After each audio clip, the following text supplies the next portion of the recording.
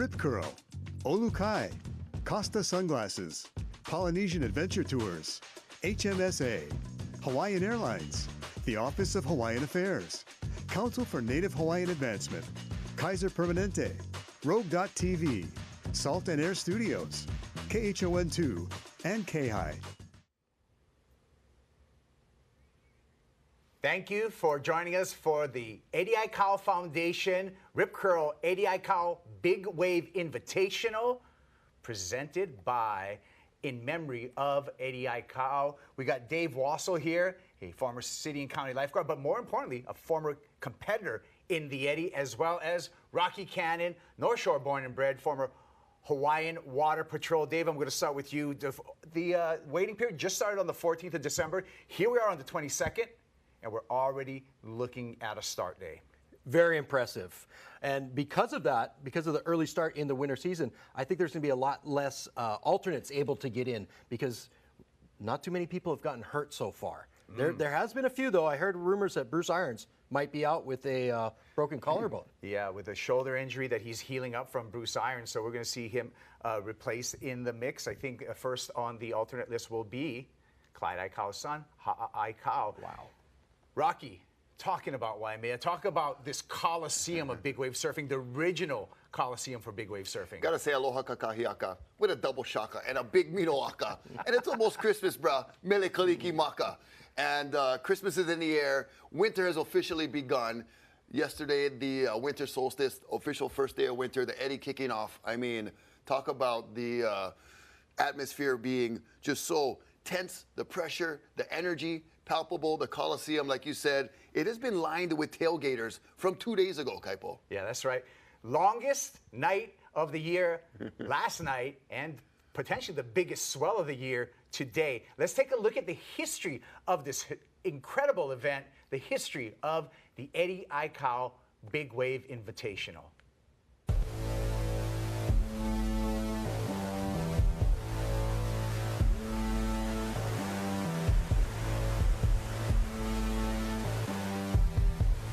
You know, when you talk about Waimea, the first thing that comes to your mind is big waves.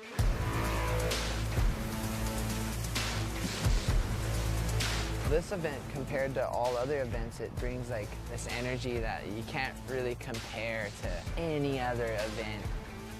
You're going to showcase the best big wave surfers in the world. You want them at Waimea at its full potential. The community at large really comes together to celebrate. There's no other event like it in the world, in my opinion. My God, that's a wave?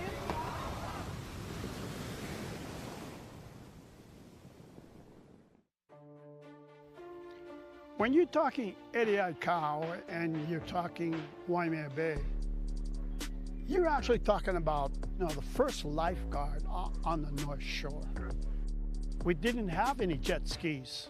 We didn't have any motorized Zodiacs. Eddie was always the bravest guy, no matter what we do, no matter where we went. As we got into surfing in the 70s, Eddie seemed to gravitate to surfing, especially the big waves. I mean, you're looking at 60-foot waves. Having Eddie around in the lineup was always a blessing. You could depend on Eddie if something went wrong with you. Everybody felt very comfortable.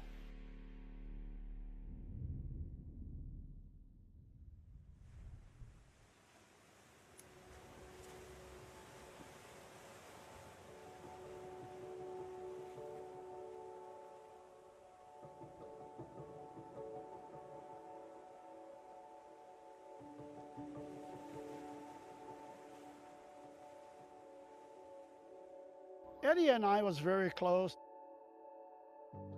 I lost Eddie, and like brothers, you know, you feel like the whole world is falling apart and you don't really know what to do. When Eddie got lost at sea in '78, I didn't come to the North Shore until 1984. And then 1985 came around. I said to myself, well, it's time to get back to the North Shore and jump in the water.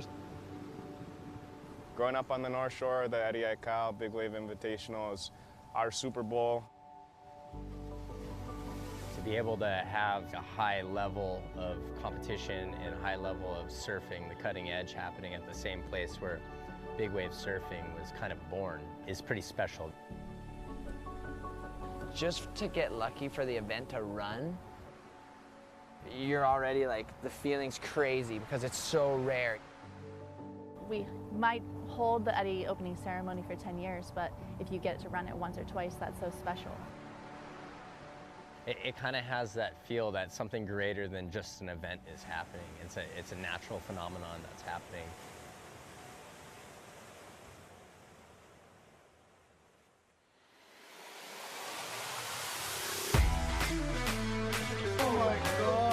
I'm glad I'm not out there, but I'm so bummed my dad's out there. I've seen enough. Conditions for the Eddie are 20-foot waves, so that equates to like 40-foot faces. There's a certain energy and respect accompanied with it that you're not going to find with any other event. Everything stops, nobody goes to work during the events. The amount of nervous energy in the air is incredible. Be an athlete getting ready in the area, some sort of like old gladiator vibes, you know? At this event, you never really know what's coming. The giant sets are stacking up, you just hear this roar, and then it just gets really loud, and this is a big amphitheater. It just pushes all the sound out to us. Oh my God, that's a wave? What makes the Eddie different from any other event? It is revered as the elite location of big wave riding.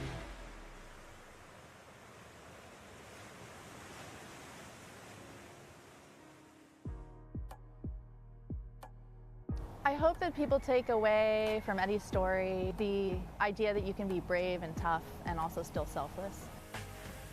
To be connected in so many different ways, you know, to the ocean, to the land, looking out for people. That's what his calling was. That's what his legacy is. A true waterman that cared for his people, cared for them enough to lay down his life for them. I truly think the Eddie Aikau event brings the community together, every year tighter. Eddie's story is timeless. It's a story of self-sacrifice. And being able to share a story that I think is really beneficial. To have inspirational stories to younger generations like that is, I mean, that's what civilizations are built on. It's built on their heroes, and Eddie is definitely a worthy one for Hawaii and the world.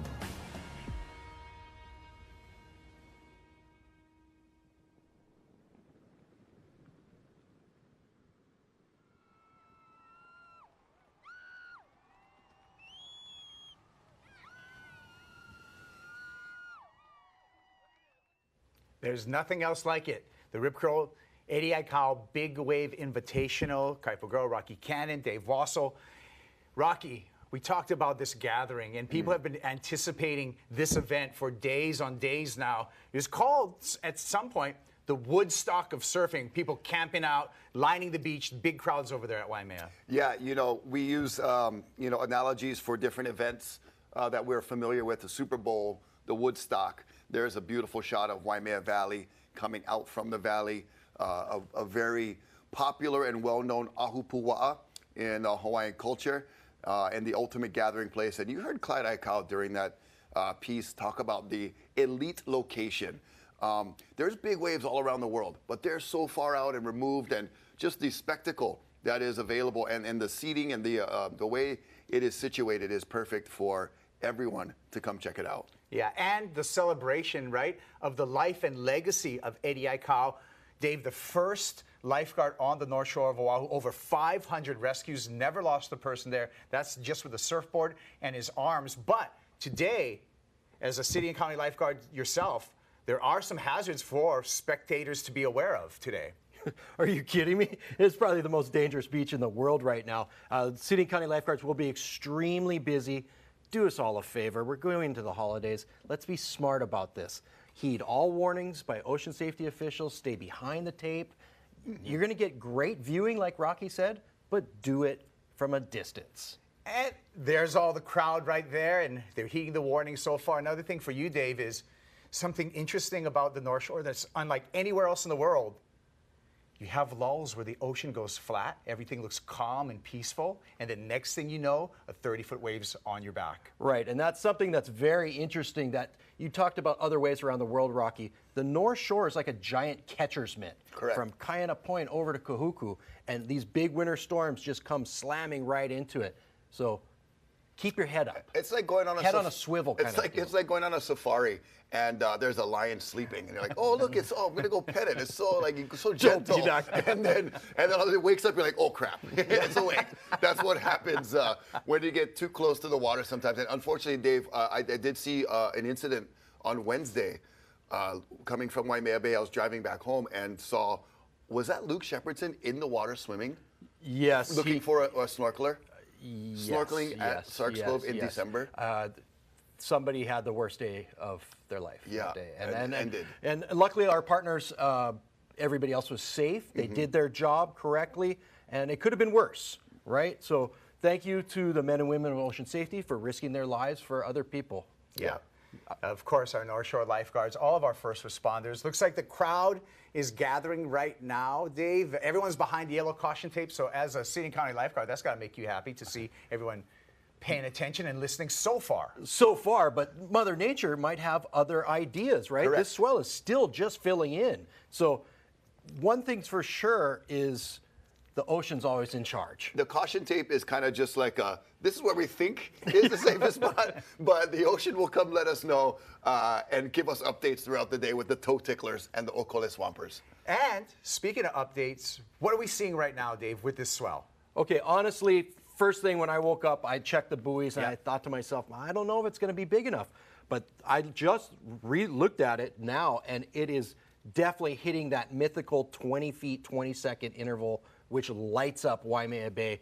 So it is just going to get bigger and better as the day goes on. All right, so we're anticipating the start right now. We always open up this event every single year with a cultural celebration and a celebration of Eddie Aikau and the Big Wave Surfers. The opening ceremony is always one to check out. If you haven't seen what happened at the opening ceremony, now we're going to share it with you.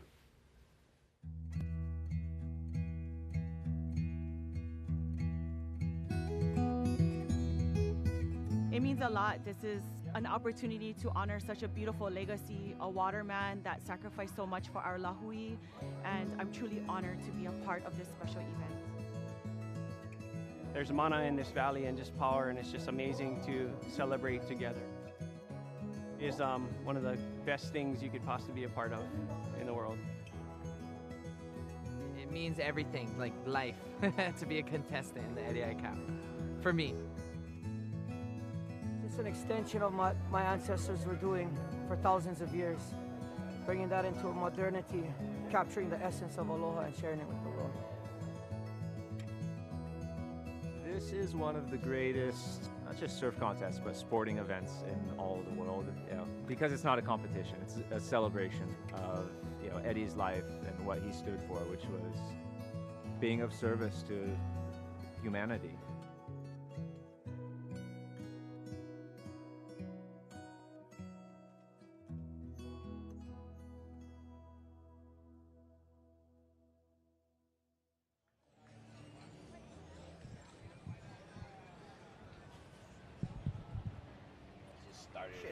For the start of the event today as a swell fills in here at Waimea Bay. Let's go down to the beach with the fourth member of our broadcast team. Chris Latronic is down with event director Liam McNamara.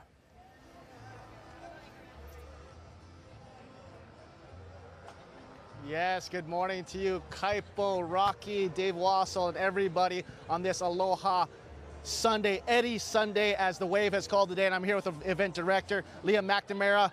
Have we made a decision when we're going to start? We are officially going to start at 9 o'clock this morning. Round one will be 45-minute heats. Round one, 45-minute heats. The surfers are going to have, everyone's going to have good opportunity out there. We're waiting for the consistency. The size is there. The conditions are there. This swell is here. The Bay has made the call. The Rip Curl Eddie Aikau is officially going to start at 9 o'clock. That's the last call, and let's get ready to rock and roll, because this is the day you guys are going to remember for the rest of your life. What's the outlook with the swell coming in? And I know it just started to be coming in. When's kind of the peak that Pat called what you guys are talking about? So the peak's going to be anytime from 10 to 2, centered on noon. You know, the forecasters want to say this, that, or the other. The surfers want to say this, that, or the other. I'm going to say we're going to see some 60-foot faces today. I'm going to almost guarantee there's going to be 50-foot. And I'm also going to say that I really feel that this is going to be an historic day, and may the best man win.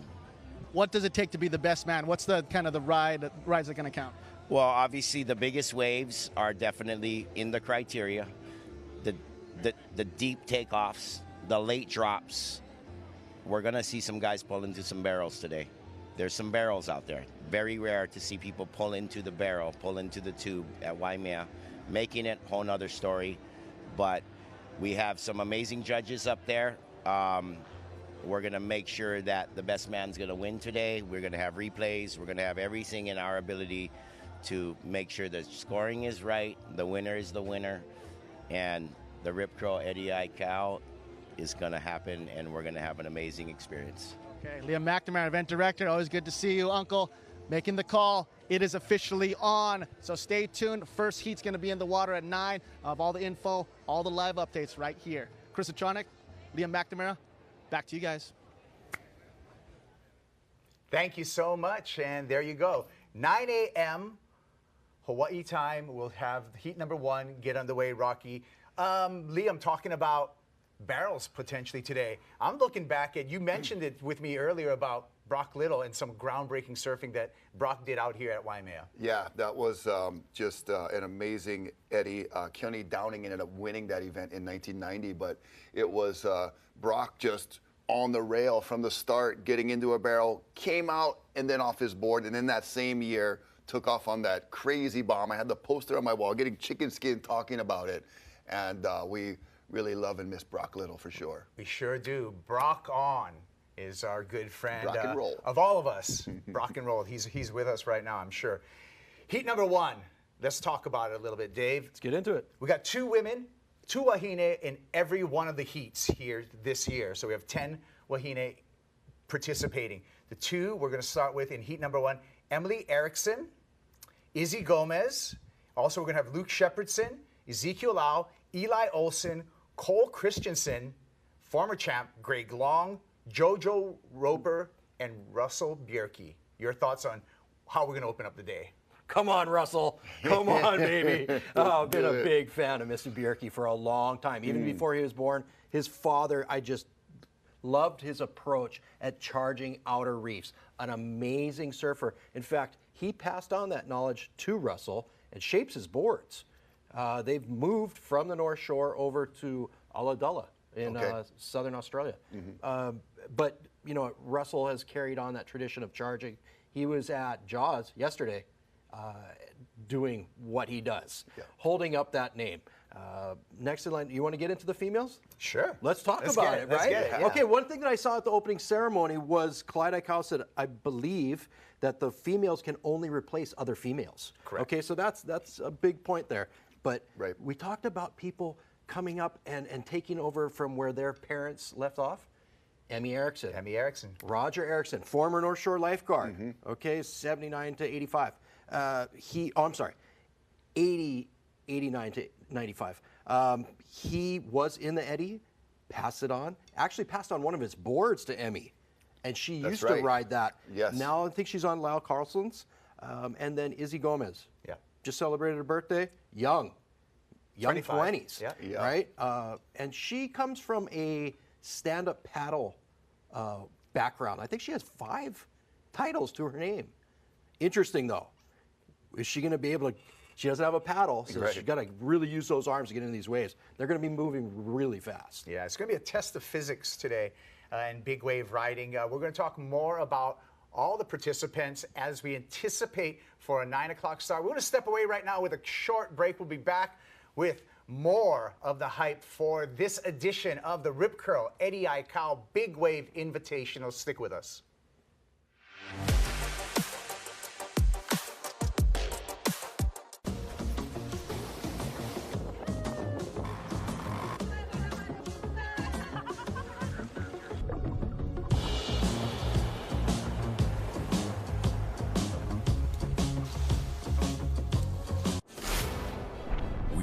For the moment when the ocean calls. At the edge where land fades and the sea takes over, we find our place. We take you to the world's edge, where legendary shores meet untamed waters, where raw power and unbound forces push every boundary. This isn't a broadcast. It's the next frontier. Welcome to Rogue TV. When the ocean calls, we answer. Wherever life leads you, whether you're starting out or just starting over, growing a family or growing a business, we'll be there for your good health and well-being. With HMSA, you have the freedom to choose from the best doctors and hospitals in your neighborhood, online, or around the world. For all of life's moments, every day, big or small, we believe being there with you is what matters most. Keeping you healthy no matter where you are in life, HMSA is here with you. For the good times, for the tough times, for lifetimes. Introducing Huaka'i by Hawaiian, a new free benefits program starting in January just for Kama'aina. Explore more of our island home with exclusive perks for neighbor island flights, like 10% off a booking every quarter, a free checked bag or board every time you fly, and special network-wide deals every month. Plus, card members receive 20% off a booking every quarter, in addition to their card benefit of 2 free checked bags. Any Hawaiian Miles member with an address in Hawaii is eligible.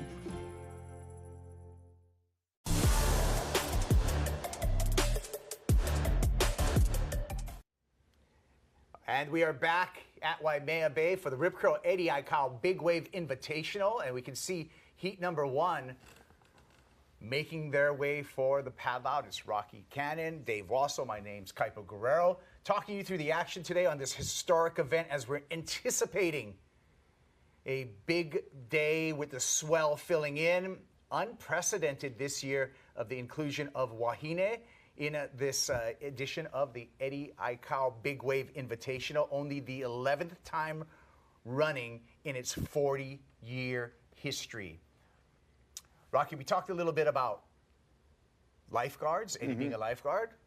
Well, our defending champ, Luke Shepherdson, is just that, a lifeguard. And we're going to see Luke Shepherdson again in this opening heat.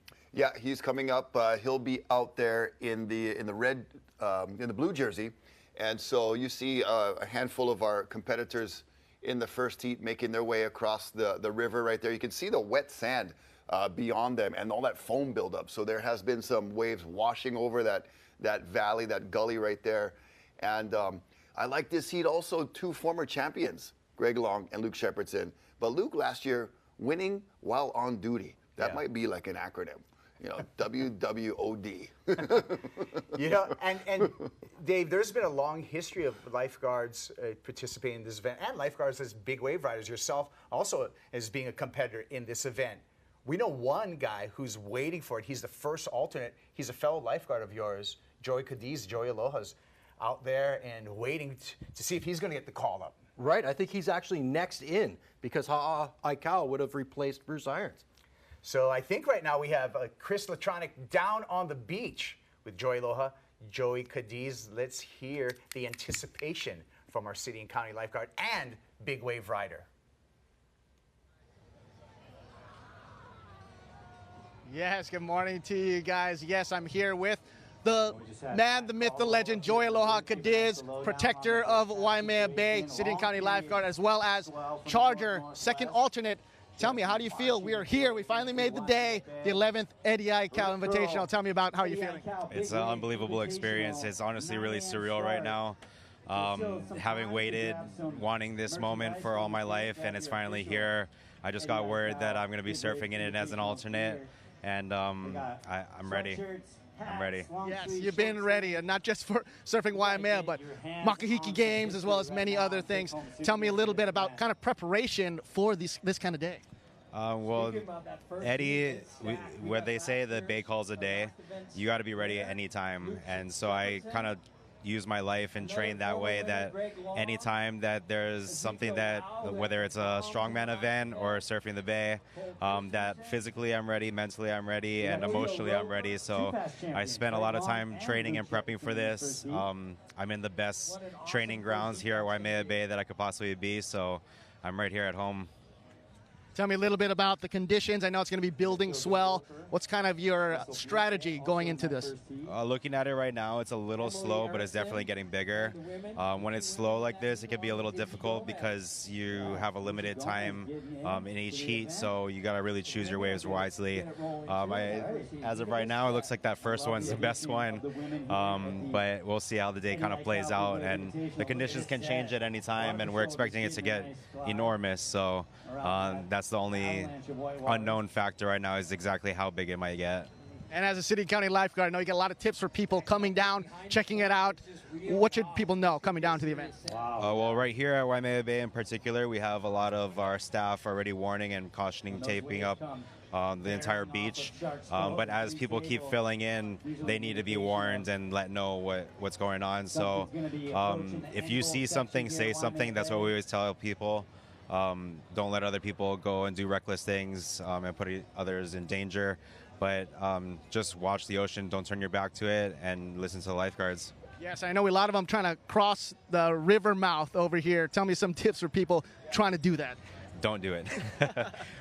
Yeah, if you are going to try to cross one way to the other, you really got to time it, and you better be running, because you get flushed into that river, you're in a whole nother body of water that's still moving, and it's really hard to see from the tower. So we have guys constantly patrolling down to check and make sure people are getting across safely, but don't even do it. Good tip there. But also, let's go to kind of board equipment. What are you riding today? What's kind of your strategy when it comes to that? Honestly, I haven't decided. I have two different boards that I've been kind of playing with. We've had a lot of practice the last few days, so I'm pretty comfortable with both of them. But once my heat is up, I think I'll be able to make that decision. But right now, I'm just suited up and ready to go. I'm stretching out and just taking it all in. Okay, Joey Aloha Cadiz, City and County lifeguard. Now, Eddie Aikau, invitee, gonna be surfing a little bit later. Thank you so much. Any last words to the crowd, family out there? Just enjoy the day. Everybody be safe, be respectful, and get home safely. Okay, thank you so much. Always good to see you, my friend. And that's what it's all about. City and County lifeguards, some of your best surfers from around the world here for the Eddie Aikau Invitational. Rip Curl throwing it down. We'll have more right here. Chris Atronic working for Hawaii. Boys, back to you guys.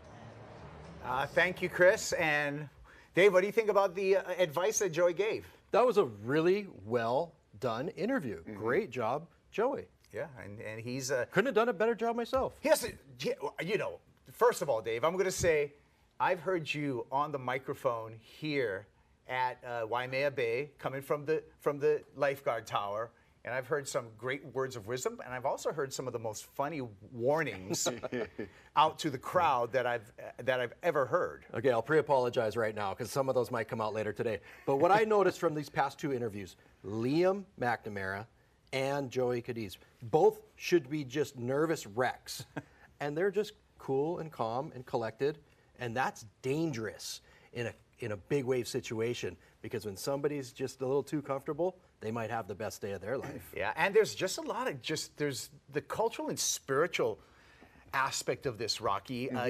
Joey and Chris mentioned Makahiki season, right. And Makahiki season in Hawaiian tradition is a time of no wars, no kapus, and you enjoy different games. Ulumaika, correct. Throw the ihe, but one of the games is he'enalu, surfing. And Dave, you want to? I was just noticing that the jet skis are allowing to pull the competitors out, which is not always the thing here at Waimea.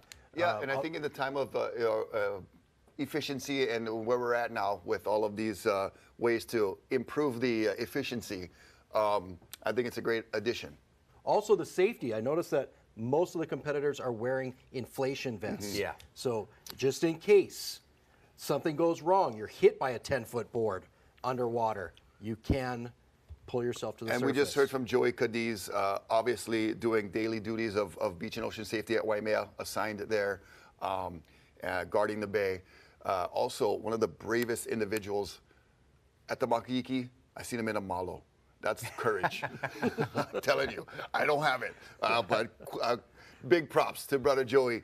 You know, I was driving the other day too, coming around the bay and with the kids in the car, and we were, you know, there's words for different types of fog. And there's saltwater, the ocean fog. There's pollution fog called smog. There is a volcanic fog called vog. What are we going to call the salt air or the ocean? Is it SOG? Is it marinog, like marine fog? What is the word for that? You know what? As we contemplate that, Rocky, we're going to think about what we're going to call ocean fog, and we're going to come back with a couple of suggestions. All right. So we're going to take a break right now. We'll be back with more action from Waimea Bay, anticipating the start of the Rip Curl Eddie Aikau Big Wave Invitational.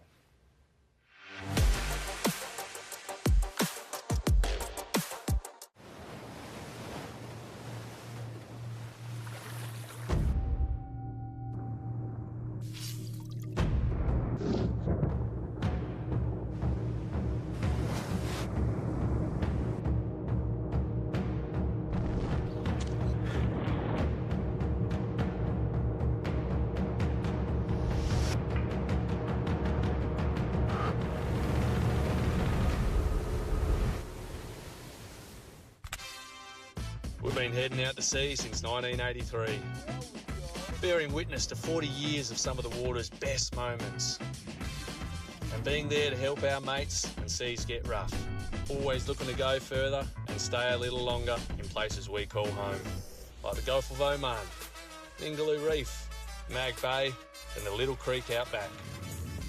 We're proud of where the bow's pointed now, so climb aboard, let's see what's out there.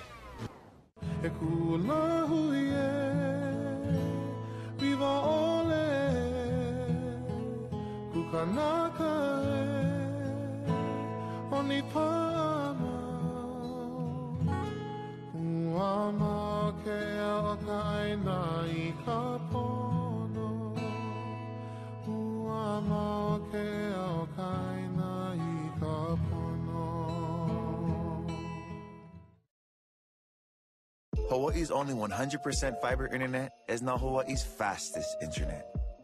Introducing 3 gig Fioptics internet from Hawaiian Telecom. With 3 gig upload and download speeds. Unwrap Hawaii's fastest speeds in new Fioptics Plus TV experience and connect your holiday like never before. Share the gift of speed with fiber internet plans starting at $39.99 a month.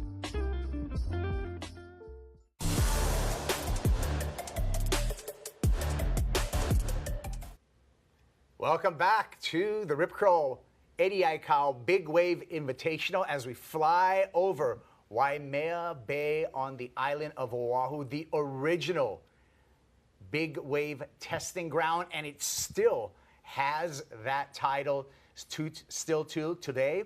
We are anticipating the swell starting right now. We're 8:33 local time on Oahu. We have a 9 o'clock start with heat number 1, Kaipagura, along with Dave Wassel and Rocky Cannon on the call. What do we see out here in the ocean, Dave?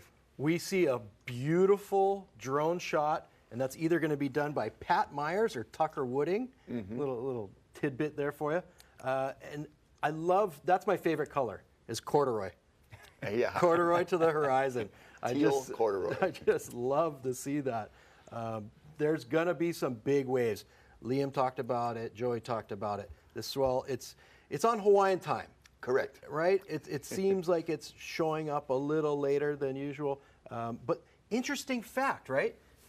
All the science in the world, and you still can't say, hey, this is on for sure at this time, at this point. It's still Mother Nature. She's still in charge. Yeah. The mystery of the ocean that we're still trying to dial in, and that's why it brings us back every single time. Let's hear from a big wave rider from South Africa. He's a former big wave world champ. Twiggy Baker is with Chris Latronic on the beach.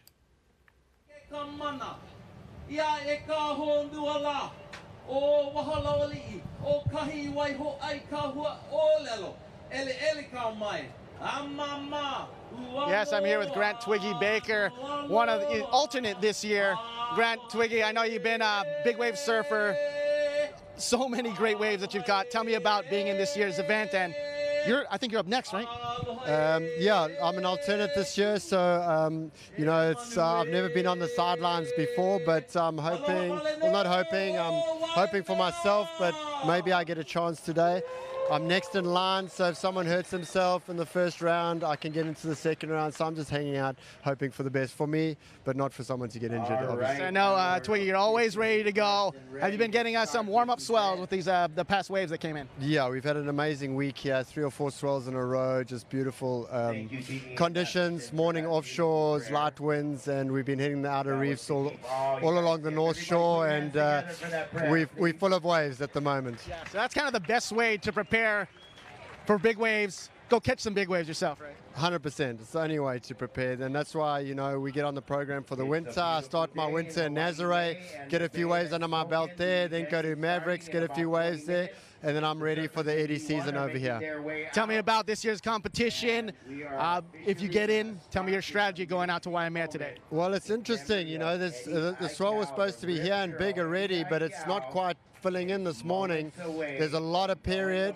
I actually had an early surf the first hour after light, and because there's so much period, it's actually breaking wide and inside, so I've got an idea of what to do if I do get a chance. With kind of the swell direction and the waves, anything with your equipment, what size board are you going to be riding? I just ride a 10-0 out here, you know. I don't really surf it out here unless it's pretty big because of the crowds, so I've just got a magic 10-0 that I use.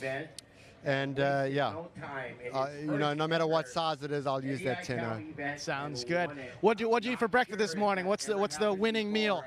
I have some protein powder and mixed in with some granola, a banana, an apple, and an orange. Very rare to have somebody. That sounds good. Oh, couple sets coming in. Grant Twiggy Baker, good luck to you, sir. Always good to see you, my man. Thanks for having me. Appreciate it. You have a great one. Grant Twiggy Baker, waves are coming in. Sending things back to you. One of the biggest wins in the world of surfing. Thank you so much, Chris. And again, hearing from Grant Twiggy Baker, a guy, he's got a. Where did you get the nickname Twiggy? I'm not going to tell you. Okay. Okay, we have to keep some secrets. But let's learn more and see more about Grant Twiggy Baker and his big wave performance. I got a package right now to throw to. It refers to a package. Merry Christmas.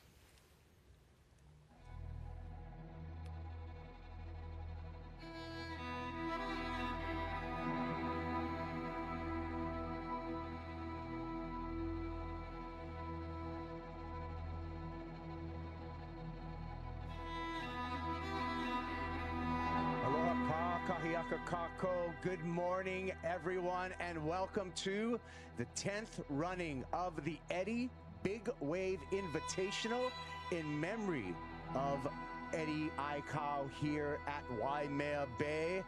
This is a gathering of the world's best big wave surfers, all in celebration of the life and legacy of a great Hawaiian waterman, Eddie Aikau, Isaiah.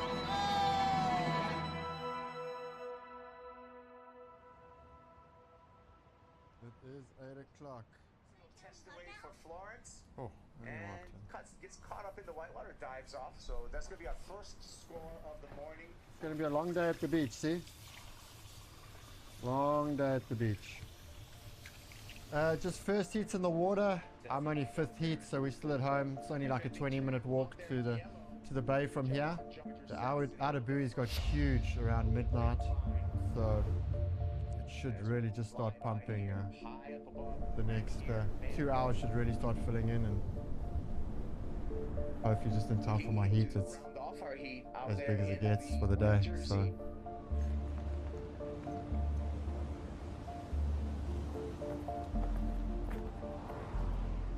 Wow, it's wild. The highway's just lined on both sides with people. Very festive atmosphere. I'm just trying to stay calm and keep my heart rate down.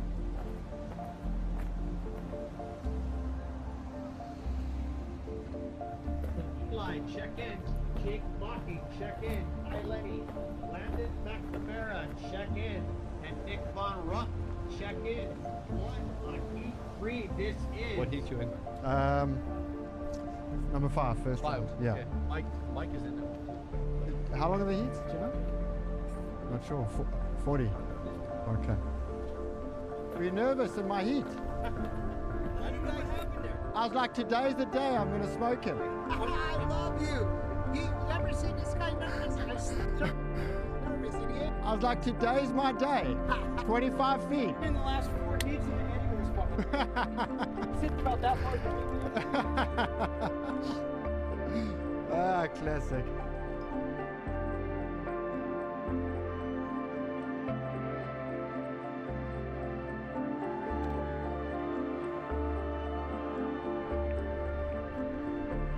Here comes a big set.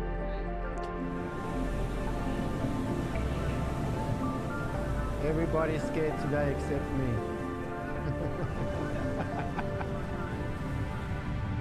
I mean, just to compete in the Eddie is an honor. And, you know, I work really hard to spend a lot of time in Hawaii and maintain my presence here and make sure that my name is on the list each year. So that's kind of my first goal in my surfing career, is to be on that list. And then the second goal for me is to win the Eddie. And, you know, I've won pretty much every event there is to win.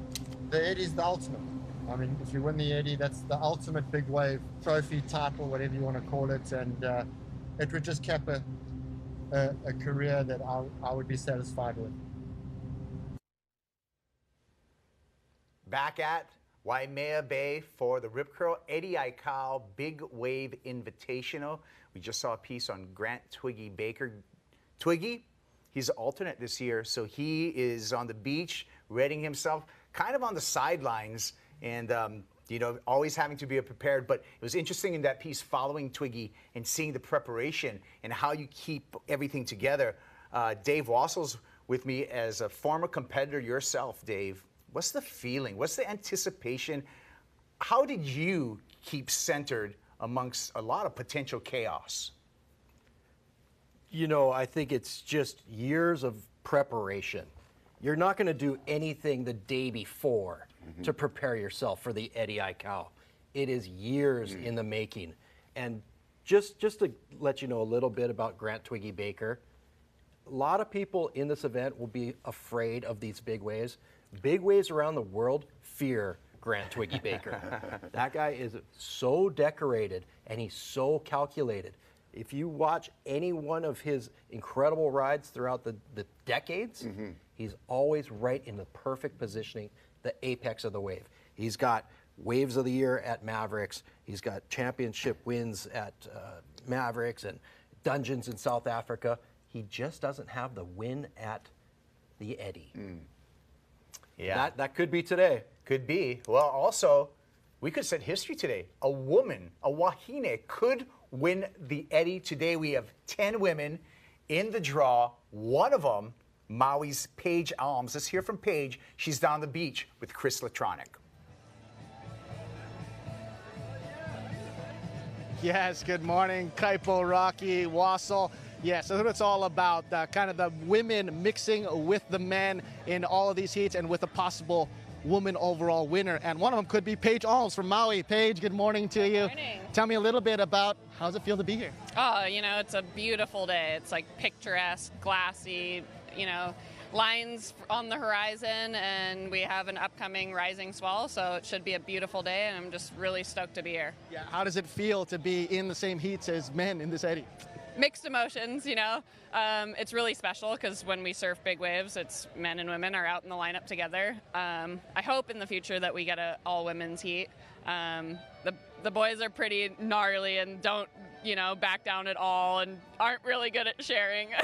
So hopefully one day we'll have our own heat and just be able to send it. But just excited to share the camaraderie and enjoy the day. Like that's what this event is about, is just, you know, surfing in Eddie's legacy. And it's not really a competition for me surfing in big waves. Like I just go out and do my thing and try to have a good time. Yes, and you've been surfing a couple swells because we kind of had a slew of them recently. How's Maui been? Maui's been insane. These swells back to back are like pretty intense. Like you're, you know, like emotional, physical, everything is just like you're running on a high, but also like it's pretty exhausting back to back like that. So yeah, we've had incredible days out at Piahi. I'd imagine by this afternoon it'll be pretty huge, but yesterday we saw 60-foot waves. It was wild. So yeah, lots of good warm up and just excited to get out at Waimea. Yes, and tell me a little bit about the heat coming up.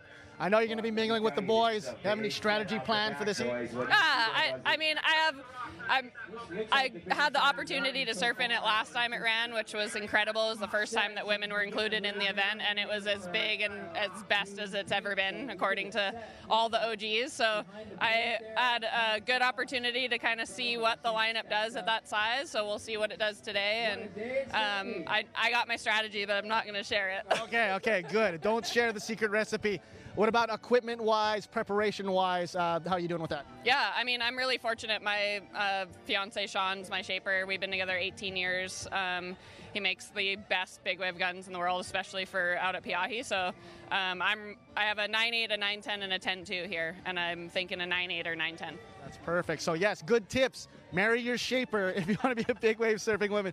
Thank you so much. Any last words to friends and family out there? Hi, Mom. Love you.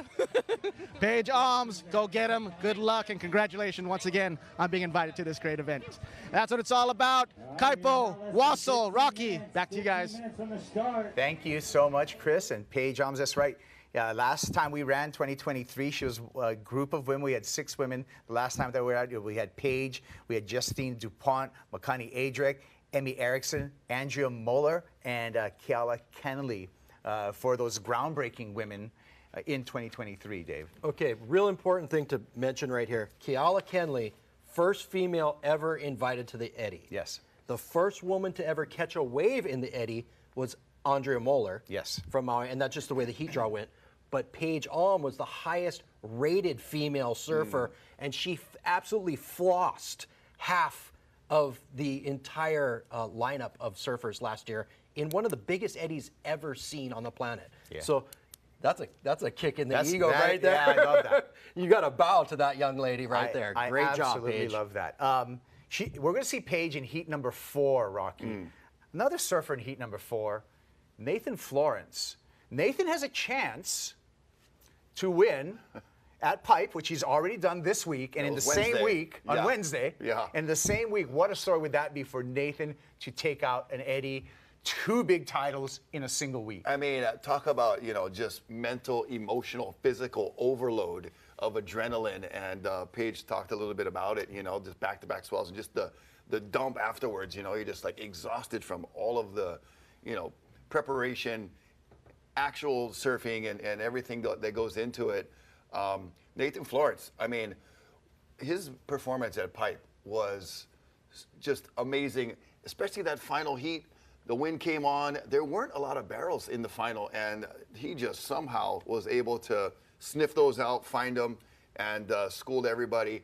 And what we could also see in a historic fashion, we mentioned the Wahine being in the event, potentially, with the opportunity to, be the first Wahine to win. We could see our first repeat. We've got several champions.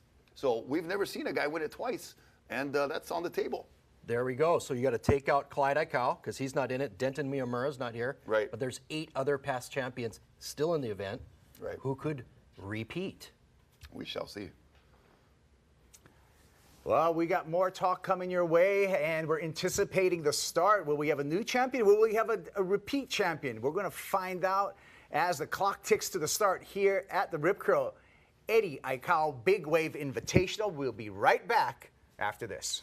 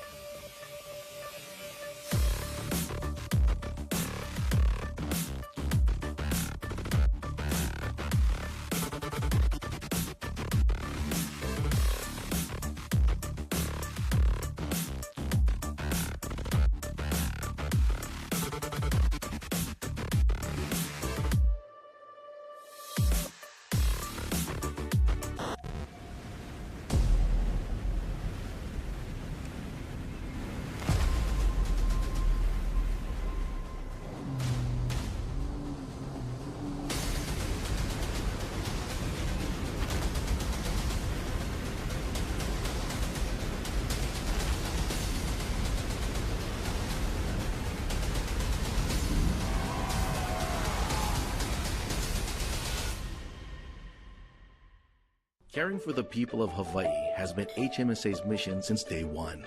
As a father, everybody just wants the best for their kids. HMSA allows them to get the best health care they can get. We believe in meeting you where you're at. That's why we have the largest choice of doctors, hospitals, and pharmacies across the state. Having HMSA as a coverage, we know that we're going to be covered no matter where we go. Caring for you is our privilege. It's why we started this company. It's what we do today, and is what we'll continue to do tomorrow. Kahiao had a bright personality. He wanted to make a change wherever he could. Kyle loved football. He hoped to one day play for a college team. Hannah was vivacious and meant to do such great things in life. Their future was denied by speeding and impaired drivers.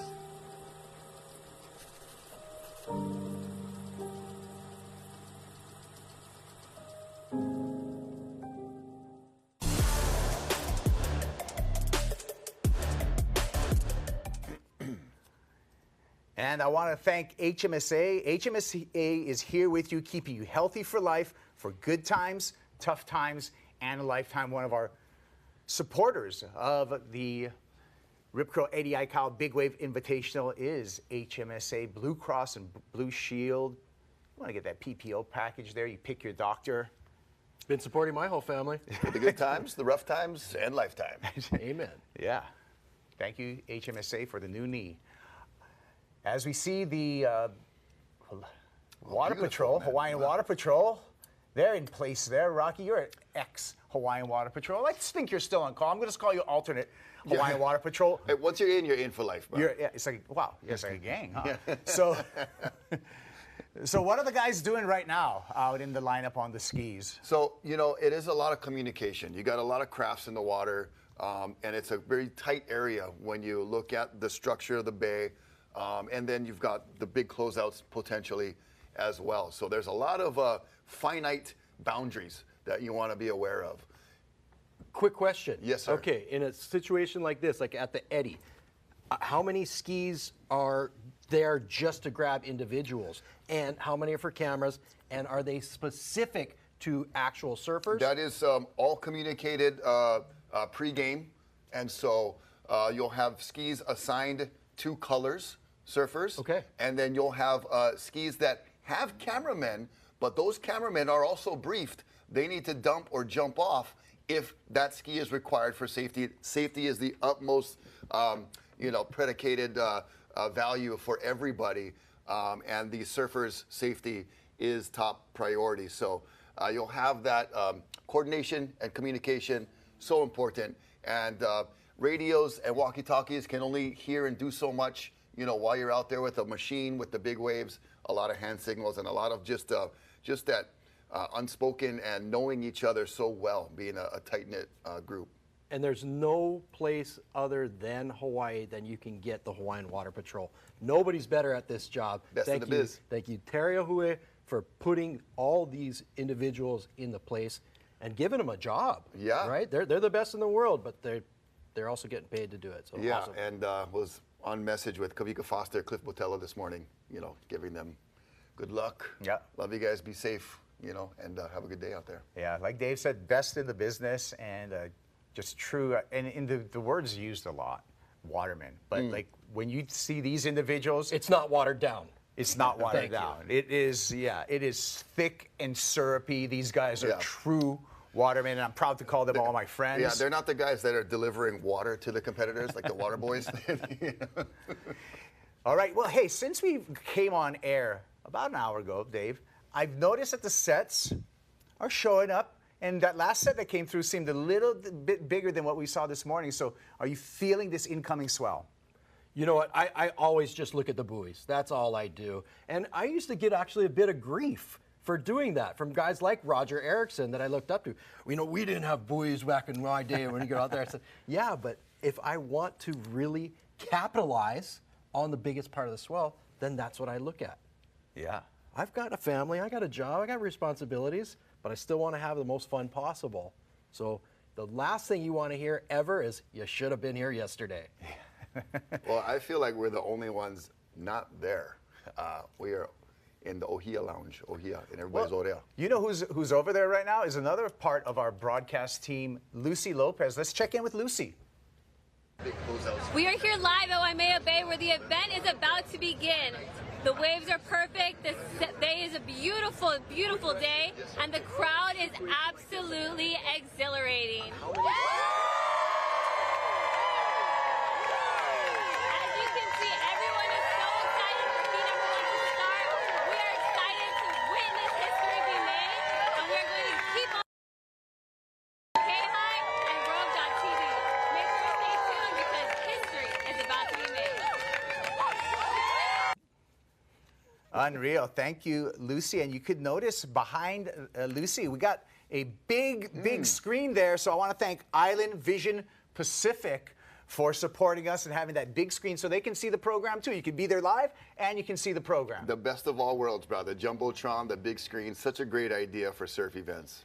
Dave, we were talking about swell, and I was trying to pull some information from you. I got another guy that's got some swell information. That's Hawaiian forecaster Pat Caldwell. Pat's down on the beach with Chris Latronic. Take it away, Chris. Polynesian Adventure Tours. KHON. Yes, good morning to you guys. Exciting times as we're less than 5 minutes away from the start. But yes, the swell is here, and we got the swell master here, Pat Caldwell. If you're tracking the swells, you're pretty much following this guy. Pat, tell me a little bit about kind of the trickiness to actually tracking the swell. There's a lot of commonalities to the various Eddie events, and one of them is that about 1,800 nautical miles northwest of here, they reach their lowest central pressure for the life cycle of the weather pattern. And with the lowest central pressure, you get the strongest winds. And so this one actually did the same thing. It was just east of the date line, and it went down to like 941 millibars, and there was wind measurements from satellite that showed 80 knots on Friday night. I mean, that is unprecedented. I've never seen a satellite reading to 80 knots before, so unprecedented. Majority of that is pointed at California, and some of the seas, once it passed north of Oahu, was measured by a satellite to 64 feet. So this was a serious event, and we are all very thankful it wasn't pointed at Oahu, because otherwise we wouldn't be standing here without snorkels, because it would be washing through. So it's a blessing in disguise, but we're also getting enough swell, though. Tell me kind of what's happening in the ocean right now. So we have, because those winds were so extreme, it made wave intervals, that's the distance from crest to crest, exceptionally long. That's called the wave period. And the wave periods of the typical eddy run between 16 to 22 seconds. But this morning, the buoy 1 was showing between 20 to 30 seconds. The majority of the energy of the swell was all the way up at 20 to 30 seconds, and the deep water swell was lower than you normally see. It was more running between 15 to 20 feet at buoy 1, which is 250 nautical miles northwest of here, and so it was lower than the typical eddy, but because it's such extra long wave periods, it compensates, because when those long wave periods feel the bottom, the longer the wave period, the more it jacks up. So it's we've seen how it's been jacking up there. When the sets come, they have much more juice, the Hawaiian punch, much more juice than your typical swell.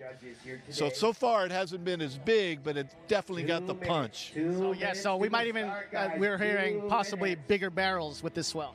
Yes, chance for bigger barrels, and we cannot use buoy 1 as a direct gauge because the swell is missing Hawaii to the northeast mostly, and from the Honolulu buoy and the Waimea buoy, the direction is between 330 to 335 degrees, and buoy 1 is way out towards 370 degrees from here.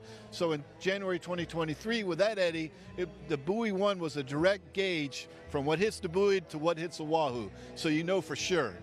That was Garen's, but on this particular case, because the swell's missing Hawaii more to the northeast, and amen on that. All right, we're 1 minute from the start. That the buoy 1 is not a perfect gauge, so we could have. So there's a little bit of a mystery.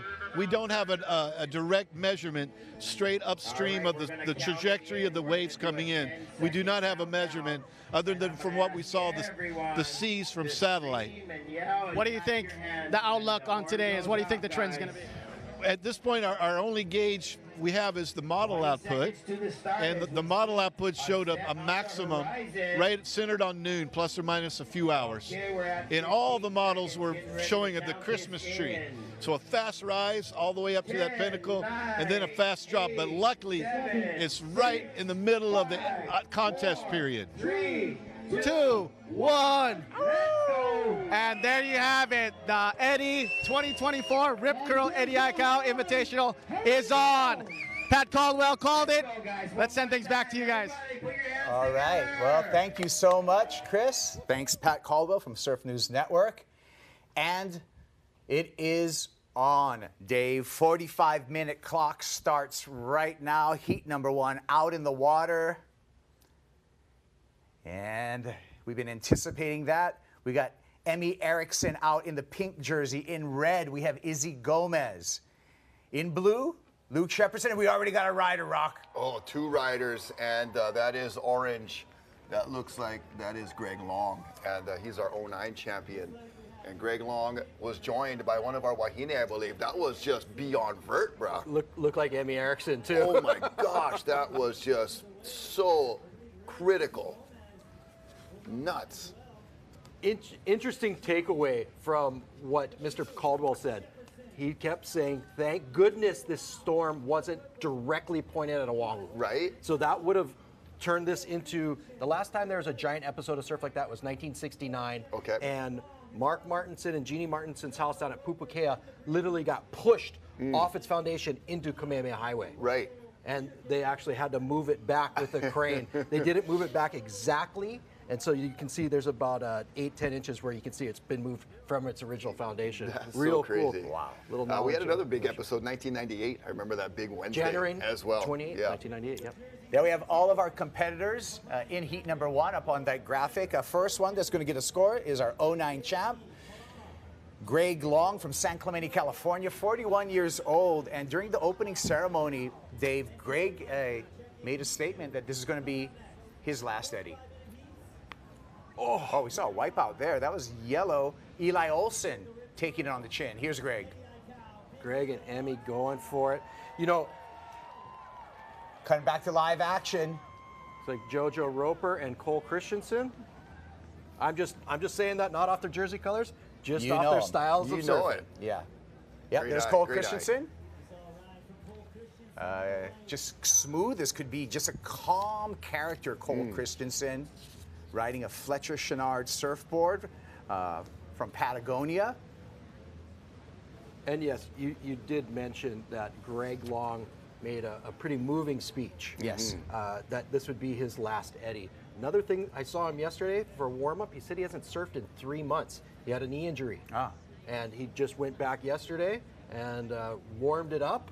And looks like he's right back in the driver's seat, doesn't it? Yeah, that was an amazing drop just to hold the line there on his first wave.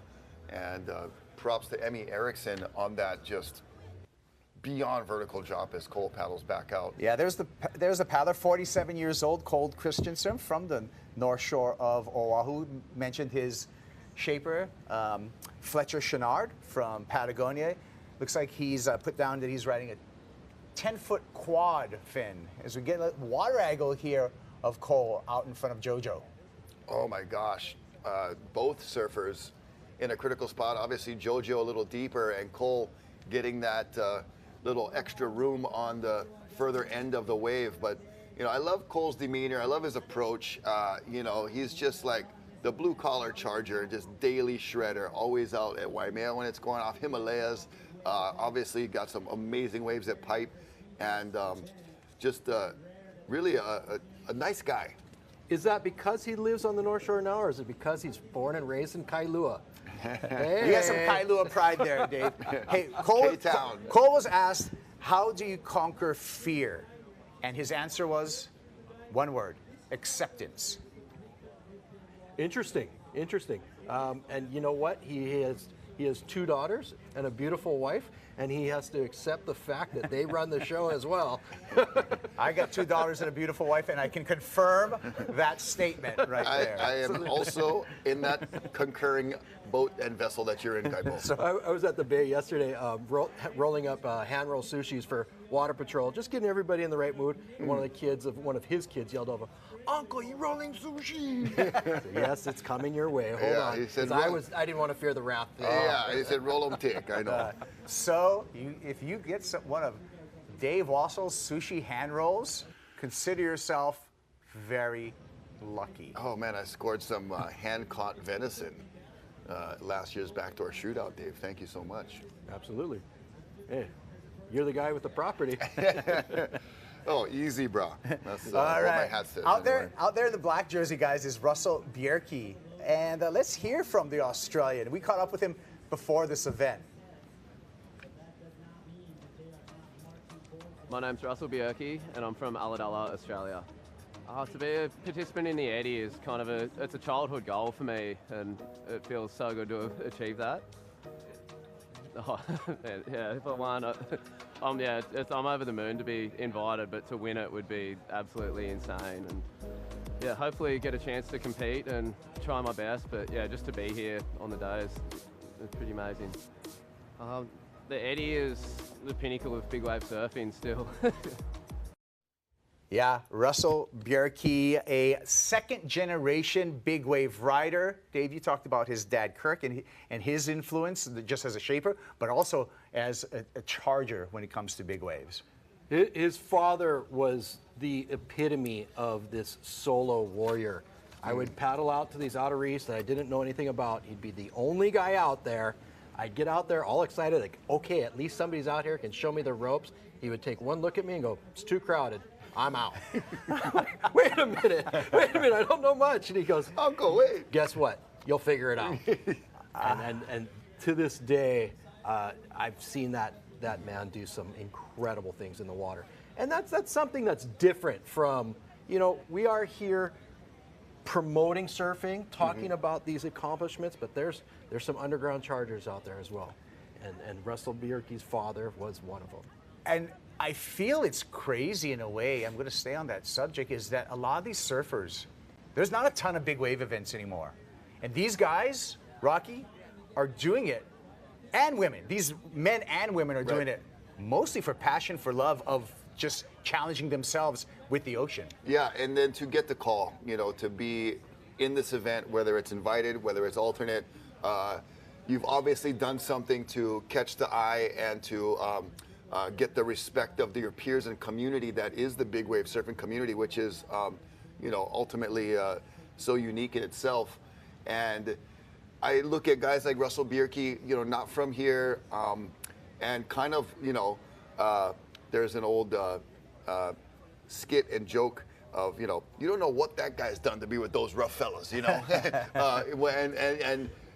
to be not from the North Shore, not from Hawaii, to get invited like that, I mean, you've got to be on your game and proving some really, really amazing things. And what an honor for our surfers like Russell Bierke to be invited. Hey guys, while we have a lull here, I think it's a great time for everyone to take a quick break, but we'll be back with heat number 1 here at the 2024 Rip Curl Eddie Aikau Big Wave Invitational.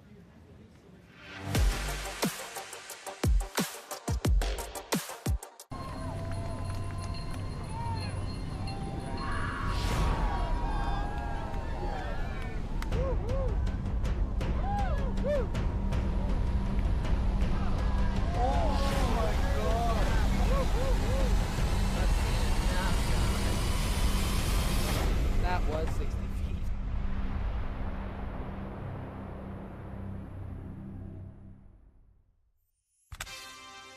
We've been heading out to sea since 1983, bearing witness to 40 years of some of the water's best moments, and being there to help our mates when seas get rough. Always looking to go further and stay a little longer in places we call home, like the Gulf of Oman, Ningaloo Reef, Mag Bay, and the Little Creek out back. We're proud of where the bow's pointed now. So climb aboard, let's see what's out there. Before we switched to Kaiser Permanente, we didn't know what we were missing. I'm all about convenience. We use the app to message doctors, fill prescriptions, and make appointments. I love that I could go on kp.org and choose the doctor that was best for my family. A lot of them are local. They're rooted here. With every staff member, the quality of care has been superb. We're so impressed with Kaiser Permanente that now we're lifers. For all that is Cherie, for all that is you. Grab these year-end specials before they're gone at your Surfco Toyota dealers. Lease a new Tacoma SR5 for just $379 a month. Or save over $4,000 on a new BZ4X. Hurry in to the Surfco Toyota year-end sale. When severe weather threatens, turn to KHON2. We'll alert you when storms approach. And bring you current information on air, online, and on our mobile app. Stay safe and informed with KHON2, Hawaii's weather source.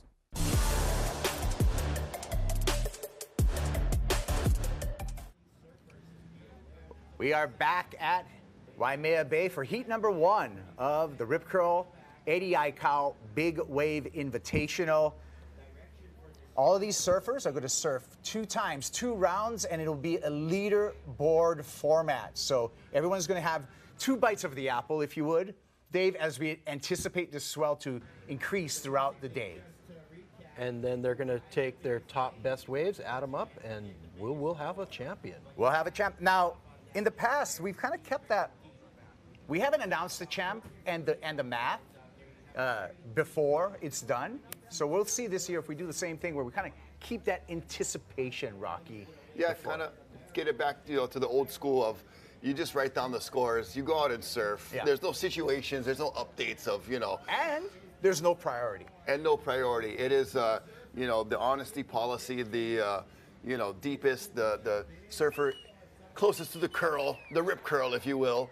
As we see a rider, potentially, no. That was Russell Bierke on the inside, reading that really well.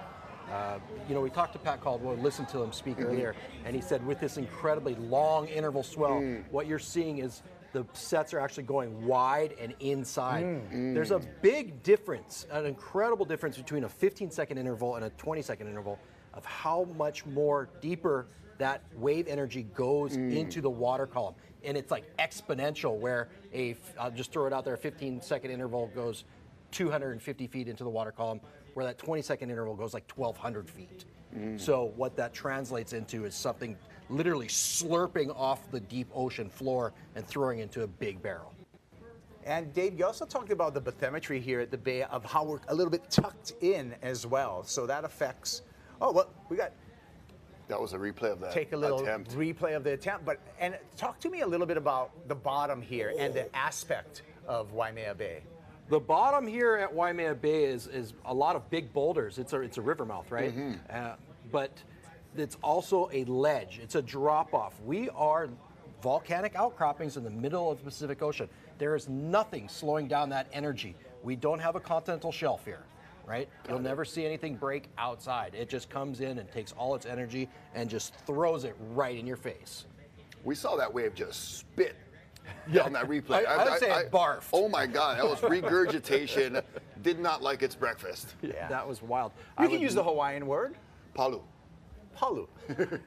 To vomit. Yeah.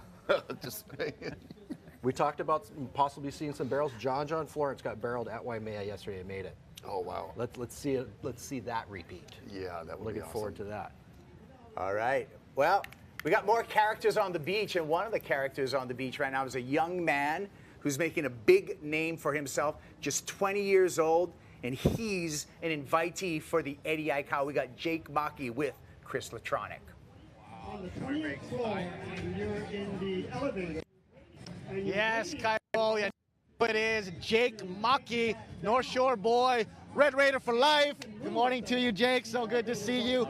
20 years old and already making a name for yourself, as you said, Kaipo. So, Jake, here we are, the 11th Eddie Aikau Invitational. How do you feel to be here? All right, aloha kakahiaka, everybody. It's a beautiful morning at the bay and feeling the mana. There's some big swell out there, a lot of energy. We just saw nobody got it, but the sickest barrel ever out here, and then it went all the way in and barreled again on the shore break. But I'm just super hyped. It's going to be a good day, and hopefully there's some waves by the time my heat comes, and I can catch some bombs and just try and do what I know what to do, and just, get it done. I'm super psyched, if you can't tell. I know, just emanating with stoke. It's so cool, and it's so good to see you doing this. So coming up, you're going to be pretty much the last heat of the round. What are you expecting? What's your competition? What's kind of your strategy from your last Eddie that you did? Yeah, so I was lucky enough to have an Eddie under my belt that ran 2 years ago when I was 18. So this is my second Eddie, and it's just crazy to even think about that, like that I'm already getting another chance this soon. But yeah, every heat's stacked. These guys are just the best in the world, and I'm so stoked to go out there and surf with like my friends and my heroes, and just it's gonna be so cool. And yeah, by the time my heat comes, I think I'm hoping it's gonna be consistent, pulsing, biggest sets of the day. So whatever happens, I'm ready to go. And Jake, there's been a couple big swells. Have you been practicing here at Waimea? Tell me how that's been.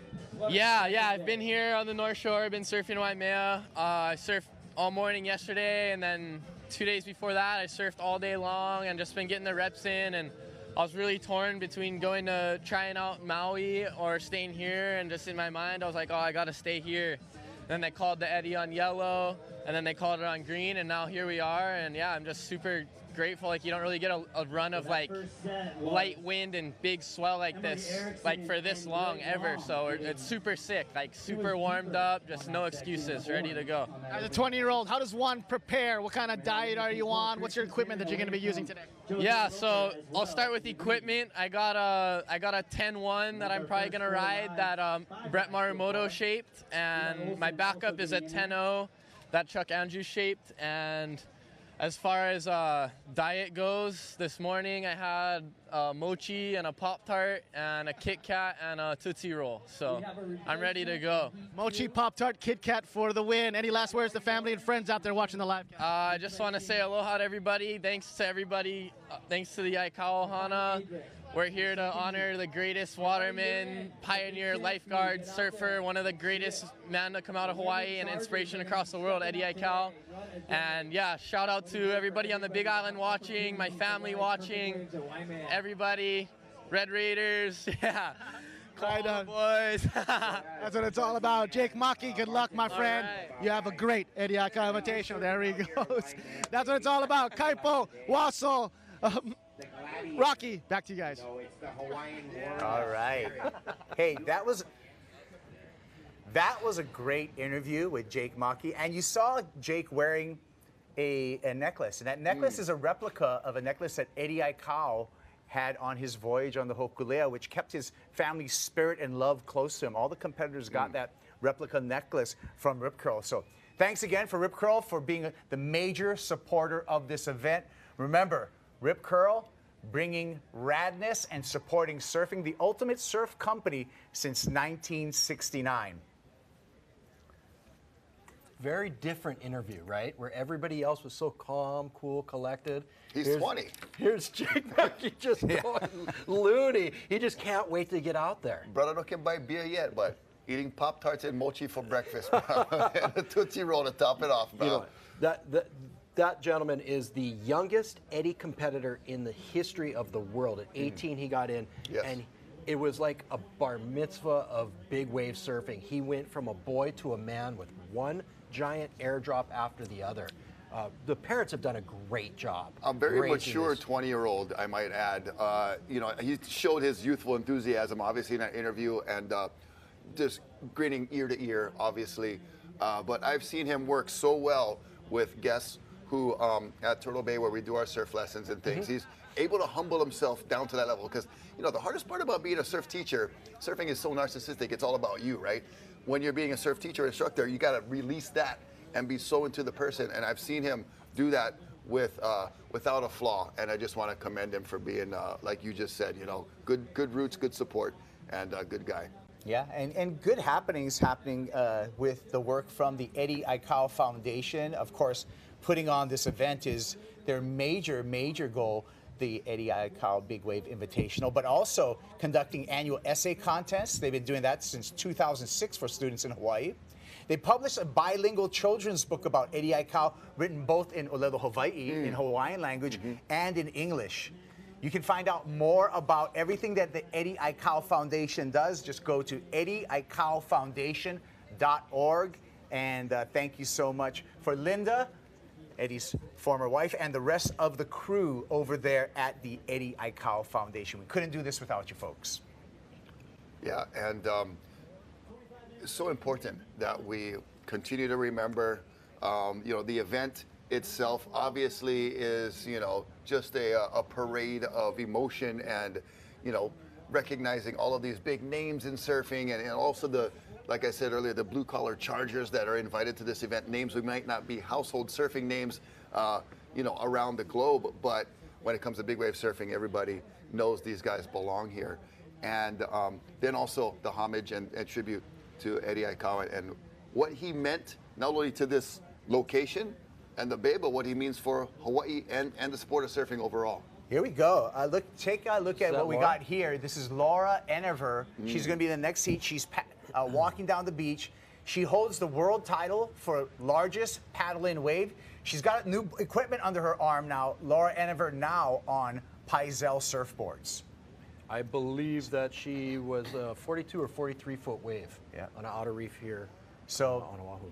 The Paisel Padillac, you guys, seems like it's the maybe Padillac. I like that. That's the model from Paisel that she's holding right there. The four-fin Paisel Padillac seems to be one of the favorites for a lot of these big wave surfers. We got Laura on it, Billy Kemper, Bianca Valenti will be on one, Cora Rothman will be on one, Landon McNamara, Nathan Florence, of course. Yep. And Chad Keolana is going to be on one. Okay. Of course, John Florence will be on his winning board from from 2016. From 2016. Actually, he's going to be on his board from last year. I'll take that back. Okay. And Moana Jones Wong will be on one of those Padillacs as well. So, man, Paisel, he's been mowing a lot of foam, Dave. Well, when you got your top rider winning 3 world titles, I think people are going to kind of jump on that. Just talking about boards, your average board out here is going to be about 10 foot. Not too much has changed in the idea of the shape of the board. The biggest contribution to surfing has been the fin. Okay. Let's talk about that. I see 90% of these individuals are riding 4-fin boards. That's a huge thing. That was brought about back to life by Nathan Fletcher. Yep. And what you'll see is the bigger the board, smaller the fin. I myself am more of a 3-fin guy. I talked to Nathan Florence. He went back to 3 fins as well. Okay. Depending on where you stand on your board, if you stand a little too far forward, the 4-fin causes so much thrust that the board will cavitate and the tail will lift up, which on these steep drops is not a good thing. Right. Saw a shot of Uncle Mel Pu'u. There's Abe Lerner, Hawaiian Water Patrol. Just a couple of many jet skis that are in the water today. Uncle Terry Hui handling the beach patrol. I think he had some eye work done, so he'll be coordinating things from shore. And the Hawaiian Water Patrol team, it's every capable individual from every faction. You got the North Shore guys, you got the West Side guys, you got from all around the island converging here, and we have a rider. And it looks like we got Eli Olsen. Eli Olsen. So this is a surfer, Dave, that literally, this wave's his backyard. Right down the road. Right, so Father E.O., Eric Olsen, lives right down the street. Wow. That was taking one on the head there. ID that surfer. Oh man, this looks like a good set coming in right now, just looking out beyond and the surfers. You can just see how far he got washed in there. That is black, that's Russell Bjerke. Yeah, Russell handling the foam, and this is live action. Looks like JoJo and Cole again. Did they work something out beforehand? Russell is not afraid to play with fire, but right there he just got burned. I think that's the city and county jet ski also out there on duty today, Dave. Oh, city and county, let's see, who would be there today would be Nolan Keolana, Kahiao recipient. Yep. Would definitely be there. I believe there's actually 3 ski units in play today on the North Shore. There's usually just 2. Correct. One that goes from Waimea to Kaiana and the other one goes from Waimea to Pipeline. But they added a 3rd, so thank you, Ocean Safety. It's going to be a busy day. So everybody around the state of Hawaii who is with Ocean Safety, mahalo for your service. Yeah, thank you so much. We appreciate it. You guys don't hear it enough. Yeah. I'm telling you right now, from the bottom of my heart, love you guys and women. Thank you for doing your job. Yeah, no better hands to be in as we check out this replay. That is Eli Olsen, like we said, literally in his backyard. I mean, you could probably hit a 9-iron from his house and land the ball right where he is. And has spent so much time at this wave. There you talk about playing with fire, Dave. Oh, he was going for the barrel. Exactly, exactly. Thank you. That's exactly what Russell was doing. And it's JoJo Roper representing San Diego. He's a wind and sea guy, right? Father was a big rock surfer. Okay. Good barrel rider, goofy foot. I wonder if he's a little upset that his son was a regular foot, but he's in the Eddie, so I guess you got to give him some slack. Right. Not to mention, he also won the biggest paddle wave this year. Yeah, JoJo. Oh, yes, yeah. he did, over at Mavericks. Busting onto the scene. So JoJo's dad, Joe Roper from San Diego, really a pipeline pioneer as far as Californians coming over and surfing pipeline. Joe Roper was a fixture there. They got a little slabby wave that they like to surf there in their neighborhood in San Diego that I'm probably not going to bring up, but you know what I'm alluding to. Here we go, Emmy Erickson on this wave. And we talked about boards, Dave. You talked a lot about boards. I think that's the only surfer in this competition on a single fin. Oh, interesting. Very interesting. You know, that's an interesting thing. The single fin, you got to have so much more fin. On an airdrop, okay, if you actually become detached, I'd say the single fin is better for redirecting. And staying that much more connected, or, you know, getting back in it. Right. Yeah. Where something like a four fin might reconnect and squirt out from underneath. Got it. Like you just land on a banana peel. Yeah. Yeah. I want to avoid banana peels at Waimea, and that's our female competitor. Izzy Gomez. That's Izzy. Little birthday wave. Yeah, why not? Yeah, I want to say What'd you do this morning? Happy birthday to Mike Prickett, too. Yesterday was his birthday. Yesterday. So the winter solstice baby, Salt Air Studios, Mike Prickett. Hau'oli lahanau. What a cool thing to say when somebody calls you up later. Hey, what'd you do today? I surfed the Eddie. Yeah. How was your birthday?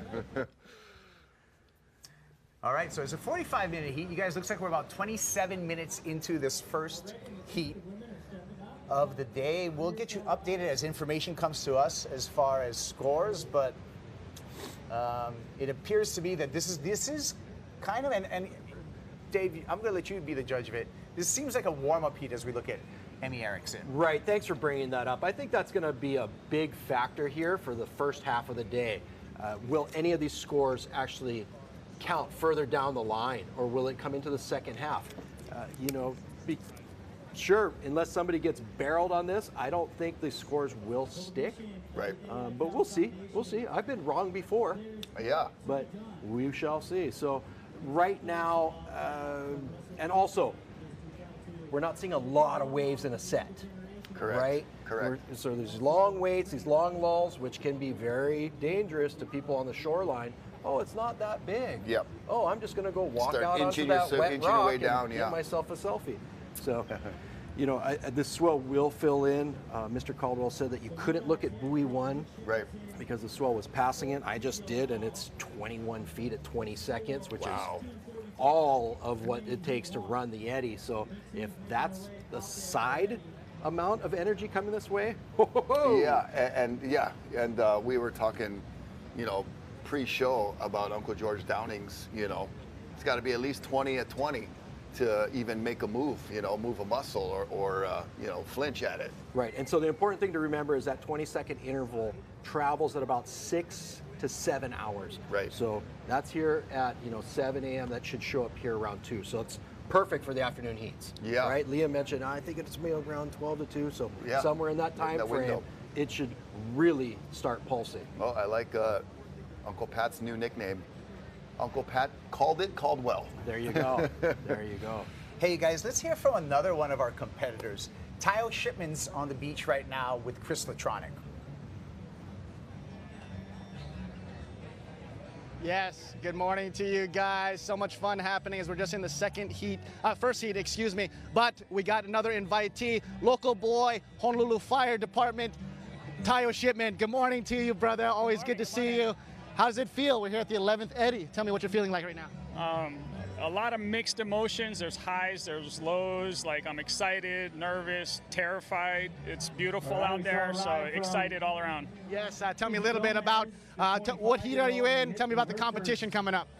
Well, it's the best big wave surfers in the world, so the competition's fierce. I'm in the 4th heat. I'm excited, and mostly just everybody on that list, even on the alternates all the way down, are just phenomenal surfers and athletes. They're training hard and they want it. Okay, we got a set coming up. Walk us through the set right now. Well, we got a huge wave coming through. Not quite closing out the bay, but definitely that one would have been a contestable wave. That one would have given you a score that would last through the rounds for sure. Nobody on it, so there's a chance for me. Okay, there we go. And look, next one coming up. We got 2 riders up. They're making down the. Oh, they're gonna make it around the corner. That's a tough one. Let's see. Oh, yep. I think that is Luke Shepherdson. Oh, the past champion. And yes, and we were also talking about this earlier. Right now, we're kind of seeing the building of the swell. What do you think is going to happen around 11, 12 o'clock? So I think around 11 or 12, it's going to be, the bay's going to change. It's going to really start coming in, and it's going to be bigger. It might actually even, I dare say, double in size by the time it's about 1, 2 o'clock. It's going to be bombing by then. So. And as a Honolulu firefighter, how do you get ready for this type of event? Well, actually, it takes a lot of support from my brothers in HFD. Want to appreciate the guys at my station stepping in, the guys on other watches stepping up, covering my spot, and making sure that I don't have to worry about that so I can focus on what's here. Also, just a shout out for people coming to the bay. If you're coming here, please be safe. You know, like, there's no real rush. You'll get here when you'll get here. So, you know, like, no need to speed, no need to run in the road. It'll happen in due time. That's perfect words from a great hero. Tell me a little bit about your preparation. What'd you eat this morning? What's the board that you're using for equipment? So, start off the morning with oatmeal, and just a real quick bowl of oatmeal, and like, I'll probably be hitting up a peanut butter and honey sandwich, you know, just to keep the nerves calm. I'm riding my buddy's shaper, Perry Turnbull. He's got a 10.6, and for the record, he's the reason why I made it into the competition. He made this board in 2015, and ever since then, it's just been getting better and better for me. So a lot of love to him who made that board for me. Yeah, City and County lifeguard shaper hooking up the Honolulu firefighter. Any last words to the public, the family? No, just everybody. I hope everybody out here today is really safe. You know, we really want to keep it, you know, just a safe, fun, family-friendly event. And I really appreciate, you know, HFDs down here, lifeguards, EMS, police, state. You know, they're all here, and we appreciate all that they do. And all the first responders put in the time. Thank you so much. And that includes you, Tayo Shipman. Appreciate you, brother. Good luck, and go get them. Thank you. Thank you. That's what it's all about. Kaipo, Rocky, Wassel. Back to you guys. All right, Tayo Shipman, we'll see him in heat number 4 with Paige Alms, Felicity Palmentier, Kai Lenny, Landon McNamara, Nathan Florence, Nick Lamb, Chad Keolana, and possibly Kelly Slater. That's heat number 4. 33 minutes into this first heat of the day, Dave, and just getting updates. We're still waiting for some scores, but we know each surfer can ride 4 waves in a heat. There's going to be 2 rounds. And then your top 3 waves are added together for your score on the leaderboard. And if you are to catch 4 waves in your heat, they kick you out of the water. I know this from experience. Yes.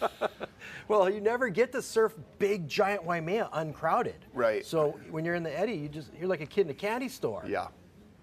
Yeah, you just want more. Interesting point of view. I see some people looking at every single wave.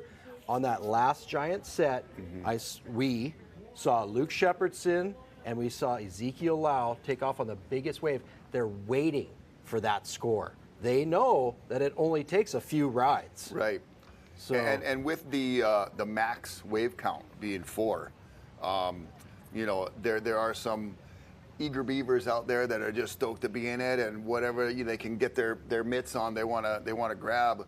But then you see the other strategy playing out to where, you know, the quality over quantity, and really hunting for those particular waves that can offer that winning score.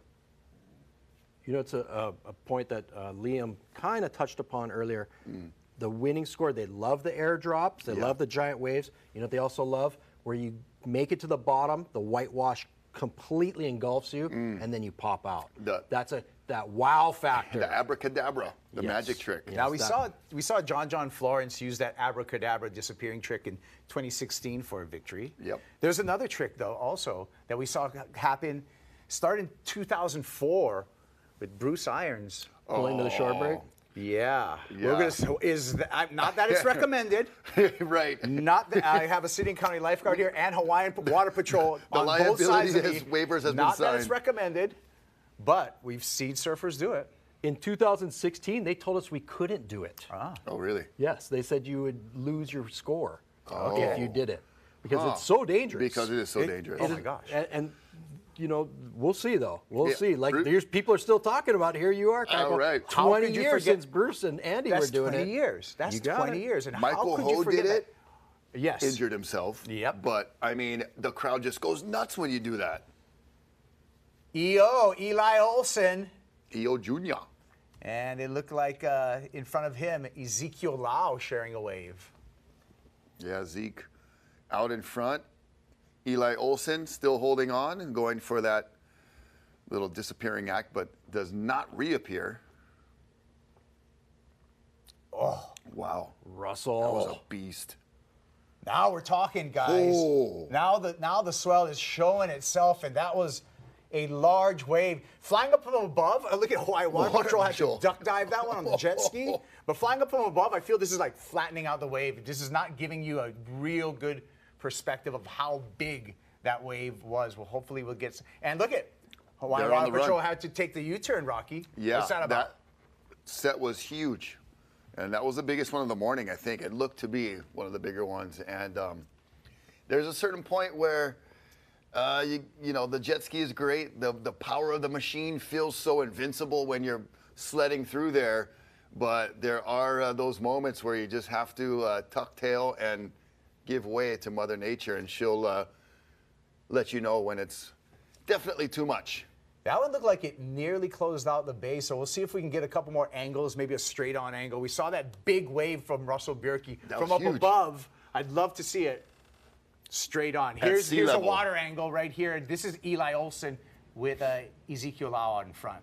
Yep, two E's sharing, Eli and Ezekiel, getting a nice close-up there for the kick-out of Hinat Pau Lau.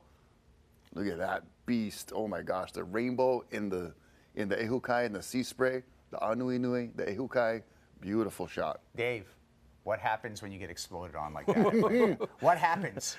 You're going to get chewed up. You just hope you get spit out back in one piece. There's Kavika Foster right there. You know, and Hale Foster, his son, father-son duo, amazing. How's that one? So great. You know, a lot. Whoa, how was that one? A lot of the Water Patrol used to be lifeguards, or still are. You yourself, right? Kyle Pa'o, he'll be in this as well. Yep. Nolan Kealana participates quite often. They have that knowledge behind them. That last interview we saw with Tayo Shipman used to be a city and county lifeguard. Correct. Prior to being HFD. Yeah. Also, Jake Mackey's father, Jeff, used to be a lifeguard, now is HFD. That was a beautiful drop. That looked like Greg Long. Another one of those individuals who will wait for the right opportunity. Greg Long is probably the most patient surfer I've ever met in my life. And he waits for the opportunities, they come to him, but he never misses a chance to put a score on the board. There's Luke Shepardson, and going for the kind of the fashion color coordination this year. The green shorts, the green board. Every year, he's always done that. I don't know what it is. He's got a sense of fashion, you know, unassumingly so.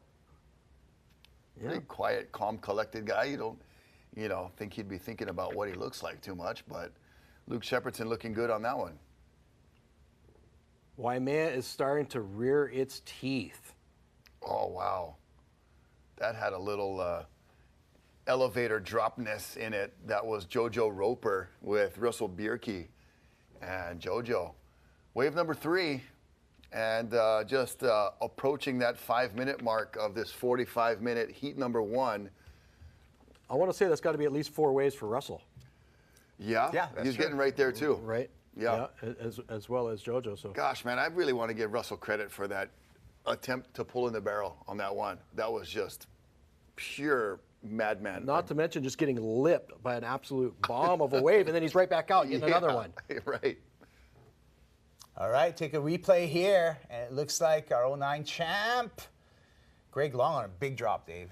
Huge drop, and that was a great show of how the sets are reaching out beyond the boil on the opposite side of it and really reaching out into the middle of the bay. Yeah, you saw that boil in the shot right there on that drop from Luke Shepardson working across that wave, and I thought maybe he could pulled the trigger prematurely on that one as we were talking about his hunting for the good score and kind of satisfied or settled for something on the inside there. Emmy Erickson.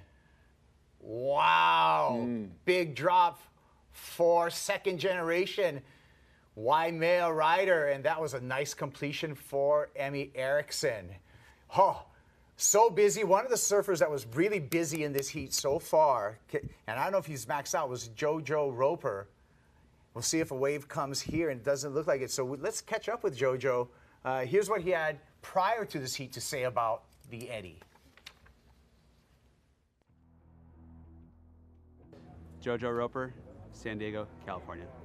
Being in this event is everything to me. It's my childhood, lifelong dream, and it brought tears of joy to me when I got the invite letter, and I couldn't even believe I was over the moon.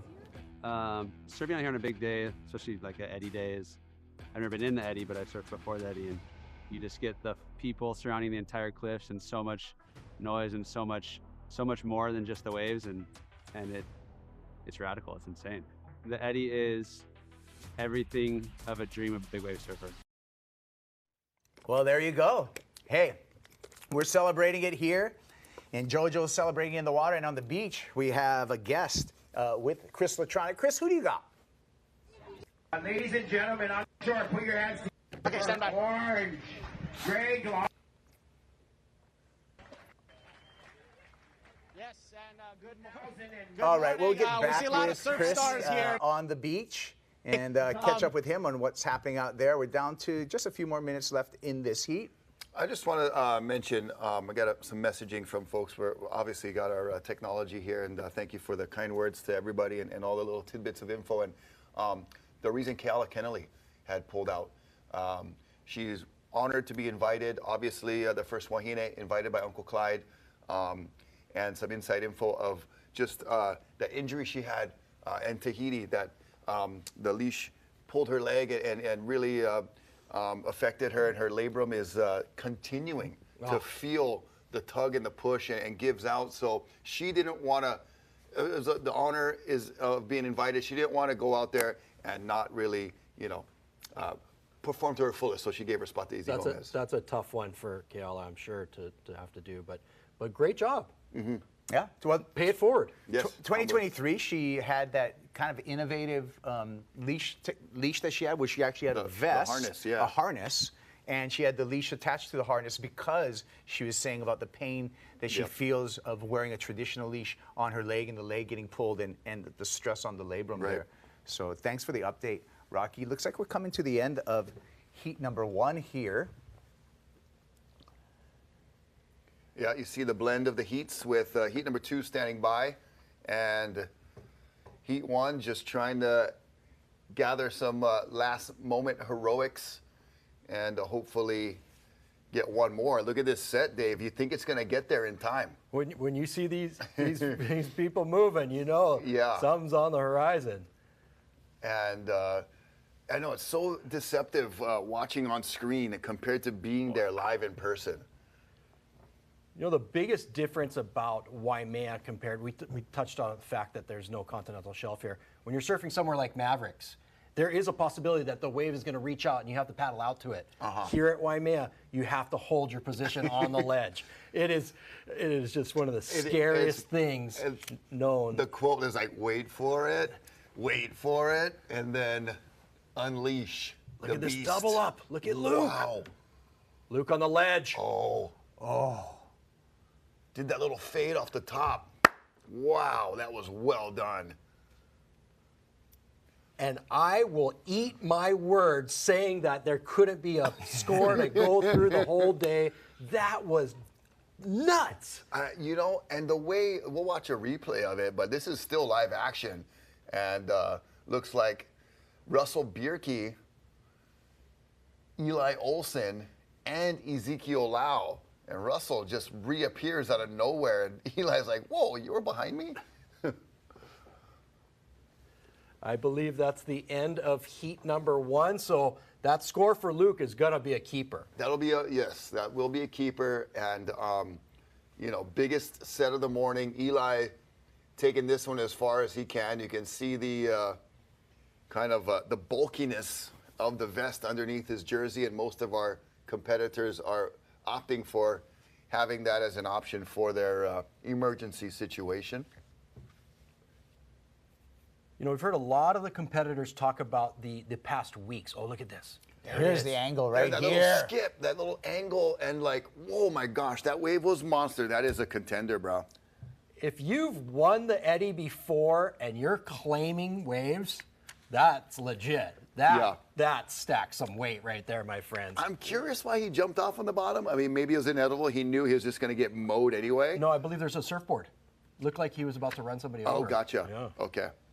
Yeah, and that's because we're just watching reviewing these last waves of heat number 1, and heat number 2 is paddling back out. We're anticipating the start for our second heat as we're coming out of the replay here and waiting for the official word if heat number 2 is on. And then that is those were just the forerunners of this swell still filling in, I feel like. So, and those were massive. Right. And we listened to some of the contestants earlier talk about this week-long pulse of surf that's been going on. What that's going to do, or what that has done, it's sucked so much sand off the beach. There's a sandbar way outside. That could cause some issues for the surfers and the water patrol getting to our surfers when they come into the middle of the bay. Yeah, and then all of that that impact, you know, when it's folding over and then sending out some reverbs, you know, whether it affects the drops and then the energy coming back out to the bay, up the face of these waves, we'll wait and see. But, you know, normally the water is, you know, really light blue, crystal. You see so many sand plumes and clouds underneath there. So there's so much movement underneath. Well, you guys, here's your first present of the day. I know it's not Christmas yet, but I'm going to let you guys talk over this first heat recap because, Dave, it flared up at the end of heat number 1. Let's check out our heat recap. And started with a huge drop from Emmy Erickson, unable to make it with Greg Long right there, our 2009 champion. It seemed to start off pretty slow. Yes. You know? It was kind of like simmering boil, and then it just turned into a full-on cauldron, witch's brew. Right. Eli Olsen taking off late and making it look a little too easy. Easy, brah. Eli Olsen, EO Jr. from right down the road, literally not far from where he was getting his diapers changed growing up. And the White Walker. Yeah. Russell Bierke made it to the wall and got frozen. These epic water shots, too, courtesy of Hawaiian Water Patrol, out in their studios, getting in live on the action from sea level. There's no better view than right there from the skis in the channel. And Izzy Gomez got in as an alternate and made the most of it. Yeah, thanks to Keala Kennelly and her, you know, humble retreat, and just, I know it's heartbreaking for Keala, but Keala, we love you, and continued healing for you. And look at this shared wave with Zeke Lau and Luke Shepherdson. Luke was definitely picking his waves carefully. That was the beginning of Luke's run, right? Right at the end of this heat, Dave. But then we saw Luke really with some great wave selection grabbing the biggest wave of the day later in this heat. Like a kid left alone with a pack of matches, huh? He just lit this thing on fire, didn't he? Zeke Lau getting his close-up for the morning. And kicks out for more. And Russell. Big old Russell beer key. Man, who needs a fin key when you got a beer key? Making Dad proud. Speaking of making Dad proud, JoJo Roper from San Diego. Yep, JoJo out there. Russell Bierke once again. And Emmy Erickson, beautiful. We mentioned the single fin mentality going big at the bay for Emmy Erickson. Second generation Charger, Dad Roger, I'm sure, all smiles. Little claim there. I think this is the highlight of the heat, guys. Oh, yeah. What do you think, Dave? Come on, people. Are Wow. you kidding me? That was ludicrous. Now, let's see if there's a board. Yeah, Okay, there's a photographer. Yeah. That's what that was, photographer. And then straight into a closeout. Looked like it just closed out the whole bay there. That thing did not stop, and that's the one that scurried the water patrol back to the inside. So that was the beast of the day so far, and what a great opening heat. HMSA is here, keeping you healthy for life and for good times, tough times, and bad times. Thank you to HMSA for their support of the Rip Curl Eddie Aikau Big Wave Invitational. I hope you like what you're seeing today. We're just getting started. Heat 2 in the water and surfing when we return.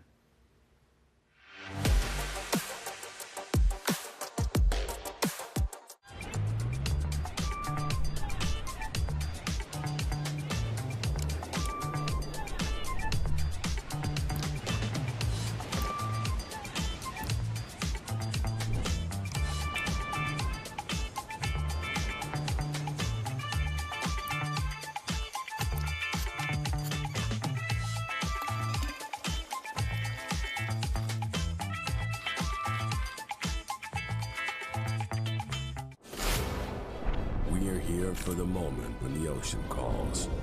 At the edge where land fades and the sea takes over, we find our place. We take you to the world's edge, where legendary shores meet untamed waters, where raw power and unbound forces push every boundary. This isn't a broadcast. It's the next frontier. Welcome to Rogue TV. When the ocean calls, we answer. In Hawaii, every event is more than a moment. It's a story, a celebration of people, culture, and the spirit of aloha.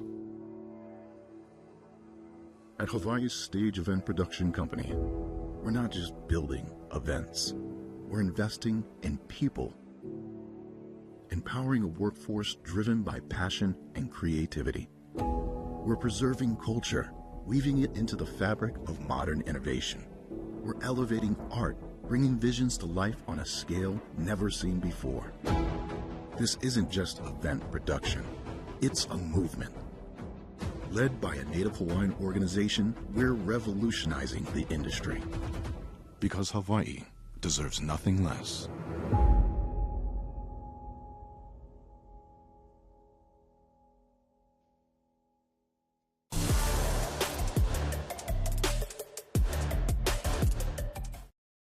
Aloha and welcome back to Waimea Bay.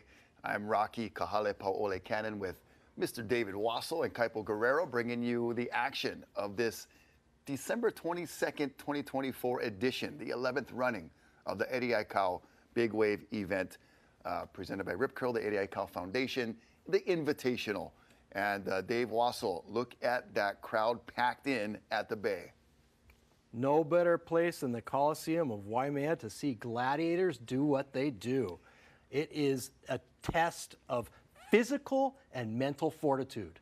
And speaking of someone who just came out of the water, has probably got the adrenaline still pumping, Chris Latronic is down on the beach. He will be shortly. That is the goal anyway. So looking at heat number 2, the lineup right there, Makani Adric, Laura Enever, our Wahine competitors, Billy Kemper, Keali'i Mamala, Jamie Mitchell, Makua Rothman, Jamie O'Brien, Ha Aikau, our first men's alternate to be in, and Tori Meister. What a lineup. spooky. Yeah. That is some serious heat coming at you. Oh, look at the sardines packed in right there, and the Jumbotron also on the beach. Beautiful morning, Kaipo. It's picturesque. Hey, it's picturesque. It's a beautiful day. The winds are light, variable winds. We were worried about a little bit about the wind forecast. It's really hard to forecast wind. We're worried about the surf forecast. Actually, like we were a little concerned this morning. Yeah. And then the swell, Rocky, has hit the buoys in a big way. We just saw Luke Shepherdson basically ride a wave that closed out the bay. So that's good signs for the big wave riders today. Yeah, and the Aikau family obviously have ties to Waimea Valley, Heva being lineage of the Aikau family, and my family, the Kahalepaole family also. So what I'm trying to say is, Eddie's my cousin. Good for you.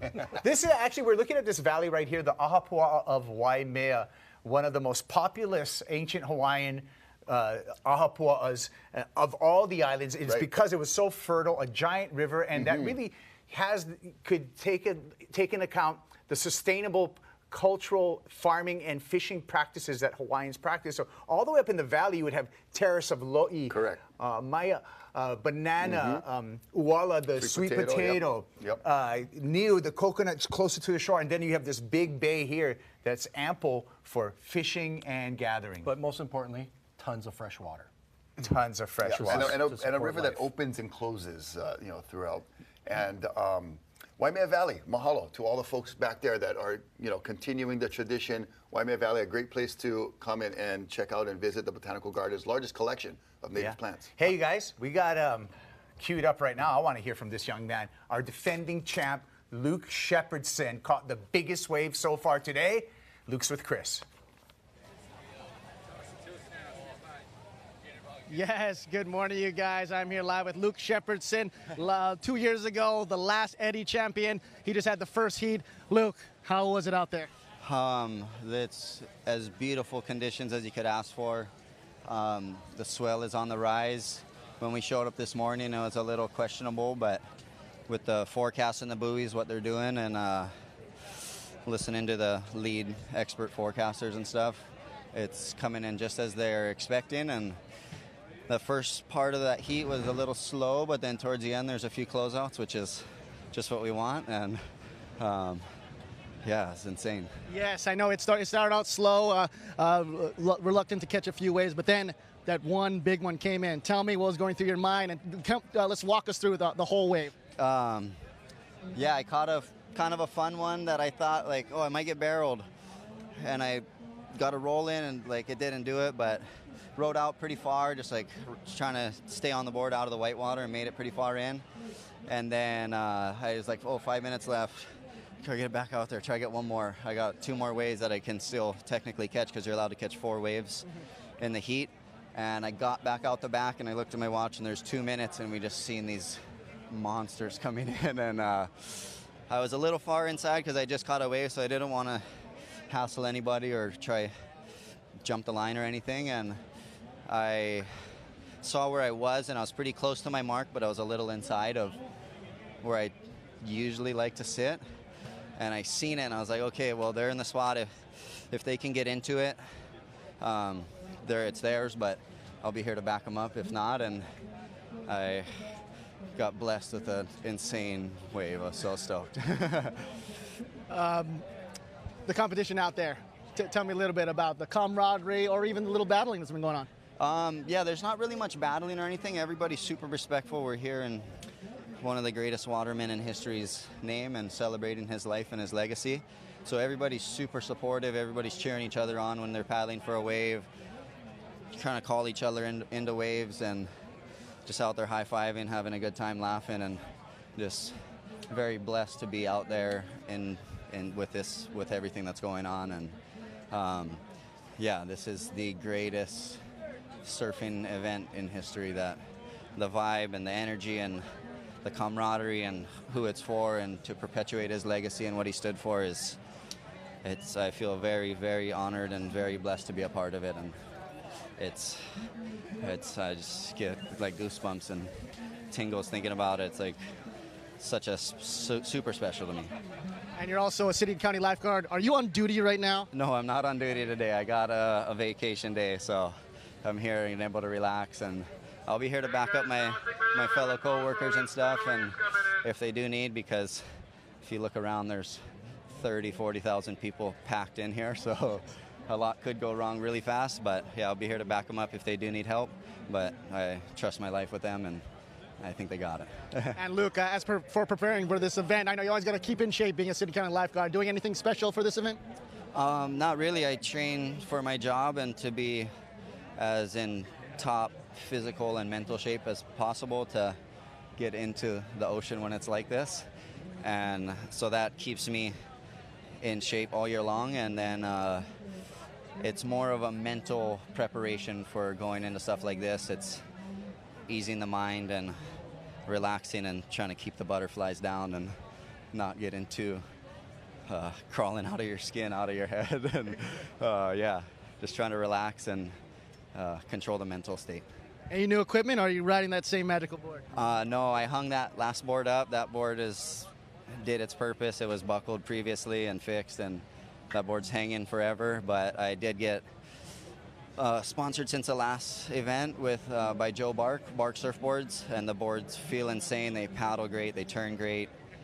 That last wave just put like 1,000,000,000% confidence into the boards, because that thing held through that. I thought I was goners when I stood up, but yeah, very blessed. Thank you, Joe Bark. You're the man. Love you. Any last shout outs to family and friends out there watching the live cast? Yeah, I want to thank all my family and friends and everybody that's here to support and watch and support everybody. And thank you to my Lord and Savior Jesus Christ for always watching over everybody and keeping me safe and keeping everyone here safe. And thank you. Lucky Luke Shepardson from stealing waves from me at VLAN to winning Eddie Aikau events. Hey, you guys, back to you guys. Hey, guys. All right. Well, thank you, City and County, for giving Luke Shepardson the day off. Also, thank you, City and County lifeguards, for giving Dave Wassel a day off so he can join us here on the broadcast. Dave, he talked about his boards, Bark boards, and we know those are some of the fastest boards in the world. Joe Bark, really famous for race boards, for prone race boards, right? He started with paddle boards. But the first step in big wave riding is, one, you got to catch the wave. Why do you think Jamie Mitchell is one of the best in the world? He's 10-time Molokai crossing champion, right? World champion. When he transitioned into big wave surfer, it wasn't going up, it was a straight lateral transfer. Yeah. And the guy just, you can't get away from him. No. But Luke is, you talk to him, you listen to what he has to say, he's all about positioning. He does have great long arms, he has phenomenal boards under his feet, but his positioning is so crucial. So Luke talked about, in a past interview, on his landmarks that he has out here at Waimea, and he says he's using the same ones that he was using, that was taught to him 15 years ago by GMAC, by Garrett McNamara. Right. How important is that? Right, and it's vital. And so going into this event, last time it ran, I was like, oh, Luke's winning this thing for sure. Yeah. I looked at the buoy reports, I know where he sits, and I thought, oh, this guy's got it. And but this year, I thought, you know what, Luke's got a target on his back. Yeah. Everybody knows his lineups, where they're going to follow him around, and you know what? He's playing a game. He got inside, right? He looked, he saw that cookie jar on the counter, and he just snuck it right out from under everybody. Once the cat's out of the bag, right, everybody's onto it. And Luke, has to take that in consideration now, because we talk about these guys and girls being in this event, so stoked to be here, honored, all that, but they also are fierce competitors. They want to win. You think Billy Kemper wants to see Luke win a second one? Exactly. No offense, but Billy is a fierce competitor. Right. He's got 4 championships over at Peahi Jaws. Correct. Yeah. You don't think he wants the Eddie? He wants this one on his mantle to match, for sure. And this is the deceiving part, right, guys? In that, Rocky, you have these lulls. Yes. And the then sleeping you lion. have the flurries. You talked about going up and, because lions look really friendly and they look fuzzy, right? Yeah, especially when they're sleeping. If you didn't know any better, you would definitely love to give a sleeping lion a hug. Yeah, go cuddle and snuggle. But this lion will be a beast when it awakens. And we've seen some beastly waves already come into the bay. And it's only forecasted to get a little more consistent, maybe a bump up in size. And, you know, coming from some real experienced riders, we saw Tile Shipman even talk about it, you know, even using the word double or just exponentially increase, we could see that. Just to hear Luke talk about how it was one of the best waves he's ever had, a straight up closeout. Went from a really slow heat to closing out the bay by the end of his 45-minute heat. Hey, you guys, we caught up with Makua Rothman during the opening ceremony and what he felt about this event. His father actually one of the founders of this event. Let's hear from Makua Kai Rothman. A lot's going on out there, but the most important thing is the energy of Eddie Aikau is out there. And it's in each and every one of us. All of the words that we speak, the way we treat each other, and putting others first, like Eddie. So I think that Hokulea has a calling to be somewhere, and Eddie didn't wait. You know, when it was time to go, it's time to go, and I really think the legend of Eddie Aikau started on that boat when he went on his way to save his fellow seamen. So I believe that more than any protocol on land that we respect Hokulea, where it all started. We go out there. She's called to another place besides here, and has a way bigger purpose. That boat was made for it and continues to serve. So we go out there, we honor that when it's time. And Uncle Clyde made the call that we go there first and we do everything after. So that's what's going on out there. And I was given the responsibility to lead all these wild Indians. So yeah, it's a blessing that we're all here today, healthy and gonna go out there and do what we do. So thank you. Yeah, that was a special moment during the opening ceremony where the Hokulea, the Va'akaulua, the twin-hulled canoe that Eddie was a part of, and that Eddie's cost him his life trying to rescue everyone after that canoe capsized in the Ka'ivi Channel between Molokai and Oahu. But we celebrate Eddie's foundation, we celebrate his legacy, and you can learn more about all the good stuff that the Eddie Aikau Foundation does. You go to eddieaikaufoundation.org. There's cleanups. They perpetuate the Hawaiian language. There's an essay contest for students all across Hawaii. We have those winners come out to the opening ceremony, and they give them the Gold Star treatment. So check out the Eddie Aikau Foundation, and mahalo to everyone involved there for keeping the legacy, the legend, and this spectacular big wave surfing alive, Dave.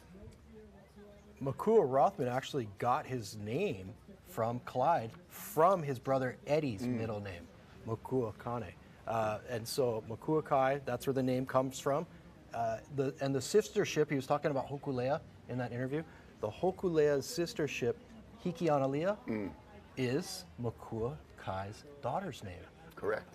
Let's bring it full circle. Let's perpetuate the Hawaiian heritage. Let's do it. And when we talk about, you know, the Hokulea and the Hikianalia and Polynesian voyaging, really, you know, the Hawaiian navigation was and language was really suppressed. And in the 70s, we had what was the Hawaiian Renaissance. And at the lead of the Hawaiian Renaissance was the Polynesian Voyaging Society, the Hokulea, retracing the steps from Hawaii to Kahiki to Tahiti and back, just using celestial navigation. It was an important part in history. Kane.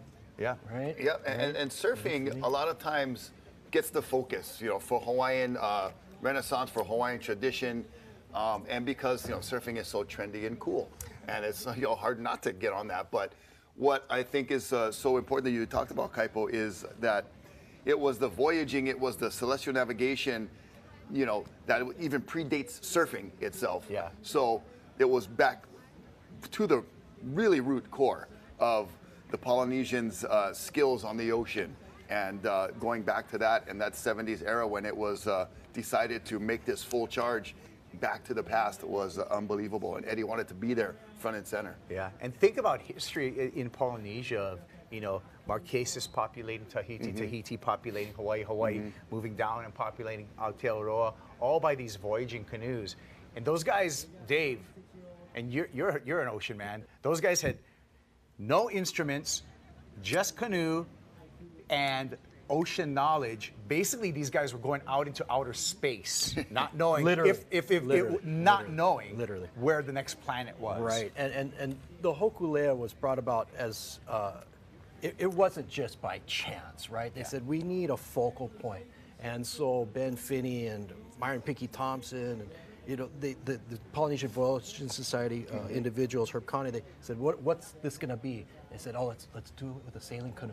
That's how everybody got here anyhow. They needed something, a symbol. They needed a symbol, so they built a smaller one, which Mary Kavena Pukui named Nalehia.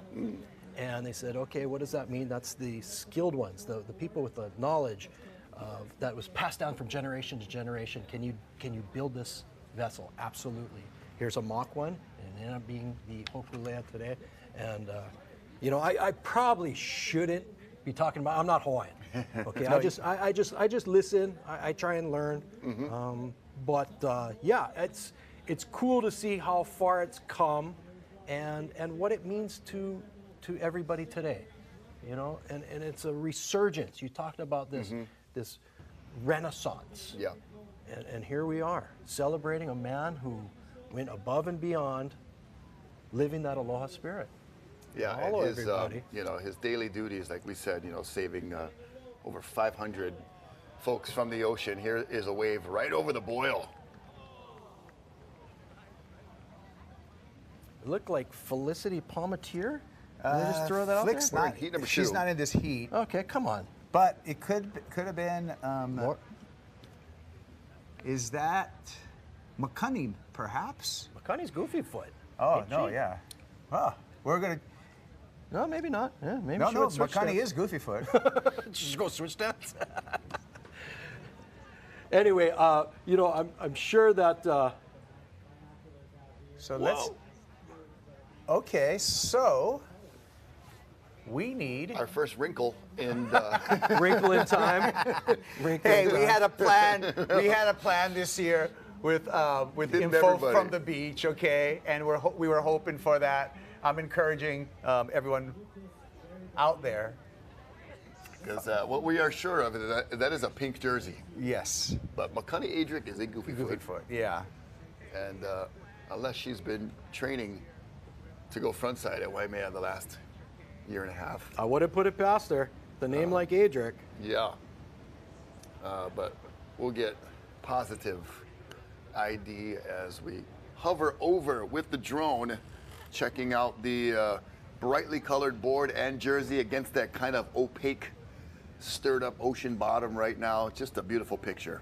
Oh, by the way, when you talked about Palu, who vomit earlier, boy, I got some flack on my phone. People reaching out, Lito Archangel, my wife, she said, no, it's actually Lua'i means to vomit. Hey. Palu is a slang term. Is a slang term, yeah. Just like kaukau is not really the Hawaiian word for eat. Yeah, and just like lua is not really the Hawaiian word for bathroom either. Okay, well, thank you, Megan Abubo. See, Talk to me. We're going out into the field right now to get information from Waimea. We got a crew there. I don't know if their cell service is not working, but thank you, Megan Abubo. She's saying Tiare Lawrence. Maybe. Oh, got in as an alternate. Maybe. So we're doing our... Then that makes sense because Tiare is the next alternate. So I'm going to say shout out Megan Abubo, pioneer in women's professional surfing. Right. Shout out to Tiare Lawrence. Yeah, and Tiare Lawrence. Come on. Sending it, not to mention, probably raised more money single-handedly for the Lahaina Fire cause than anybody. Yes. Yeah. Huge. Yeah. Huge. Thank Millions you so of much for that, for sure. Yeah. So our U.S. Coast Guard zooming by. And thank you, Uncle Ian at Lele's for saying he's saying that we're doing a great job. I love those powerful reinforcements as well as the ribs. And I also love the no spaces in the text message. That is signature. Awesome. Uncle Ian, mahalo, Lele's right there. North Shore, that's the go-to spot for any surfing champion that is wanting to celebrate publicly the fun way with the ohana. Mahalo, Uncle Ian. And that's Tiare Lawrence. So that is confirmed there. And, you know, she has been just like you said, Dave, so instrumental in raising awareness, raising funds, always putting others first, for sure, in the spirit and legacy of Eddie. Hey, I just found something out now. Now that I'm getting messages, I want to welcome the surfing public for filling us in on everything. And again, we're all kind of one tribe. We're all one kind of people. So I love when I'm stuck out on a limb, you can't find out. I'm not getting any information from my people on the beach. Right. And then out of the blue, you have a legend in surfing come and say, hey, going to help you out. You got the, you know, the community banding together. It is beautiful. Lovely. There's Billy Kemper in the frame right there. Jamie Mitchell. Aikau. Tightly packed. Dave Wassel. Looks like Aikau in green there. J.O.B. right there as well. That's how do you do that? How do you walk not only in Clyde's footsteps, but Eddie's footsteps? You've been born into this. Right. You knew this day was coming. Yes, sir. Are you scared or are you stepping up to the plate? Oh, the pressure. The pressure's got to be just weight on his shoulders. Young Hawaiian, he's going to do his deal. Yeah, I saw a beautiful shot of him last couple of months, Free Surf Magazine on the cover, busting a nice frontside air and showing that he's got the well-rounded Aikau game going on. Oh, get that guy at bowls and you can't stop him. Yeah. The crowd, be safe, be kind to each other, and happy holidays, everyone. Yeah, you heard Tile Shipman say keep it family friendly. That means no act up. No act up. No make any kind. Yes. And you can see. Oh, on the ledge, bro. Look at that, all the way out to the Iliohu dead end cul-de-sac over there. Just pack them in everywhere you can fit. Hey, let's hear from a kid who's surfing basically his backyard, Eli Olson on the beach with Chris Latronic.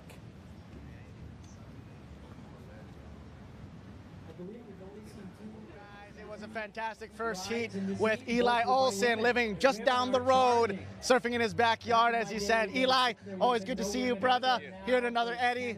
Tell me, how'd your heat go? It was a slow start, but the conditions were amazing. The crowd is going crazy, and there was a couple sets. We were hoping it was going to be a little bigger, but yeah, it was a good first heat. Yes. Yeah. I know we saw a couple sets come in. Tell me, were you out of position on some, or tell me just kind of how the battle went? I actually started the heat the first 5 seconds. I ate it on a good size one. I was like breakdancing, got smoked. My jersey ripped off, like completely off. I had to like go to the channel and throw it back on. And then we got a couple after. And the last set in the dying seconds of our heat, I was a little far out for the one Luke got, and I went on the one behind, and then rode it all the way in the shore break, and yeah, it was cool. Nice. Yeah. How does it feel to be back here at Waimea on such one of the best event in the world? It's hard to put into words. This event is like, it's so special, and being born and raised right here, walking from my house to the contest, it's just it's a dream come true. You know, you grow up out here, going to all the paddle outs and watching your heroes do it, and you wonder like, will I ever do it? Will I ever be invited? And to be competing for my second time, I'm just grateful. Yeah. Yes, and with all your friends and family watching, beautiful weather. Tell me, what's kind of your strategy going into the next heat now that you've already got a taste? I guess be patient and try to pick like the biggest wave possible.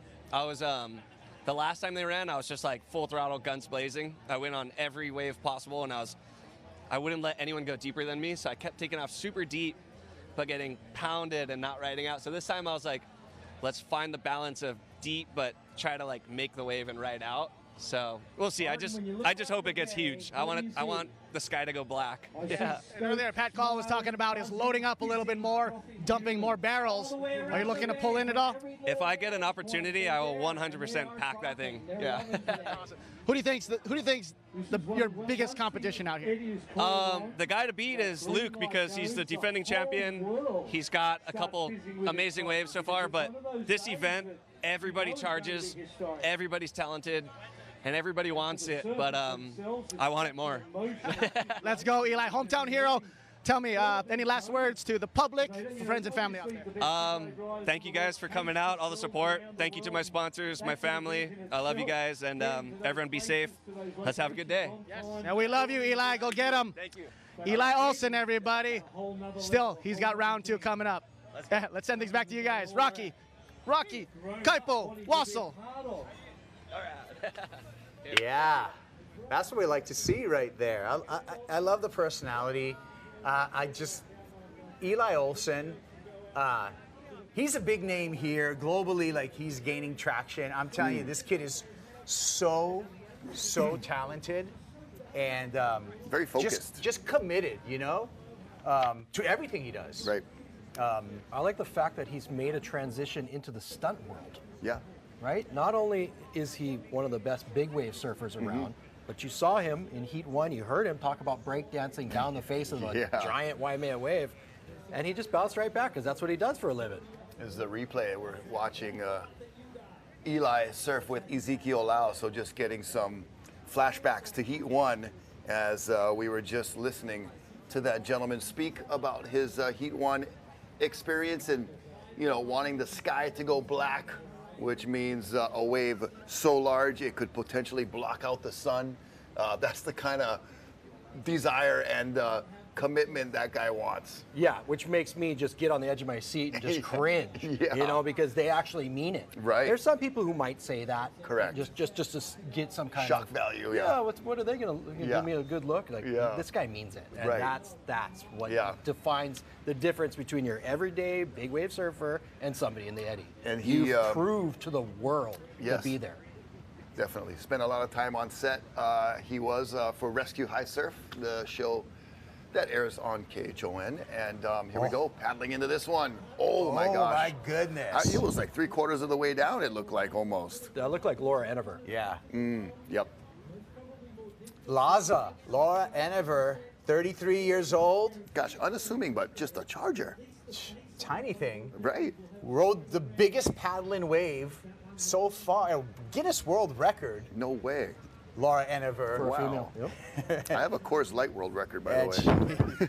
She's absolutely Tell me about that amazing. later. Hey, by the way, I'm going to do a plug for Laura. She has a new podcast with Felicity Palmentier. Okay. They're good friends. Oh, nice. It's called the In Deep Podcast. It just started, so check out the In Deep Podcast and have the women talk about surfing, about life, about so much more. Two very, very interesting characters and fun human beings to be around. Looking at some other people in this heat there, Dave. Who you picking out for me? Let's talk about Kaylee Imamala. Let's talk about a proud Hawaiian. All right. Kaylee Imamala's out there. It looks like he should be in the purple jersey. Sitting deepest. Outstanding surfer. Used to be Garrett McNamara's tow partner. Correct. Okay, those two together, talk about keeping you on the edge of your seat, man. Riding falling iceberg sheets they went to Antarctica. I mean, how far could you take? Just Looney Tunes. Take surfing. With all they the went to compliments. Alaska in 2007, found a glacier that was falling off, creating a big tsunami and riding it. Yeah, I mean, it went so far. Exactly. Those guys. But you know, seeing him perform around the world, whether it was here in Hawaii at the Eddie, whether it was at Mavericks, whether it was at Chopo, the man is very talented. Got another guy out there. Tori Meister is in the black jersey. Keeping it Big Island right now. Yeah. Tori Meister is probably coming into this heat for a lot of people like, oh, it's just Tori. That guy is fearless. Yeah. He scares me. Yeah. The things that he does, whether it's at Jaws or backdoor. Right. I said, Tori, how do you get to do these things? He goes, well, it's not Kona. You know, you're not looking straight at the reef. It's like 100 yards away. It's easy out here. It's easy, bro. For real, yeah. And out there, probably one of the most entertaining surfers in the world. I think he's in the orange jersey. Stay psyched with Jamie O'Brien. Jamie O'Brien, Rocky. His YouTube channel, 1.2 million subscribers. He's a guy that has redefined what it takes or what the possibilities of it is to be a professional surfer. And he's his own brand. A new acronym, FAN, found a niche. Found a niche and just carved the heck out of it and really settling in. And you know, there's so many different ways to pay the bills while riding waves and or doing things around that make people want to tune in, and Jamie O'Brien has found it. Tiare Lawrence again got in as an alternate and snuck that one under the crowd. Oh, come on, I wanted her to do the abracadabra, almost. Kanaka Maoli, we're talking about a Hawaiian woman where we look right there. Yeah. With Tiare Lawrence, also someone, Rocky, who's been very active in standing up and lending aid and awareness to the disaster that happened over in Lahaina, Maui. Yeah, and instrumental in delivering money, goods, funds, everything there, and really a model citizen in that regard, and obviously just an esteemed and established, amazing water woman. And I know a lot of young wahine are looking up to her now, and so awesome that she gets her opportunity here. What do you see, Dave? I see my favorite color, corduroy. Big lines all the way out. Have you ever surfed Impossibles? I have. I wouldn't suggest it. But then again, With a name like that? Mark Healy goes left at Waimea. I wouldn't suggest that either. Yeah, you that's know? even more impossible. Yeah, right. So, you know, definitely not on a day like today. On smaller days, it is doable. Yeah, there's an actual, like a little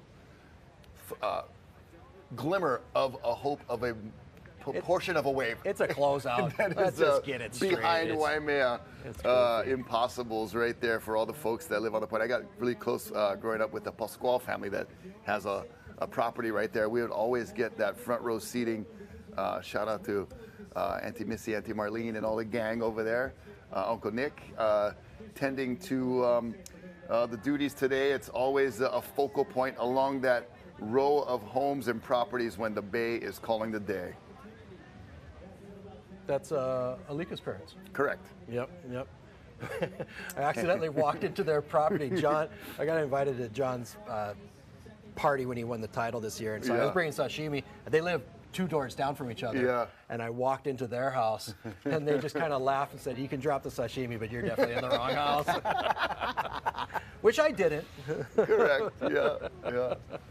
Here comes some waves. Looks like approaching the surfers, and we'll see if anybody. Tiare's been already on 2 waves early on. Hey. And it's got half her max already. Yep. Again, surfers can catch 4 waves in each of the heats. Top 3 waves count towards your score on the leaderboard. And I'm getting also a message that we're getting a little bit of information, but they kind of want to keep the scores secret right now. Okay. Here we go on the paddle. Who do we got, Dave? 3 surfers. Got J.O.B. deepest. Billy, then J.O.B. That's my call. That's a great lineup. Just looking at the styles, I do have a heat sheet in front of me. I could be looking at that, but I want to watch the action. Sorry. For sure. And you could tell by that spray, that beautiful spray on the Tokoro surfboard, deepest was Jamie O'Brien. Someone's taking this one all the way to the shore. And there we got, pulling this one up, that is Makuakai Rothman. There's J.O.B. paddling back out. Oh, there's Jamie on the paddle back out on that Tokoro. It just looks so, you know, not as gnarly from the drone looking down and everything. You know, their stroke, everything looks so easy. Angle. But man, look at that from elevator deep. drop. Yeah. And Ha'a proving that he's more than just a bowls guy. Yeah. He's at the Waimea Bowl. So you're talking about Wade Tokoro. Mahalo, Wade, for serving up these great boards for Jamie O'Brien. Yes, he's probably one of the most famous surfers because of his YouTube channel, but he's also famous because he won the 2005 Pipe Masters. That's right. This guy's been doing it for 20 years. He's been at the top of the game for 2 decades. Yeah, as a teenager, making the finals back in the Pipe Masters, and then eventually getting his 2004 victory, multiple Pipe Pro victories. I think he's even got a shootout or 2 under his belt Waves, of a victory. multiple Wave of the Winter victories. That too. I surfed in the 2016 Eddie with him, and I just went, wow, this kid's next level. Yeah. Paddling for waves that just did not want to be ridden. Yeah. And he just pushed the issue. Yeah, some waves are like bulls. They don't want to be ridden. Yeah, but yeah. he He was, did get bucked off a couple He was giant ready to ones, jump but- on it. Wow. Yeah. Very impressive. Very impressive. It looks like something trying to make some movement out on the horizon right there. We'll see if this fulfills any potential. Yeah, that looks like a giant bomb, doesn't Yeah, it? doesn't it? I was just kind of. Sometimes it's hard, you know, with the drone level and looking on the screen. Your eyes are trying to adjust to some different. Also, you got to visuals. remember, Waimea is a bay, Yeah. so it does fill up with water, and so sometimes those waves just don't stand up on the outside ledge, and they push way inside, like Luke's wave did. Yeah, and right? then it'll pop up. Looks like we got some movement, guys. Oh man. And here we go. Oh, I'm getting chicken skin already watching everybody. We see So everybody. it looks like we went paddling. Heat 3 in the water as well, because Yep. there That's should a lot only of be surfers. 9 surfers. That's a lot of surfers right there, Rocky. Look, it looked like on regular day, all crowded. There's that double man, up look at factor that I was one on talking the about. ledge. That's Oh the my angle right gosh. there. There's that double up. Yep. All the water in the bay. Oh, this one's gonna spit too. Wow. Head for the hills. Yeah, no doubt. Now, who's going to hold their ground and whip it around? Dave Wassel. Kaylee Imamala, he's looking at it. Oh. That was Tori Meister too in black, and there's blue. Yes. Billy Kemper and Jamie O'Brien. Wow. Billy whipped it on that one. I am baffled at how fast these guys are getting back out. Right? We just saw Jamie paddling through like some foam and whitewater, and he's on the next wave. Kaylee. I love the color scheme on his board. It looks like Look at Tony Moniz's board. Thank you very much, Hawaiian. So I am getting some Thank you beach very feed much. thhrough here, and I heard the beach announcer say Joey Joey Cadiz. Cadiz, yeah. So that could be. Well, more information coming our way. Wait a minute. So, Late breaking so news Kay- here that wasn't from the Kaylee, desk. that was Joey? I believe so. I don't know. The beach knows. We're trying to find out. Is So that possible? we'll get a confirmation or at least an update on that. But you can see heat number 3 eagerly awaiting their opportunity. And look at this Holy Billy big Kemper, drop from Batman. Billy Kemper. Meanwhile, JOB airdropping on the outskirts there. But Billy was in the spot, Dave. That's legit, people. That is some big old Waimea energy. That is Joey. It is, and that's the Chuck Andrus. Yeah. There you go. Taking it back like almost the old school Tony Moniz kind airbrush days. Yep, the red and yellow. Yeah, the We royal saw colors. We saw Seth when he, Tony's son, when he surfed in the Eddie. He had a replica of his dad's board and dad's colors.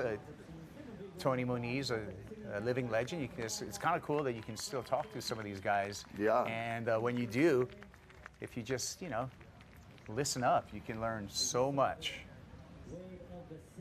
Oh, look at that beautiful, just curling wave at the Rip Curl. Eddie Aikau Big Wave Invitational, presented by the Eddie Aikau Foundation, Hawaiian Water Patrol, City and County Lifeguards. I mean, talk about taking a village right there, Dave. I'm looking at the lifeguards. I see Evan Hodges in yellow and red. I believe I see Micah Shepherdson as well right there. Oh, wow. Luke's brother. Yeah, it's a family affair.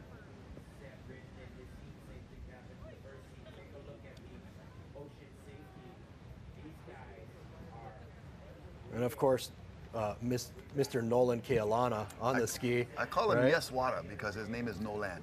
Correct. Correct. Okay. If Hawaiians name their children very appropriately, it doesn't get any more appropriate than No Land. Yeah. That guy's water skills. He's all water. Are just unprecedented. Amazing individual. Fortunate. Very fortunate just to know him. Yeah. Let alone work with him. You know, he was the one who saved Kala Grace during the backdoor shootout. Literally had to ditch the ski to jump off and bear hug and make sure to get kala before the next set of waves came in, because you've seen it before, Dave. We've seen it. If you lose somebody there, it's so hard to regain or find them again. And Mr. Froyseth did it the day before with Billy Kemper. Yeah, Makani, yeah, exactly. So. But that was an interesting rescue by Nolan, because the grabber actually jumped off up current. Well, he saw the helmet. Down current. Kala's helmet was floating. So he thought that was the head. Nolan had to make a split decision. He didn't have a grabber. Where he did not have a grabber, so he's like, I ditch my ski or I save this person. Right. Quick thinking, selfless thinking. Human over equipment. And every time. Interesting point, right? So Kala Grace took off with the helmet, wiped out. The helmet came off. Got ripped off. And then it was the second wave where he's caught inside that actually did the damage. And that slammed him. Yes. And then that's why the grabber jumped off where he saw the helmet floating. Thinking it was the body. It was an empty helmet.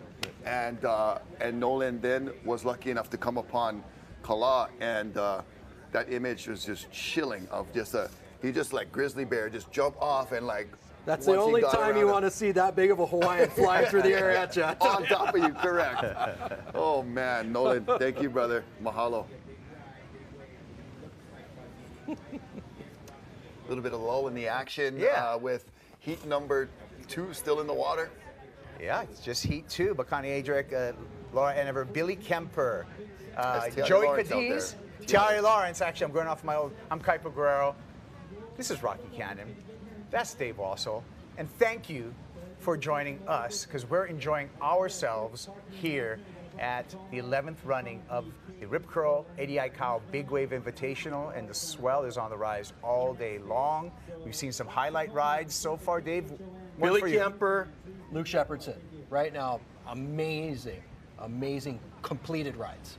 I like the charging of Russell Bierke in Heat 1. Just amazing attempt trying to pull in to a 20-foot beast and getting axed, but getting right back on the board. And I'm getting barreled right here. See this little awesome studio. We also want to thank behind us K-High TV Hawaii, KHON, and everyone for giving us this beautiful set right here.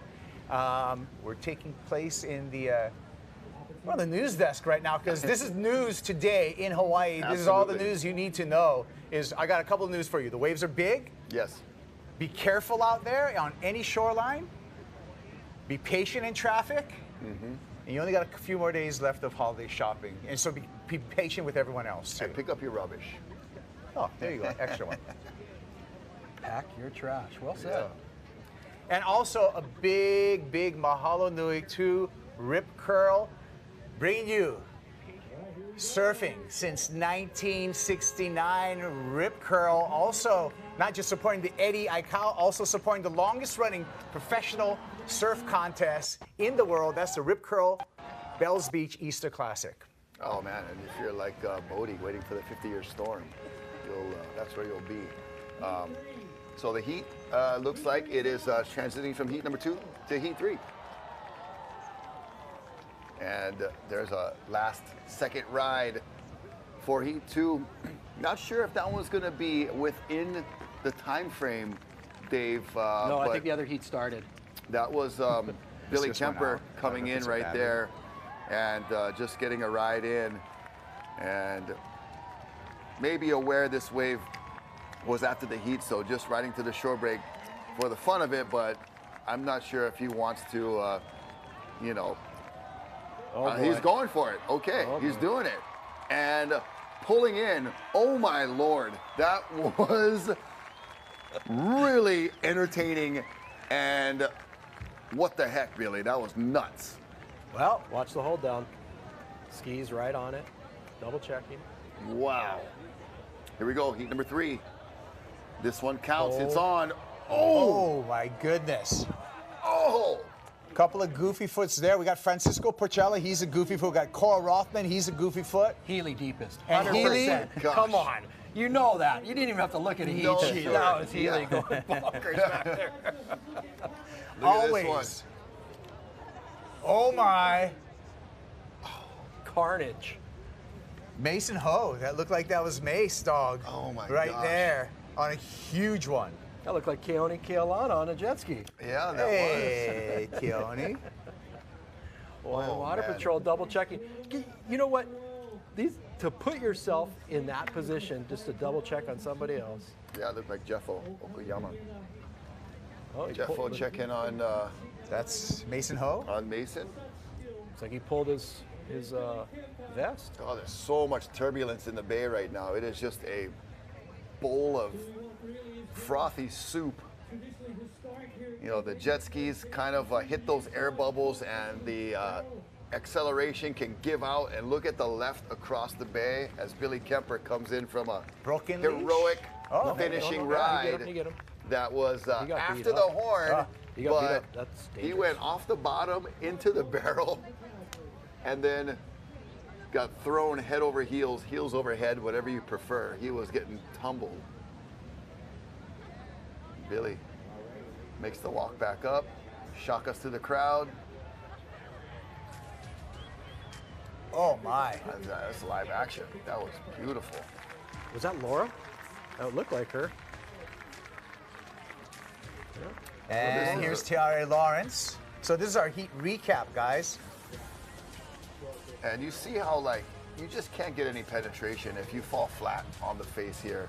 And that's a way to get really tumbled and get your bolts jostled. But Tiare Lawrence started off with 2 waves back to back, Dave. That wave of Laura Enenberg was legit. There's another great angle of Jamie O'Brien deeper, Billy, and then Aikau. Billy and Jamie seem to be really on the same wavelength, huh?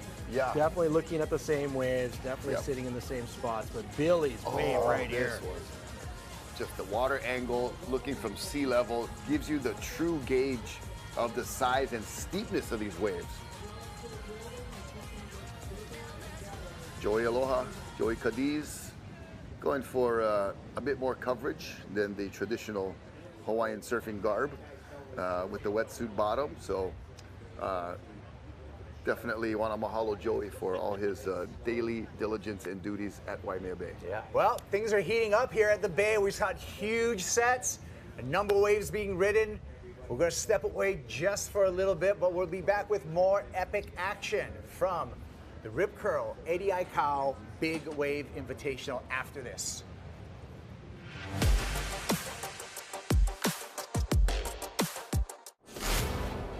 We are here for the moment when the ocean calls. At the edge where land fades and the sea takes over, we find our place. We take you to the world's edge, where legendary shores meet untamed waters, where raw power and unbound forces push every boundary. This isn't a broadcast. It's the next frontier. Welcome to Rogue TV. When the ocean calls, we answer.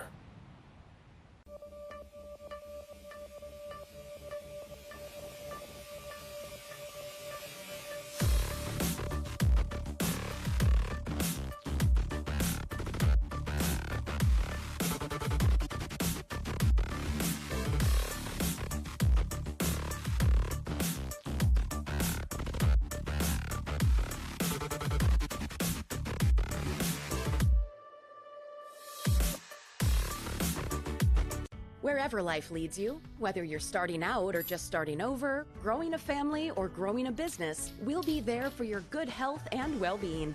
With HMSA, you have the freedom to choose from the best doctors and hospitals in your neighborhood, online, or around the world. For all of life's moments, every day, big or small, we believe being there with you is what matters most. Keeping you healthy no matter where you are in life, HMSA is here with you. For the good times, for the tough times, for lifetimes. Hawaii's only 100% fiber internet is now Hawaii's fastest internet. Introducing 3 gig Fioptics internet from Hawaiian Telecom. With 3 gig upload and download speeds. Unwrap Hawaii's fastest speeds in new Fioptics Plus TV experience and connect your holiday like never before. Share the gift of speed with fiber internet plans starting at $39.99 a month.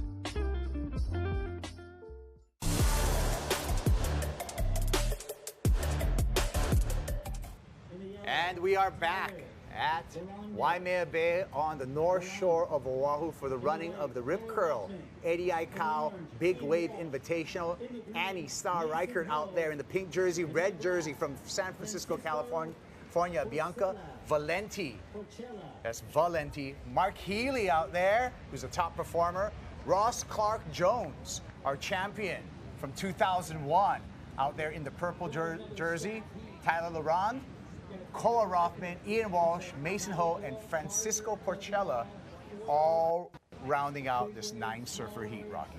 Yeah, and you know, each and every heat is just like packed and filled with these newer names that are busting onto the scene, these absolute legends that have been around and doing this for a long time, and then just your, you know, household pro shredder names that everybody knows that can do all these other things. But this here at Waimea Bay is a whole nother level, and that was a super late steep drop. Whoever that was in the back, I believe that was... It was a goofy a footer. goofy footer. And it looked like Ian Walsh went complete on that one, too. He was a little bit more on the corner. Look at these sets. Oh, my gosh. Dave Wassel, what are you seeing? Wow. Fear and loathing at Waimea. That's what I'm seeing. Yeah, and some bubble bathing. Oh, my.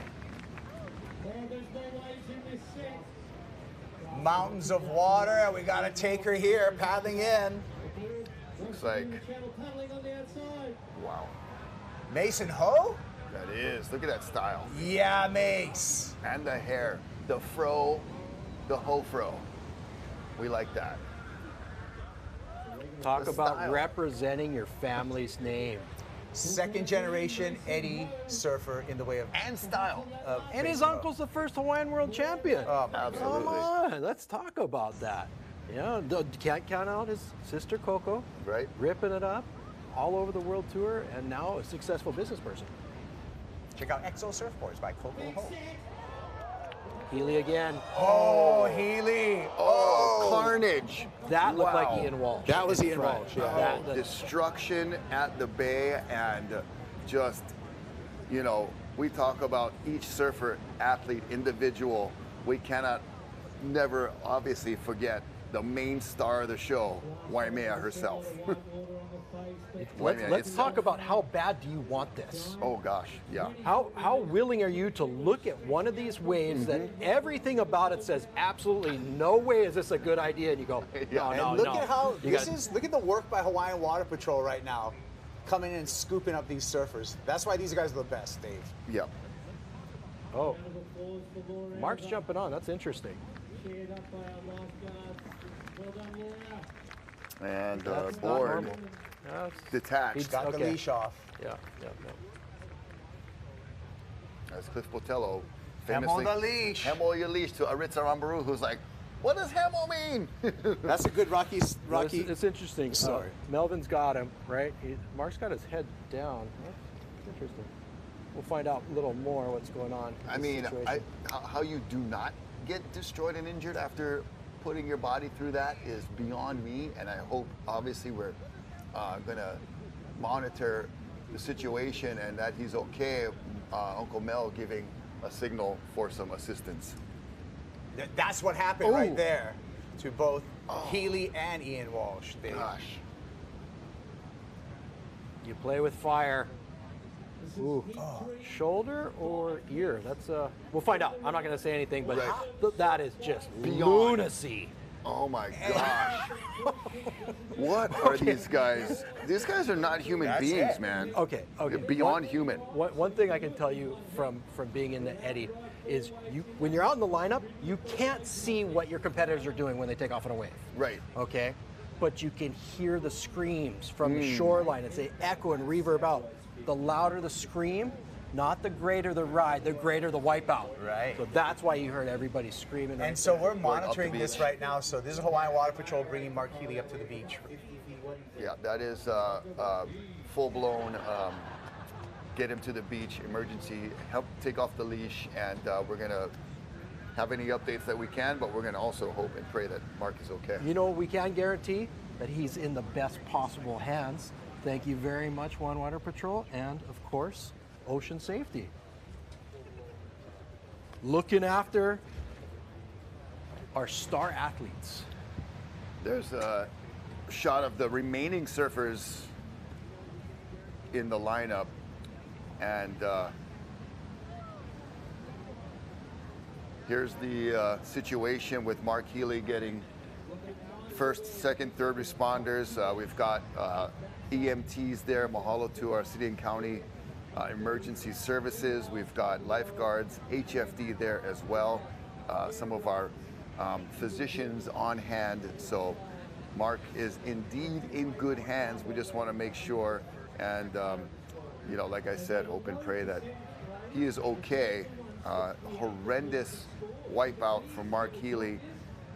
Always the deepest guy, always the one putting it on the line, the goofy foot surfer, sometimes even going left, but that was just beyond vertical, falling out of the sky and getting potentially an injury here. We'll keep you posted on what we can find out, and we're just hoping he's okay. That's the main Rocky, thing. we're definitely seeing double XL conditions right now coming into play.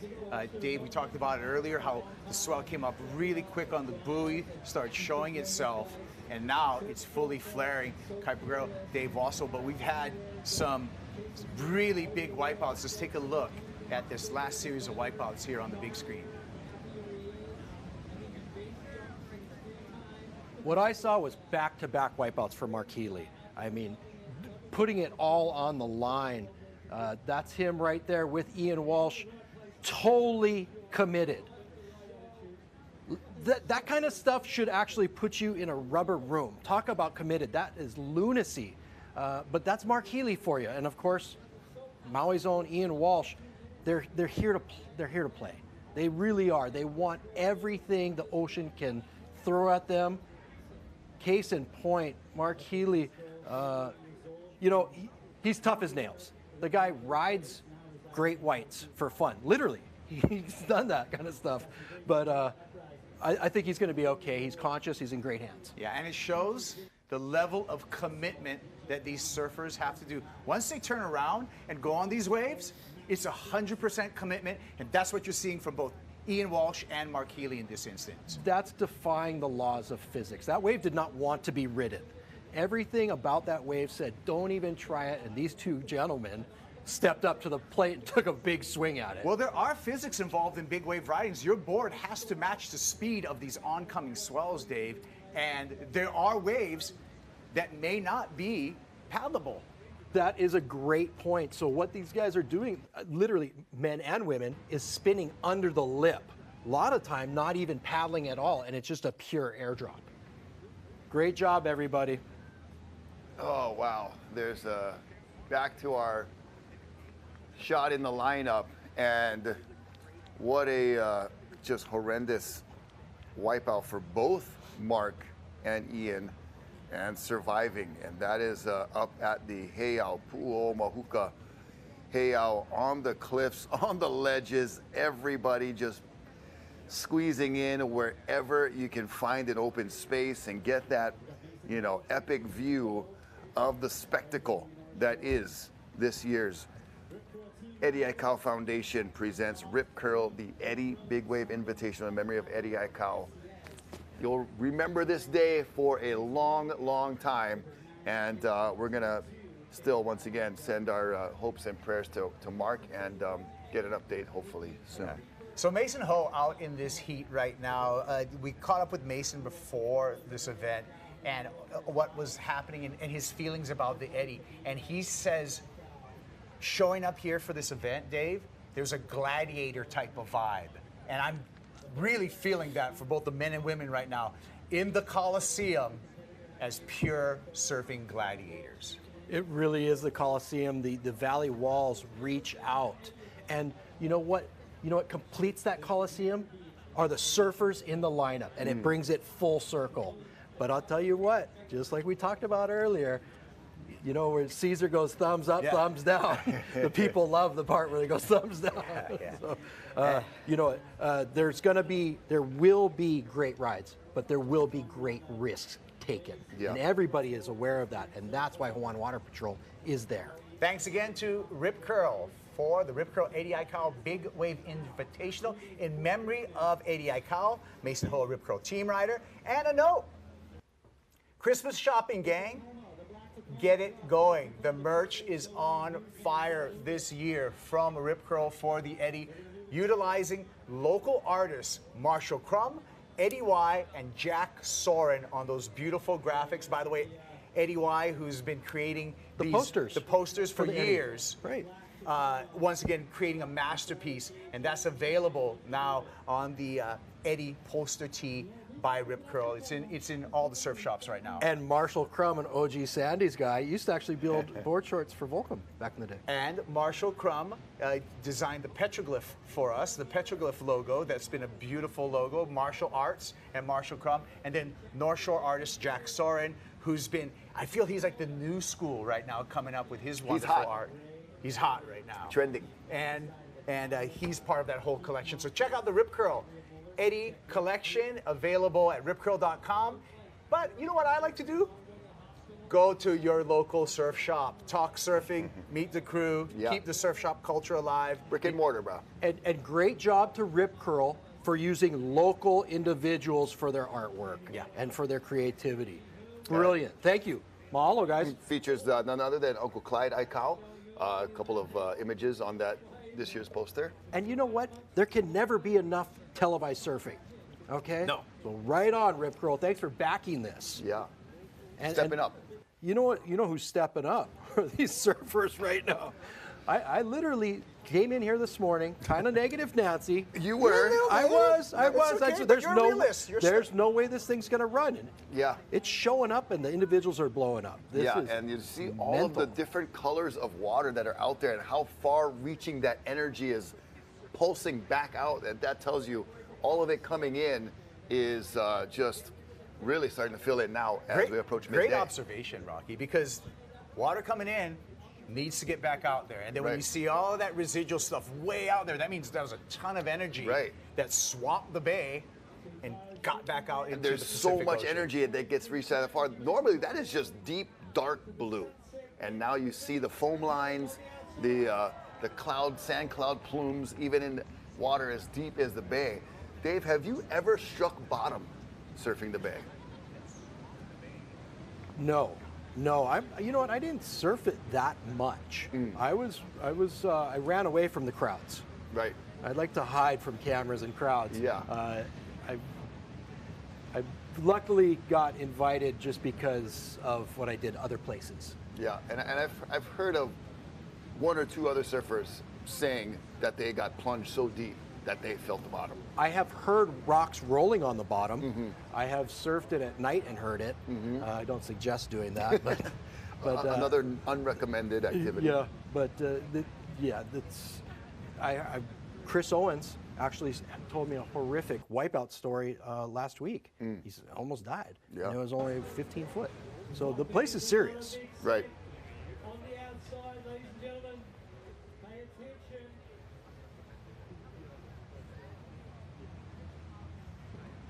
Phenomenal surfing done. Paddling into this wave here, nice and deep.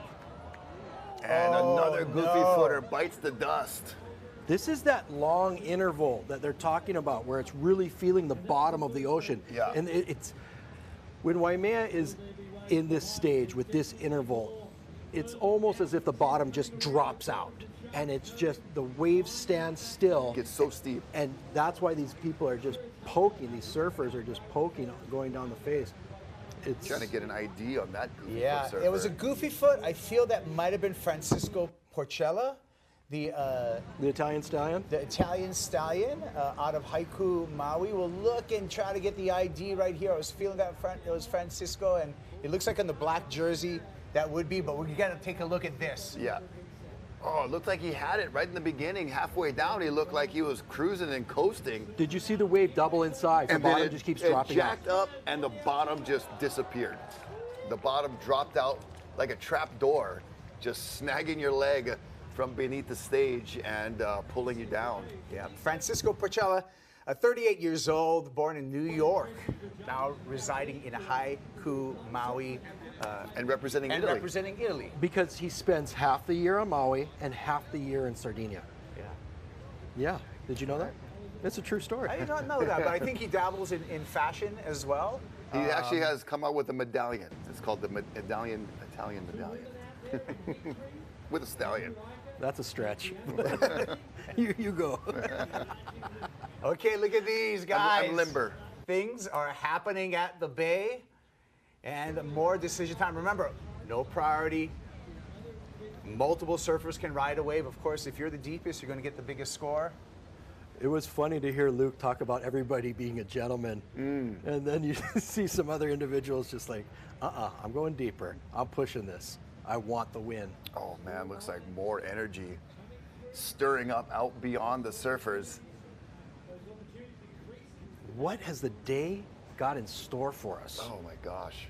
Large, enormous mountains of water. We know that for sure. Oh wait, hey, if Healy's out, does that mean Twiggy goes in? That is what we were hearing earlier, is that there still could be a second round insertion of an alternate just to fill the heat. So Twiggy may have his shot. And if I know Mark Healy, he doesn't want to let Twiggy in. Okay, inside info from Dave Wassel, going deep. No, we'll see how serious that injury is. The wipeout was ridiculous. Yeah, I mean, for a guy like Mark to be throwing it in and getting the ride in from Uncle Melpu and the jet ski, you know it's got to be something. I've never seen it. Exactly. In my life. That's Ian red. Walsh. Former Jaws paddle-in champion. Peahi, excuse me. Peahi, let's give it its real credibility of its actual name. Tebekin. Tebekin. Woo. Is that an invitation that you want to take when it's beckoning? I don't know. Some special human beings say yes. I'll pass. Me as a normal person say no, but it's fun to watch. As this is fun to watch. Thank you for an entertaining heat. And you know what? We got a low. So this is a perfect time for a break, although it's getting really consistent, so it's going to be a quick one. And we're back with more action from the Bay. Heat 3 continues when we return.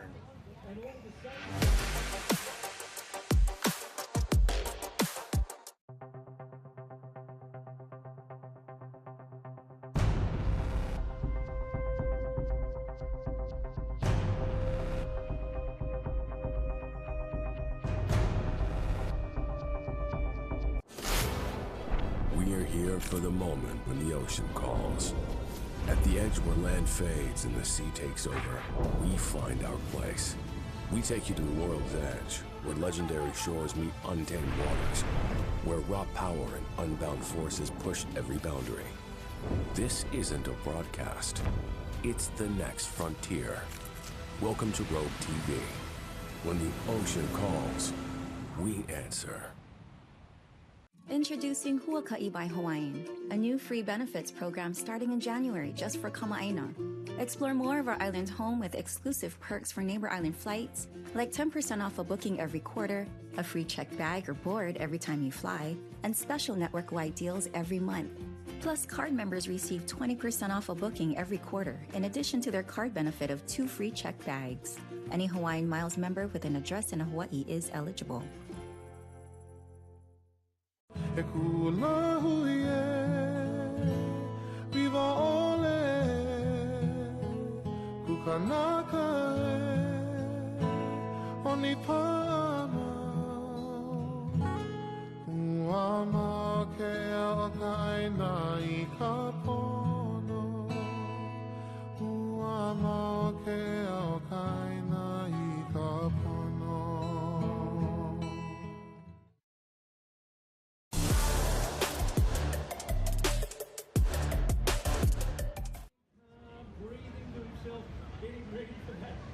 And we're back at Waimea Bay for the 11th running in 40 years of the Rip Curl Eddie Aikau Big Wave Invitational. It's been a monster swell. Started off pretty slow this morning, and it has been increasing throughout the day. We've seen a couple of almost closeout sets across Waimea Bay, and some spectacular wipeouts, some spectacular rides. I'm Kaipo Girl, along with Rocky Cannon, Dave Wassel, talking you through today's incredible action. Well, you see Hawaiian Water Patrol providing some assistance with getting out through the shore break and into the lineup, kind of making things more efficient. We did see Hawaiian Water Patrol fully assist and help Mark Healy in the previous heat or earlier in the heat. And so the vital role that Hawaiian Water Patrol plays is undeniable, and the waves are pumping. Yeah, absolutely. Coming in at a double XL swell. We did see waves actually close out. There was that one wave that Luke Shepardson caught, the last wave of heat number 1, that to me is one of the top rides of the morning so far. And he was bailed off, but that wave kept going, and Hawaiian Water Patrol was scurrying out of the way. Thank you. Great point. So big factor with the longer interval swell is it moves so much faster. So it's so much harder to catch. Where you saw Luke Shepardson barely get into that wave, airdrop, and then it just ran away from him. Yeah. Even though he was mocking down the face, the wave literally just ran right past him. And I can give you guys, because we can't give you guys all the scores, we want to keep it, you know, a surprise for the end. But I can tell you, with Luke Shepardson, that wave that you're describing was a 45.5 out of a possible 50. Remember, you keep your top 3 waves. 7 judges up there. Yep. And then drop the high and the low. Yep. And So 45.5. So again, the 0 to 10 point scale. 4. So it's a 9 out of a 10. Yeah. Oh, how's that math? That was really that good. was, I mean, your abacus over there is very impressive. I like it. What do we attribute that to, Dave? Is that Kalaheo? My mom was a teacher there prior to it being a high school. Okay. Yeah, she was. What was it before it was a high school? It was elementary. It was 7th, 8th, and 9th, and it was Windward School for Adults. Okay, because you guys have over there in that area of the island, you got 3 schools, Kailua, Castle, Kalaheo, all pretty close proximity, I feel like. Right, well, it grew, right? But my mom did leave there and ended up teaching at Habilitat. Okay. Because the people over there, never mind. Yeah. she was happy to go there. So right on, everybody. Thank you, Mom, Happy for holidays. your service. Yep. Public school teacher, Mom, as well for me, so mahalo, teachers. Another note, we saw Billy Kemper in his heat. He's just got credit for 1 wave, but it was a 40.8. So Billy Kemper. Gotcha, because his last wave that he rode to the shore break was right after the horn blew, and so that one did not end up counting for his score, but that was the one he rode all the way to the shore break. And I'm curious if he's going to do that again. I saw him take a break on the shoreline, and it was definitely to regroup. And I think even somebody might have told him something, because he kind of went like this, of like not upset or anything, but just like it didn't count, you know. So I think the whole time he was going, he thought it was counting. Hey, Rocky, we got some other people to thank. We have the great people over at Owens Retreat to thank as well for their resources. And they're perched up right above the bay. There's the beautiful shot right on cue. If you'd like to celebrate something special, you see all the parking there, event space. That is a very awesome place to have your gathering, and we want to thank them for posting one of our camera folks up there getting some epic shots. They've got that Ohia Farm. See, if you're not Ohia, you must be Ohia. And also, they've got a few properties over at Mokuleia. So you guys are on camera. What's up? And if you see Phil Owens out surfing, stay out of his way. Yeah. And by the way, this is the friendly drone coming down here. You can tell how excited people are to see this drone. Oh, yeah. Yeah. Pat Myers and Tucker Woody doing the drone footage. Yeah, it's epic pilots droning there. The swimming pool, the awesome views right above the cliffs there as you drive by the Kahuku side of the bay. So you're saying that you can rent those properties out? Yeah.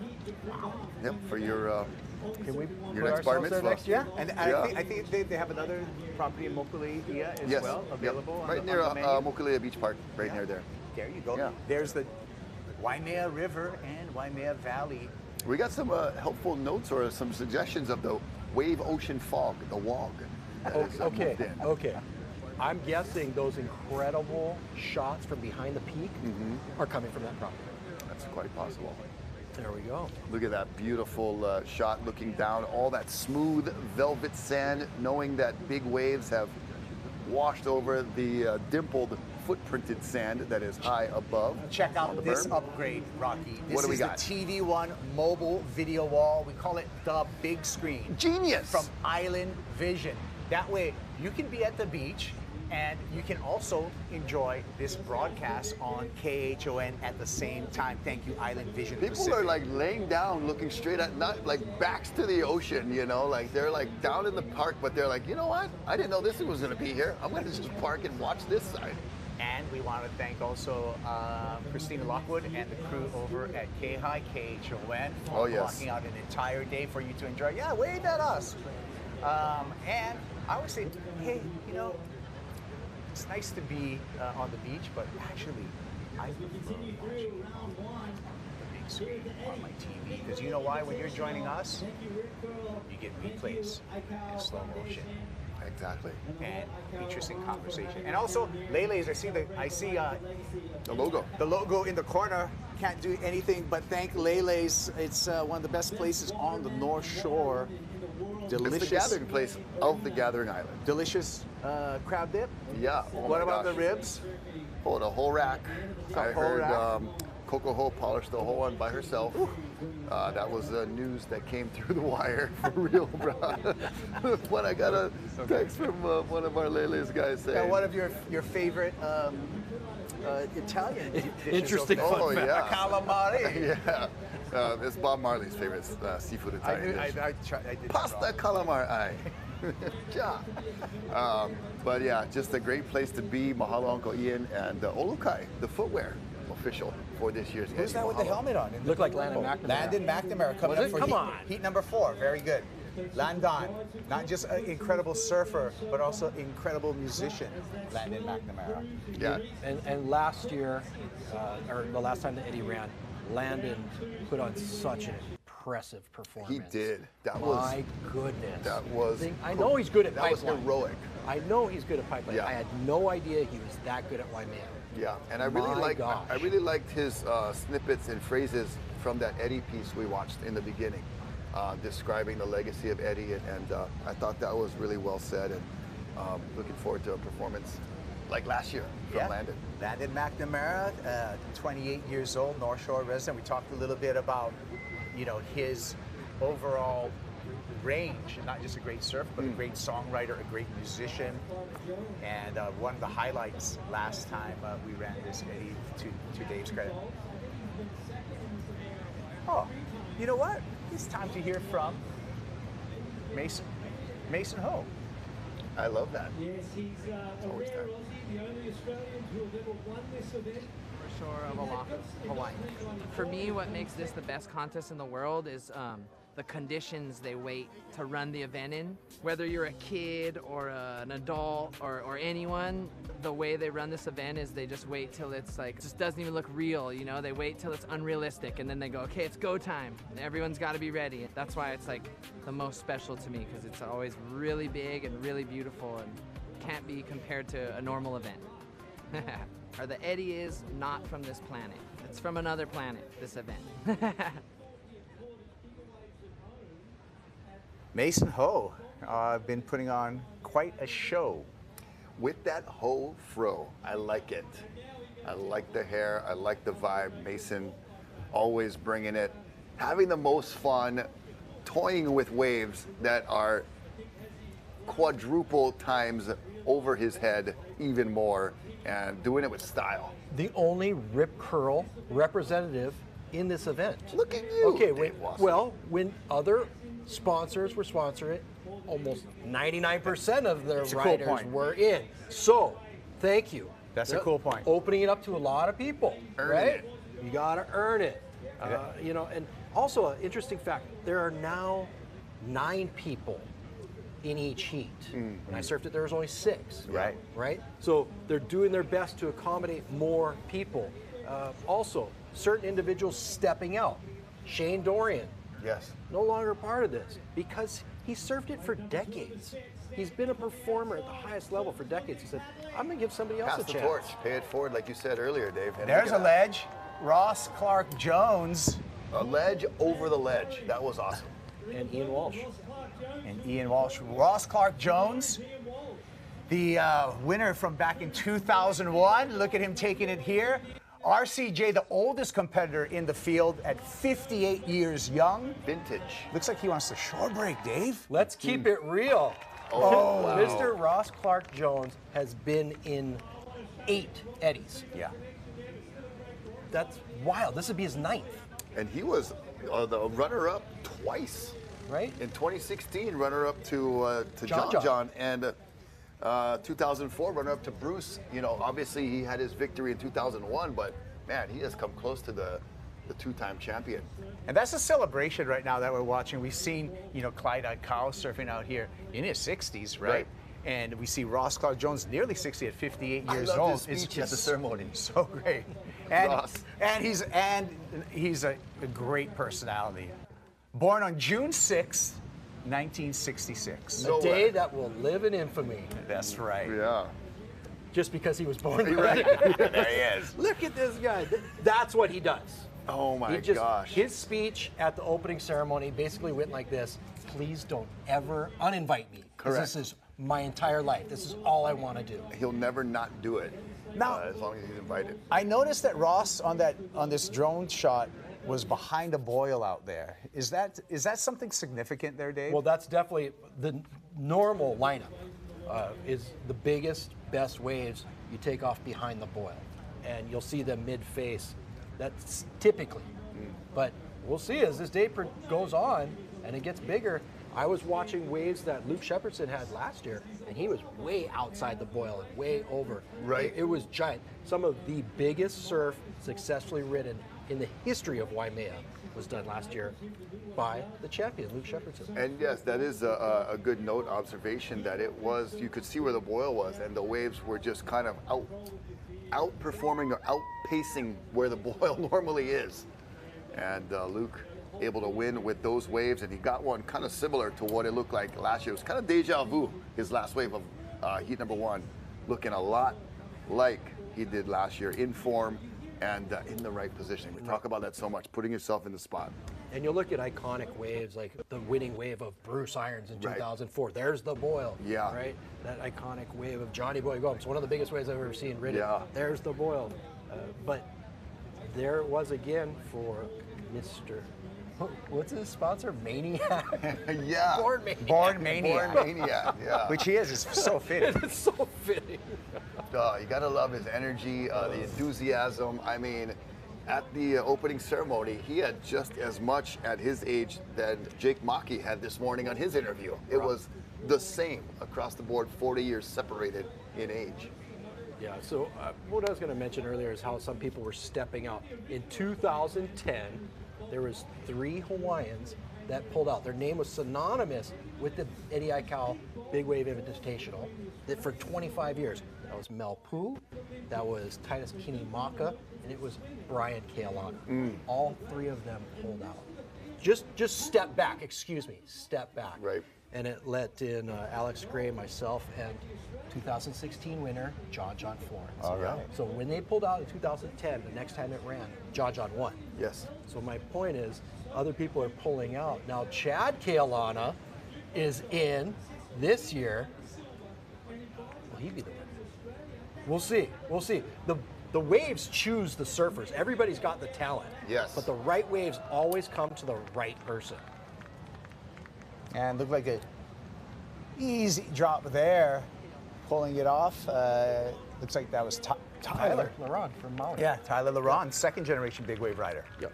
Yeah, another one of those names that not everybody may have heard of before, but now you have, and really deservedly so, invited to this year's Eddie. Well, he proved himself by going to his home break, Peahi over on Maui, and really living up to his father's expectations. And last time that Eddie ran, 1 of 5 10-point rides. The entire day, incredible stuff went on. History was made. He got a 10-point ride. Wow. Stick that in your pipe and smoke. Yeah, that is very impressive. I wish I could put that on my resume. Yeah, and in your pipe too. Very calm, casual paddle back out. Tyler Laron, great spear fisherman, diver. Yeah. but very calm. Very Calm. cool, collected. 30 years old from haiku. Tyler Leron writing those Sean Ordna's SOS shapes. those SOS shapes. Fiance too. To come on, Paige Alms. To Paige Alms, who's also Paige's shaper. But you know what? We got more. We got special guests right now. We're gonna go down to the beach right now. Chris Latronic's got someone special in the spectators on the beach. Yeah, as long as no waves are in. You know, one of the highlights of my life was I got Yes, hey, good morning, you guys. Enjoying the action from thousands of people here, including special people like this guy right here, Shane Victorino, World Series champion, Maui boy. Shane, it was great to meet you and great to see you here. And you told me this is your first ever Eddie you've ever been to, right? Yes, I mean, it's something, you know, I tell people, you know, being and growing up in Maui, you know, I got to see a lot of these guys at the harbor, you know, a few days ago coming in from PIE, and they said to me, if there's one surf competition, you got to go watch. If the Eddie goes, you got to go on Sunday. So here I am. I flew over to watch, and it's, you know, it's everything that everybody said, man. It's been amazing. You know, as an athlete, you know, a lot of these surfers have come up to me and said, how did I do what I do? And watching, you know, I'm scared of a baseball. And I said to myself, man, how do you guys do what you do, watching and riding these waves? So, you know, it's even more powerful to be here and, you know, take it all in. Yes, yeah. What is scarier, facing a 99-mile-an-hour fastball or facing a wave here at Waimea? I can tell you a wave at Waimea, at least in my books. You know, I know a lot of surfers will say differently, but in my books, it's definitely a wave at Waimea, just watching, taking it all in. I mean, as I said, you know, to be among surfing royalty here, it means a lot. Yes, how does it feel to see these waves up close in person? Oh, man, it's something special. You know, I always tell people, anytime you get to witness Mother Nature at its finest, you know, it's something special. So being here today at Waimea, watching this surf competition, you know, Eddie would go, it's been amazing. On par with seeing him in the World Series. But yes, any words to the people that are watching right now? Have fun, enjoy. Take a back seat just like I am. Enjoy the experience. I mean, it's been fun to watch these guys. Yes, Shane Victorino, World Series champion, Maui boy, Hawaii ambassador. Great to see you, brother. Thank you, bro. Chris Latronic and Shane Victorino watching the Eddie, sending things back to you guys. All right, yeah. Happy to have Shane Victorino here, flying over from Maui, likely flying over on Hawaiian Airlines. Thank you, Hawaiian Airlines, the most on-time airline. Redefining Hawaiian time. Yeah, I like to say. The opposite. You're on time. Also like to thank sometimes early, boo. The plane is full. We go. Hey, Hawaiian Airlines starting that Huaka'i program. Yeah. One free bag or a free board. Come on. Yeah. That's huge. And also thank you to the Eddie Aikau Foundation. Find out more at eddieaikaufoundation.org on all the great stuff that the Eddie Aikau Foundation does. Robert. Hey, that's so cool, bro. Seeing a fellow sportsman, a Hawaiian sportsman in a league of a total different category, baseball, and making it to the top level, World Series, and he's just taking this in like a kid in a candy store. Yeah, I'd way rather get beamed by a baseball than get caught inside a Waimea. I know. Man, what if you got both one time? Somebody threw a baseball at you while you're dropping in and getting pounded out. Just being horrible. You have a rough day. Mark Cunningham hit me in the head with an orange pipeline. That's a good story. We're going to wait for the next Yeah, level. the board broke. It sucked. I want to hear the whole thing. Here we go. We got some paddles, Dave. Ross Clark Jones. Look at this guy. Look at this guy. And I think it might have been Mason Ho out in Yeah, front. Mason Ho in the front, but RCJ. What is it? Born Maniac. I love Mason's little look back. Little fade, little look back. See, this is kind of, there's Tyler Leron and looks like Ian Walsh. Oh, Bianca Valenti. You know, interesting, I looked at her board yesterday. It's a 3-fin, but the 2 side fins are giant twins with a little nub center fin. You know, it's really cool. So the Horn Sound, these guys are heading to the beach. We're going to talk about in John's heat. He's got a really unique fin setup on his board as well. As we watch Tyler take this one all the way in. Oh, has he got those curved fins? No, his back fins on the quad are bigger than his front fins. Okay. Tyler, this ain't Koki, buddy. Shout out to all the Hana friends. Oh boy. All right, Dave, I think it's time for our heat recap from heat number 3. There was a lot of action in this heat. Starting with this. Tons of action, lots and lots of waves heating up. Ross Clark-Jones getting loony. Making it out successfully. You know, kind of odd. He's usually the deepest guy in the lineup, but he definitely knows where to sit. Speaking of where to sit, Mason Ho. Yeah, doing it with that style, signature, just always dependable for putting a smile on your face. And Things then went wrong here. for two of Horribly our wrong. surfers, Mark Healy and Ian Walsh. Mark Healy getting the assistance from Hawaiian Water Patrol. And that's Annie Reichert from Maui, I believe. She would be more than likely riding in SOS shape as well. Yeah, the youngster, just 23 years old, Annie Reichert, waving that heat. And then Francisco Porchella pokes the nose, Dave. That was one of those waves where the bottom just kept sucking out deeper and deeper into the abyss. And Ian Walsh getting back on the horse. Ponying up. Absolutely. Yeah, after that wipeout with Mark Healy, I mean, both surfers looked like they were not going to be able to recover. Mark Healy had to get the ride back to the beach, but Healy, Ian, gets back on it and the joining ledge. right Born there. Maniac. RCJ. Ross Clark-Jones. Okay. You know what? I'm not going to call him the oldest guy in the event. I'm going to call him the most experienced. Okay, I like that. Late model. Late model. I got too much respect for him. I got to share a few waves with him myself in the Eddie. And, just the look in his eye when one of those waves comes in. Yeah. Just getting some info. Our stat man, want to say mahalo to Bo Hodge. And Ross Clark-Jones has been in the top 10 of every Eddie he's been in. Bo Hodge just wrote to you? Correct. Love that man. Yeah. Right on, Bo Hodge. You're the man. He's called so many surf events. Yeah. And cool as ice. All right, well, heat recap right here with Mason Ho. We're going to take a break. After this heat, we'll come back with Heat 4 in the water.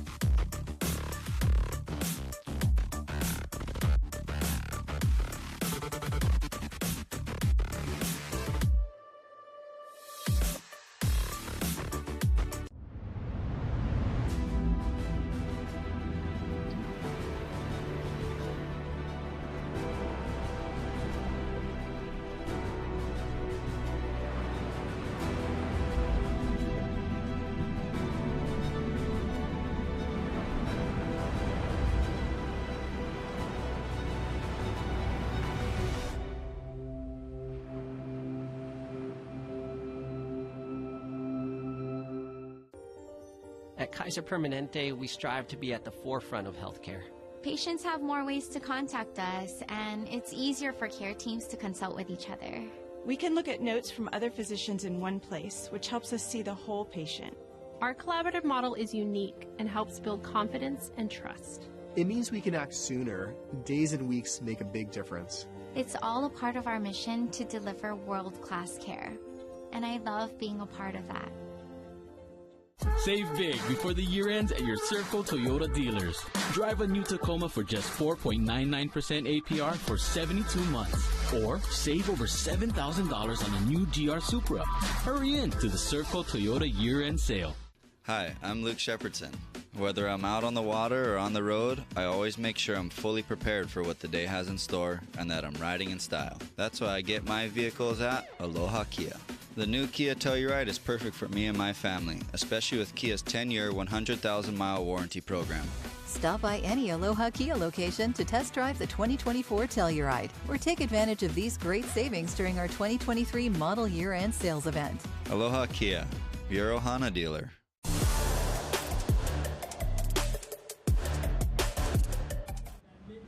All right, we're back at the Rip Curl Eddie Aikau Big Wave Invitational Waimea Bay on the north shore of Oahu as we zoom in, and heat number 4 is underway. It's Kai Kagura along with Dave Wassel and Rocky Cannon calling the action in this double extra large swell that's been building throughout the entire day.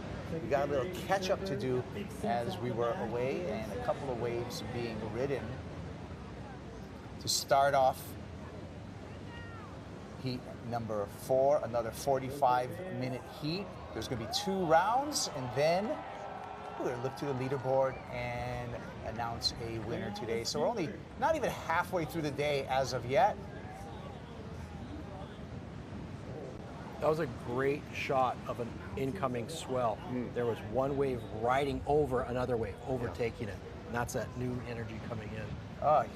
Here are the replays to get you caught up that I was talking about a while ago.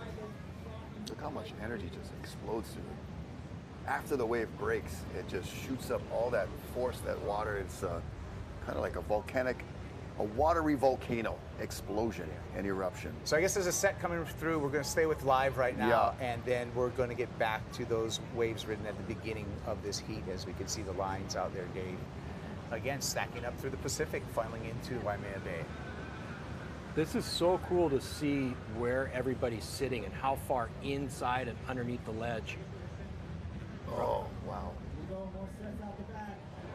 That was really nicely done. That was nicely done by a second generation Eddie Aikau surfer.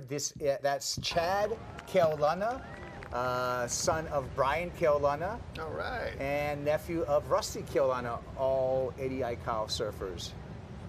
Thank you for saying that. I didn't have to. I just want to sit here and appreciate what I just watched. Chad Cheese looking really smooth on there. You know, I don't think of Chad as necessarily as we see Felicity Palmentier getting a jet ski ride out. You know, he's just a Makaha Point kid, right? And that's his backyard. Obviously, are you sure about that? Yeah. But it's nice to see Chad at Waimea. It's nice to see the lineage for the Keaulanas still represented in this Eddie Aikau Big Wave Invitational, Dave. Yes, 100%. Not just a Makaha Point kid now. He's a Eddie invitee. So awesome to see the Keaulana torch being carried and passed on as we see Nathan Florence, our Pipe Master champion. Can he do it in 1 week? Eddie and Pipe Masters was on a tear during that Pipe Masters. Similar format that they've gone to now. And beautiful hold on right there. We talked about it. Yeah. We talked about it. The abracadabra. And then also Kai Lenny got one in the mix as well. That's Kai out in front. I'm sorry to talk over you, Rocky. I was just caught up in the moment. Yeah. I totally rode off Nathan on that wave, and that's going to be a huge score. Yeah, that'll be a keeper. And here's Chad Keaulana, Dave. Calling people off. Son of the West Side Pride coming from Waianae. Yeah. And I like the no claim too. Yeah. New father, Chad Keaulana, so congratulations to him. Also, shout out, speaking of the West Side, to Duke Kai Kuahivi. Yeah, I got the text too in Vegas, bro. I think we just won Dude a bet right now. Thank you for watching, Dude. Yeah, bro. Dude's texting you. You got all the. From Vegas, bro. The 9th island. Yeah. Probably flew Hawaiian over there. Only get less taxes over there, though. Okay, I got and less water. Never mind. I got Kelly texting me. Oh, okay. Sorry, Dave. Oh no. He's telling me that I claimed that Mackie was the youngest kid. Okay. He said Aaron Napoleon and Brock. Oh. So we'll do a little fact checking. Wait. We'll do a little fact checking. I think they were in it, invited. but I'm not sure they didn't surf yet. But I can't say that. Right. I can't say that. You know, that's never go against the go. No, exactly. Talk about fact checkers. Yeah. Kelly he backed up his scores by doing the math and won it. Yeah. Right? Oh yeah. Over Tony Ray. Yeah. And not only will he bust an air right in front of you, but then he'll fact check you on it right after. So Kelly is supposedly in this heat. That's another question to ask him. As we're getting more information, we're going to go down to the beach with Chris Latronic and Tyler Laron. Yeah. John Florence was the Hey, how's it, guys? Yes, it's been an exciting contest so far. And here we are with Maui's own Tyler Laron, who just got done with his heat. Hey, good to see you, brother, in the yellow. Tell me a little bit about your heat that just happened. Yeah, so it was a little slow at first, but we got some nice waves that came through, and it's so good to be back out there. Like the last time I was out there was the last Eddie, so yeah, it's amazing to be back out there just sending it with all their friends, and you know, it's good to have Mason in our heat. He's always entertaining out there. Yes, and you're from Maui. You just surfed a bunch of swells in Maui. How has that helped you in anticipation of this event? Yeah, so Jaws was firing the last 4 days. I got to surf it Wednesday and Thursday, and it was really good. Some huge drops getting me ready for out here, you know. I kind of rested on the last two for this, so I'm all charged up and ready for the next heat. Yes, tell me about some of the waves that you got. Come over here a little bit. Sorry. Yep. Yeah, I got one. My first wave, I thought everyone was too deep, so I went, but ended up surfing it with the legend Ross. You know, I was in front of him, kicked out. That was a sick one, and then paddled back out, and I got another one, a really good one. Ross was in front of me on that one. He fell, and then I made it. Then the whitewater covered me, and I was under the whitewater for a while, holding on, and I was about to come out, but then somehow tripped, and I was pretty bummed, but that was a sick ride anyways. I paddled back out, and I got a couple more, so made a couple, so stoked. Yeah. And I'm so stoked with you because I remember seeing you on some of the first swells you ever surfed at Jaws, and now you're here. Tell me about kind of your whole big wave surfing career as of now. Yeah, it's crazy.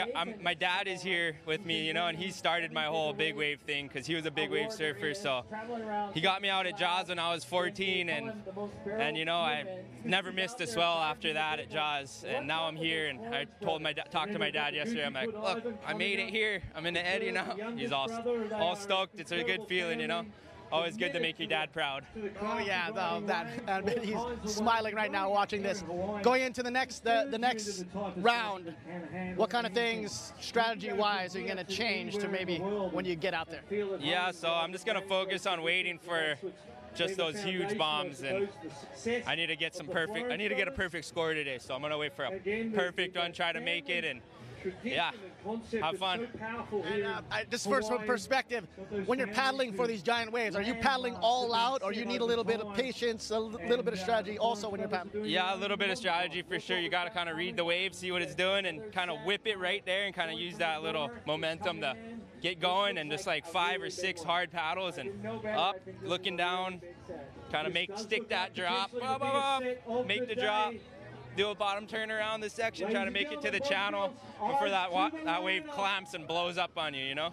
But it's always sick when that wave blows up on you and you get covered up. Everyone thinks you fall, and then you make it out. That's the one. Tyler, you're making me think you're like the Mason of Maui, the way you're talking like that. All right, when it comes to equipment, what are you riding right now? Yeah, so I'm on a 10.0 SOS right now. Oh, sorry. I'm on a 10.0 SOS right now, and I rode it in the last Eddie, and it felt really good, so I busted it back out, so it's feeling good again, so I'm super stoked. Okay, any last words to the public out there in the Maui peeps? Yeah, Maui boys, love you guys, all the boys, France too, all of my Frenchies in France, love you guys, and yep. Tyler Laron, you'll see him in round 2. Hey, back to you, more surf. Woo! Yeah, more surf. Oh my goodness. Dave, what did we just witness? Ooh, man. Nick Lamb from Santa Cruz that is what I'm thinking. Oh, wow. Look at this one. Nate Florence? That is Nate again, I believe. Making it. I'm not going to look at heat sheets. I'm just going to look at guys surfing. Yeah. Okay. Well, individual surfing. Because if we look, good for you. Because if we look at heat sheets, we would think that Kelly Slater's in this heat, but actually he's been replaced by Ayala Stewart. All right. Come on. Just getting the news. Yes. Sometimes the coconut wireless, it moves real slow, Rocky, but sooner or later we're going to get the news. You know what? When I was a little down when Healy got taken out, but I feel like I've been brought right back up because Ayala Stewart is in. Always leading, never follow. Ayala. That man is, he's an epic individual. Yeah. He really is. I had a fun talk story with Ayala, Ezekiel Lau, and Luke Shepardson at Turtle Bay, presented by Olukai a few weeks ago, and just beaming with enthusiasm. It's got that, you know, that young kid vibe approach, but he's just so so enthusiastic, and such a nice kid, nice guy. Now he's a grown man. We've watched him, you know, from the rat days of Waikiki, right there you and go. then making the move out to the North Shore and becoming one of the best. Becoming one of Liam McNamara's favorite kids. Yeah. Uncle Liam took him under his wing. Kind action. So cool. Ayala's in for Kelly. He was texting you, Dave. So I was thinking, is the only guy individual in the world that could drop in at Waimea and text at the same time? Look, it's Kelly Slater. Anything is possible. We've already learned that. Yeah. He could have very easily been out there and texting us at the same time. I have no doubt.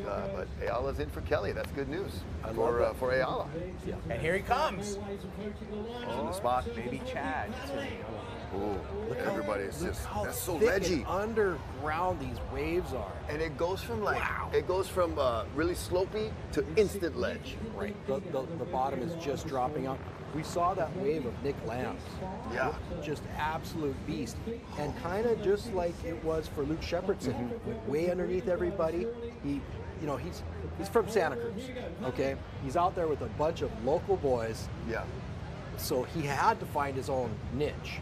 And that was smart. Yeah, and played a good game. A little bit about that too. Of you've got Tile. You got Billy Kemper, look like Tile Shipman. You got Billy. Oh my! Carnage on the shore. They know what to do, and that is just all of the price of admission, the price of paying. Then it's gonna get hit again, and they'll stabilize it, grab the sled, let gravity do its thing, and hold on for dear life, and hopefully everybody's okay. That is just treacherous conditions, all hands on deck. Photographers like, can I get in there? Excuse me. So drill on the shore, and it looks like Archie Colette. We're loaded and ready to go again. Uncle Archie, he's a legend. Yep, and Archie Kalemba, his niece, got in here, Tiare Lawrence, as an alternate, and we saw Tiare catch a couple of giant waves. So the Maui people, Maui Power, are here, and I got a news. Just hearing from Tyler, that's seeing Ian Walsh out there, Billy Kemper. Hey, Hawaii is evidently very good too right now. So shout outs to the Garden Isle and Steve Rex at Rex Surfboards tuning in. Oh, there's so many good waves being ridden right now across the state of Hawaii. When you have a swell this big, conditions like this, it's going off in multiple locations. The trick is when you find size waves. Right? Yeah. Today. The conditions like this. Rabbit Island boom. Dave just looked at you. Dave's an east side guy. He said, why did you say that? Sorry, I meant Bunny Beach. Kai Lenny is up and riding. It's not like you can get there easily. Oh, there's GPS and any kind these days, man. Google Back Maps. to Kai Lenny's wave. Google Maps. Secret Wave Dave. Oh, gosh. Oh, well, that's what happens when you get 3 surfers in a newsroom. With a lot of toys and screens. Delivering the news to you. That was Kai Lenny on his second wave in this heat. Of course, Kai Lenny, proud father of twins, a pioneer in all forms of wave riding, and good to see him. Expecting a third child. Okay. All right. Yeah. Red Bull gives you wings. Yeah, 32 years old, and Kai's been dabbling in shaping himself. So he's been working with Keith Thibault from KT Surfboards, but he's been helping shape his own boards and stuff. Here we go for round 1, heat 4. And we'll just midway through there put Ayala Stewart in place of Kelly Slater. We did see Tile Shipman on a wave. Nathan Florence on a couple of nice ones. Nick Lamb with that just epic bomb. Would love to see that one again. In the heat recap, Nathan's wave and Nick Lamb's wave. I'd have to say that Nathan's probably a little more. exciting because I totally wrote him off. That whitewater disappearance, yeah. And then Chad Keolana, his wave that he got by himself, smooth. that was a steep, gnarly wave, but it made it look so smooth. Smooth operator. But we talked about at the beginning of the day today, Nathan Florence taking a win at Pipeline on Wednesday. Could be a big week for Nathan. We're taking a look at some replays here. This is Kai Lenny, Dave. Kai Lenny looked like he was kind of fading, waiting for a barrel there. Yeah, if there's any guy who has the ability to set that rail and get in there, it would be Kai Lenny. He thought about it right there, and the wave kind of didn't cooperate. I know he had seen some of those ones earlier that just held open and spit out, that he was hopefully, for his sake, trying to sneak into one behind the curtain, but didn't happen on that one. I feel like that's a small one for Kai Lenny. He wants more. Absolutely. Kai is one of those individuals that just exudes energy and excitement, and it looks like he's really calm right now. Yeah, like he's just trying to pace himself. And is that one of the keys to big wave surfing? Is to be able to control your emotions? Any sport, you want to peak at the right time, Okay. but especially big wave surfing, because you're just becoming overwhelmed with so much excitement, the ocean, and you can't control that. Check out Flick. This is Felicity Palmentier. So one for the Wahine right there for the surfer from Western Australia. Flick's an interesting story, you guys. I mean, a year ago, she was recovering from a badly broken foot that she did toe surfing over there in West Oz. The foot got stuck in the strap, and she had to get some hardware put in there. It took her like a year. Is that a crazy coincidence of like hurt your foot, toe surfing? How does that mind of yours work? I'm going to give that a laugh. Everyone can laugh at home with us too. Wow, okay. Took her a year to really get back and to be able to do what she loves to do. Here she goes again. Oh man, look at that. Just kind of grabbing the rail, touching the rail a little just for good measure, and handling that vert drop like a champ. But to her point, she was always really into her fitness, and so she was always focused on overcoming challenges. And so that might have been a little setback. Yeah. But she came back stronger than ever. Yeah, she did her today. Yeah, absolutely. And that is some raw coastline, Western Australia. You know, they got these big waves out there, Right. cow bombing. The cow bombing, eh? Yeah, Huh? Delberry bombing. So, you know, I've been there, and that place scares me. I'll tell you that. Big fish. Page Arms. So the Wahine going 2 for 2 right now with a couple of completed waves. Look at Paige, looking very casual, Dave. What a great interview. Yeah, the guys aren't giving us waves out there. You know, you gotta be real, right? But you gotta earn it. Hey, Aladala on the deep one and Chad Keolana on the corner on this one. Both guys splitting the boil right there, one in front, one behind. I like the consistency. I like a lot of waves in a set. Another just a beautiful HD shot from the drone right there, just getting right in the lineup with the competitors, with the athletes. Amazing what Sultan Air Studios and all of the crew that are the work that we're doing on the beach, in the water, in the air, in the studio, in the control room. Just a total amazing team effort. I want to thank all of you folks that are making this possible. And look at that energy up the coast, up towards Sharks Cove and the area there, just pumping with swell energy. You know, what's a really cool thing about the Eddie is you've got the world's best surfers in it. Yeah. Male and female. Some with all the sponsorship in the world, like Kai Lenny, and then somebody like Tayo Shipman, who's sponsored by the City and County of Honolulu. Absolutely. As a fireman. Yeah.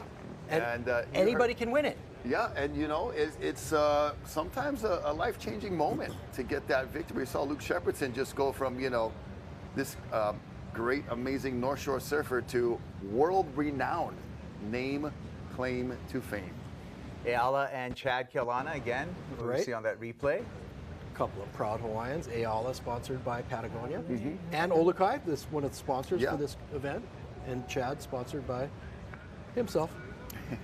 Good, hardworking individual. And he was on set a lot directing the stunt aquatic coordination for Rescue High Surf, and good to see him step up and fulfill that role.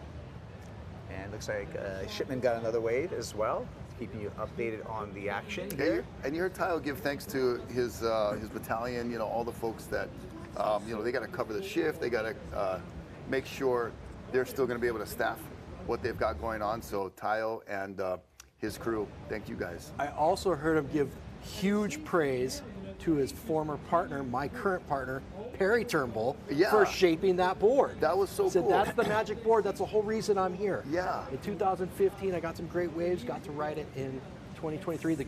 He went ballistic in 2023. He did. Here's Tayo again from a different angle. And it's amazing what that magic board can do for an individual. You know, we've all had them before as surfers. You go through a lot of boards, but you have those few that stand out where you're like, oh man, I never realized I could carve like this or get a wave like that. And that equipment under your feet is so much a huge part of how successful or how confident you are. Flashback to Heat 1, Luke Shepherdson. This is a brand new board I got from Joe Bark. Took off on a wave that shouldn't have been ridden, and the thing did all the work for me. Now I know I have all the faith in the world in that board. And that confidence goes There it a goes. huge, long way in this kind of surfing.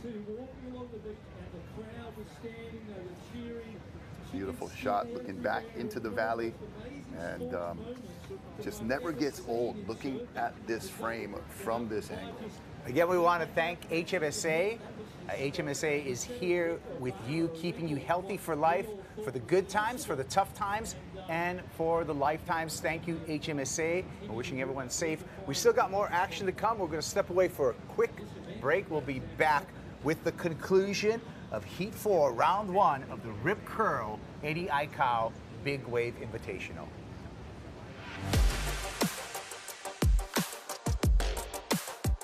What does it mean to live the search? Oh, well,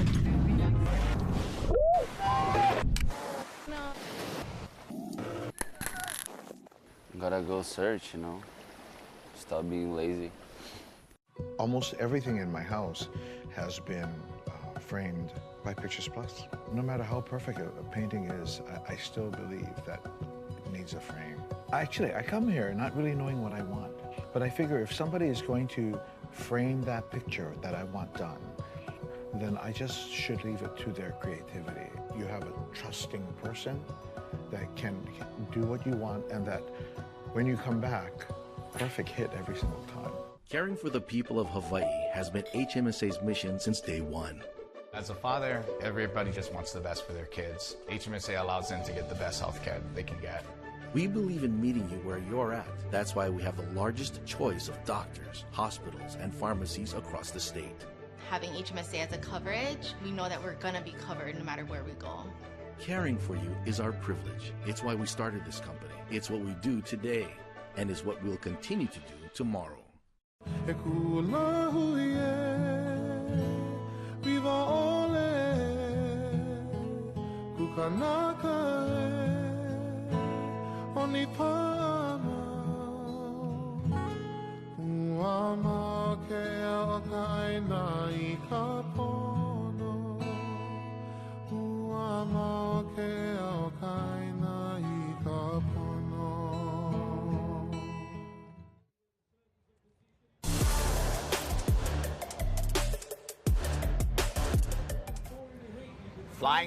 Flying high above Waimea Bay for the 11th running of the Rip Curl Eddie Aikau Big Wave Invitational. We're here on the North Shore. There's a monster swell. We got heat number 4 out in the water. 9 surfers in each of these heats. We're going to have 5 heats in the first round, 5 heats in the second round. We're going to compile the top 3 scores for each of the surfers on the leaderboard, and that's how we're going to decide this year's winner, this year's champion of the Eddie Aikau Big Wave Invitational, the most prestigious surf event in the entire world. I'm Kaipo Guerrero, along with Rocky Cannon and Dave Wassel, a couple of guys who've spent a ton of time in these waters on the North Shore to give you some insight. Beautiful arrangement of ocean, mountains, the shoreline, and then just all of the, like you said, the different colors in the water, the amount of energy that has arrived for this swell. And the conditions that are slightly changing, right? This morning we saw a light southeast breeze blowing straight out of the valley. Now we're going to a little more of a convection pattern, very, very light, but not straight offshore anymore. But you just see just a little bit of ripple on, on the water. The texture, yeah. But just, that'll pull tight when those sets draw out. Yeah. For sure. It'll be smooth as. And look at that beautiful line of waves coming in there. Do you think we have a set right now, guys? I mean, it appears that there's some energy approaching. Okay. Do we have time to check in with Chris on the beach? I'm asking you as an expert. Let's watch and let this play out for a few seconds. And meanwhile, take a look at the surfers and what they're doing too. And looks like we've got almost tile shipment. Thinking about that one. I'm not sure if it's the optical illusion, but it looks like there's some energy out there. I'm gonna find out. Chris on the beach, you ready for us? Because I think you have a special guest, Chris Latronic. Let's do it. Right on, Kaipo, Rocky, Wasso. Appreciate all you guys of that commentary. I'm here live with Edward Walson, who, if you're watching on Rogue.tv, he's actually one of the founders with Mike Prickett, but he's also a movie and Broadway producer, so it's good to have him here. Edward, tell me about your experience here so far. Oh, just amazing, Chris, and we're honored and pleased to have you here with us on Rogue TV because you're so personable and professional on Channel 2 in Honolulu, but I just want to thank Mike Prickett and shout out to him and a happy birthday to him. And he had a monumental birthday yesterday. Happy birthday, Mike. And, you know, Mike and I, like I said, as a movie producer, I've been working on some pre-production with Mike about a movie about big wave surfing. And Mike called me earlier part of this year and said, hey, Edward, I have this idea. What do you think? I said, count me in, Mike. I support you 100%. I'm happy and blessed to be part of such a great venture and to give honor and tribute to the surfers because it's the sport, even though I'm not a surfer, it's the sport that I admire the most. And it's just really, and people like Mark Fu that gave their lives for this sport. It's just really wonderful to be here and give tribute to another Eddie Aikau. And of course, that was my childhood nickname. And we give the best shout out to his family and to keep his name alive in this legacy and saving lives and having fun. Yes, that's so beautiful. Eddie Aikau for Eddie Walson. But also, tell me more about Rogue.tv and how a lot of people are watching it right now. And tell me just kind of how it got launched and how it's getting so popular right now. Yeah, you know, we just launched it a few weeks ago during the opening ceremonies of Eddie Aikau. Never thought it'd be back so soon, but it's wonderful to be here, and it's worldwide. Anybody could download it on Apple apps and other app streaming services. And the goal for it is to showcase some of the best surfers and the best waves in the world. We'll be doing a live event coming up in Nazaré soon, probably, depending on what happens with the waves, probably in early January. I know great surfers like my friend Jamie Mitchell, Kai Lenny will probably be there for the events in Nazaré. And we'll be everywhere in the world where there are great waves. So wonderful. Okay, so go, right now, big surf, so let's send things back to you right now. Yeah, Landon McNamara on a monster, Rocky. Yes. Just falling out of the sky on that one. And he was in the perfect position. We saw the shot earlier as Landon's working towards the shore break here, maybe looking for the connection. But looks like it's going to end right there for Landon. But what a great wave and a good score. And appropriately raising some fists right there. And mahalo, Edward Wilson, founding Rogue TV, and Mike Prickett, so mahalo. And Chris catching up with Uncle Ed down there on the beach and watching live in person. And when we saw those waves approaching the surfers, you get an indicator kind of looking across to that left, you know, towards kind of point, Dave. And I mean, these waves were almost blocking out the horizon. As that wave approached, I got on the edge of my seat. I got nervous. Yeah. And what I saw in the lineup that was right there. Landon McNamara make it perfectly clear that he wanted that wave. I mean, he just turned around, kicked, and just scratched. It was like an alligator on a log. Just he dug so deep to get into that wave. That's the performance that I saw in 2023. Yep. And he's backing it up. Yep. And it looks like the waves are still firing through right here. Consistency picking up size has been there, growing out throughout the day. Look at the shot and the lines coming into the bay. Pure energy. All that energy. And then if you want to, kneel down and say some prayers, you can do so right there. At the church. The iconic church Oh tower. my! Oh, that wave just jacked up, and nobody wanted a piece of that one. Look at it just peel across, unridden. Are these going to be connectors all the way through? Well, it's safe to say the energy has arrived, and knocking on the beach, now knocking on the door right on time, as with every forecast that indicated. So Tile Shipman, one of Honolulu's finest, HFD. Talked about the magic board, Rocky. Yeah. Looked like that board had the perfect rocker for the entry right there, as we saw this from above on the drone angle. It had no problem paddling into it. Looked very comfortable. A lot of times we use the adjective to describe it as easy, but it's far from. But he just carved the cutback right there on the rail. Talk about magic Waimea board. What do you think makes a good Waimea board, Dave? The surfer. No. A great bottom. Okay, it's all about how well it paddles. All underneath. It really comes down to that. People say, "Oh, I'm going to add a couple inches in length or thickness to the board to make it paddle better." No, it's all hydrodynamics. It's how the water flows underneath the board. You get somebody who knows that, and you've got the best shaper. Treat them to dinner. Yeah. Keep that person close at hand. Are you saying volume is overrated? Volume doesn't guarantee you better paddling. Oh my gosh. Goodness. Well, that is down near the shore break. That is some precarious operating right there by Hawaiian Water Patrol. That's Nolan Kealana, of course. And there's going to be some cavitation in the impeller right there. They're trying to get away from that whitewater, and it wasn't working for a bit. And he's going over the double up. Oh my. That's expert survival right there.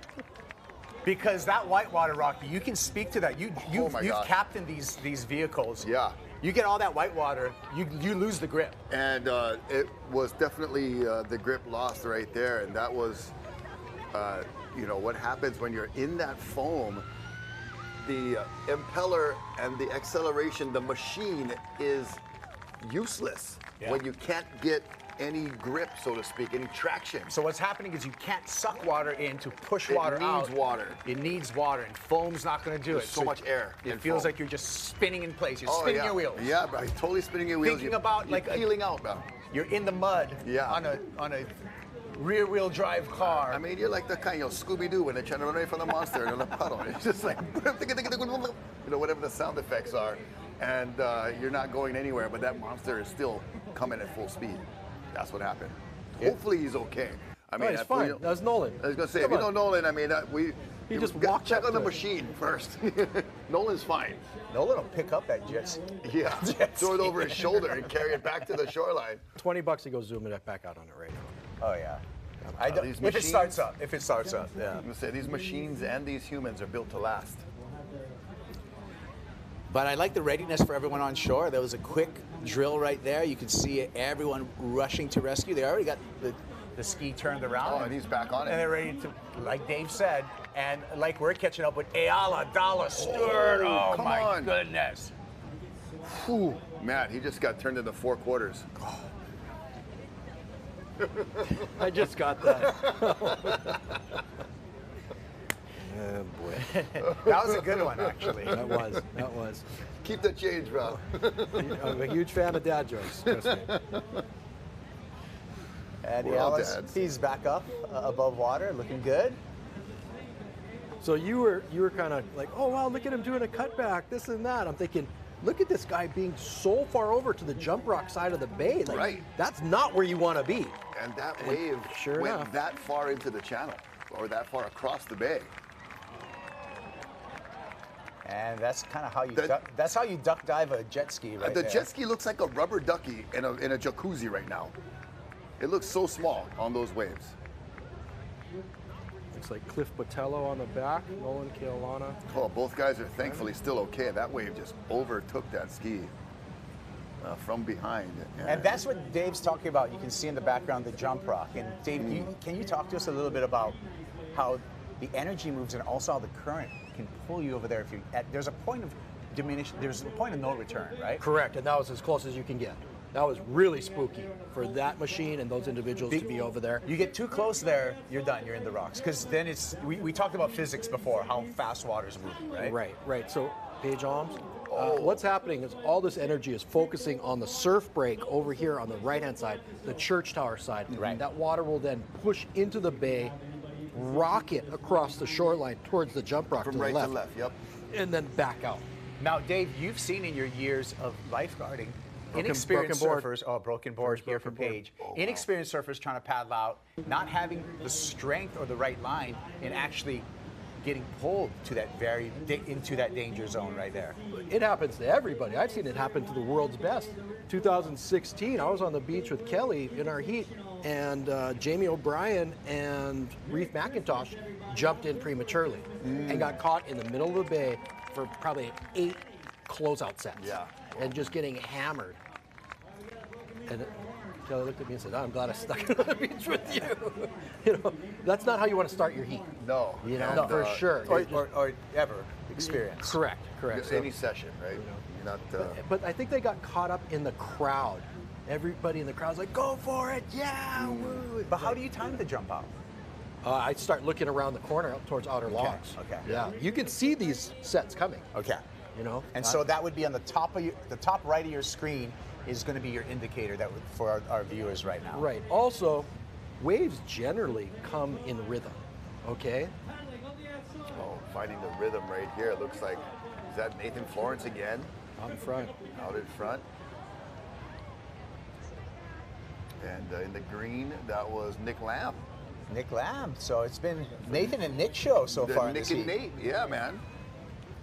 Well, sounds like Nick at Night. Just like Shakespeare wrote in iambic pentameter, Yeah. so the waves come in the same rhythm. Wow. I'll take your word But you for can time it. Seriously, you can time it.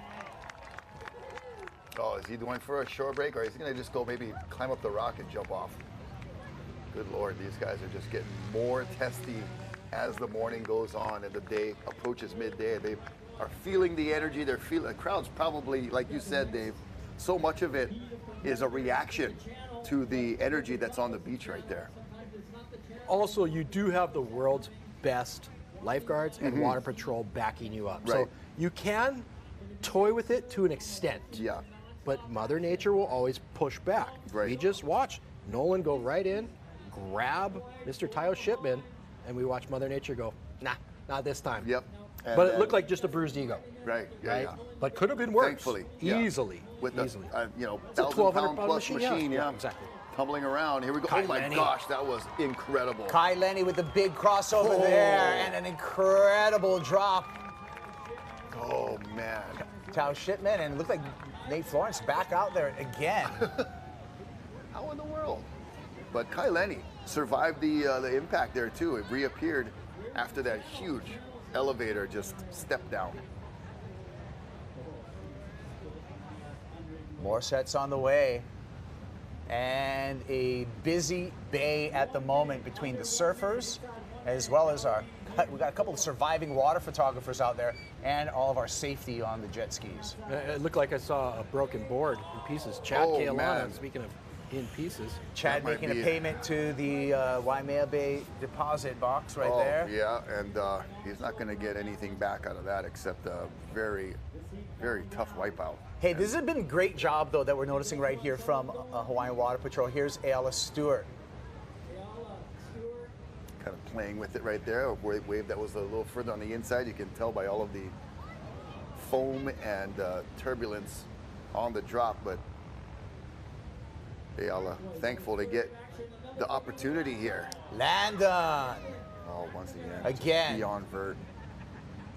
Looking super confident, Dave. For sure, that is shot from the Owens property. The Owens Retreat property up above the bluff right there, looking into the wave from that reverse angle. That just is the most beautiful shot. You know what? Great to see in this heat, a lot of big waves ridden. Yeah. Like it wasn't just like one or two. There was a lot of big waves ridden. And we're not even halfway through the day. Yeah, we are not. We are still one more heat to finish off round one. Landon's going to take this one all the way to the beach. But it's been a great performance by the young McNamara. And a great performance by this guy too, Nathan Florence. Yeah, nasty Nate dog coming off a incredible Vans Pipe Master victory. Had his brother in the final with him and took out the victory. Ivan, yeah. And choosing to surf with the GoPro on the nose. Yeah. Hey, gotta feed the YouTube. Multitaskable. And that's what, I mean, if you haven't checked out the Slab Tour or any of Nathan Florence's on YouTube, you gotta check it out. It's extremely entertaining. Here's Landon McNamara coming in after a strong heat and a strong round one. Well done, Landon, on that Paisel Padlack. The Padillac, you know, why didn't I think of that? That is just like such a cool name. I like that. There's Uncle Terry Ahui in the foreground right there. So the surfers coming to the beach makes me signify that this must be the end of Heat 4 on round one. We got one more heat to go, Heat 5 coming up, and there's our view of Kamehameha Have they Highway. closed Kamehameha Highway? Because, I mean, it's Why just no more car? giving way to pedestrian traffic. That's it. And maybe a bus can go through. That's about it. But, man, it is, everything shuts down. It is Hanaho on a Sunday for the Eddie Aikau. And we will go into heat number 5. You know what, though? Speaking of the bus, one of the best, you know, shout out to Mayor Frank Fossey. Fossey's limo. Fossey's limo. Let's just do the heat recap. We're going to get back with the bus routes after this. Nathan Florence starting out the heat recap, Dave. Single-handedly, I'm going to say this is better than Luke's wave. Luke's wave for sure. That's the best wave of the morning so far. It was just so late, so deep. The fact that he was able to punch through that, really impressive. You know, that's me, couch surfing. Yeah, desk chair surfing, and that's Chad Keolana and Kaileni actually surfing. There's Chad again. That reverse angle coming from that Owens Retreat view, and Chad, man, has put himself on the map as a Waimea Charger for this year's Eddie. Good job. Nick Lamb. That one was also a very well done, probably the top few waves of the morning. If he would have stuck that and came out of the whitewater, there you go. Perfect score. The best wave. Yeah. Nate getting a little air behind his board here. Looking super confident, super composed. Nathan Florence.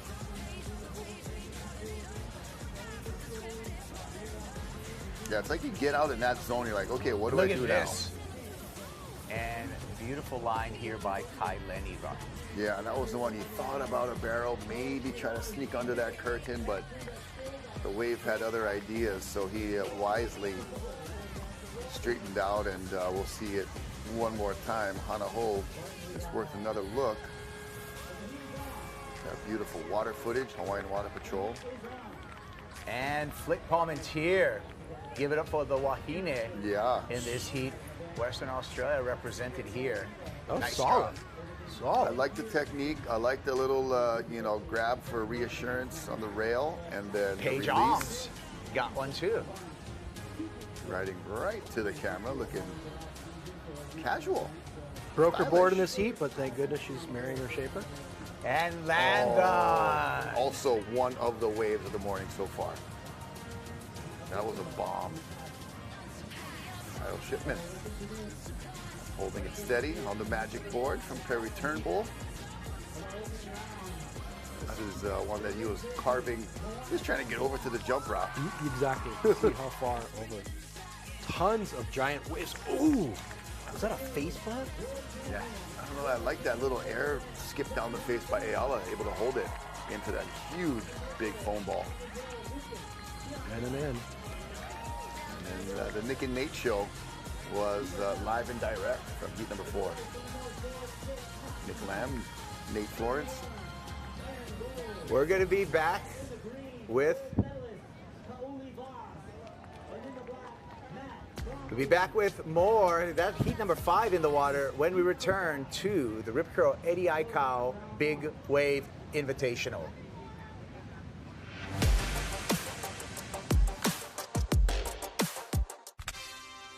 We've been heading out to sea since 1983, bearing witness to 40 years of some of the water's best moments, and being there to help our mates when seas get rough. Always looking to go further and stay a little longer in places we call home, like the Gulf of Oman, Ningaloo Reef, Mag Bay, and the Little Creek out back. We're proud of where the bow's pointed now, so climb aboard. Let's see what's out there. Welcome to Waimea Valley on Oahu's North Shore, across from Waimea Bay. Enjoy the scenery. Walk along paths that weave through 5,000 tropical plants and 36 collections. Waimea Valley offers a rare window into Hawaii's rich historic past. Give yourself a Hawaiian experience that lasts a lifetime. Feel the difference at Waimea Valley.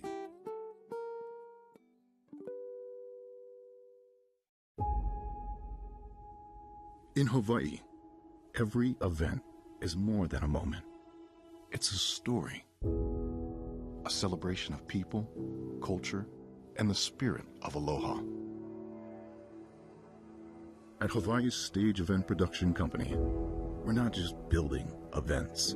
We're investing in people, empowering a workforce driven by passion and creativity. We're preserving culture, weaving it into the fabric of modern innovation. We're elevating art, bringing visions to life on a scale never seen before. This isn't just event production, it's a movement. Led by a Native Hawaiian organization, we're revolutionizing the industry. Because Hawaii deserves nothing less.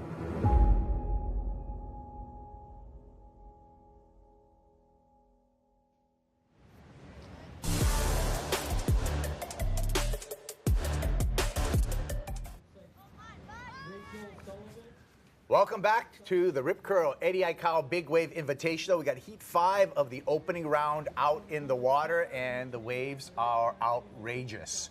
Double XL swell hitting the shores of the North Shore of Oahu as we pan down the 7 Mile Miracle, taking a look at the heat in the water. 9 surfers make up Heat number 5.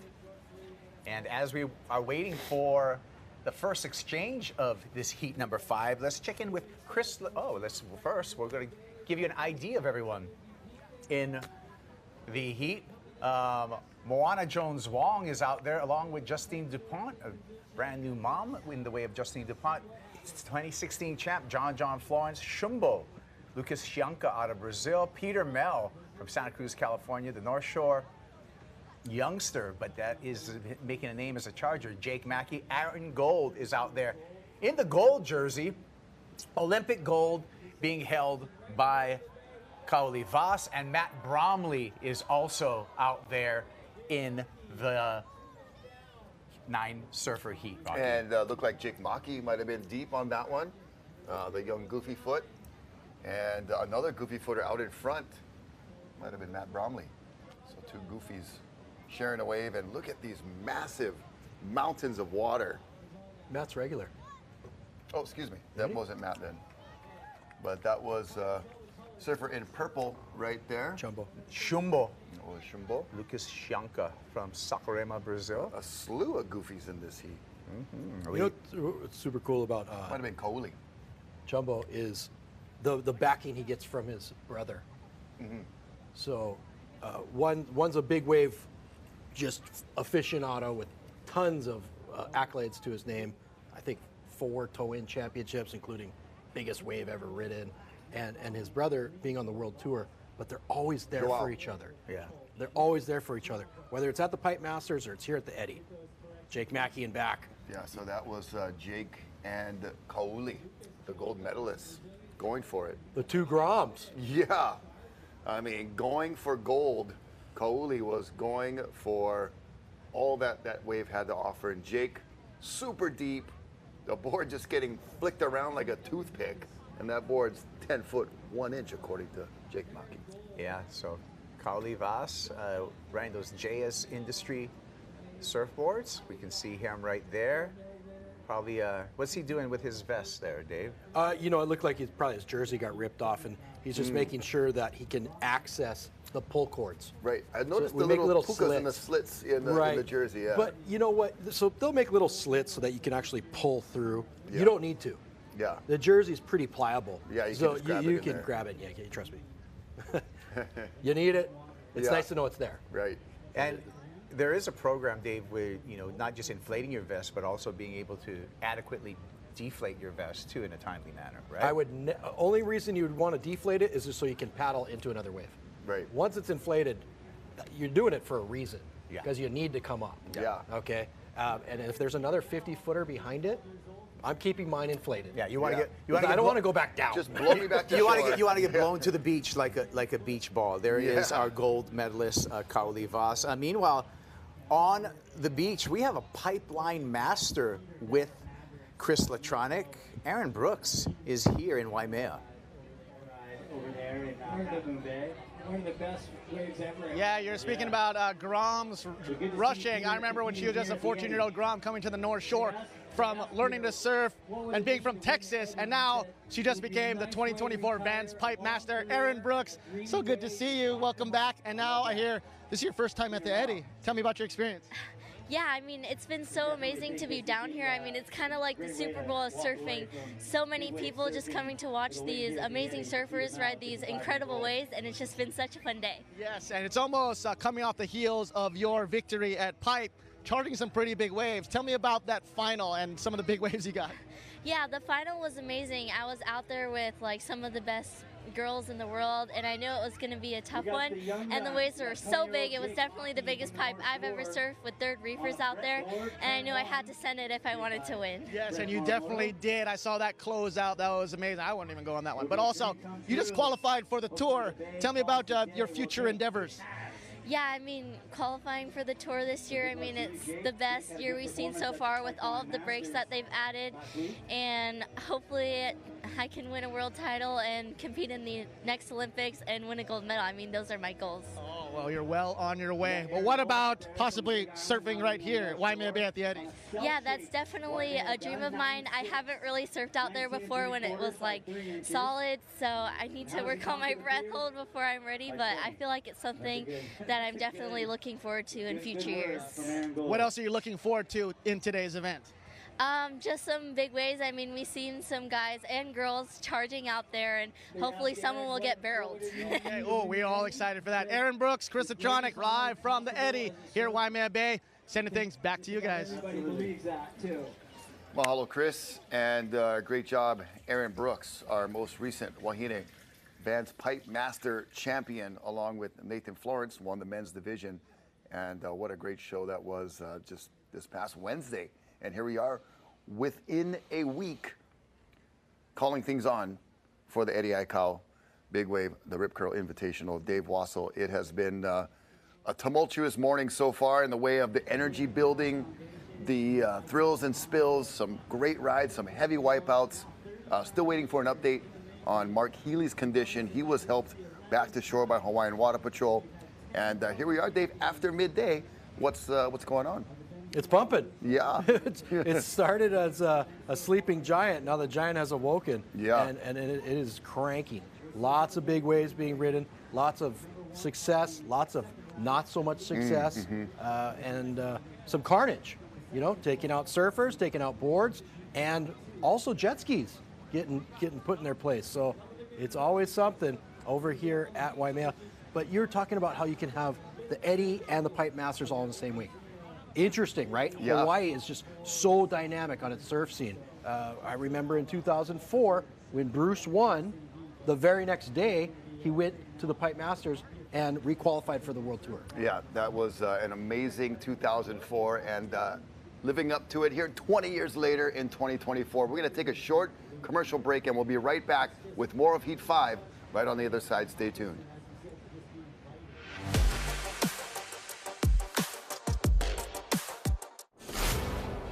We are here for the moment when the ocean calls. At the edge where land fades and the sea takes over, we find our place. We take you to the world's edge, where legendary shores meet untamed waters, where raw power and unbound forces push every boundary. This isn't a broadcast. It's the next frontier. Welcome to Rogue TV. When the ocean calls, we answer.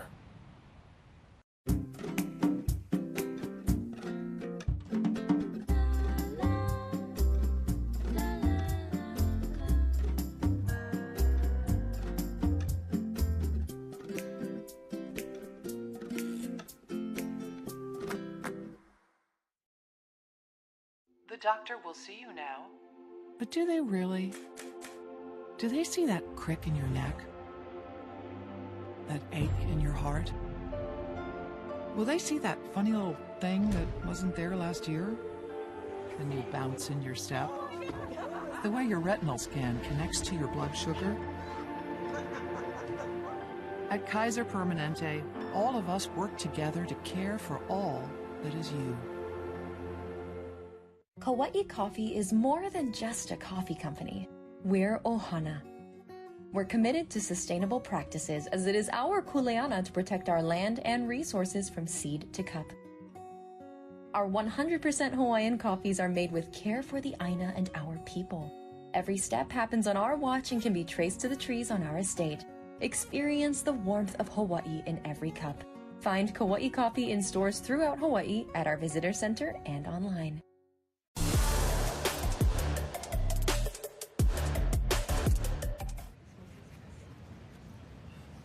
And welcome back. There is the scene from high above at Waimea Bay, looking from the bluffs there out into the water. It is the 11th edition of the Eddie Aikau Foundation presents Rip Curl the Eddie Big Wave Invitational, of course in memory of Eddie Aikau. And you see the energy in the ocean, so much different colors. I'm Rocky Cannon. We got Dave Wassel and Kaipo Guerrero. Chris Latronic is down on the beach. We've been hearing from him. The man, the brother on the beach, live at the scene. And we are in heat number 5 right now of round 1. We've seen some exciting rides. We've seen some crazy drops, some big wipeouts. We've even seen Hawaiian Water Patrol jet skis tumbling around in the shore break. Everybody seems to be okay, but Dave Wassel, we did see Mark Healy get some help from Uncle Mel Pu'u, brought back to shore earlier in the round. Yeah, we're getting some information coming in from, it's so cool. People are watching this from all over the world. I just got a text from Rob Brown in California. Yeah. He said Healy texted him and it's a blown eardrum. Which we kind of suspected looking at the fall. It looked very suspect. And so, main thing, conscious, doing good. Rella gets to have daddy home for Christmas. Yeah. And Twiggy will probably get in. Right, because he's next up on the alternate list. We've seen Aikau get in there. We've seen Ayala Stewart in the last heat be welcomed in. Joey Cadiz. Joey Cadiz as well. Aloha. And looks like we're getting ready for round number 2, heat number 1. That's Emily Erickson. The single fin. We talked about the equipment, Dave. Look at that glass on single fin, classic. There's another one that was a 3-fin though, but that's the one that she's choosing. So she grew up riding her dad's single fin, and looks like she's traded in. She doesn't know whether or not she's going single fin or 3-fin. Backup was or backup maybe. But it was Lyle Carlson for it. Yeah, Lyle Carson with the cool elephant logo. So do you? I'm just curious. I'm just curious. I'm just throwing it out there. I don't know. What the strategy would be for Emmy in particular, but do you think it would be just for more of a paying homage, nostalgic thing, or a performance thing for a single fin in this situation? I think it's more just what she's comfortable with. Gotcha. Right? So if you spent more time on a single fin than anything. Because I love watching a single fin walk down the beach like that. Well, and there's, having 12 years working for an unnamed fin manufacturer, that given fin dynamics, a single fin still will go fastest in a straight line. Gotcha. Because it has less wetted area. In a straight line, you can't beat a single fin. What you sacrifice, and Dave, you talked about it before, is hold on an angle or maneuverability. With a quad, a lot of these guys riding quad guns, and it's because no matter what, you're always going to have 2 fins in the water, no matter what angle you're taking down the wave. Right. You can't have cavitation in a single fin. But then you have surfers that still like, you know, big guns with a traditional tri-fin like a Nathan Florence. So, interesting mix. Remember, your rail is your fin. Yes. Okay? It is an it's extra the fin. edge. Yeah. There you go. So you can go with a smaller fin. Yeah. Yeah. Well, sharper edge. That's another thing that's kind of counterintuitive is that bigger boards don't require bigger fins because as you pull in your tail and you have a narrower tail, that fin cluster, if you overfin that fin cluster, then you're going to make a board that's very tracky and too not much fins perform to the well. party. Yeah, too much fins to the party. And you wouldn't think of like, because you look at a lot of these big wave guns, they don't have huge fins on them, especially in a quad setup. Right. Because they're so clustered, so close together in that narrow tail. Well, look at the Speaking of clustered together. Speaking of the party, there it is right there. Thanks to Mother Nature so far for playing nice. Yeah. Last year at this event, waves were just washing around the bathhouse, blowing people up. I mean, Smashing them against the rocks. Smashing them against the rocks. By 8 a.m. last year, there was somebody trapped under a log that washed up the beach. I mean, it was spooky. And if we stay on this shot, you notice that, look at the size. This is not a conventional judge's tower. That's a 5-story. It has to be a 5-story tower so that the judges can see these mammoth waves. And that's something that you're only going to see at the Eddie. Right, because the first wave of the set will actually block the next wave. Right, and you these can't waves see are the trough, yeah. Exactly. We talked about them sucking out below, the bottom's dropping out. So it's like a wave that is basically underwater. And you know, it's funny. I don't know if it's a coincidence or whatever, but it's because of the view. But you almost like you match the wave height with the size of the scaffolding. These bigger waves, we need a scaffolding as high as the waves. Oh wow! Speaking of high waves, look at that beautiful shot coming from behind Kamehameha Highway and the Peter and Paul Church right there, and then zooming in to the break. Lele's logo in the corner. Couldn't ask for a much better scene than this. So cool seeing that overall view where you see the wave peeling down the line. And that's one thing when you're out at Waimea, it lures you in. Yeah. Right? Seeing those waves peel down the point, thinking, oh, I want to go up there. But then that big giant bowl on the end, that ledge, that's what we keep calling it because that's what it is. Just drops off into the abyss, and that's where all these surfers are sitting. All right. Hey, you guys, let's check in with Lucy Lopez. She's on the beach. What do you got for us, Lucy?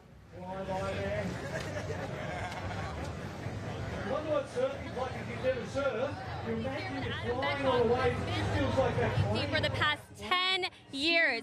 This is his second Eddie working, a very monumental moment for him. He's going to go ahead and share with us just a little bit about how you're feeling today working the Eddie, what's going through your mind, what's going through your heart. Tell us a little bit about what's happening in Adam Betchak's mind. Well, we're all very fortunate that the Bay is called the day today. There's a lot of stoke in the air. We're managing total chaos. So it's about as exciting as the day of work gets around here. There's a lot of history to this place that we're very fortunate to share in. And we're doing our job. We've had some injuries to competitors that we've been able to handle and help them with. And then just the general crowd control and amazement at this place today is what we got going. Right. And you have such an important job here, you know, and an iconic moment was shared with you not too long ago, last year with the swell that came in and took in some people, some animals as well. Tell us about what happened last year and what role you played in helping the spectators and their loved ones get to safety. Well, we had a few different incidents throughout the day last year. People getting rolled over by large logs in the shore break. We had a small dog get washed into the shore break that looked a lot like a baby at first. And fortunately, the team was in motion pretty quickly, and we were able to grab the puppy and keep the public fairly safe. We made it through the day with no serious incidents, so that's all we can really ask for. Absolutely. And I know you don't have social media, but that iconic photo of you saving that dog has circulated across the nation. Tell us just a few last minute, checklist items that we need to know to make sure that we're staying safe, as spectators who are witnessing the Eddie today. Well, especially keep an eye on the horizon. You're hearing a lot of announcements about the river mouth. We're watching the horizon and we're seeing when it's going to wash across there. So we don't need people in that area, and anywhere where you're near wet sand is going to be danger today, all along the North Shore. Well, perfect. Thank you so much. This is Adam Betchak and Lucy Lopez, live from Waimea Bay for KHON, saying things back over to the swell where things are getting quite hectic. Let's go ahead and check on over there. All right. All right. So, yeah, all kinds of life-saving happening with our city and county lifeguards. Even canines, bro. Nobody's excluded. Yeah. To Adam's credit, somebody did scream, "My baby." Oh my God. And so it really looked like a baby rolling through the shore break. I've never seen anybody move so fast. Oh, man. I thought I was pretty quick. Yeah. Adam went flying by and grabbed it, and it turned out to be a dog. Yeah. But your dog can be your baby. Right, fur baby. I get it. Fur baby. Oh, I get it. There's Khalil, Relator. He's a new lifeguard. Yeah. Oh, awesome. Yep. Right on. But anyhow, me and him got the same birthday, and he kind of looks like a younger me, oddly and weirdly enough. Adam Betchak, last time that Eddie ran, I was so glad to have him as part. Nice. You guys, solid. No, solid. Hey, Dave, in all seriousness, we joke around a lot, but everything you guys do, you guys do such a great job at it, and all of us on Oahu, we got to give props, give our flowers to our city and county lifeguards. That's Matt Bromley right there. That's a South African, tall, lanky South African Dave. He's a big dude. Definitely one of probably the tallest competitor here. 6'4"? Easy, right? So he's got to catch a really big set then. To look big.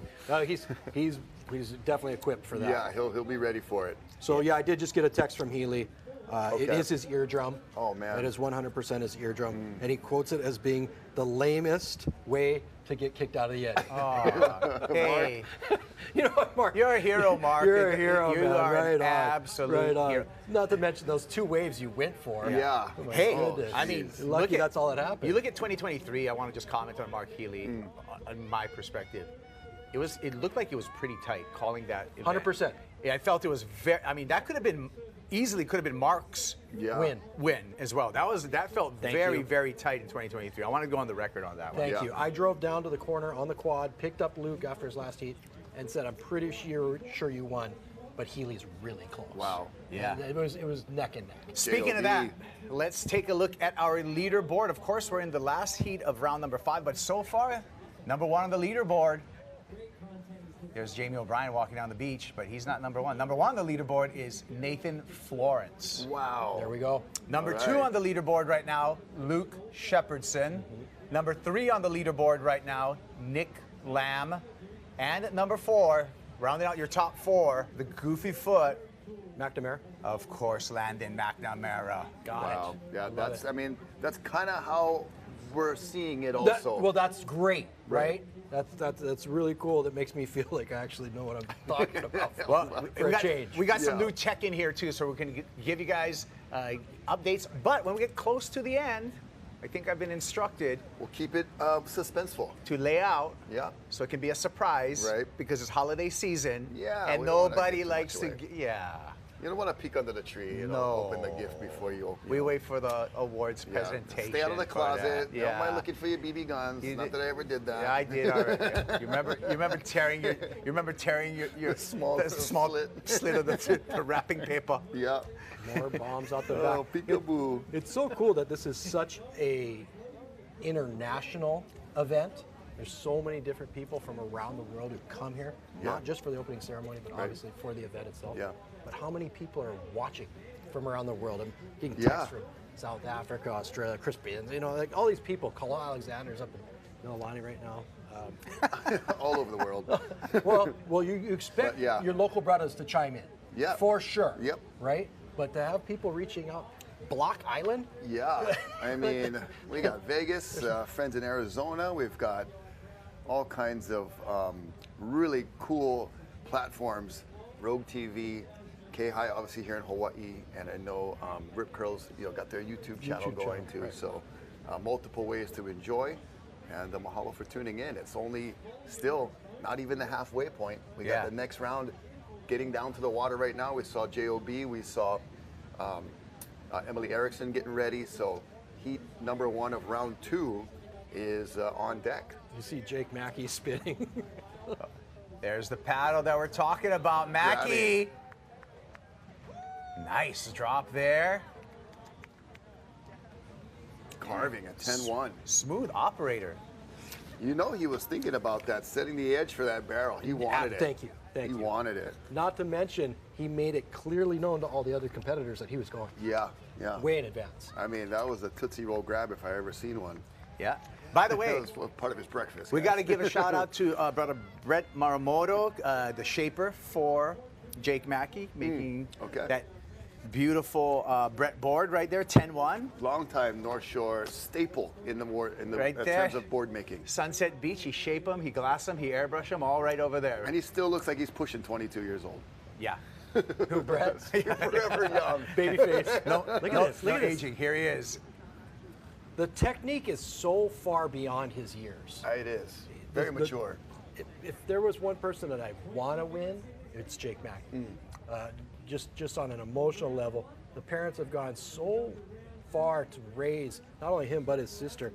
Dad had him swimming open ocean races, 1 mile open ocean races at 8 years old. Yeah, wow. On the Big Island of Hawaii, raised up in a yurt when I first met him up in Volcano. Then they moved to Hawaii. Yeah. But he's food, clothing, and shelter, or yurts. He told mom and dad, look, I want to be a surfer. And they said, well, there's not really that big of a surf scene on the Big Island. So he's like, yeah, I got to travel to Oahu to do it. Yeah. I said, okay, you're going to have to earn your own money, not only for the flights, but also for the entry fees. So he started doing bake sales, making cookies. The guy would be on the side of the road selling cookies. And then he got a little older. He started making coffee mugs. Yeah. And then when he finally said, okay, you're actually doing this, we're going to move to Oahu. He went to Ku'uku, became part of the surf team for Ku'uku Red Raiders, started making hats, Ku'uku surf team hats, selling them for $20 so you can get into the sunset, get into the pipeline. I mean, industrious, smart, entrepreneurial. But it all goes back to the backing of the parents. So great job, Jill, Maya's sister, and Dad, Jeff. And teaching how to earn it. Yeah. So much stuff just given. Great job to the Maki family, and great job to Rip Curl for their support of this Eddie Aikau Big Wave Invitational. Rip Curl, a certified B Corp. That means they're certified putting the environment first over business or profits. Rip Curl since 1969 and a new partner with the Eddie Aikau Big Wave Invitational. Also, thank you to the Eddie Aikau Foundation. The Eddie Aikau Foundation bringing you all of this, all their volunteers, Linda Ibsen and the rest of the crew there who have been instrumental on pulling this together and pulling the community together, all in memory and legacy of Eddie Aikau. We are in heat number 5. This is the final heat of round 1. Hey Kai, let's hear from Kai Lenny, because I think Kai is with Chris on the beach. 15 minutes. Yeah, you know it. Kaipo, Rocky, and Wassel. I'm here live with the man, the myth, the legend himself, Kai Lenny. Just got done with his first round heat, but also a big slew of big wave swells. Tell me, how things go right here at Waimea? You know what? It feels so good to be back in the Bay. I didn't think I'd be back out here so fast. You know, the last Eddie in 2023, and here we're 2024. So different ends of the season, but really good. The energy's insane. I mean, this is the pinnacle surfing event, and totally honored to just be a part of it. And bummed my first round is over just because I was having so much fun. You know, love to just surf all day out there. And I know you've been riding. Did you ride that smaller board that you've been talking about, or what was your equipment today? No, I rode different boards, kind of more traditional length for out here in the 9-foot range. I've been riding a 7.6 out of Jaws, but a little bit different because you know, you can spend a couple hours hunting and being in the right spot. Whereas, you know, in this competition, you have 45 minutes, so you better be catching a wave, otherwise nothing else matters. That's right. That makes total sense. And as for training, there's nothing like training for big waves than going big waves. Tell me about the waves you've been getting in Maui. The waves have been really good lately. It's been just this amazing swell bender, and it's not even stopping. I think, we'll be able to go surf Jaws tomorrow and take a 2-day break for Christmas, and then day after Christmas we'll be bombing again. So, I mean, it's what I always wanted for Christmas, for sure. Merry Christmas, Kailani. Tell me a little bit about just how Waimea delivered today, and a little bit more about the competition, a little bit of battling going on in your heat. Yeah, I think, it's everyone was a little worried it wasn't going to come up, but once we saw the outer buoys, swell's coming, and it's so far been a great eddy. I've seen some incredibly big rides. Hard to tell, how big your wave is when you're on it, but felt like I got some good sleigh rides for sure, and looking to do a little better. And of course it's competitive because everyone wants to win this thing, and at the end of the day, the bay sort of chooses you, and if you're in the right place at the right time, it'll offer you the winning wave. So hoping that comes to me in round 2. Now, speaking of round 2, any strategy changes as you go into round 2 and surf for the second and last time of the event? Yeah, I'm not too sure. I felt like I'm just hoping a couple giant closeouts come in. I mean, that's what we want, bigger the better, and if I can find myself right under that ledge and ride it out and hopefully go into the shore break, that'd be an ideal way to end my Eddie Aikau this year. Yes, and just what's the strategy with that? I know Waimea, it's mostly gunning it down, going straight. When you're trying to knife it and pull into the barrel here at Waimea, how do you actually do that? There's waves you could totally get barreled on out there. The onshore came on a little bit out the back, so it's just really iffy to really pick the right one. And if it comes to you, you'll know it. But none of them kind of lined up to Nathan or I out there. We were both kind of hunting for that, and there's just a ton of luck involved, and that's the best part about surfing and big wave surfing as well. So, it's you against Mother Nature at the end of the day. All right, Lenny, good luck in round 2. Always good to see you. And with that, another set's coming. From Kai, Chrisatronic, sending things back to you. Here's more action. The next one's huge. That strikes was a yard sale. Oh, man. I know 3 that. surfers, 3 strikes, 3 wipeouts. Oh. Jake Mackey, the deepest. And now, Dave, you're going to take this one on the head. Oh, my gosh. Well, who's behind there? Wow. 5 surfers right now just all scrambling, getting tons of water poured upon them. Somebody just had one of the longest hold downs of their life. I kept my eye on Jake Mackey. He popped up really fast, relatively fast. Wave 3. Oh. Another. Oh, hopefully he's able to make it out the back. That was a hard place to be. You could get sucked back over the falls right there. It looked like on that previous shot, there are still more waves stacking. Yeah, that wave 3 looked like it might have been Aaron Gold. Like a 10-wave set is approaching. And look at this. I mean, this could outpace all the surfers in the heat. They could be out there still with waves, and they've all caught one, and there's still waves coming in unridden. This looks spooky, guys. That is way out there. That's a like row reef. full of haunted houses. Look at the boil boiling up, water patrol coming in. Boils everywhere. Oh my gosh. And a little bit too much water, looks like. Oh man, that first wave, 3 surfers all getting upended, and Jake Maki was in the deepest position, again going for that grab rail, determined, as we see the turbulence on the inside. Here's Kaoli Voss, the Tahitian gold medalist. Negotiates a nice drop there. That's what you came here to see. Absolutely giant Waimea. Yeah. That was some massive, massive swell. Oh, and there was a connection. I thought he was going to do a rebound off the whitewater, but geez, it was not a small whitewater coming at him either. It was connecting over towards the jump rock. So it is really kind of not only coming into the bay, but really pushing across the bay.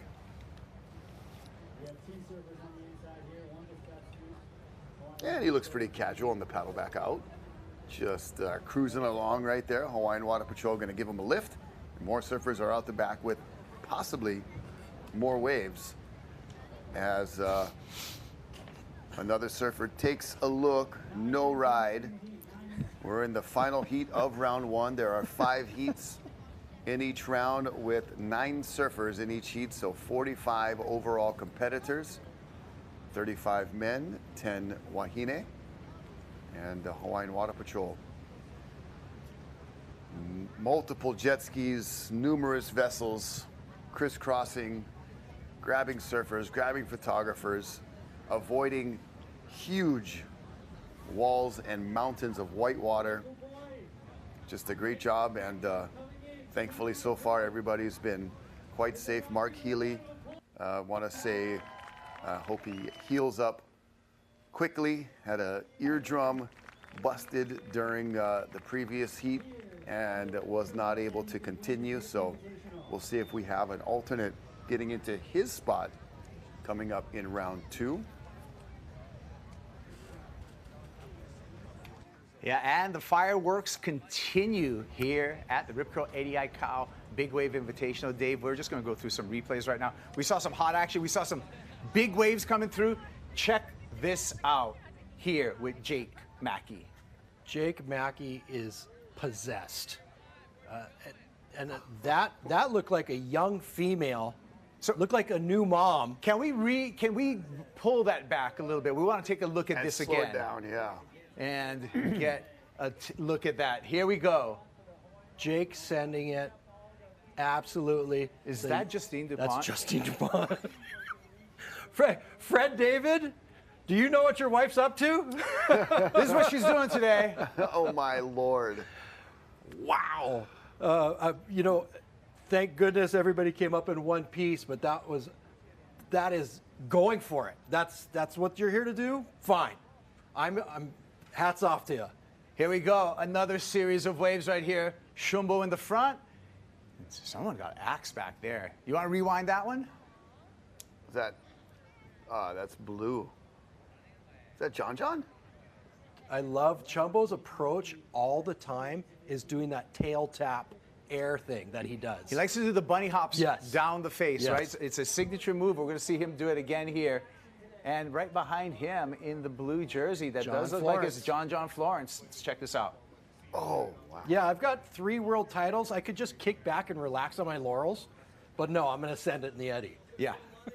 And more on the way. Take a look there. So it's heating up here. It's official. The individuals have come to play, but Mother Nature is fighting back. This is some wild, wild stuff here at the Eddie. Any doubts we had this morning of a monster swell coming through? I was wrong. It's here. It's going off, people. Thank you for watching. We're going to continue on. He's heat number 5, and we've seen some epic waves here so far. And we got another, what, 15 minutes to go? Yeah, so I show up, you know, I left North Shore. I got up at 3:45 and did just a quick morning routine and got on the road by a little after 4 o'clock and came around the East Side Way, living right at Sunset Beach. I wasn't going to mess with the bay, try to get through there. And then I'm kicking back in the KHOM. We got the lobby, the coffee, and Dave walks in. Dave walks in, and almost the first thing he says is like, "I don't think it's going to happen today." And whoops. And no, but I mean, like we're looking at the same information, and it just, you know, we talk about Uncle George Downing and the 20 feet at 20 seconds is what it's got to be, and just you know, because that is still a potential. I was getting trimmed up last night at Supercuts, and the stylist Martha was asking me, like, what are the chances? I think it's a perfect time for us to take a break right now. We're gonna come back. We got 7 minutes, 20 seconds on the road. We'll be back with the conclusion of heat number 5 and the end of round 1 right after these messages.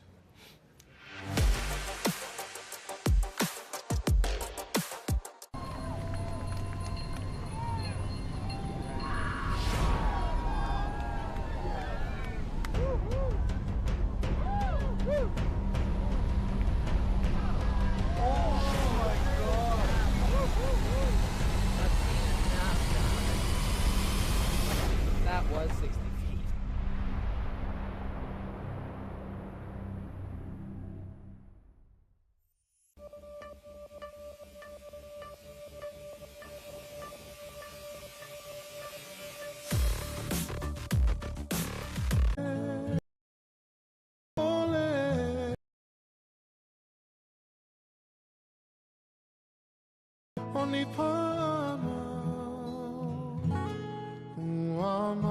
And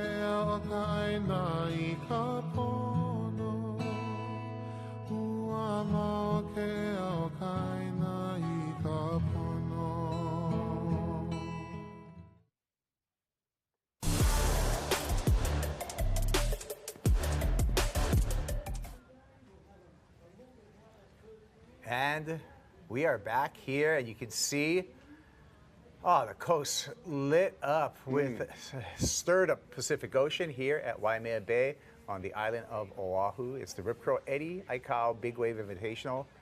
Rocky Cannon, as well as Dave Wassel and myself, Kaipo Guerrero, talking you through. This is the end of round number one, the fifth heat of round number one, you guys, and we saw some huge waves come through here at the Bay, Dave. Spooky.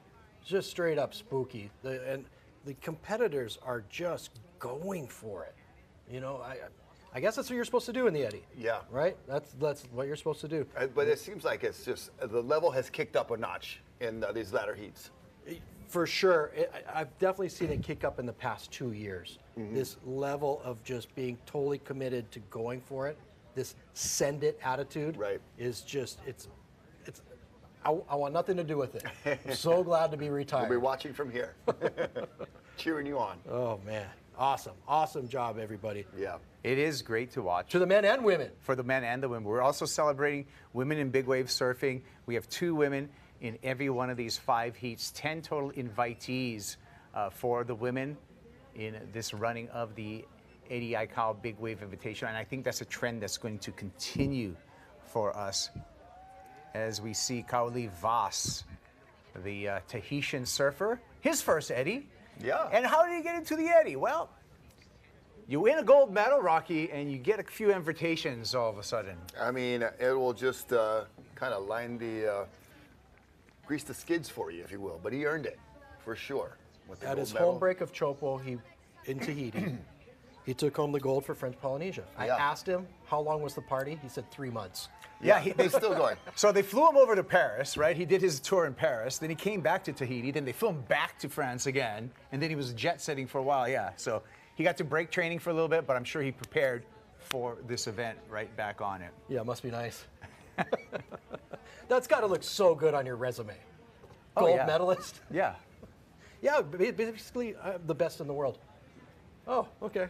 Like, nobody can refute that. Opens up a lot of doors. Here he is on the replay, Rock. Yeah, dropping in nicely, looking really comfortable.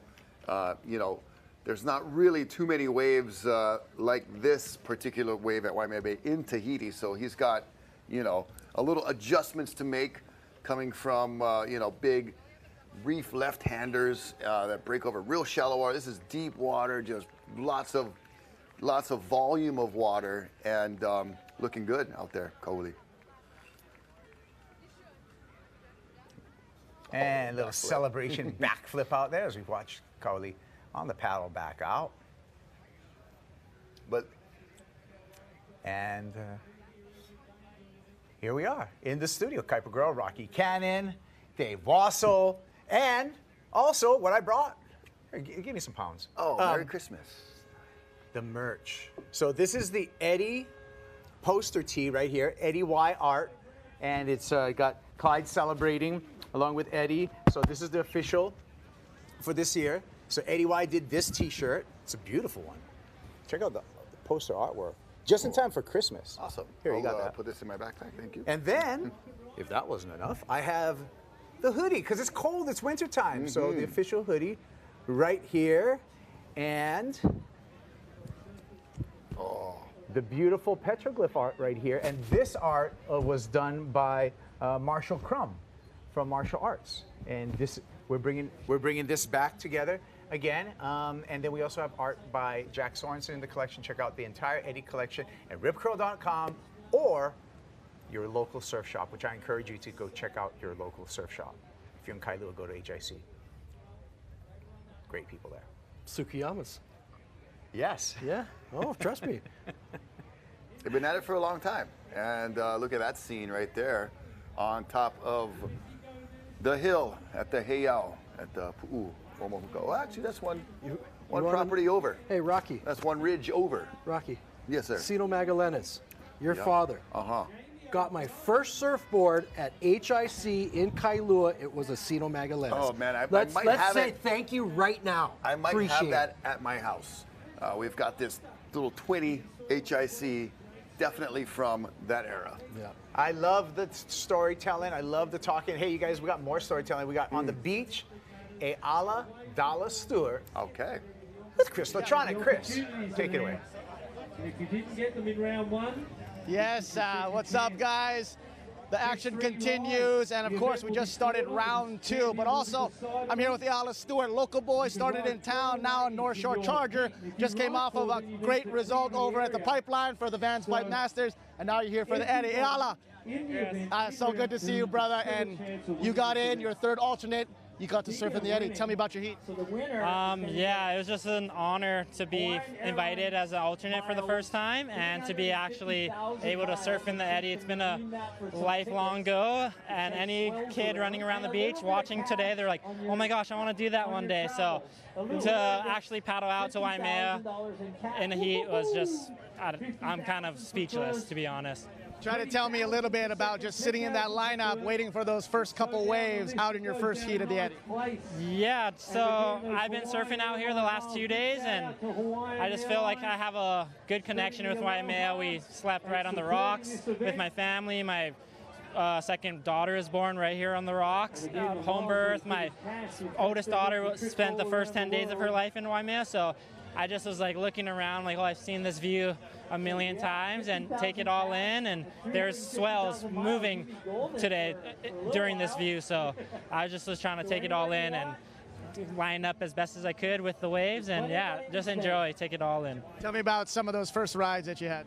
Yeah, I feel like Waimea started to pulse right when our heat started. It was midday, the tide was sucking out, and a couple big swells are coming in, so I'm like, here we go, guys, and I had a bunch of chargers in my heat, Landon McNamara, Nathan, Florence, Kai Lenny, all the 2 girls, Paige Alms, and Philique, and Teao, Nick Lamb, Chad Kealana, but I was like, everyone was hungry, so watching them want to catch some waves was sick, and yeah, my first wave, Chad's like, paddle harder, and paddled hard and got underneath it, and it was, I think, one of the best waves of the heat, and all the rest of the girls and guys got beautiful waves in that heat though too, so it was cool. Does this feel like a competition really when you're out there with all your brothers and sisters? A little, just because the sets are a little on the slow side and everyone's so hungry. Like, this is such a prestigious event. Everyone just wants to catch a set, get that real deal Waimea 20-foot boil wave.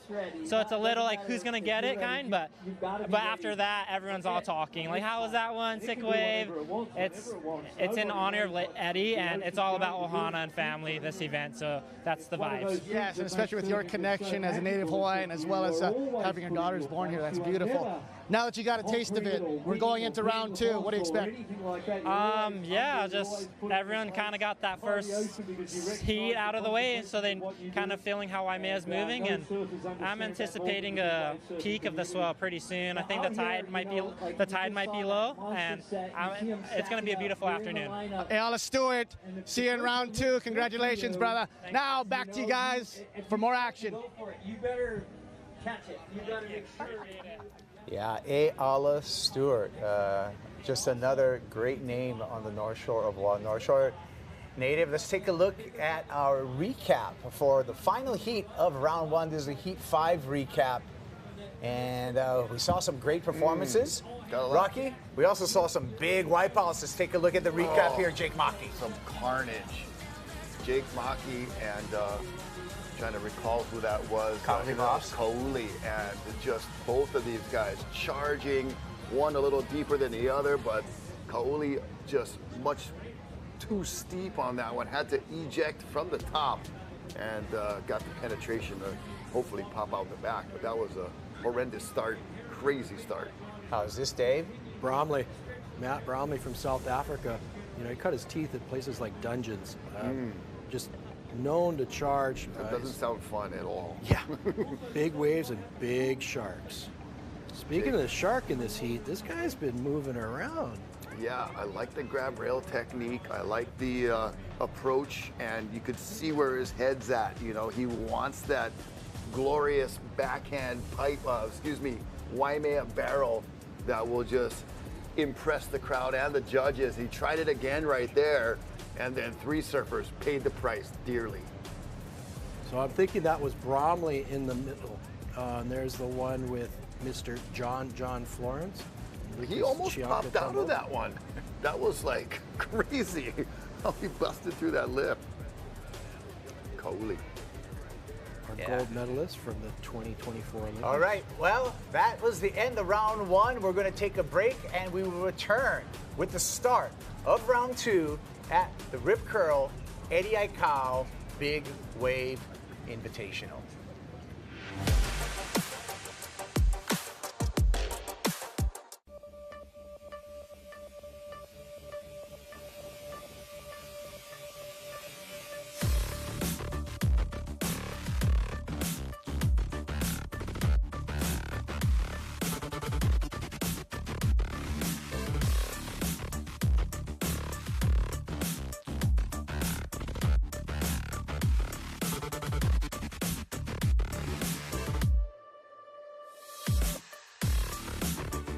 Welcome to Waimea Valley on Oahu's North Shore, across from Waimea Bay.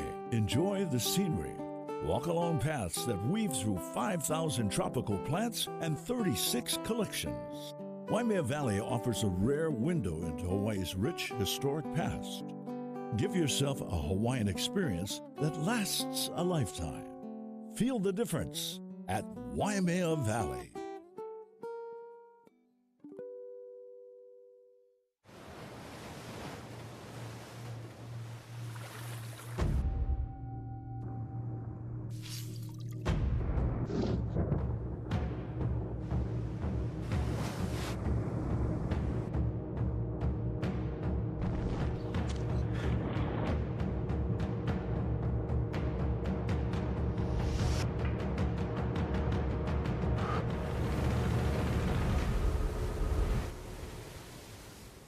Wherever life leads you, whether you're starting out or just starting over, growing a family or growing a business, we'll be there for your good health and well-being. With HMSA, you have the freedom to choose from the best doctors and hospitals in your neighborhood, online, or around the world. For all of life's moments, every day, big or small, we believe being there with you is what matters most. Keeping you healthy no matter where you are in life, HMSA is here with you. For the good times, for the tough times, for lifetimes.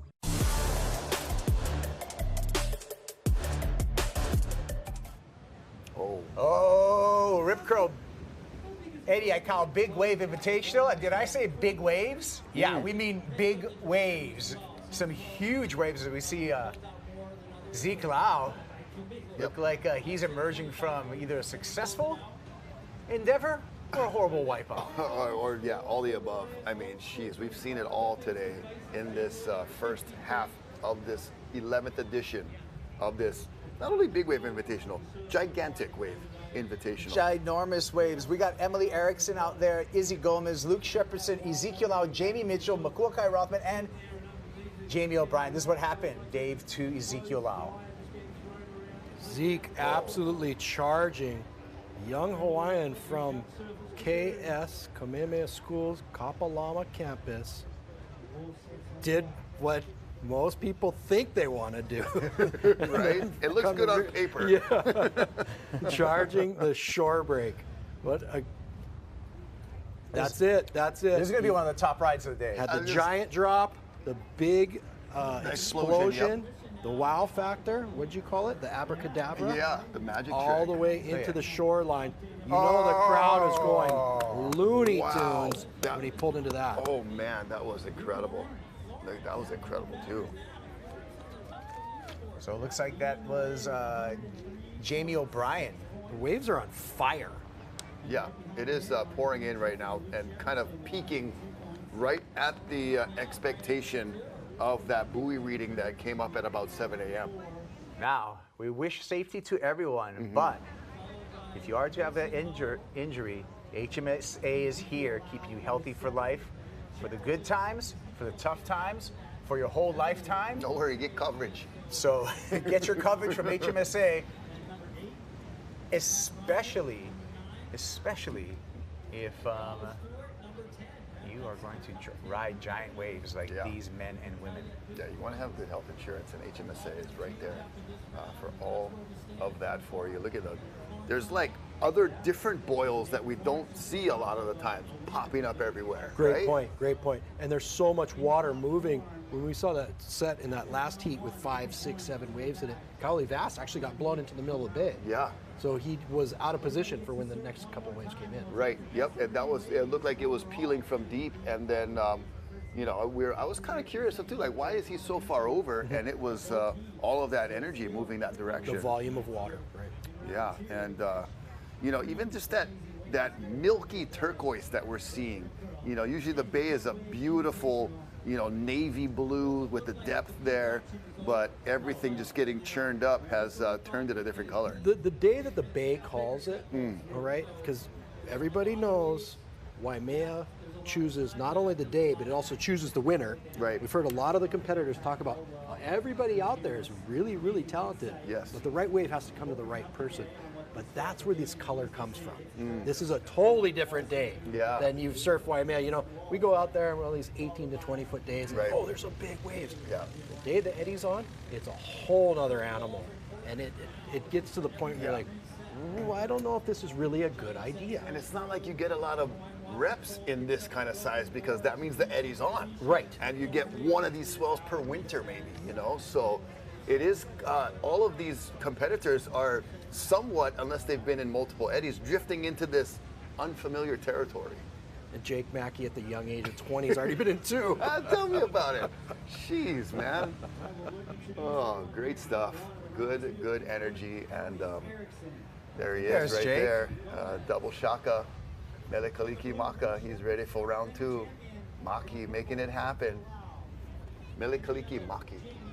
What a great first round performance. Charging. Heroic, courageous.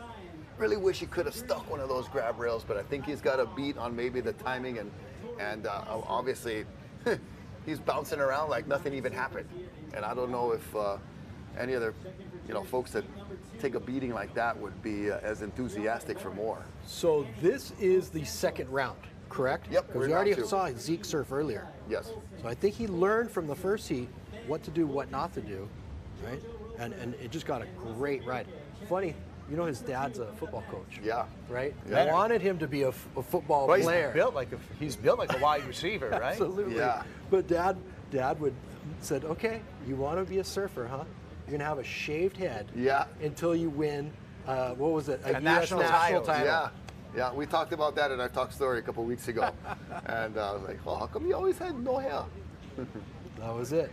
Yeah, that was the story. But that's the mindset that Dad put in there. You know, you want to be a champion, you gotta earn it. Yeah, yeah. And it paid off.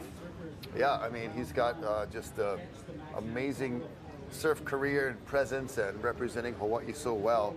Glad to see him do well. That wave, big late drop, like we said, you know, had the trough just kind of unload, and didn't disappear for a really long time. But the way that it kind of shot outwards, you know, and like blasted him, and he held on, and then did the shore break shuffle. That was a big shore break barrel as well. I know. I mean, even if you're looking from a drone, which kind of flattens it out, it still looked huge. And the technique was there. It looked like he was at a foamy shore breaky pipeline. Oh, I'm sure. On a I'm 9.6. sure the crowd loved it. Oh man, this is just lighting up, and that's the biggest difference, right? I mean, Salt and Air Studios doing a great job of covering the event, but being there live is just something different. Yeah. It really is. You really feel all that energy. It's awesome. Salt and Air doing our production. Make sure you keep up with Rogue TV. That's the newest app that is available for a few bucks a month. And this is the Rogue TV signature event with the Eddie Aikau Surf Contest. But Rogue TV going to be specializing in a lot of free surf sessions, a lot of showcasing of the everyday shredding that goes down at any given surf break. So we'll keep Pat Caldwell in our pocket for those forecasting swells, and wherever it's happening, wherever it's pumping, Rogue.tv will be there. So that looks like it's on the short line. I'm going to say that's Justine Dupont? No. With the... Oh, no. No, she's she was in the last. Yeah. So, well, I'm just looking at the logo, the O'Neill logo on that. So That might be Dos Santos. Yeah, Annie Dos Santos got in. Good call.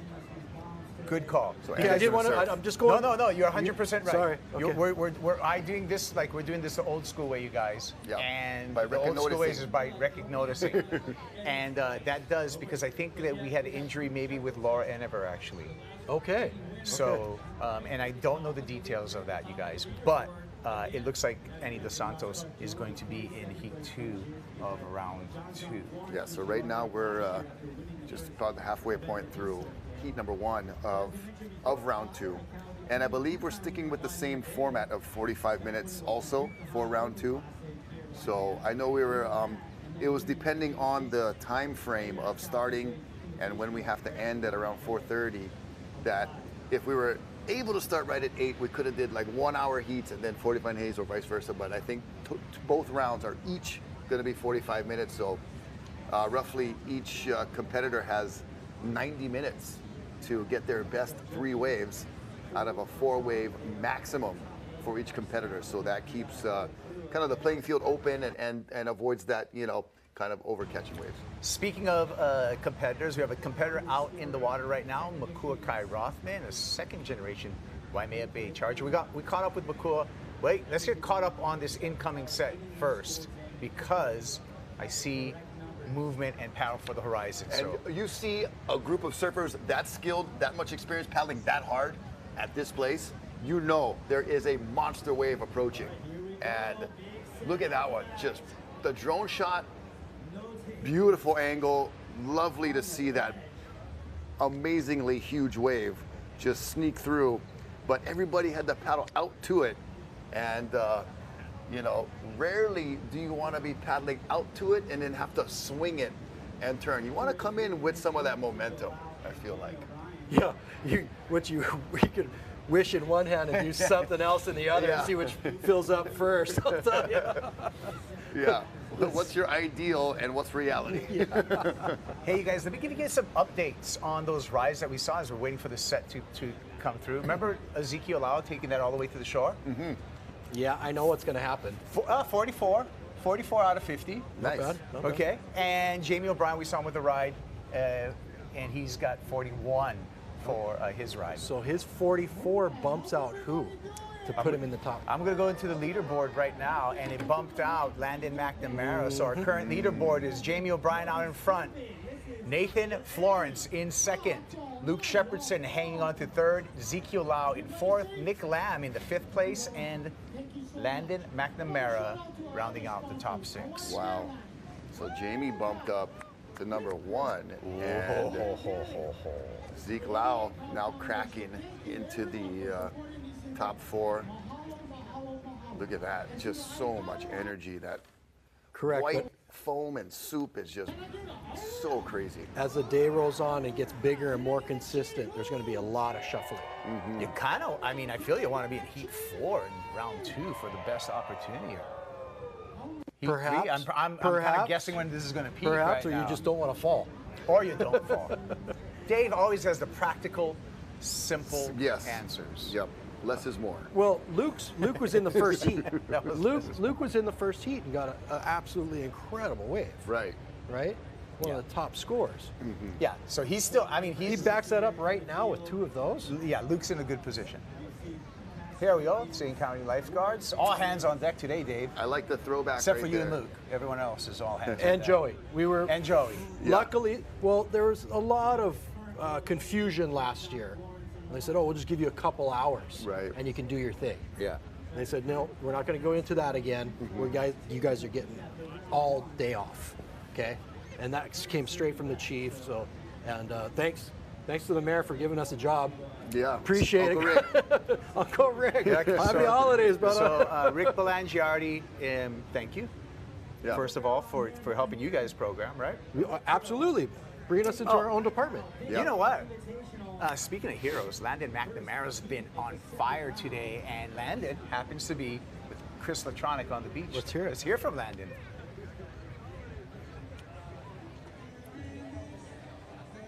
Yes, how's it, guys? Yes, the action's been awesome, including with this musical sensation right here, born right here at the North Shore.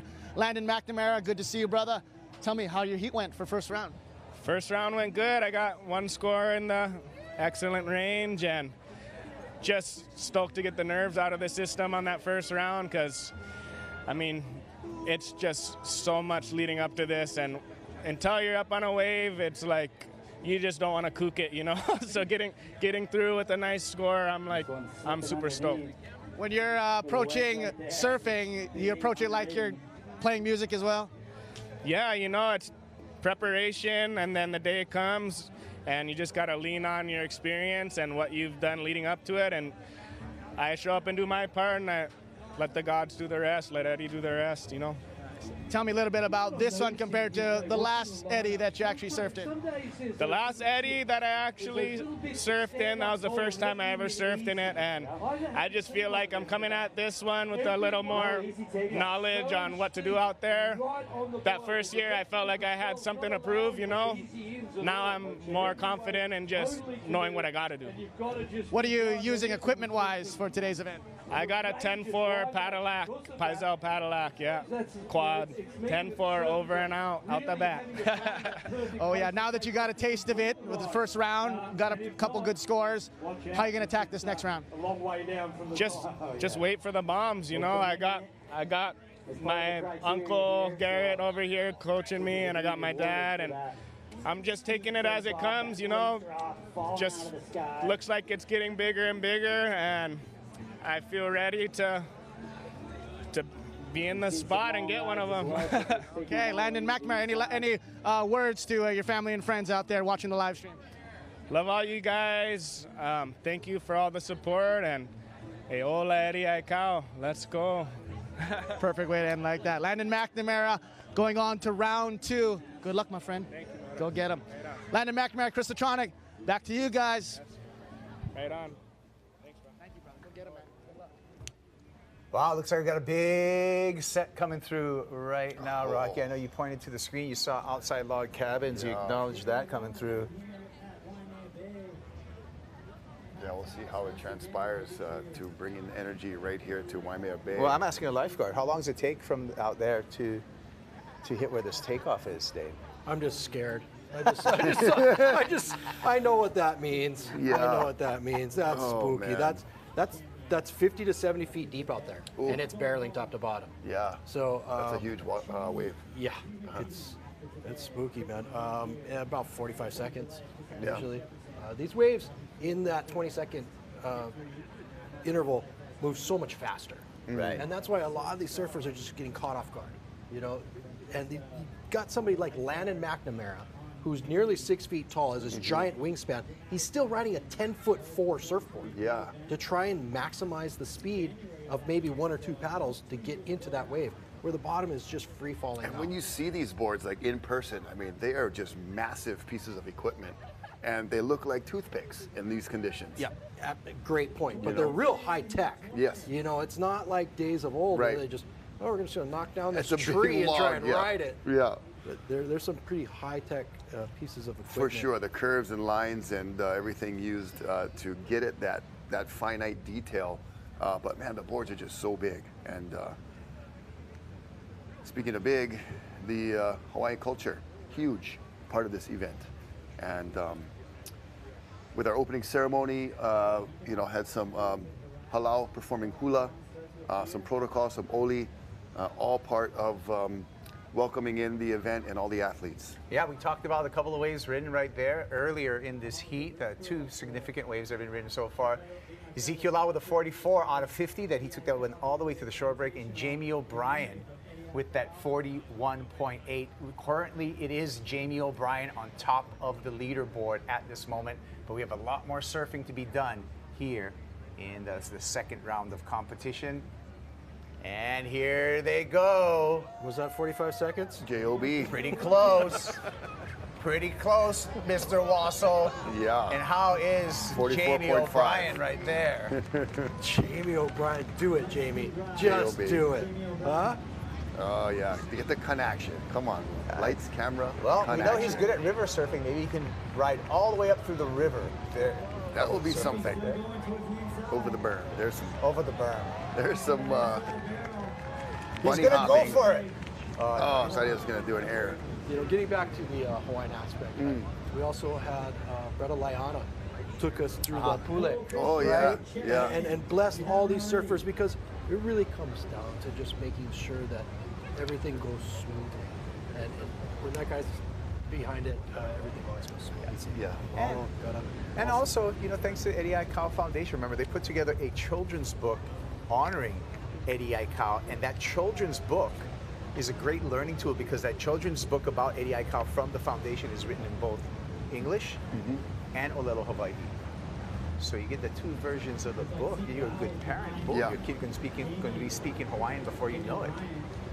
Looks like two surfers on that wave and one surfer still riding. And kicking That's out. Black. Black. That's Is that Russell? Come on, guys, for the big island. Oh, we're in Heat 2. Yeah. No? I'm still in Heat 1. Tell me it's not Tori Meister? No. We're still in. We got to be able to scroll down. That's Tori Meister. It's Tori Meister, Dave. Oh, that's what I said. Okay, whatever. I don't know anything. I'm just gonna That is sit over Tori. here. You guys talk amongst yourselves. We did shuffle the heats a little bit. Yeah. So Tori Meister jumping in heat number 1. So yeah, round 2. I thought it was just going to be a mirror image of round 1. So is it we Tori? did mix up. It is Tori. Okay, So that was so Tori. I got a little bit of advantage. I'm a lifeguard, so I sit at the beach and I watch these guys surf all day for the past 20 years. So I'll tell you, Right. everyone, And all I'll the- tell you everyone in this heat, Dave. We have Ezekiel Lau, Jamie O'Brien, Emily Emma Erickson, Izzy Gomez. Be on the lookout for her. Luke Shepardson, our defending champ. Jamie Mitchell, he paddles very fast. He's out there somewhere. Makua Kai Rothman, Ha'a Aikau, and Tori Meister, we just saw catch a ride. Annie Dos Santos is in the next team. And Annie Dos Santos she is in made the heat next number heat. 2. As soon as we get that information. Gotcha. And then more information. Well, we if- just started paddling. That's More information if you are around Waimea Valley, and we'll go through this replay first of Jamie O'Brien. Lancing that boil like Dr. Pimple Popper. That was Right. nuts. Like I can't, just looking down at that has got to just be like, okay, what's the board gonna do? Yeah. But thank goodness it's a Jacoro. Good job on that, Wade. Mahalo, brother. Yeah, Jamie negotiating those jet ski wakes with no problem and was on his way. We saw the idea in his brain and then just decided that wasn't the one to wow the crowd. But look at that late drop behind. That was Tori Meister just getting really steep, deep, and underneath. Looked like Luke Shepardson. With the green board. So Luke had the wave of the morning, but just briefly because that was heat number 1 of round 1, and then everybody started kind of getting in the groove and finding the rhythm, and we saw many rides over 40 points out of a possible 50. This is interesting. We heard from Landon McNamara talk about how last year he had something to prove, right? He went out and he did a groundbreaking performance. Amazing. But now you've got somebody like Jamie O'Brien, who's probably like his 5th Eddie. Yeah. Right? And he's just coming into his own. Oh, there's Luke in the back. There we go. Is Luke Shepardson on cue, deep on that one. And Ha'a Aikau. So cool hand Luke, huh? Mr. Casual? Mr. Casual. Now, so a perfect wave in this year's Eddie is a 50. Now, when you surfed it, was it still a 50 for a perfect wave or 100? Because I know It was 100 back then. I think we've gone back and forth. So I'm just It was 100. I got a little confused at the beginning of the day with this. So now it's a 50 for a perfect Right. score, right? And so maybe it's just easier to go smaller numbers. What, and easier math, huh? Yes. Yeah. But not really, because it's an odd number, so 100 would be. Oh my goodness! Oh, packing a barrel. Who was that? It was kind of glary with the lighting on it. Hard to see the jersey color. Surely a regular foot surfer. Might have been Zeke Lau might have been, Tori might have been able to make it back out there. These guys have been making out to the lineup so fast. Yeah, it would have been something like that. It's Gazpacho Ramirez from Guadalupe Island. Okay. Not to be confused with his cousin, Pancho Ramirez. Oh! Oh, that's a bad spot. And that looked like that was Jamie Mitchell. Oh, that's who was on the green board. There's a couple green boards out there. Yeah, so Jamie Mitchell on his green, usually writes Pearson Arrows. Out of Santa Cruz, sure. Santa Cruz. Well, he's been such a standout at Mavericks. Those are great boards, by the way. They've been around a long time. Yeah. I met the young man. He shaped all the boards for the Mavericks movie, Chasing Mavericks. Okay. So did some stunt surfing, so all the boards were Pearson Arrows. Yeah. I'm like, I don't know if I really want to ride this. They were great. Phenomenal. So Bob Pearson over at Pearson Bob Arrows, Pearson, right? you got it. You got it. Got to meet him and his daughter out there at the time. Thanks for doing that, buddy. So you see Jamie kind of head on the hands, taking a breather, and looks like another jet ski. Is that Tanawai? Reed? Yeah. All right. They brought the muscle for the beach work. Hey, could be The Rock, could be Tanawai. We don't know. Oh, you man. never know. Hey, he's a nice guy. Yeah, he's a super nice guy. Yeah, great community member for sure. Makua Kai Rothman.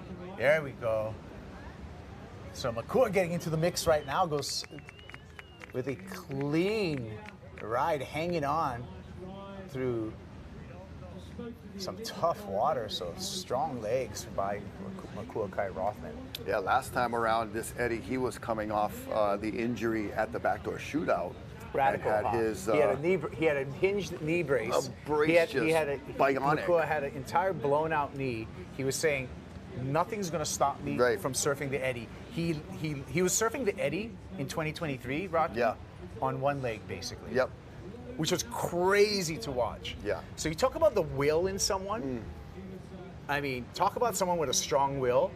That's Makua Kai Rothman. And what this event means to guys like that, and to everybody who's invited, to really put their body to the limit. And his dad, Eddie, really one of the founders of this event, one of the guys who initially wanted to run this event, initially ran at Sunset, right? Was the first Eddie Aikau. Was it Haleiwa? Denton Miyamura. Well, Denton's from Haleiwa, but was it? I think it was at Sunset. Oh, it was at Sunset. But he's from Corrected. Haleiwa. Right. Haleiwa Ripper. So Clyde won the first one. Denton won the second. Yeah, Clyde won the first one at the Bay. Speaking of Tanawai Reed being a super nice guy, I got to get this off my chest. I caught him off guard one day. I pulled up on the ATV and I challenged him to an arm wrestling match. Yes, you did. Yes, you did. And he doesn't know me, and I Yes, don't know you him, did. and that's how I introduced myself. But he, the guy's, his biceps are the size of my waist. Yeah. And he took it in stride. He laughed, and luckily for me, my arms are still where they're supposed to be. Yeah. Well, I would say, From all give me around, odds that right you might have a chance with two hands. That was. You never know. Luke Also could have had Shepard's- some good technique Luke there. Shepard's in that, Yeah. and that was the other green board, right? Yeah. And the other Jamie. Jamie Mitchell. And then is And this then McCool? No, that's Tory Meister backdooring a barrel. Just which backdooring. everybody wanted to see. And that's Melpu. Oh! Taking the That's so whitewater turbulent. head on right there. Yeah, and then look, I love the switcheroo right there. That is just like expert. I got your back, Is you that got his my son, back. Shaka, in there? Hey, want to give a shout out to brother Jerry Kaufman. He's watching, and Jerry's people. Yay. Wailua. Right Yes. on. Jerry, Yeah, aloha, Jerry. Jerry. We love you, Jerry. We do love you, Jerry. And spent many years in the judges' tower, of course. Right, and prior to that, fed everybody in the North Shore at Yeah. Diamico's Pizza. Oh my He gosh. was a cook at Diamico's. Going way back. Yeah, that's way too far back. No, we like it. That's where Ted's let's- Bakery is now. Yeah. Okay. Yep. Back at Diamico's days, that's when the home on the North Shore was affordable. Yeah, and so was pizza. And so, hey, we got The soup and salad was $5. Hey, thank you to who? Right here, Rocky. Who we're gonna thank? Rip Curl Mahalo, bro. The Eddie Big That's Wave right. Invitational in memory of Eddie Aikau. And just a way to step up, Rip Curl. We thank you. And world-class event. Yeah, if Claw, one of the founders, is watching, thank you, Claw. Also, thank you, Rocky. Oh, mahalo to the Eddie Aikau Foundation. And they've got not only the printed book version, but the audio book on Spotify is available too, that we're just getting word about. So even better. Yeah, you know, multiple ways to enjoy the story of Eddie. HMSA, always there for your good times, your tough times, and for your lifetime. Now, no worry, HMSA's got you. Yeah, thank you to all of our supporters, and thank you to you, the surf fans watching us from across the world, bringing you this live here at the beautiful North Shore of Oahu. But with the beauty, Dave, sometimes the beast is hidden, and the beast is hidden in the way of these giant lines coming through right now. The energy is just alive in the ocean today. And it's been that way for a long time here in Hawaii. We've had some tremendous surf from Peahi Jaws to the Pipe Masters. Here we are at the Eddie at Waimea. Yeah, this year it has been, you know, the La Nina weather pattern, and which you wouldn't think would be that big. And it definitely has the reputation of not being as, you know, proficient for the big waves. But man, this is just coming right to us at the right time, pre-Christmas. Mele Kalikimaka, everybody. Enjoy. These waves are monsters. Wow. Zeke Lau. And Ezekiel Lau looking strong there. Yeah, casual. Probably smart to take the first wave of the set, too. Again, going for the shore break. Got the explosion, got the wow factor. Is he going to do it? He's going to do a rebound off the jump rock. He's going to do it off the rock. Whoa. Look at that one. Luke and Jamie? Yep. Come on, Jamie, stick it. Come on, Jamie. Oh, that was nice. Wow. So more from Jamie O'Brien. That's going to be tough to beat. Oh, he's feeling it. Yeah, he's he liking should it. be feeling it. He should. Looked like he had a Luke Shepherdson in front of him. Yeah. And he just positioned himself in a precarious position, Jamie O'Brien, and comes through with a make. That was huge. That's 3 huge scores. Yeah. That puts him way up there. J.O.B. getting the job done right now. It's right in the name, isn't it? Yeah. That fits. Psych juice. You know what else? Guess who's psyching? You know what else fits? Costa, our sponsor with the sunglasses, great contributor, and they're making these. They have these Yetis, and I was saying Yeti should make a big, large cup and call it the Yeti Aikau. That's weird that they only put one Yeti cup on the table. That's super weird. Just stuck mine on Yeah, your one's in your pocket. Or is that All a right. Yeti in your pocket? So looks like we have to bring another ski up, but this is what we want to see. Oh, Zeke. First, we're going to start with the first wave of the set with Zeke Lau. Hinat Pau Lau. You know, this is a great ride. Had the wow factor, big, the size is there, everything, the explosion, makes it out.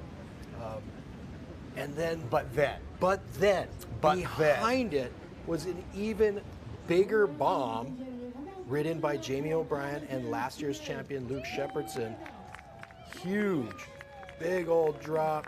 Jamie does a couple hops, but that explosion, that wow factor, the judges love it. And from ground level, it that probably would've looked been more gnarly. intense. Yeah. The drone, we could see him. You know. Okay, this guy's won the Pipe Masters. You think he's excited to be in the Eddy?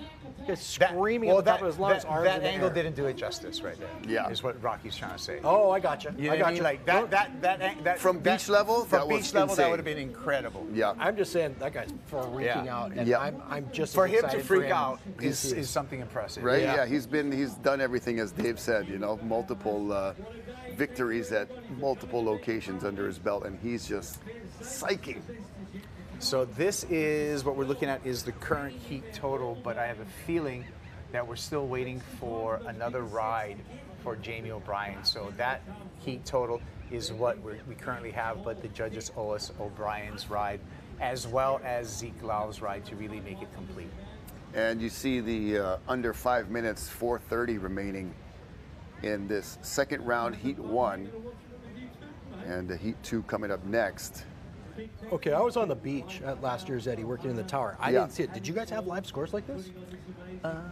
We because There's they've a lot never. of things we have this year that we didn't have last year. Right, that's cool. Yeah. That's really neat. Hey, we got a lull right now, and I think it's time for us to take a break, is what I'm being told. So we're going to take a break. We'll be back with more action from the Rip Curl Eddie Aikau Big Wave Invitational. It's Jamie O'Brien out in the lead currently.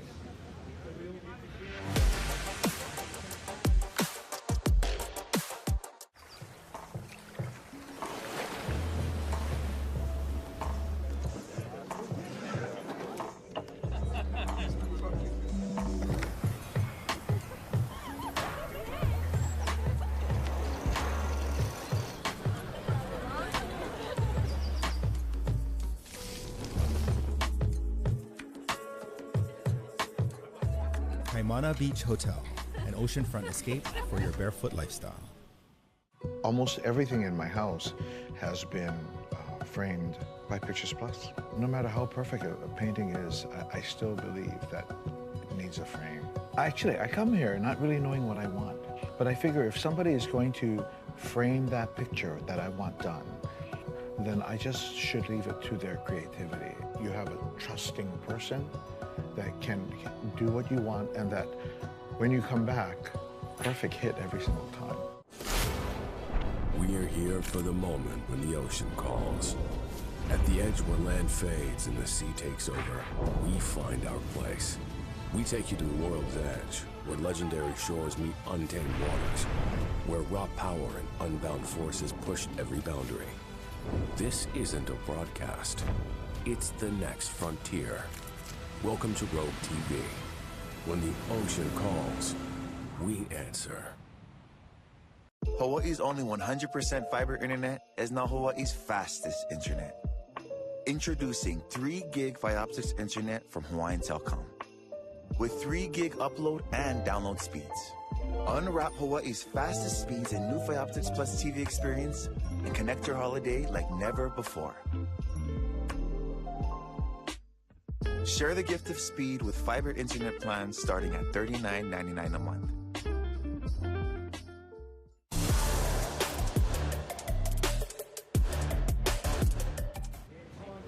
Welcome back to the Rip Curl Eddie Aikau Big Wave Invitational.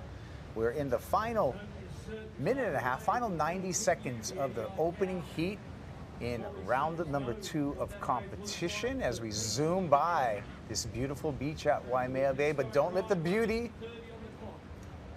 trick you, because it is danger and daredevil actions out in the ocean. Flying by our judges tower and all of the people who've made their way to Waimea to see this in person. Thank you for joining us on the broadcast. Myself, Rocky Cannon, and Dave Ossel. I'm Kaipo Guerrero. We got the big screen on the beach and a lot of surf fans who've come out to this beautiful Sunday here on Oahu. Can you believe this is what for everyone else out there? I know, hey, I'm jealous of about a white Christmas, but this is how we spend our holidays here in the land of plenty, Oahu. 78-degree water, 78-degree land. And no, and there's zero, I mean, this is double extra large, only experts only, but literally, when we look at our surf forecast for the islands, there is no end in sight in waves. If you are a surfer, you are in luck. All around the island, everybody is scoring today, not just here at Waimea at the Eddie. Thanks, Rip Curl, for sponsoring it. You know, it probably wouldn't have run without you. Definitely wouldn't have had a webcast, broadcast for sure. So bringing it to the world, awesome.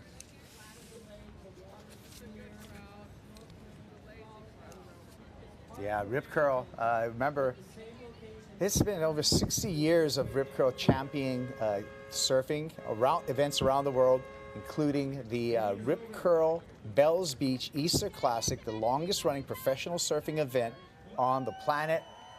We're going to be back there in Torquay in the chilly waters in April, but right now we're focused on the warm waters of Waimea Bay and talk about the investment in surfing that Rip Curl's made. It's been incredible as we hone in on, this is going to be a ride-in for our opening heat in round number 2.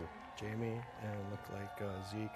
Yeah, and Jamie O'Brien, his third ride, you guys, 44 points for that incredible drop and negotiation by J.O.B. There he is coming into the beach. He's currently in the lead on the leaderboard, Jamie O'Brien. He's done for surfing today, so we'll see if anyone else can catch up to his wave total. It looks like Russell Berkey. The White Walker.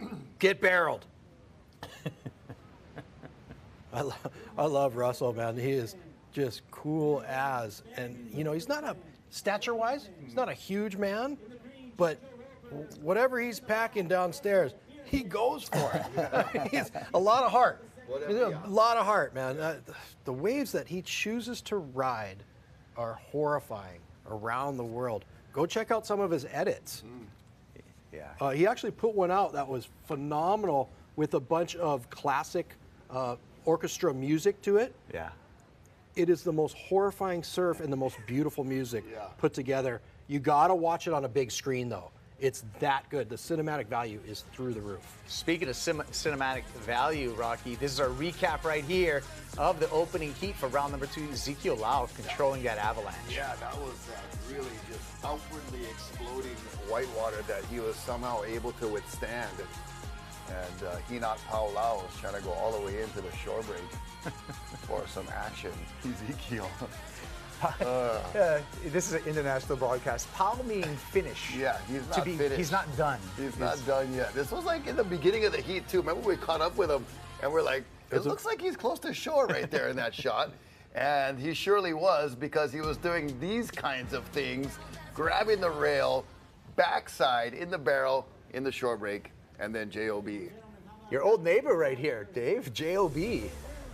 Jamie O'Brien, James Duncan O'Brien, lives at Pipeline in the original pipe house. Yeah. So where the 3-story Volcom house is was an empty ironwood lot. Lopez actually lived where Jamie lives now. And that was amazing. To lance that boil was just sheer commitment and bravery. And the board just cut through it like it was butter. Like butter. You are a word assassin. Lance that boil right there with the big boil out there at Waimea. I didn't miss that, Dave Wassel. And looks like another wave in here. This is Tori Meister. Yeah, FBI from Big Island, Tori Meister. Luke Shepardson staying busy. And one of our goofy foot surfers. Yeah, Aikau. That's about a ha'a right there.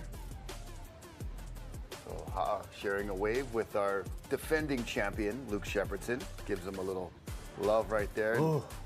The other Jamie Mitchell, had a little bit of a false start right there. Couldn't get over the ledge. And then Tori Meister just backdooring a Waimea wall with a downright lunacy. Of course he did. Yeah. And here's the guy. Hinat Pao Lau. Another look, that first wave, that's the angle of that explosion. And Ezekiel Lau survives and then just goes into soulful, casual Hawaiian style.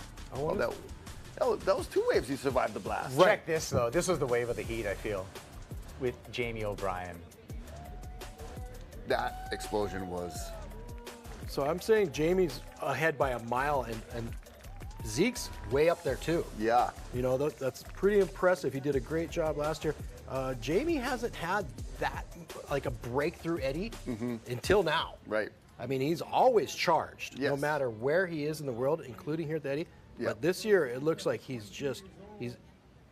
got the mojo. Yeah, he, in the event, obviously, you know, kind of participating, being out there. But this is the first kind of time I've seen him. And like you said, I remember, you know, years past of he's just in the mix, you know, out there. But this, he's really making a statement. Right. Well, I see him charging. Don't get me wrong. sure. I saw him taking off on waves that didn't want to be ridden. Right. But he wasn't successfully making them. Now here he is. Yeah. There's something going on, whether it's he's focused on his boards perhaps, or just focused on where he is in the lineup. I'm not sure, but it's paying off in dividends. Here's the heat in the water, you guys. Russell Bjerke, we saw him ride a wave. Also, Ben Wilkinson got a wave. Tiare Barnes came on as an alternate. She's out in her second round. Annie Dos Santos got the call. She's just going to surf 1 round in this Eddie. Billy Kemper, Kaylee Mamala, Eli Olsen, Cole Christensen, and JoJo Roper So we'll have to confirm Keli'i Mamala because he was not in his first heat. We saw Joey Cadiz take his spot. Correct. So we'll see if Keli'i came in for second round too. Also, Annie Dos Santos. Oh, there she yeah, is. girl. Nice. Awesome. Also, Ben Wilkinson. Yes. Alternate got in. Big Ben. First time. Okay. Let's talk about it. Oh, you know what? He replaced Noah Johnson in 2016 for a heat. That was a really incredible drop. And that is EO. I think that's Eli Olsen. Okay. Yeah, there you go. There's the orange Paisel. EOJ. EO also Junior. rides, mostly he rides Darren Hanley designs, but for his Waimea boards, he's just trusts his good friend John Paisel with those padlocks. Is that the Padillac? Yeah. And so that was a great ride by Eli Olsen. And that's not uncommon. So I'll see a lot of World Championship Tour surfers everywhere from, Mick Fanning and, they do have their DHDs back home, but when they come here, they pick up Tokoros. Yeah. They pick up Arakawas, maybe a Paisel, but usually it was Wades. A Brett, yeah. I saw a lot of Wades when I was living at the Pipe House in the Pipe Masters. Yeah, I mean, you can look at three-time world champ. Gabe Medina rides Tokoros when he's here, normally riding those Cabiancas everywhere else around the world, but likes that. Here we go, stacking up and putting it under the hook, and I love gutsy it. move. I love it. ID that surfer, was that Big Ben? Okay. Might be in for Greg Long. Okay. Possibly. Okay. This is heat number 2. Yeah. So in the orange. Little fun story. 2023, I'm in the tower. I'm 4th alternate, Ben's 5th. Okay. He goes, Dave, you gonna surf it? You've already surfed this thing before. How about, I'm like, okay, wait a minute. Just take it easy on me. Putting ideas in your head already. There's Joey. So Joey's here for Kaylee. That's Joey Cadiz. So that is Joey out there. Yeah. So I'm sitting there talking to him, and I said, well, what do you think about these waves? And there's lots of closeouts, as you remember. Right. Lots of closeouts. He's like, I think the people out there are kind of blowing it. Well, what do you mean, blowing it? I want to go out there. I want to take off on a set, race across the face, and slam the closeout, the big snap. Love it. I love that. Exactly. That in your head. And I looked him in the eye, and he was dead serious. Yeah. And I walked over to Clyde Aikau, and I said, I'm out. Put this guy in. We need to see this. So it's good to see him in there. Ben is a huge man. Yeah. He's a big dude. Yeah. But he tosses around big boards like they're toothpicks. But usually riding hand-shaped boards as well. Yeah, and a great woodworker he's as quite well. the craftsman himself, yes, for sure. And look at this paddle, that is green up and riding. Looks like JoJo Roper on that signature board we saw earlier in round 1. And JoJo holding onto the rope right there, able to survive and ride it out. So JoJo getting the score on the board. This will be the second and final opportunity for these surfers. And some surfers only getting the one opportunity, like Big Ben. Yeah. And other, maybe whoever. And Andy Dos Santos, who's ADS, coming in. Andy Dos Santos as well. Now, to frame that, Rocky, is you take your top 3 wave scores. Yeah. You can catch 4 waves in a heat. So, theoretically and mathematically, you can win the Eddie just surfing 1 round. I watched Greg Long do it in 2009. That's right. Yeah. And if this guy stuck that barrel, he'd be way up there too. Oh my God. Big Ben. Charging. That's why they named a giant clock tower after him. Exactly. His wife and kids are on the beach, and he's doing this stuff in the lineup. JoJo Roper with that was solid. A nice smooth one. Impressive. Solid score right there. Yeah, JoJo putting himself in the mix. He's got a couple of waves from round 1, and I might have glanced and seen his name somewhere near the top 8-10 possibly. Yeah, let's see, JoJo Roper. A little further down. Yeah, he's working his way up, but they owe some scores. Right now on the leaderboard, Jamie O'Brien out in front, Luke Shepardson behind him, and Nathan Florence in the 3rd place position. You can see a little bit of the texture. The winds aren't proper trade winds, so with those variable winds. Well, Dave used a really big word. I like. Yeah. Convective. Yeah, that's what it says on my oven. Convection. It's the same theory. Yeah. It's wind. Yeah, and it's hot wind. Pulls that. It's the. I'm full of it. Air in. I know where you're going with that. I didn't even go that way. I was trying to explain. Trying to compliment your vocabulary. Convection, meaning hot air. It's a hot land, heats up, it pulls the air off the cooler water. Ocean, yeah. We've all took the meteorology class. Yeah. Hey, but in one as a way or surfer, another. you're automatically kind of a weather geek as it is. Yeah. And Annie Dos Santos is going to go. Oh, Big Annie, and I like it. Awesome job going. That was smooth. Taking a little page out of Jake Mackey's book with the backside grab rail. Yeah. Also saw Felicity Palmatier do one of those. Yeah. Well, Dave, you said earlier in this broadcast, your rail is a fin. There you go. Set it on edge. Quote him on that one. Yes, sir. If you're not gonna throw the tail, you better bury that rail. Okay. That's a bumper sticker for your surfboard. Speaking of bumper stickers, get your Eddie Would Go bumper sticker from Rip Curl at your favorite local surf shop. It's going to be a collector's item. Why? Because it ran this year. So you want to collect all the bumper stickers, especially on the run years.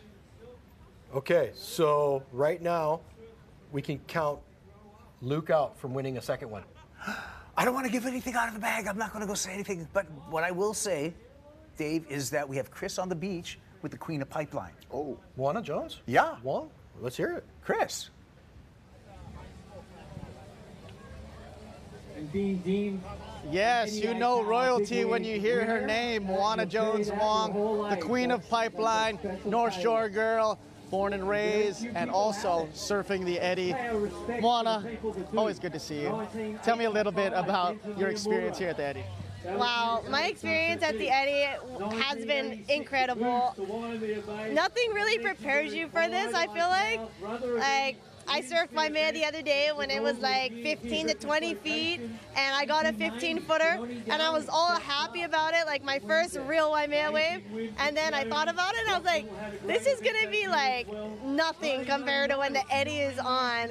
And sure enough, I went out there, and I was just looking at these walls of water, and I was like, this is incredible. Like the photos, the videos, none of it does it justice. You have to be out there in the water to like feel that energy. Yes, that is amazing. Your first heat, how do you think it went? And tell me about the camaraderie out there. Were you guys helping each other on? In that heat, everyone was pretty serious. I mean, I was with like John, and like, you know, he's an incredible surfer. Jake Mackey, like Kauli Bass. They all want to like win the event, you know? And Lucas Jumbo.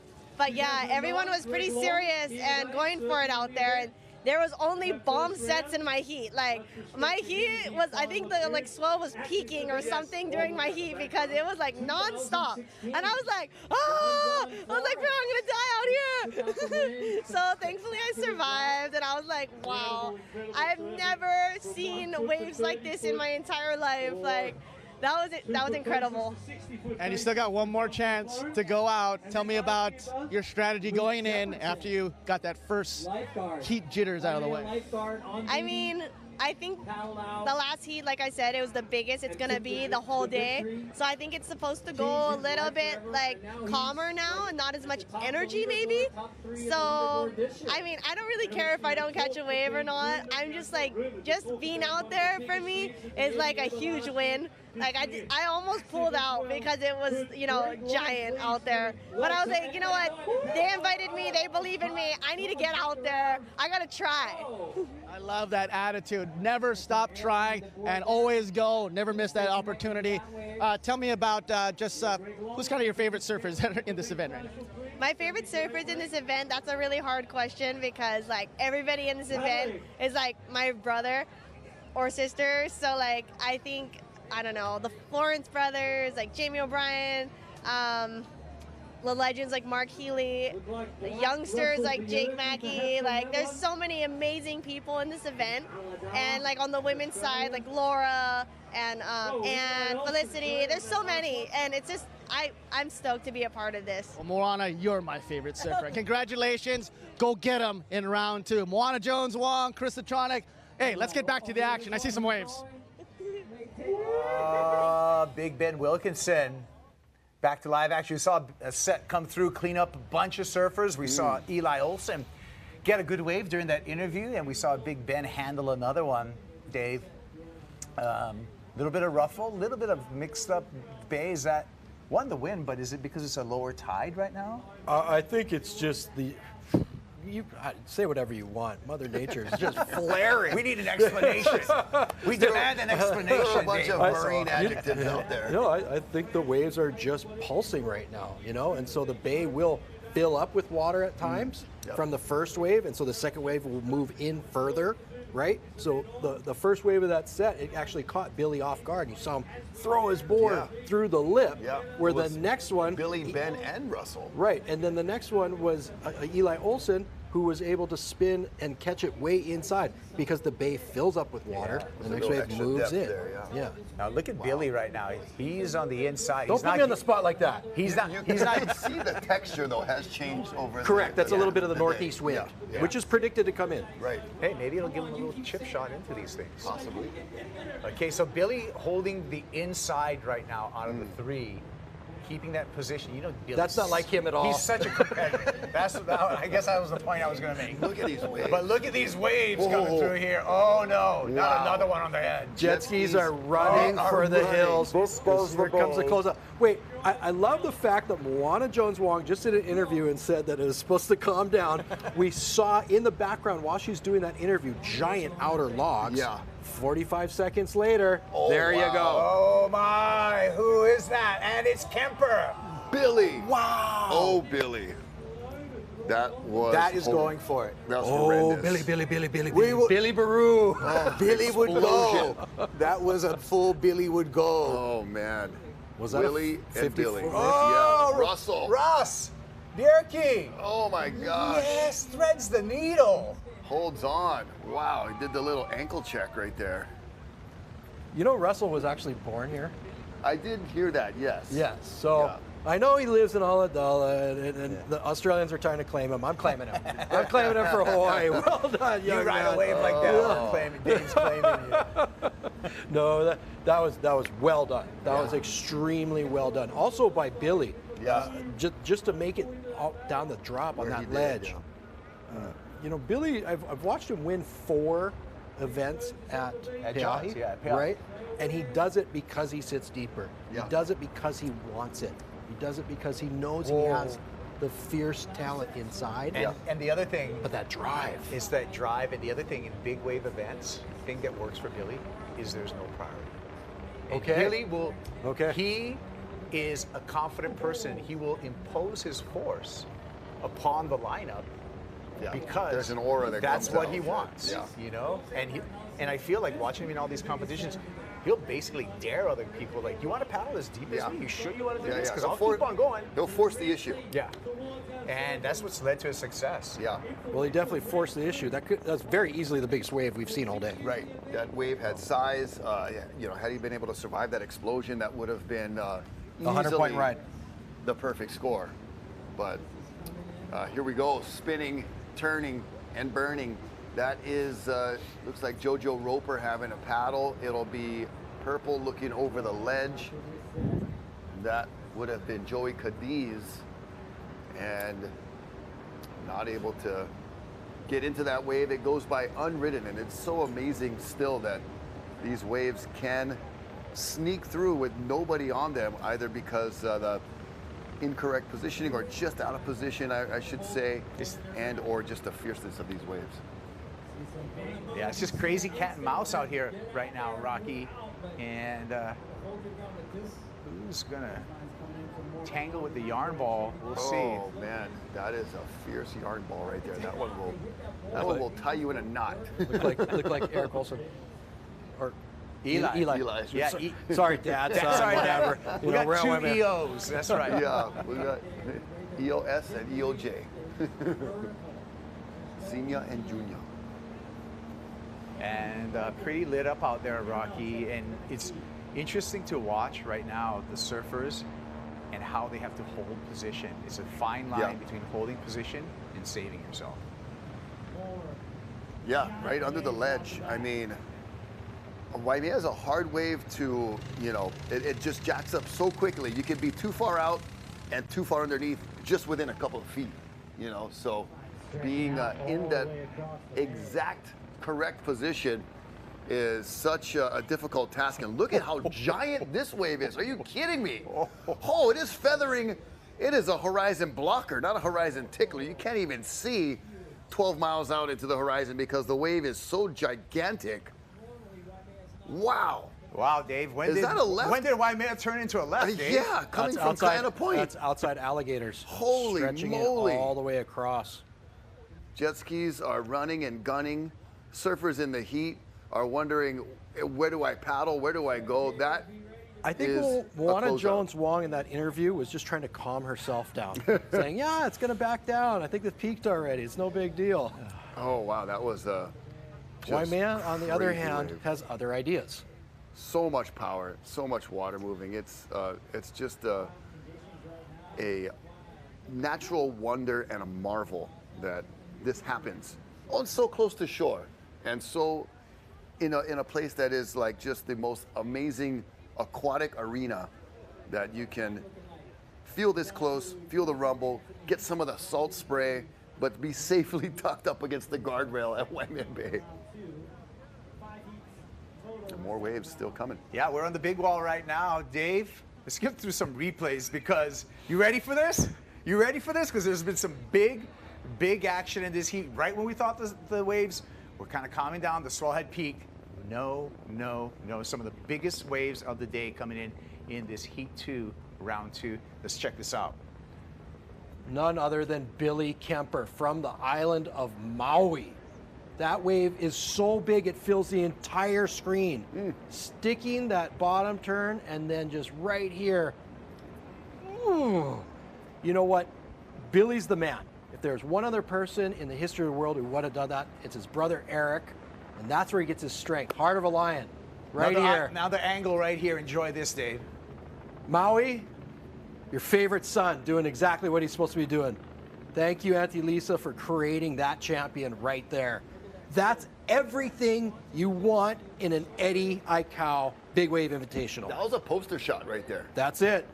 Oh my gosh. That's it. There you go. There's your next graphic. Yeah. Rip curl for next year's poster, Seriously, t-shirt. bro. You got it. Well done. Look at that right there, backing it up. Incredible stuff. We'll back it up again. Take another look at this right here. Look at the size of this wave. Look at how hollow it is for Waimea Bay, coming from way outside, and Billy with the ultimate edge control, Dave. That looks like Jaws. I mean, yeah, don't get me wrong. That's Waimea in all its glory. That is everything right there in a nutshell.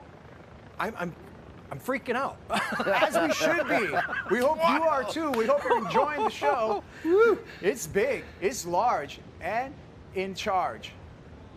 We're going to take a break right now because we just want to calm it down. Let's bring it down for a moment, guys. We'll be back with more action. Bruh. It's firing. It's giant. It's Waimea. It's the Rip Curl Eddie Aikau Big Wave Invitational. We'll be back with more.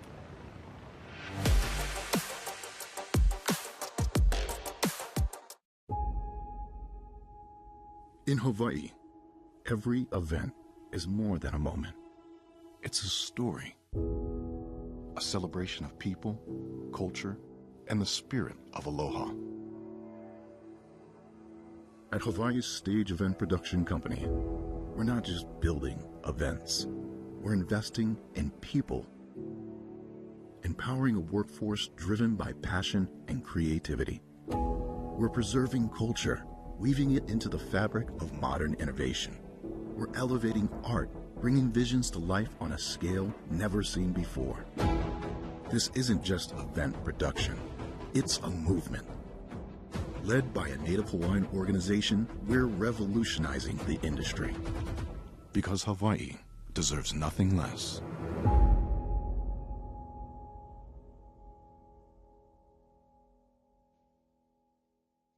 Introducing Huaka'i by Hawaiian, a new free benefits program starting in January just for Kama'aina.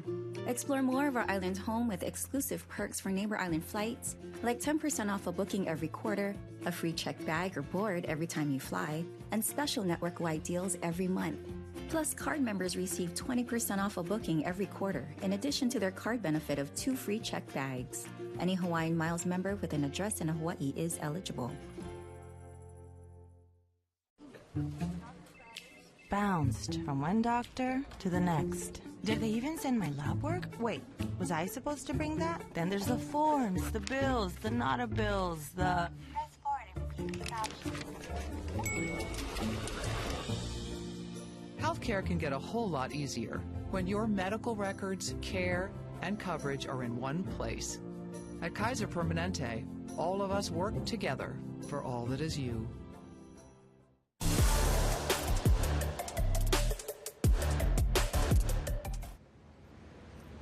Welcome back to Waimea Bay. I hope you're entertained because we sure are. It's Rip Curl, Eddie Aikau Big Wave Invitational, Kaipo Guerrero, along with Rocky Cannon and Dave Wassel on the call here. It's been an epic day so far, and the hits keep on coming. Oh, yeah.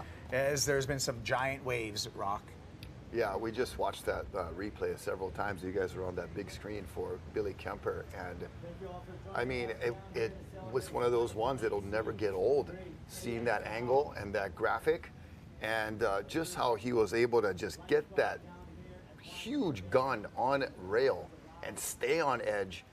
Had the wave cooperated and stayed open, I'm sure he would have went shooting for that barrel, but he saw it kind of made a last second decision look like to kind of abort mission for the barrel and try to straighten out and maybe survive the blast and get the score that way, because, you know, we talk about the camaraderie, we talk about the legacy of Eddie, which is all, you know, at the forefront, but the common, underneath layer is that this is a competition and these guys want to win and they want to get a good score. I'm going to go on the record right now and say that that's 2 Eddies in a row where I watched Billy Kemper catch one of the biggest waves I've ever seen attempted in an Eddie, in the history of the world. Yeah. That backed up last year's performance. Yeah. He went loony last year, and he obviously just did it again. Yeah, and 2023 in January, the last edition, was such a highlight, such a big, a new bar that was set, and it was going to be hard to match. But I think we're right there still again. And we talked about the conditions changing, right? Yeah. You see that little chatter that's all over the ocean face. The wave that Billy caught was so ridiculously big, with so much energy, it sucked up the entire ocean and made it smooth. Absolutely picture perfect. The thing was barreling like backdoor at 40 or 50 foot. Crazy.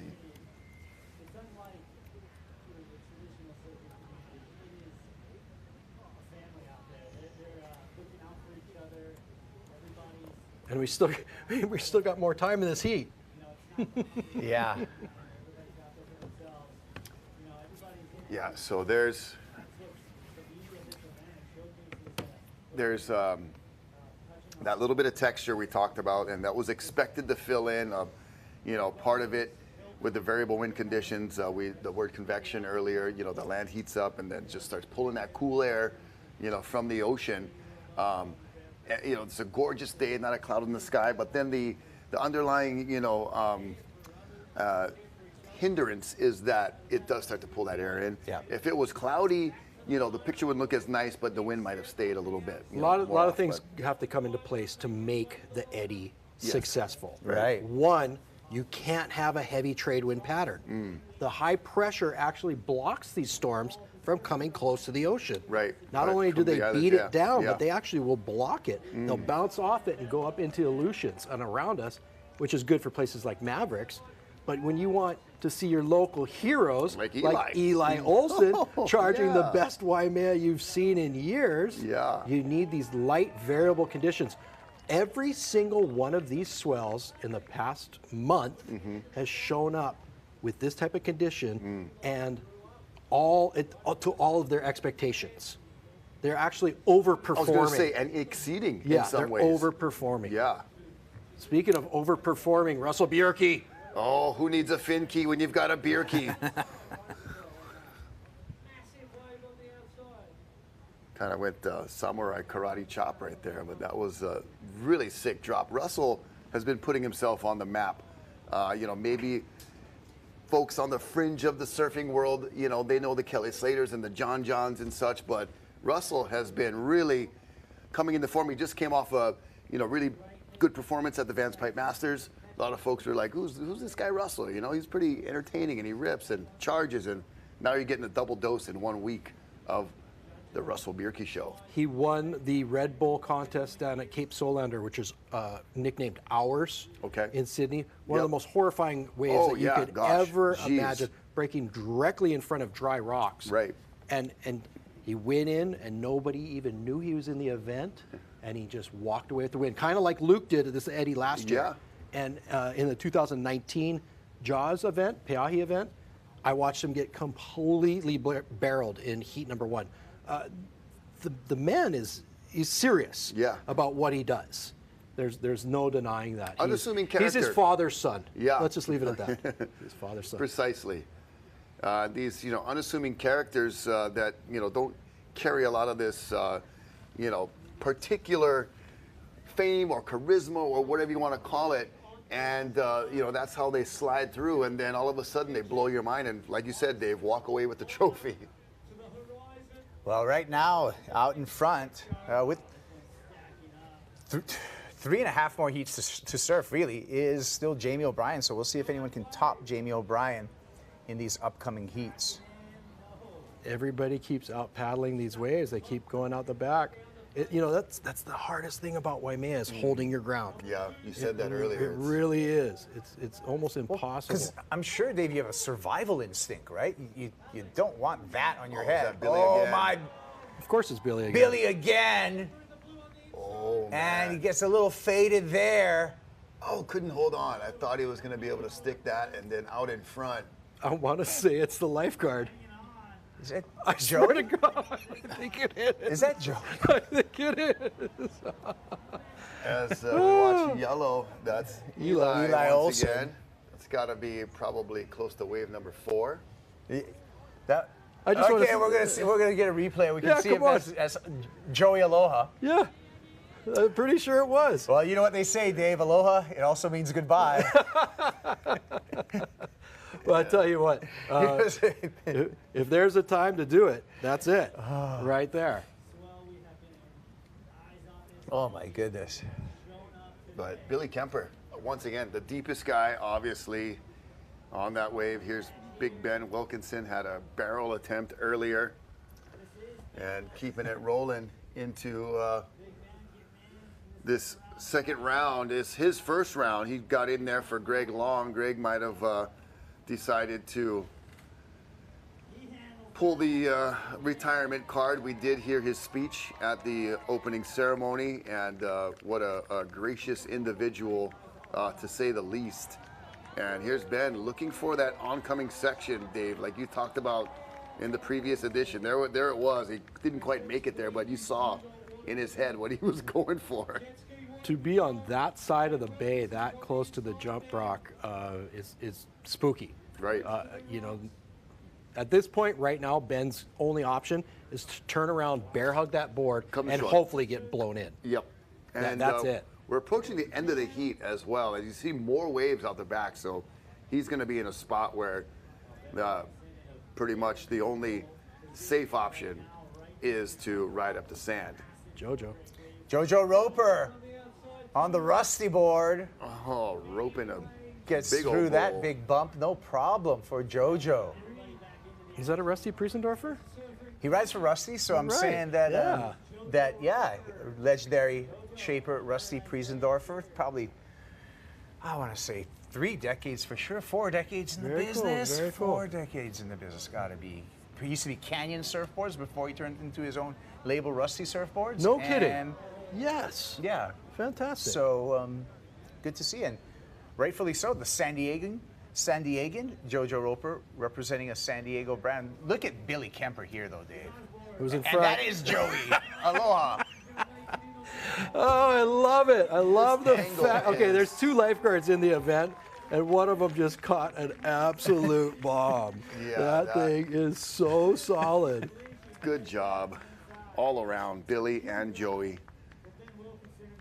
Somebody was behind Eli going over, it looked like. That might have been someone from the previous wave, but it was Eli Olsen riding through and scooting by his friend Billy, who was bailing in the whitewater, and no chance of duck diving these boards. It's bailing all the way as Yeah. Big Ben. Maybe Ben might be able to duck dive that thing. Yeah, Yeah. He'd be the exception. Right. He's not a small human being right No, there. he's like 6'4", 230, and he looks like a regular sized guy on a wave like this. Oh, man. Oh, this is what we were talking about. Yeah, getting stuck inside there. And there's JoJo. That was beautiful. That was his first wave of this heat. That was a solid one as well. JoJo put on quite a performance. Yeah. You know, I had never really heard, too Ben. much of him before, but he's definitely made a statement in this year's Eddie as Big Ben, getting some crowd-pleasing action. Okay, so Ben must walking have up caught Cliff Botello. his 4 rides, I'm thinking? Well, he was in a spot where even Dave said it was like he was by little Gilligan's Island over there. You know, that little rock next to the jump rock. Yeah, but and he must have caught 4. I think he must have caught 4. Maybe he only caught 3 rides, or maybe we're waiting for his 4th ride because he's coming in. There's still 8 minutes and 50 seconds on the clock. Well, maybe he's going back to the other side of the bay with the help of the ATV to paddle back Cruiser, out. huh? Yeah, so see, he's What makes way, you think it's over? What he makes came you in think it's way over over? there. Why? Why'd you write him off? I don't know. I thought he Who was coming are out. you, Kaipo Guerrero? I thought he'd look at me. Hey, now work smarter, not harder. Ben Wilkinson. Yeah, his leash is still on, bro. Literally, he's not getting out. With the shakas up the beach and the ATV ride, if he's going to go paddle back out, I take it all back and I applaud him of working smarter and not harder. Okay. I think it's done.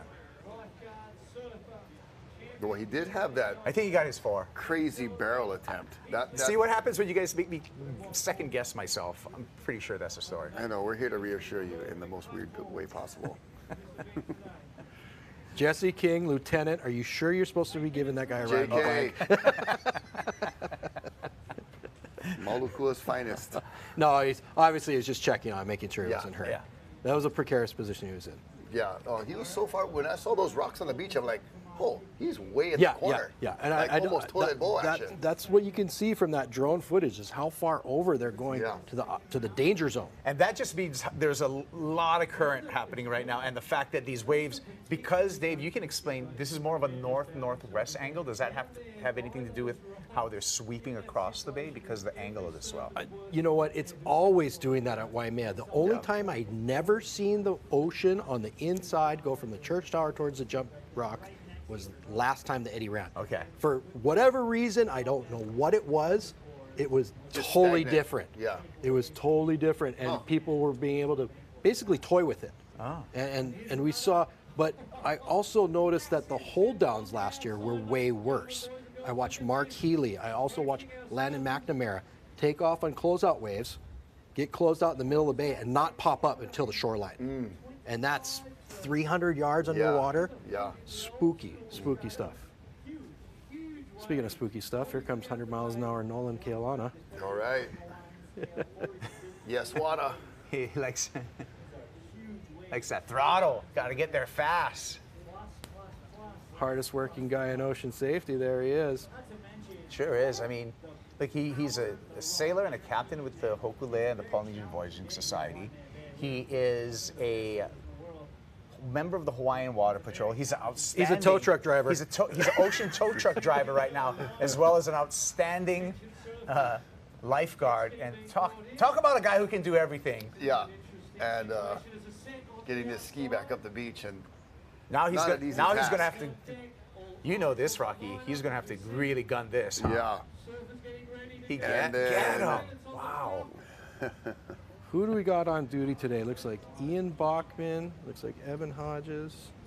We heard Adam Betchuk do an interview. Is it an increase in amount of personnel assigned to Tower 29? They will put a 4th personnel there. Okay, normally 3 and then... Correct, and a jet ski. And then you got rescue crew down there too. Right. Yeah. But How's this drill right now? Just sending Nolan right back out there. And we see, going down there in Cole the white Christensen. jersey, Cole Christensen.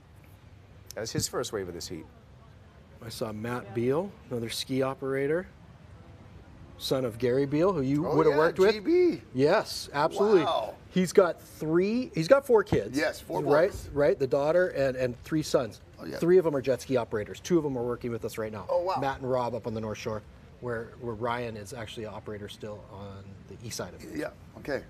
cool. How's that? Yeah, GB. That's pretty impressive. Yeah, that is well done, GB, and always a pleasure, for sure. We got the Midwest tuning in. The Duff family, my wife's family in the Midwest, tuning in to this show. Dave, speaking of around the world. Very cool. And global attention to this event here at Waimea. Really big announcement right here. If you're watching, you're getting hungry at Waimea Bay, Thomas from Kinui Kitchen wants to let you all know that the Waimea Valley food is open. Okay. And they have a tent right in front of the entrance selling quick grinds, snacks, and drinks. So anyone around there, if you can hear me on the Jumbotron, just to take a quick hop over the bridge. Hop over the bridge into at the the valley. entry to the valley, and Kinui Kitchen has, they're open, and they have snacks, food, and drinks. I'm and sure our beach announcers are getting that info out to Joe DeMarco and the crew, and check out Nolan. And maybe if you ask really nicely, Nolan will just fly up over the berm and take you up the river. Yeah. Yes. That's a possibility. Tow you on the jet ski in the behind, and you can go for a joyride. He's already been thrown off of a ski earlier today, coming in to the shore break right by the jump rock, has towed a jet ski back to shore. So there's kind of a viral video of Nolan. We're kind of like blowing up Nolan right now, the Nolan show, but he deserves it. Of him on his own lifting up an ATV, the whole back of one of those lifeguard ATVs. Like it was nothing. Yeah, just as a display of mana. Pure strength. He comes from a powerful family. Yes, sir. He's a Keaolana. Okay. All the brothers, all the cousins, all the aunties, they're all. Oh, check out this. This is late. And we'll see if we're getting some information here. Oh, we are. Thank you to Olukai, by the way. Yeah, official footwear for our North Shore lifeguards and all lifeguards around Oahu. And I get them right here. Yeah, putting on a nice talk story at Turtle Bay. Meet the legends. Oh, wow. Talk about that right there. Oh, that looks was like skipping rocks on the river. That's Annie Dos Santos and Cole Christensen. Both backside and both taking the plunge. And Cole skipping, going somersault into the backslide. All right, you guys, I think it's time for us to take a break right now, but no fear, because we're going to be back with more action from the Rip Curl Eddie Aikau Big Wave Invitational. We got much more surfing on the way, and we're going to crown a champ this afternoon. We'll be back after this.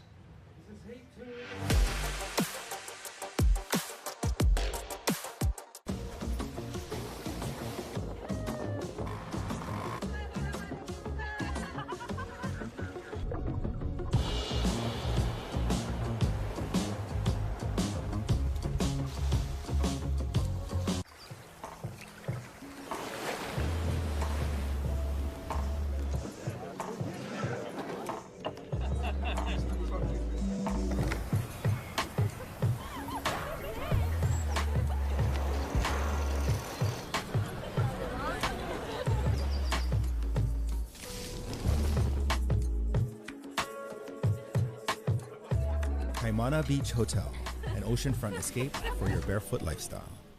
This is like someone sitting in a corner with a synth and a sampler and like crystal bowls and a million other things, and they're just hitting all of it and just in a trance.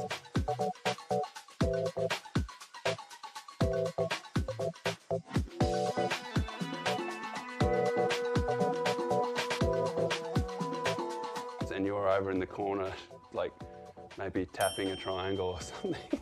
Caring for the people of Hawaii has been HMSA's mission since day one. As a father, everybody just wants the best for their kids. HMSA allows them to get the best health care they can get.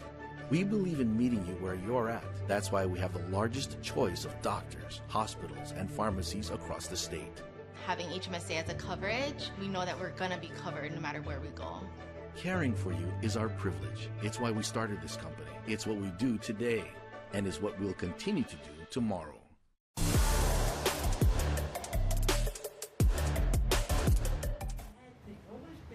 Hey, we're back at Waimea Bay, and Second heat of round number 2 is completed. We're anticipating the start of heat number 3, round number 2 here at the Rip Curl Eddie Aikau Big Wave Invitational. I'm Kaipo Guro, joined by a lifesaver, Dave Wassel, and great guy in the ocean, pretty guy, funny guy on land, Rocky Cannon. We're into the next heat, you guys. Yeah, heat number 3. Heat number 3, and we're in round 2 now, so let's get we're down getting to the there. nitty-gritty. We're getting there. Oh, look at these monster waves just filling up your screen right now. Speaking of getting there, Annie Dos Santos is really getting there. She's getting busy out there. Yeah. Yep. So Annie's heat's done. We're in a new heat now with Annie Reichert, Bianca Valenti, Grant Twiggy Baker. Dave got in. There we go. So Twiggy's got his chance. The ledge, Ross Clark Jones is out there, along with another legend, Peter Mel, Jake Mackey, the youngster, Aaron Gold, Kauli Vas, and the Brew, Matt Bromley. So we got 2 South Africans out there. We'll see if there's going to be any teamwork between those 2. No, not at all. But there's going to be a battle for the biggest waves between a lot of these guys. There's no way Twiggy's holding back. There's no way Ross Clark Jones is holding back. Right. Whoa. This is Billy coming in from the last Speaking heat. of not holding back. Oh, wow. Wow. He's just pure entertainment going for it. Oh, my good Lord. That was really, really scary. Just that big board. Just twirling around in the Twirling shore around break. behind you. There's our heat up there. Tahiti, can you have a talk with that guy? It's very entertaining. Yeah. Look at that. Grant Twiggy Baker, Ross Clark Jones, Peter Mel. How many decades of experience in big waves is that right there? That's over 100 years. That's a century. Only 100? Oh, man. That's a century right there. Yeah. 100. All right. Let's take a look at our heat recap of what happened in heat number 2, round number 2 here. Yeah, Billy Kemper, the last Eddie. A lot happened. Billy Kemper got a couple. And here we go. Dave, here's the beginning of that heat 2. This was some of the most impressive surfing that I've seen in a long time. The ocean just came alive. Yeah, right? Big Ben got his chance. Oh my gosh, and just airdropped. Free fell into eternity. Annie Dos Santos. ADS doing it. Gets in as an alternate and gets to experience a huge wave at Waimea. Big Ben tried to pull in, Dave. Big Ben is not afraid. Big Ben will go. And Annie, she'll go as well, Rocky. Yeah, a little touch on the rail right there, adopting some casual backhand technique and looking comfortable at Big Waimea. And Annie Dos Santos stoked to get her chance to be in this eddy. Eli Olsen from across the street, looking smooth. EOJ, and definitely making a statement with a couple of well-ridden waves, taking full advantage, I believe. And somebody just went over the falls behind Big Ben, but there have been, you know, the obvious carnage with big waves ridden. Russell Bierke, that was one of the waves of the heat so far, or by far, I believe. I saw Russell going ham, and I also saw this man And this guy. going absolutely ham. Looking for a barrel, Billy Kemper. I'm not even like. I can't say I'm shocked. I'm more Right. shocked by the wave Right. itself at Waimea, not the fact that Billy went for it. Yeah. But to see a wave And like look that. at this monster, Joey Cadiz and Billy Kemper. Because that's the kind of stuff that I see Billy do all the time. The world knows that. Right. It's pretty cool to see the young lifeguard match up to Billy. Yeah, it really. He probably actually just looked at Billy and went, "Well, if he's going, it's probably the biggest wave in the world, so I might as well go too." I might as well join him. And we saw Jojo Roper put together a nice collection of good rides and possibly jump up a few spots on that leaderboard and making his first appearance well worth it. Right, and you talked to Kaipo briefly about how somebody could surf one heat and win the Eddie. 2009. Last heat of the day. Yeah, Greg Long. Greg Long. Kelly Slater was in the lead. He stole it from Kelly. He said, thank you, here we go. All in one heat. All in that one heat. There you go. Yeah, Andy Dos Santos. I was amazed, and actually to note that Kelly put an incredible display on that year as well. Coming back here to live action, this is Heat 3, round number 2. Let's get to the beach right now to Chris Electronic. I think he's with Emily Erickson. Chris. This is Heat 3 of the round 2. Yes, how's it? Kaipo, Rocky, and Wassel having a great time with some great surfers, including this woman right here, Emmy Erickson. How you doing? You just had your second heat, right?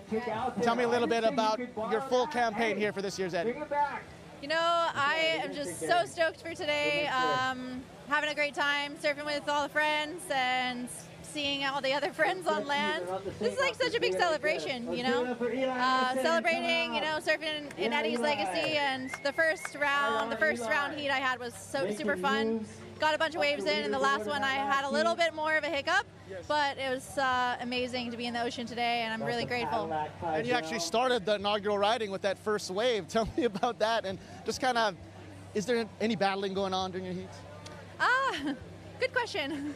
Yeah, you know what? As soon as we were waiting in the channel for a little while before the whole event started, and I realized that it was a little slow still, and so as soon as the buzzer sounded and I realized we were on, we had one wave right after that, like, I don't know, 10 seconds or something after the buzzer sounded, and so I figured just go, you know. At that time of day, the sun is just, you know, coming through the valley here and is really magnified on the water. You've got the offshore wind, the valley winds, you know, in the morning, and the sun. So I couldn't really even see anything except just light as I dropped into that first wave. But out of the corner of my eye, I could see Greg Long, and I was like, oh no, Greg, oh gosh. And I just was so up and down, it's just vertical that, I came unglued, but it was a beautiful moment. And yeah, really happy to start the event like that, shake off all the cobwebs, you know. We haven't had that many big, of this caliber swells like this, so you don't get much of a chance to warm up, you know. When you're wiping out like that, how do you handle that? How do you stay calm during those moments? Yeah, just kind of like, you know, if you love what you do, I think that really helps. And I just kind of do the whole, you know, prayer to the ocean and ho'oponopono and, you know, thank you, I love you, the whole thing. It's just, yeah, you make peace with what you love to do, and that's where I'm at. That's beautiful. So, yeah. Tell me about okay, we got your first heat. Tell me about going into it for the second time. Second heat, I would say, was a little bit harder positioning-wise. A bunch of the, you know, guys are a very tight-knit group, and, you know, everyone's a joy to surf with. With less waves, you're jockeying for position and just trying to do your best. And, okay, we got a big wave coming up. Emmy, good luck. I'll talk to you later. Back to the action on the ocean. Yeah, we do, Chris. We got some big waves. Taking off first on that one, I think that was Aaron Gold. Looks like Aaron in the orange. We're heat number 3, and look at this monster out the back. Just there's a closeout. Where is everybody? There's a closeout. There they are. Biggest wave of the day. It's getting smaller. Yeah, it's calming down. It's easing up. Holy moly! During that interview, I just kept pointing to the screen, to the outside log cabins. It's serious. Yeah. That's as serious as it gets. That's as serious as it gets, Dave. That closed out the entire bay, no place to hide. Talk about a haunted mansion. I didn't even see that happen last year. No. Last time it ran. Not top to bottom like that. Yeah, that was. Where the whole pack, they were already at the lineup far out, and they started, I saw wakes coming off their tails as fast as they were paddling to get out through that wave.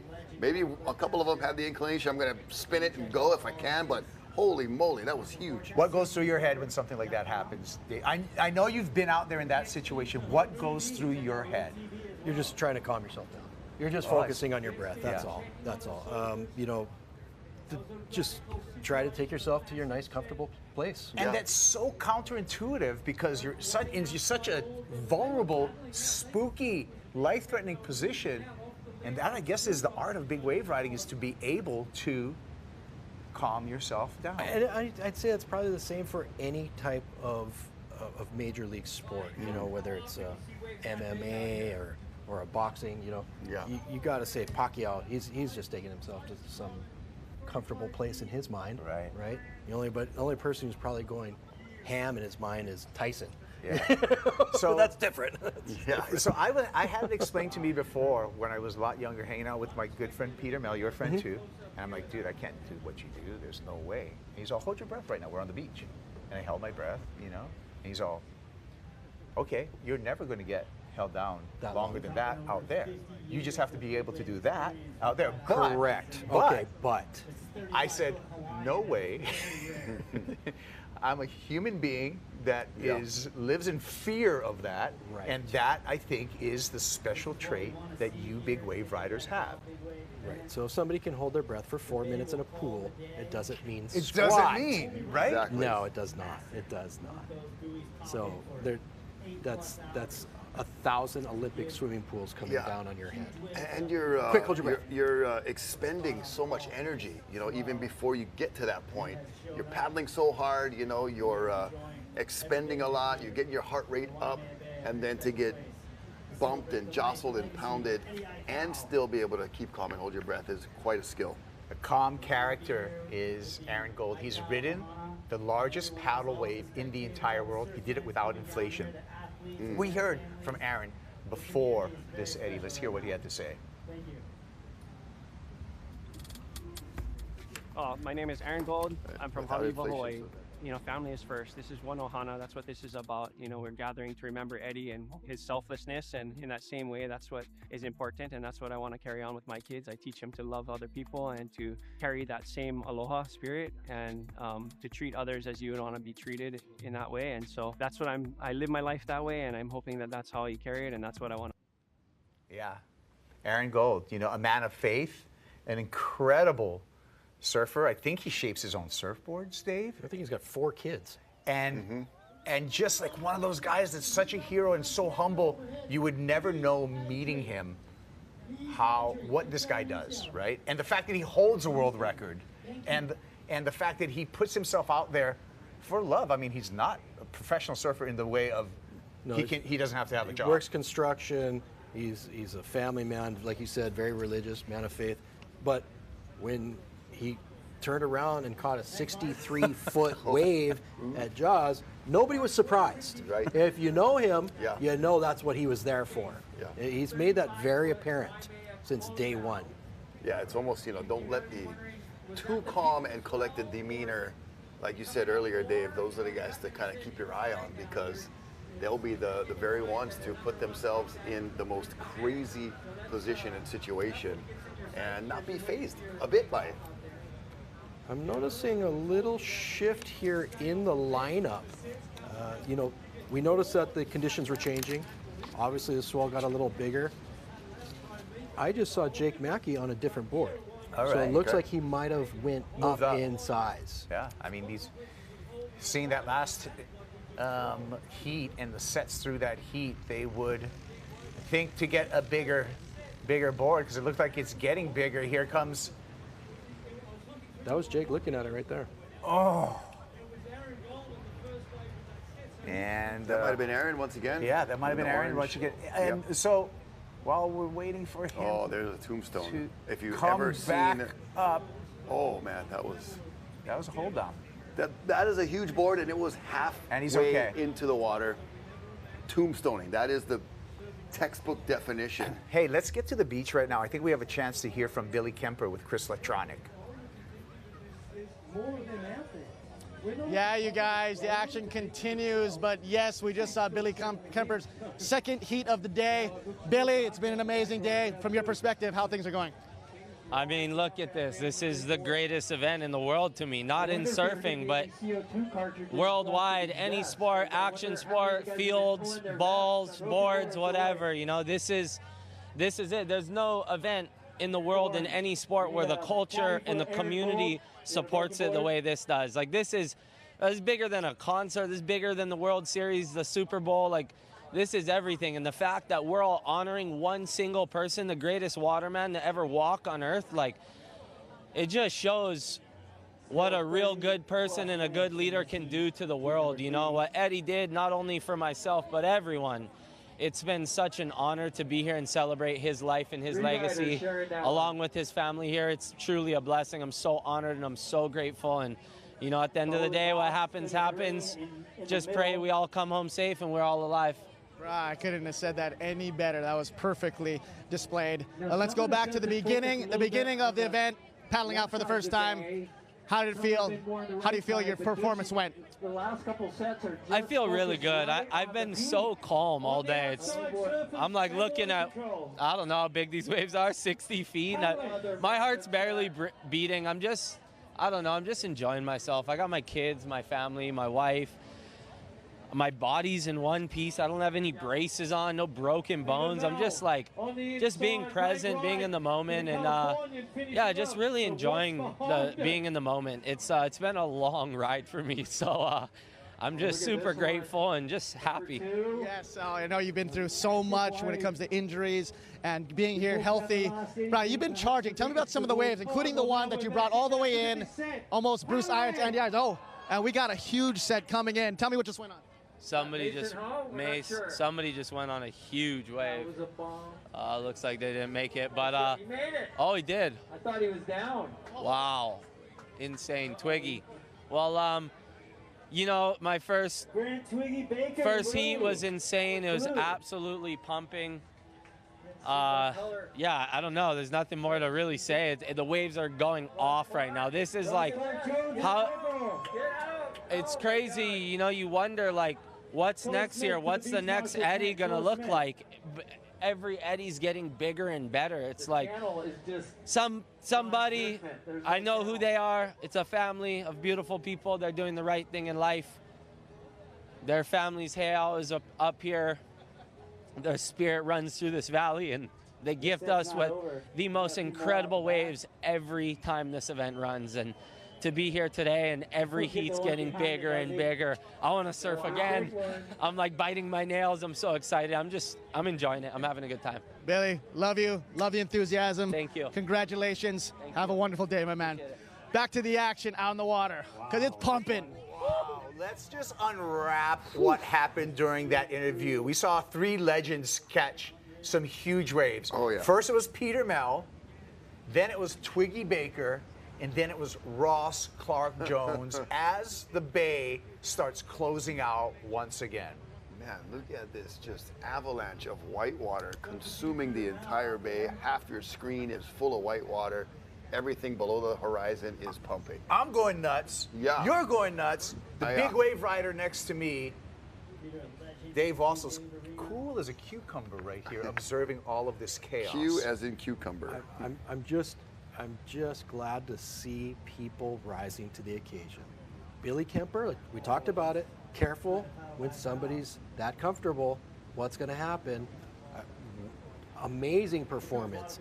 And then Hawaiian Water Patrol, look at Akavika and the gang. Oh, yeah, that is a great shot right there of one legend center screen with the next generations of water boys and men, legends. Oh, Na'i by nature, with the mean hair. Yeah, I like. See them by the hair. Yeah, reckon notice that one. And there's looking down, Kamehameha Highway into the bay. But like you were saying, Dave, it's been pretty inspirational what we've just seen in this last hour. And what you talked about Ross Clark Jones, you talked about Peter Mel. I saw Twiggy just do what he needs to do. Stick just a giant drop that looked absolutely impossible with all the bumps coming up the face. Something that he's done all over the world, but I've never seen him do it Waimea. He's always been known for this horrific wipeout in 2016. Crazy. Right? Yeah. And there you go, Twiggy. There you go. Stuck it. Man up, my friend. Hey, that boil had white water coming off of it. It just looked so much more turbulent and more active than any other of the waves that we've seen, and he just glided right through it. And you saw him do a little dab claim of like he made it. And gosh, the decades of big wave riding just in that frame of Peter Mel, Ross Clark Jones, and Twiggy. Just amazing to see these guys out there still doing it. Waimea Valley. Make sure you go check it out. And speaking of Hawaiian culture and you know, getting in tune with all of the things that Waimea Valley has to offer, thank you to Rip Curl and the Eddie Big Wave Invitational. The ultimate surfing company since 1969, coming in and supporting the Eddie Big Wave Invitational, and also a big supporter of the Big Wave Invitational, and continuing on with the legacy of Eddie Aikau is the Eddie Aikau Foundation. Find out more about the Eddie Aikau Foundation, how you can contribute at eddieaikaufoundation.org. We're gonna take a break right now, take a breather. Waimea certainly isn't, but we're gonna be back just in a couple minutes with more action from the Rip Curl Eddie Aikau Big Wave Invitational. We might want to watch this. Or let's stay here. Twiggy again. Oh, yep. And Peter Mel, maybe, looks like. No, surfer in... Twiggy's on fire. That's Bromley. In black. That's Matt Bromley. Two South Africans. So there's Africans sharing away. Baby teamwork too. Okay, now we're taking it.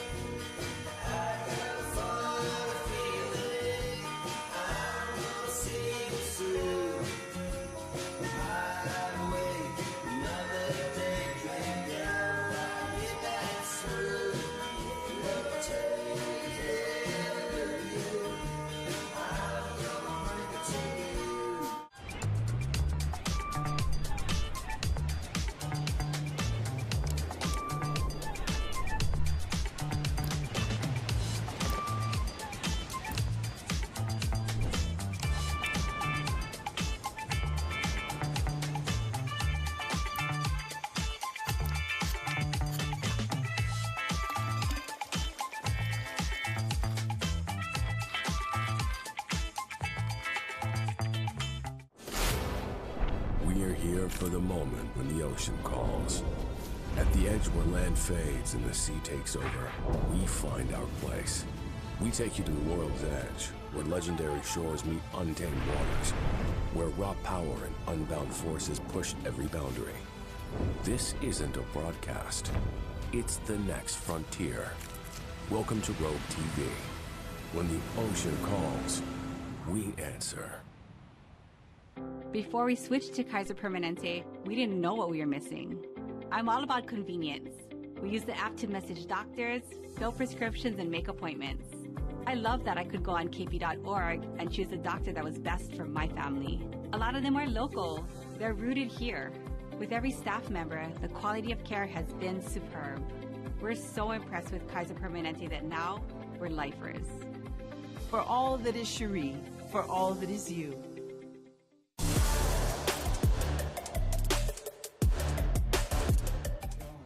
Hey folks, welcome back to live action at Waimea Bay. The Rip Curl, the Eddie Invitational has been on, and we've got action on the beach. Our next heat getting ready, and speaking of action on the beach, Chris Latronic is down there standing by with Big Ben Wilkinson. Chris, take it away. Yes, Rocky, man. We've been seeing so much great action, so much beautiful moments, so much gnarly moments like we saw from Big Ben Wilkinson, who is an alternate who just got in for the second round. Ben, tell me about your heat. Tell me about some of the crazy waves that you caught. Yeah, it was, you know, I had one heat to do it all. You can only get 4 waves. Beginning of my heat, I was a little bit on the inside, and I saw one come in, and I was a little bit too far in, but I got out and I was kind of in position, and I had a really kind of pretty good wipeout to start off. I was pretty bummed, and I was trying to settle myself down. The next one that came was a nice big one on the outside. I got into it, under it, and pulled in, and had another wipeout, so I was kind of freaking. That was kind of like my day. So I kind of settled down a little bit, and I got another really nice big one and made it, and that kind of like stuff like that just like make sure. I was like, I was yelling, I was like stoked. Pete Mel was in the channel, and like he was like, he'd seen my 2 wipeouts, and he gave me a high five, paddled back out. And then, yeah, I got my last one I got, and I've always wanted just to try and like come through like on a closed out-ish wave and try and come through and like hit the lip, you know. And that's like always been like on my cards, one of my waves, if I can do that. That would have been sick. And then I traveled so far, I was trying not to fall off. I was just telling myself, don't fall off, don't fall off. I was getting hit by the white water, hit by the white water.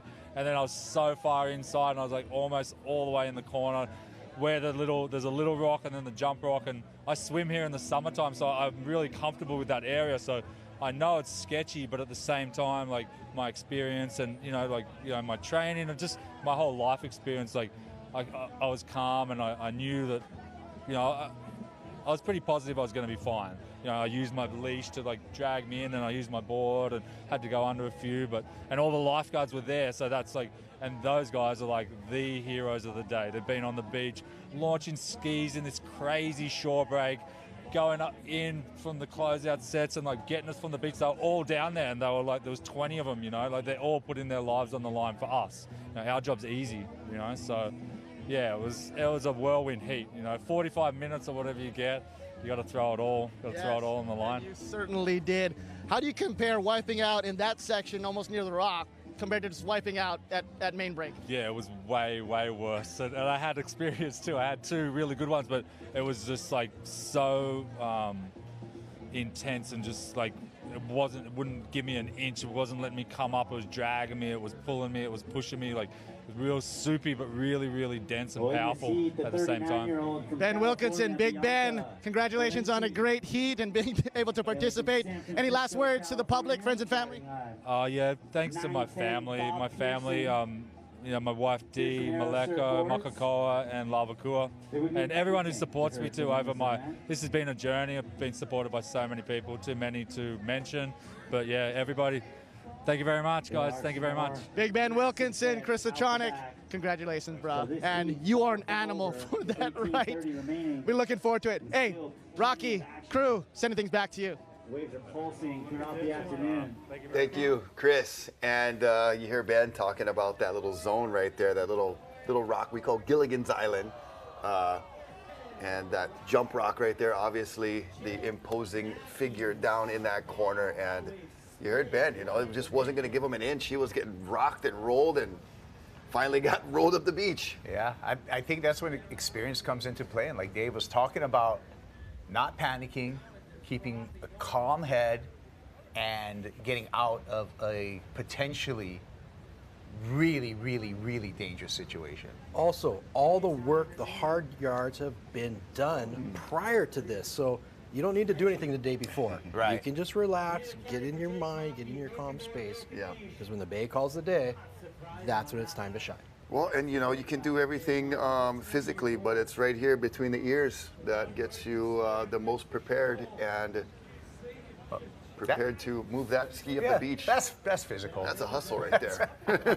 Plenty help though. Lau Lima, right? Plenty hands, boo. Well, Uncle Mel, or you get two of those hands right there. Those are big hands right there. But we say Lau Lima in Hawaii. Many hands, and many hands make light work. And looks like we got someone coming in, Rock. Yeah, that is a brisk pace, I'll say, coming back to shore, and wondering if that is Kaoli a surfer Voss. or a photographer. That's It looks like Kaoli Voss to me. okay. Yeah, but he jumped off. He probably just broke his board. Yeah, there you go. So equipment malfunction rather than physical, which is good to see for Kaoli's sake, and he's swimming okay back to shore and hustling back up. He wants to get back out there. Yeah. Possibly grab another board.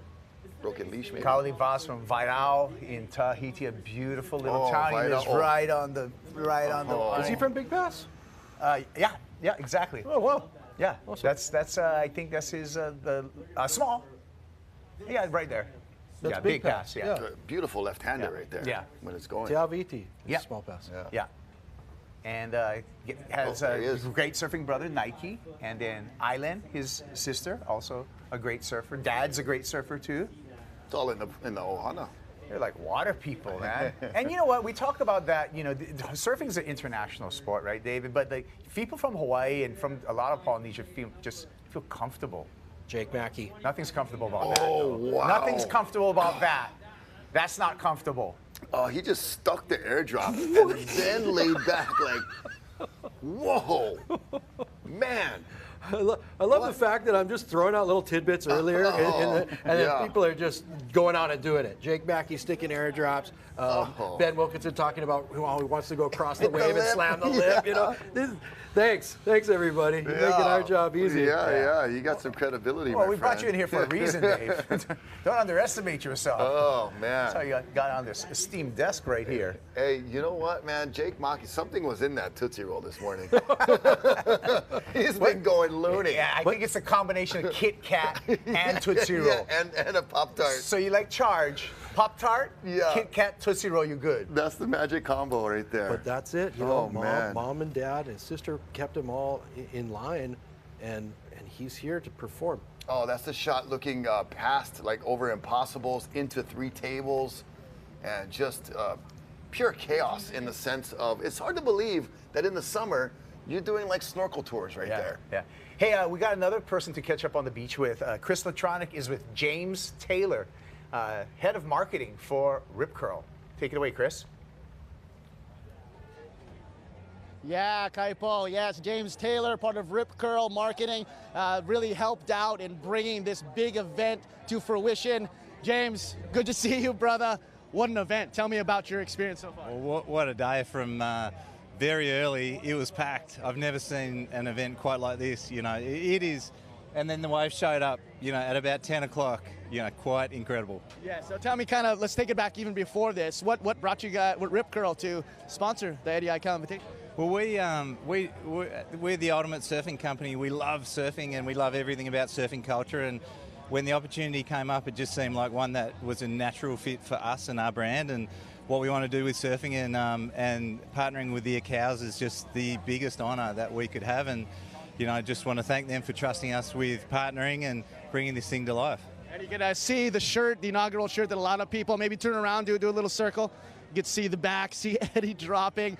Tell me about this design, and is there any shirts left? Yeah, we've had a massive day in the merchandise booth just out the back there. That's been incredible. But the petroglyph is a classic Hawaiian motif, and it seemed appropriate that we do that, and we actually took that into the perpetual trophy, which you'll see later this afternoon. That's amazing.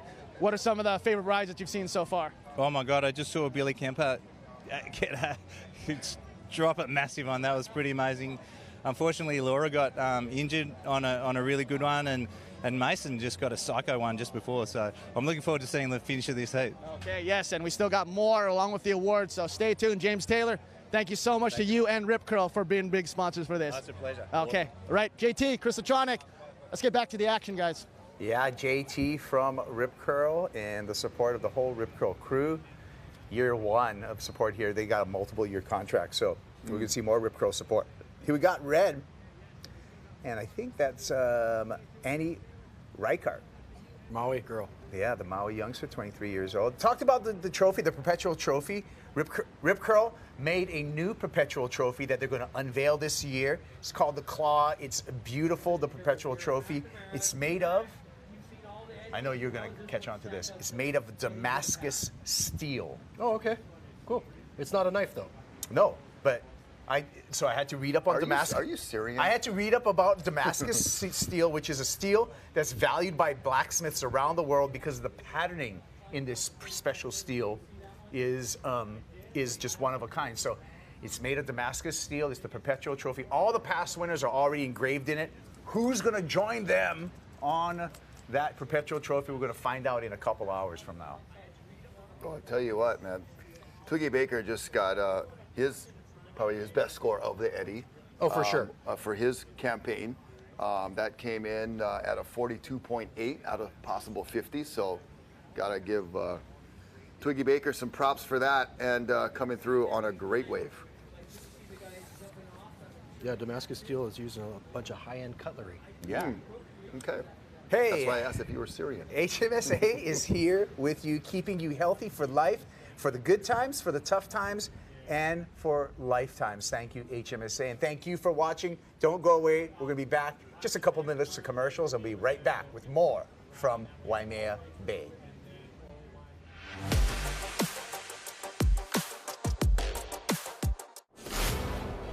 We are here for the moment when the ocean calls. At the edge where land fades and the sea takes over, we find our place. We take you to the world's edge, where legendary shores meet untamed waters, where raw power and unbound forces push every boundary. This isn't a broadcast. It's the next frontier. Welcome to Rogue TV. When the ocean calls, we answer.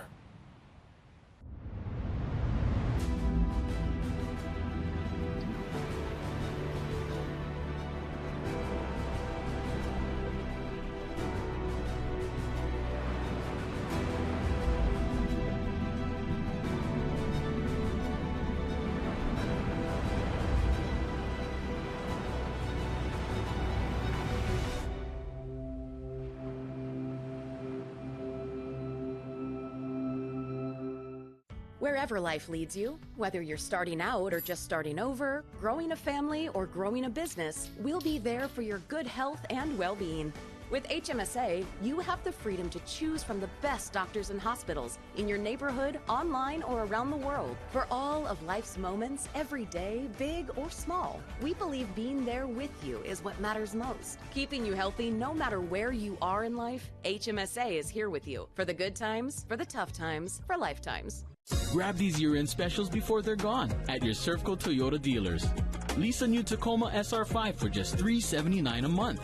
Or save over $4,000 on a new BZ4X. Hurry in to the Servco Toyota year-end sale.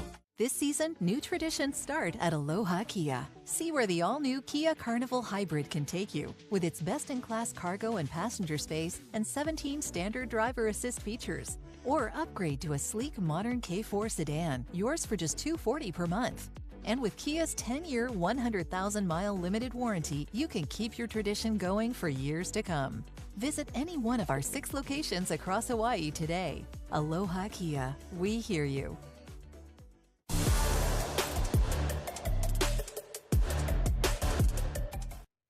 Back at beautiful Waimea Bay for the Rip Curl Eddie Aikau Big Wave Invitational. And it has been an outstanding day. We've seen newcomers, we've seen veterans, we've seen horrible white tops, we've seen glorious rides all take place today. And the story continues to unfold. We're in round number 2, and we can see Grant Twiggy Baker up in the lead in this heat. Twiggy getting a call-up as an alternate into this round number 2. Yeah, I believe he replaced Mark Healy in the round 1. Mark had some eardrum damage on that crazy wipeout. He had 2 really intense wipeouts, and the second one was the one that appeared to do the damage and knock Healy out of competition and allow for Twiggy Baker to get in. Yeah, well, Twiggy, the veteran out of South Africa, not wasting his time out there, Dave. No, he didn't, and I'm sure Healy's going to try and get dinner or something out of Twiggy. Like, oh, you know, I did that for you. You know, I totally could have served. But it's so good to see Twiggy not only get in, but to maximize the potential of that score. That was an insane ride, and I know his talent. Yeah, but I've just never seen him really put it together out here. So Yeah, that was really cool to see. 42.8 out of a possible It's huge. 50. It's huge. Yeah. Yeah. What's the top score today? Maybe a 45? Yeah. Yeah, that 45. So we're getting up there. We're getting to the pointy end right now. We got, let's see, left in this heat. We got 6 minutes, so 7 minutes, maybe time for another set. We're looking out to outer log cabins, medium-sized maybe swell lines coming through. I'm going to go to the expert, Dave Wassel. What's coming? Anything can come at any time. You don't have to see it out there. That makes it scary. Yes, correct. Yeah, I like to come out of say nowhere. that I like to say that Eddie Aikau is underneath bench pressing the Pacific Ocean. Yeah. Sending the right waves to the right person. Either bench pressing, doing some push-ups, just making waves. Either way. Hey man, like today we started off and it's Eddie. Eddie would go, but what I see is Jake would go. I see Billy would go. I see Jamie would go. Yep. Nathan. I would say Florence. Nathan would go. And here's some more people going right now, Rock. Oh yeah, 3 people on this wave. They all went, and somebody just went face first into a belly slide. I like Jake Mackey being deeper. And Jake, the goofy foot, along with another goofy foot. Kauli. That is possibly Kauli Vost. Yeah, a little bit of glare on that wave there as you see the sun setting towards the west and getting a really bright glare there, but see the silhouette. Yorana, let's go for this one. Oh, shore breaker. Oh man, somebody got to come out of a shore break barrel. Look Go, at that. go, go. Yes. Go, go, go, go, Yes. go, go, go. Yes. Oh, my gosh. gosh. No, I didn't mean that. Oh, into the backwash. Clap Otis. Oh, with a clap Otis. Rick Williams, thank you for that verbiage. Oh. And What? good Right Lord, back up. have mercy. That's on his second piece of equipment. He came barreling up the beach after a ride in for good. What is? Jeez. And he got up so quick after. That's stuff that breaks boards and bodies. What are they feeding these kids into? The Poisson crew is Fafaru. strong. The Fafaru is Oh, maybe potent. we had to go Fafaru on this one. Oh, look at him. He's still looking. Yeah. He's amping. Oh, Kauli, going That's for the spirit. gold. That's the spirit right there. He's like, how much time? He wants to get back out there. South Pacific Brotherhood Wow. is Oh my in full gosh. effect. Wow. That was such an epic ride to the shore break. This guy. That was superhuman to survive that. Like 99% of the public with a backwash like that in a barrel clamping down on you on dry sand. And a 10-foot board flying around. Pete Mel looking at going deep. Secondor. Yeah, Peter Mel in the yellow. Aaron Gold. And Aaron Gold. Good as gold. That's Peter Mel and Aaron Gold. Crossovers. I like Pete's board. He's got that entire deck covered in almost like a grip tape. Yeah. I noticed Ian Walsh was doing that as well. Yeah, and John as well. Oh, really? So that Kind of full deck grips. Yep. And but not the typical like Astro Deck type like foam grip, but more of like almost like a skate deck grip. Yeah, I feel like they're EVS. Jake Mackey just got sucked back over the falls. Kind of like how you put on a boat deck or something. So Yeah, you don't slip yeah, around. there you Yeah. But basically the theory is, if your feet get off track a little bit, at least you got some element or chance of recovery instead of going on straight fiberglass. There's got to be some type of theory, man. I'm getting wild by everything that's going on today. Jake Mackey just got sucked back over the falls on a 25 or whatever, 50-foot wave. Yeah.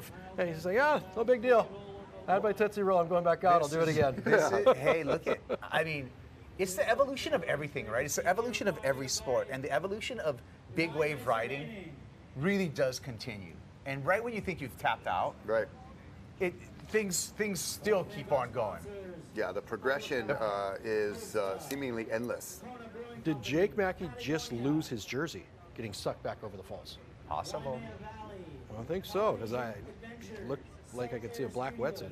Yeah. White jersey. And what was Jake in white? Correct. Yeah. But gone. That's going to be a souvenir in the summertime. Maybe if someone can find it. Oh, and then Aaron dealing with the corner shore break. Interesting. Okay. Where we saw Ben Wilkinson and Kauli Vast, they bear hug their board to get up the beach, to let the wave push him up. Once Aaron was on shore, he ran from his board, right? Yeah. Two different approaches. Once you're on shore, that thing's and blade, yeah, right? Exactly. It's a weapon. It's a dangerous object. And what length of leash would you be playing with today? 8 to 10 feet, but thick as they get. Yeah, and stretching out to 15 by the end of the day. The thicker the better, so that they don't stretch as much. Nothing's worse than coming up after a horrific wipeout, grabbing your leash, pulling it towards you. The board shoots back about 10 feet, and then there's still another 15. Can't get your board in time. Exactly, and you're sinking. You need to be able to retrieve your board. Right. Real interesting thing. I used to see Garrett McNamara. He wore leashes that were as thick as quarters and only about 4 feet long.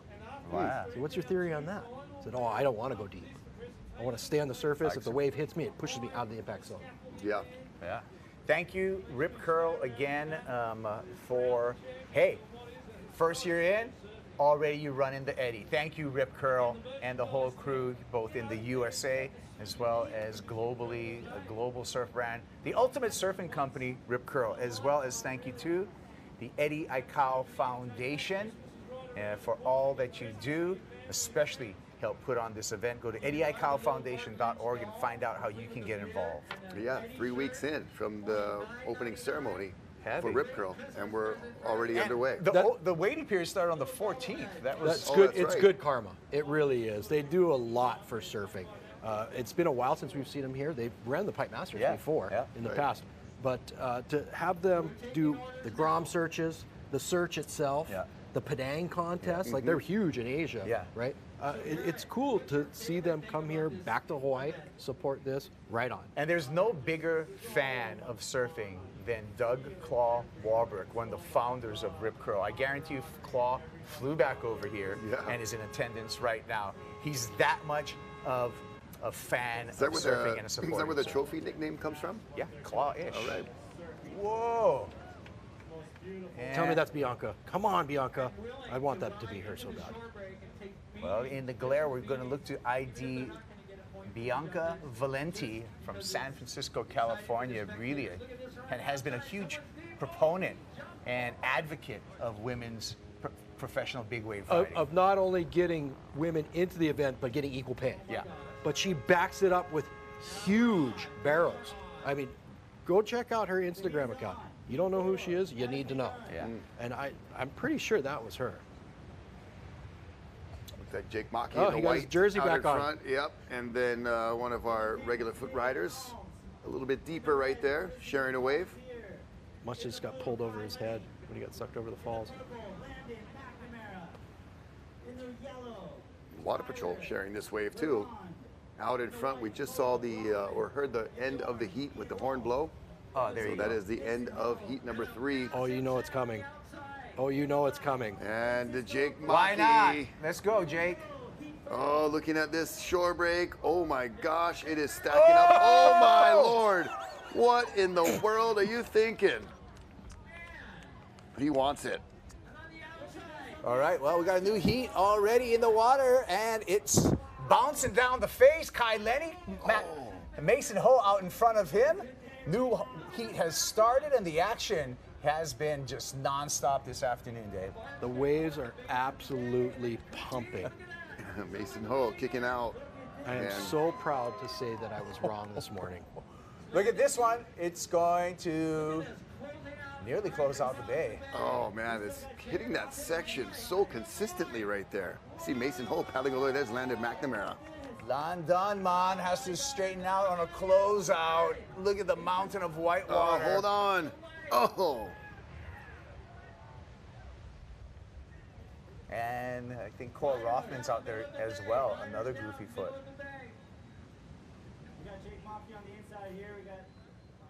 Francisco Porcella, there's Francisco. also in the water, and there he is. Is he going for a shore break? I think there's a trend starting right now. Yeah. Oh, careful, don't get too far over there. Oh man, dodging Hawaiian Water Patrol, handling the chops and wakes and foam and everything but the kitchen sink being thrown at these guys and girls.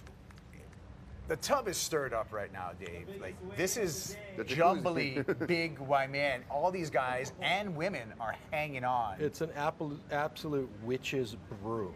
Yeah. It is a big boiling cauldron of hot mess. You know what?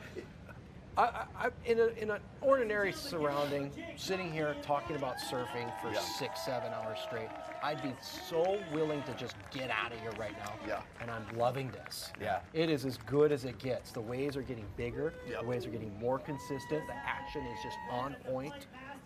Every surfer, male and female, is rising to the occasion. Yep. Sign me up. Hey, this guys. is We got more. still happening. I was going to throw to a heat recap, but it's pretty tough to do that right now because we got more waves on the way. Looking for a little gap to recap last heat number 3, but heat number 4 has been just nonstop, and looks like our surfing is nonstop. Look at this double up. Whoa, that one's crazy. Ian Walsh. Wow. Very smooth off the How'd bottom he right make there. that look so easy? The Godfather. How'd he make that look so easy? The Godfather, Ian Walsh. Wow. I think I've said wow 100 times today, but Never gets old. that was. We've been wowed about 100 times, so it's appropriate. This is true. One more. Who do we got here? Oh. Just smooth as butter, stuck it, and then got Was that Tyler? detonated. Tyler. It Yeah, was, you huh? called it. Oh my gosh, he stepped on a Tyler Waimea landmine and just got Did you see him get blown up? Right. Oh my Right. gosh. It was smooth, and right when I finished the word smooth, he just got look like we got lit. Flick Palmentier. All right, for the Wahine, good job. Give me that heat recap when you can, because I want to know if that was Bianca Valenti. I swear it was. Got to be the biggest wave ridden by a female today. If it was, yeah, I was. I don't know. I'm just throwing it out there to the universe. It was hard to see with the glare Here's our exactly recap. who it was. So we're going to start with Carly Voss right now in the recap, and we can ID some surfers the third time around. I think that's Peter Mel right there. Yep, Condor. Yellow jersey. And gloves. Yes. Did you notice that? Yeah. Okay. Rocking the Signature webs. gloves. Twiggy, there's the wave. Oh, see that boil was just bubbling. Looked like a floating jacuzzi out there. That's it, Twig. You Yeah. have arrived. Yeah, there's I the don't want to wave. say that you have arrived, but that's by far the best wave I've seen you catch at Waimea in an eddy. Sharing's Karen.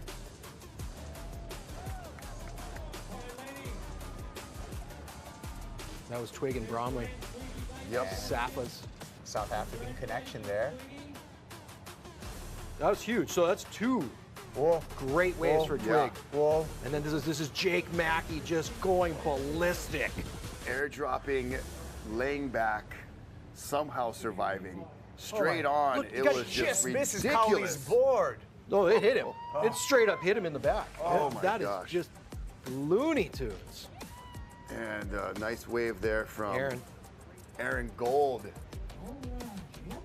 The everyday charger, blue collar shredder, just doing some great eddy work today. Peter Mel? and Bianca. Yeah.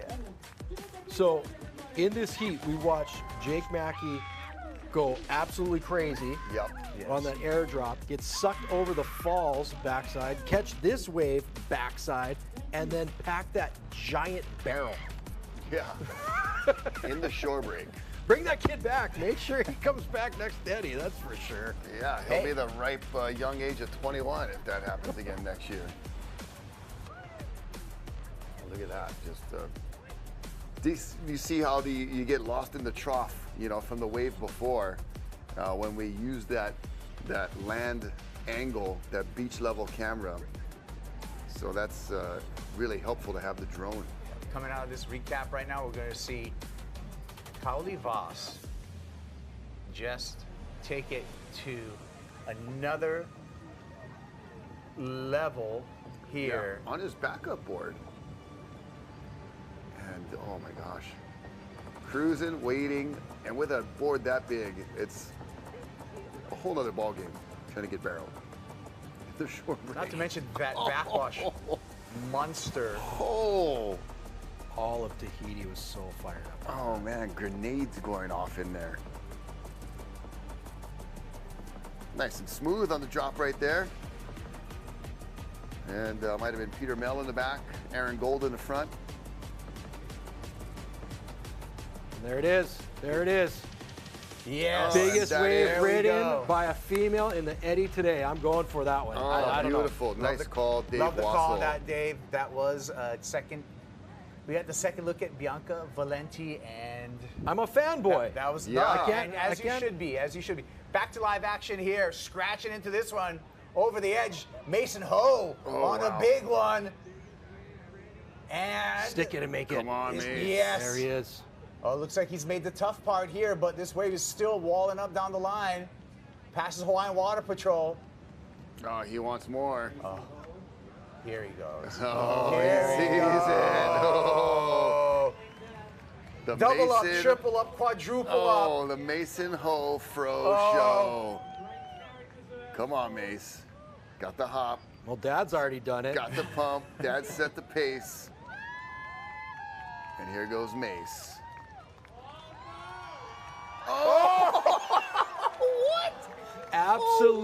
Fireworks. Oh, he blew off the top of the screen. Yeah. Holy moly. He's so psyched. He saw that thing coming and sporting the dad stash too. It looks like Cora Rothman here.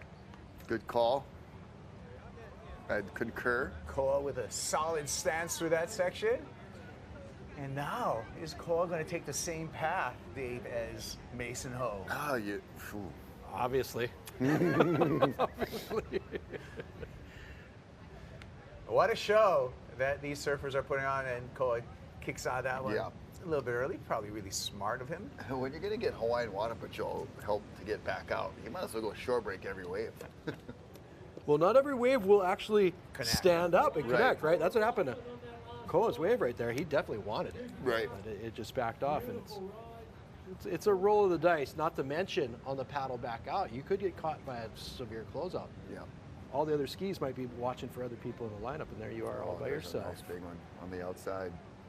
Tyler Laron That from is- Maui. Oh, look at that explosion, and just the amount of water that just came down on his shoulders right there. It didn't look like it was as much, when you're in that position, sometimes it's the jolt you get from the push on your tail.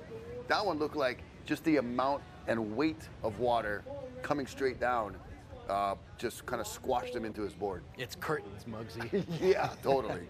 Iron curtains, watery curtains. Tons of water. Well, right now, I can't give you guys any updates on scores just because so many waves are ridden that it's going to take a time for all judges to get caught up. But we can enjoy all these waves. But perfect time for a break. It's finally a lull. It's been firing through this second to the last heat of the day. We'll be back with more from Waimea. Rip Curl, Eddie Aikau, Big Wave Invitational, and I mean it's big waves.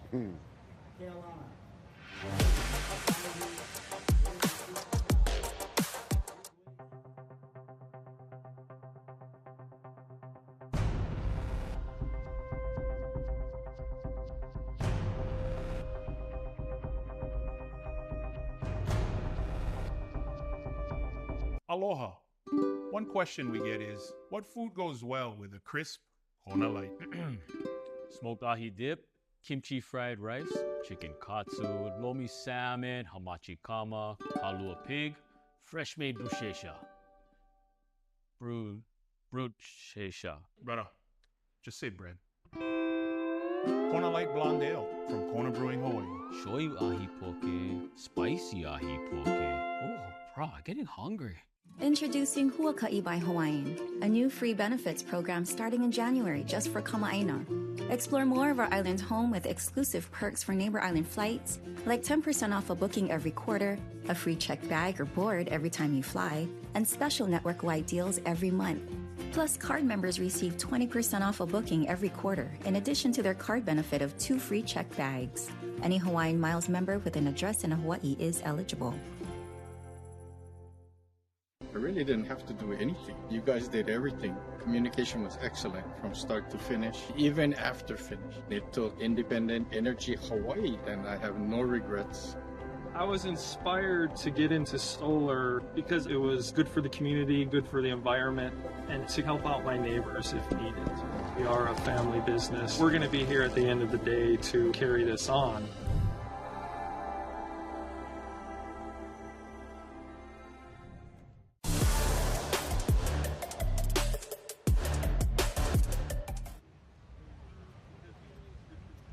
We are back at Waimea, and it has been an exciting day. It has been a thunderous afternoon of surf. Rip Curl, Eddie Aikau, Big Wave Invitational, Rocky Cannon, Dave Wassell is joining myself, Kaipo Guerrero, on the call all day. It's been a super exciting day. We've seen some groundbreaking waves, some groundbreaking performances. We saw Bianca Valenti catch a giant wave, probably the biggest wave ridden by any of the women throughout this event. Remember, each of these heats feature 2 female surfers. Out in this heat right now, we have Paige Alms from Maui and the Australian Felicity Palmentier for the women. Also joined out, there's Kai Lenny, Landon McNamara, Mike LaRonde, Koa Rothman, Ian Walsh. Tyler LaRonde. Mike is probably his dad. Oh, did I say Mike? I'm sorry. No, it's all right. Auntie Tracy would yell at you, though. Yeah, I'm just. I'm trying to get all this straight Koa. now. Here's Koa Rothman over the boil. So waves breaking way outside the boil now, Dave, and that's a sign of some double X surf. It has reached a level that I didn't think it was going to get to today, and I'm very, very pleased that it did. And I'm totally okay with saying that I was wrong. I'm totally okay with that. We're going to hopefully get another angle of that because it looks like Landon McNamara just stuck one in a big way. Get an idea of that. Well, it's like writing a good song, you know. Once you get one and lay it down, it is going to live forever. I wouldn't know that.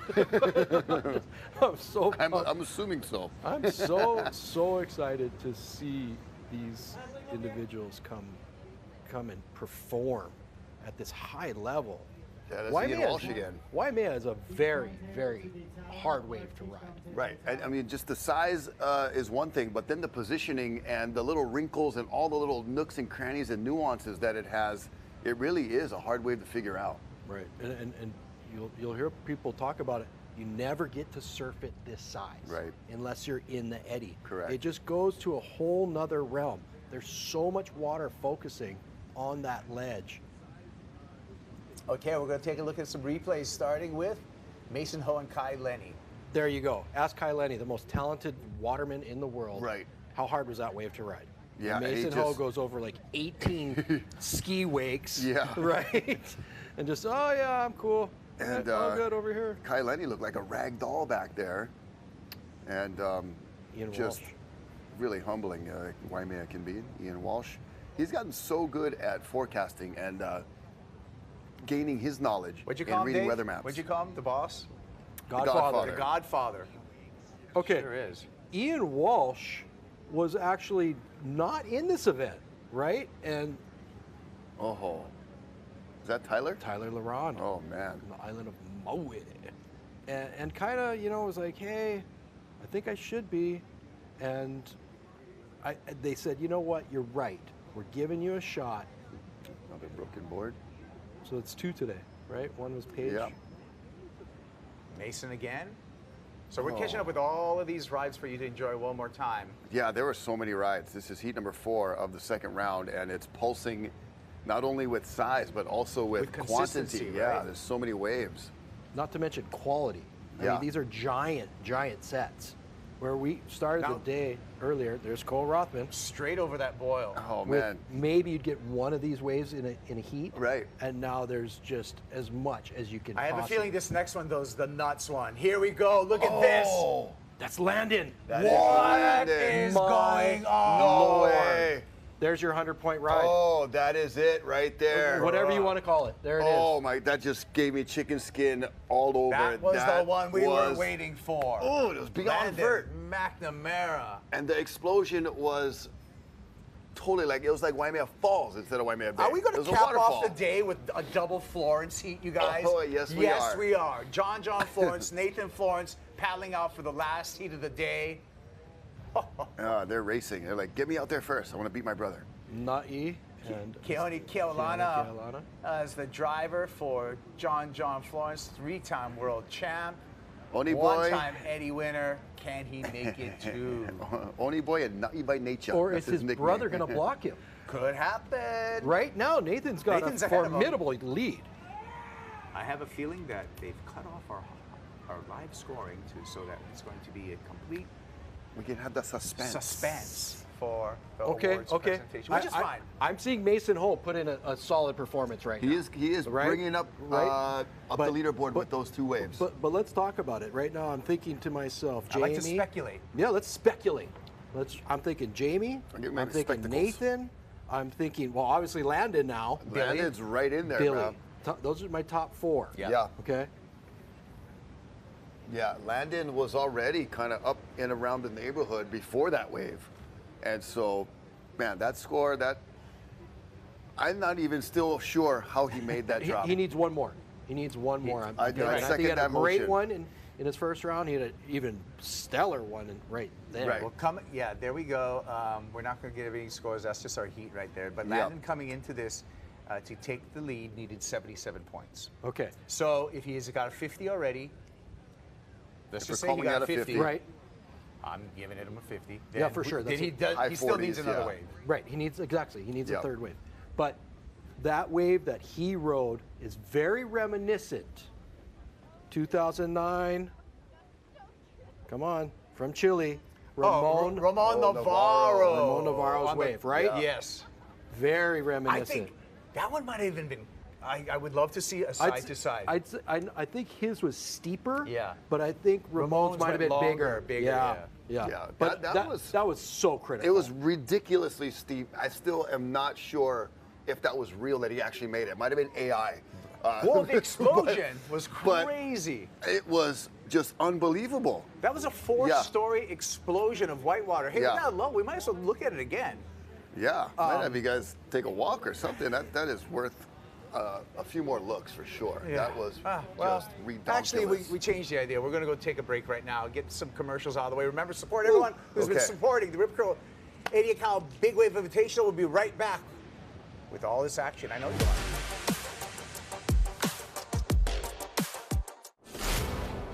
We are here for the moment when the ocean calls. At the edge where land fades and the sea takes over, we find our place. We take you to the world's edge, where legendary shores meet untamed waters, where raw power and unbound forces push every boundary. This isn't a broadcast. It's the next frontier. Welcome to Rogue TV.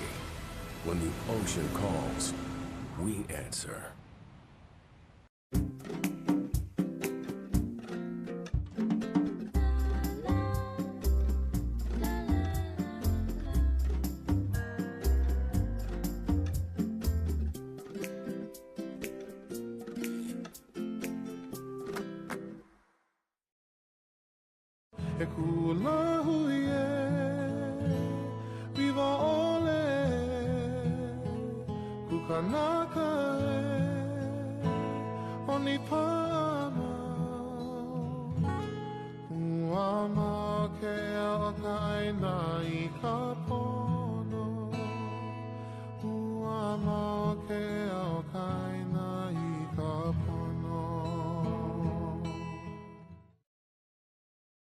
Hawaii's only 100% fiber internet is now Hawaii's fastest internet.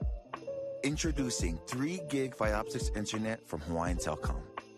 With 3 gig upload and download speeds. Unwrap Hawaii's fastest speeds and new Fioptics Plus TV experience and connect your holiday like never before.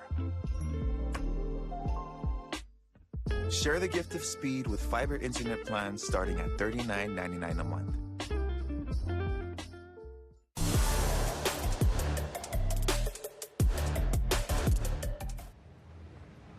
What a beautiful afternoon here at Waimea Bay. It has been an incredible day for the running of the Rip Curl Eddie Aikau Big Wave Invitational.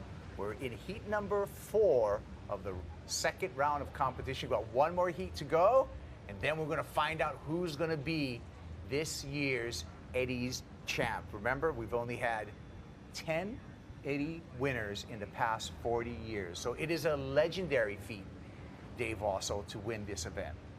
So right now, looks like Luke Shepardson couldn't repeat it. Correct. Right? Have we seen? Yep, we saw Ross Clark-Jones surf again. Yep. He had some great waves, but I don't think he's repeating it. Yep. Greg Long had to decided to give his spot to Ben Wilkinson. Pull up. Right. So we'll see. Kelly's not here. Yep. John Florence is though. John Florence is here, and we updated the beach and we upgraded the beach. Thank you to Island Vision for this TV1 mobile video wall. We call it the big screen. Yeah. And all of you over there at the park, you can give yourselves a hand. Thank you for coming out for this historic, beautiful day as we check it all out from above. Also, Hawaiian Airlines, as a supporter of this event, the most on-time airlines in the world, and rolling out in 2025, they have their Huaka'i program to benefit Kama'aina with all kinds of pluses. Gotta love it. Redefining Hawaiian time. That's right. And Rocky, we also want to mahalo Owens Retreat. Yeah, they're located right there above Waimea on the bluffs, and have given up a spot for one of our camera folks to be there, getting the epic images right there on the Kahuku side of Waimea, and tucked up there on the ledge, and also in Mokuleia. So if you want to go check out Owens Retreat, you can find them online and book your special occasion for whatever you'd like to do. Of course, you have Olukai. Thank you for supporting this event, as well as the North Shore Lifeguard Association. Olukai. Yeah. If you go to a party and you like upgrade your slipper, look for an Olukai. Oh yeah, definite upgrade, And of course, Rip Curl, the ultimate surfing company since 1969, and the unwavering commitment to surfing and surfing competition for all of those years, and it continues on. Mahalo. And all our lifeguards, thank you so much. Thanks right to there, our Tower lifeguards. 29. Jeez. Right on, partners. Great job today, Hawaiian Yeah. Water Patrol.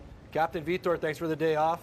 Chief Charlie, Logger, Adam Lerner, you guys rule. Yeah. We really appreciate it. Thank you so much. Yeah, Hawaiian Water Patrol right there, posted up, and all the boys doing a hell of a job today. It has been just a bit of everything. Thank you to Rick Belangiardi and the boss for having Route 60 shuttle from Haleiwa to Waimea, and also Route 52, if you like ride the bus, from Ala Moana all the way out here. Belangiardi's limo. And then There's Owens Retreat one there. more time.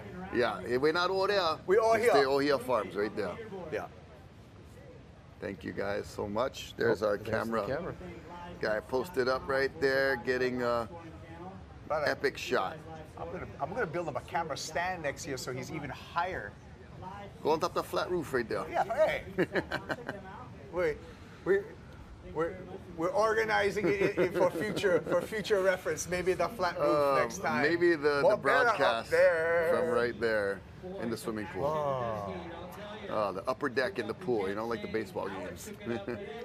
Beautiful spot right there. Mahalo. Get small kind of scaffolding over there. You're gonna get higher. Can. There's a shot of our surfers in the heat number 4, and coming up next will be the final heat of this year's Eddie. And some movers and shakers though in this heat. Landon McNamara, Mason Ho. I mean, like we've been saying, the overall theme, mahalo to Rip Curl, the overall theme is camaraderie, honoring Eddie, the legacy. But right under that layer is that fierce competition to win this event and come away with the big trophy and all the accolades. Yeah. But at the same time, the Bay calls the day and the Bay calls the winner. Yeah. So just because you're the fiercest competitor, doesn't mean the right wave's going to come to you. Yeah.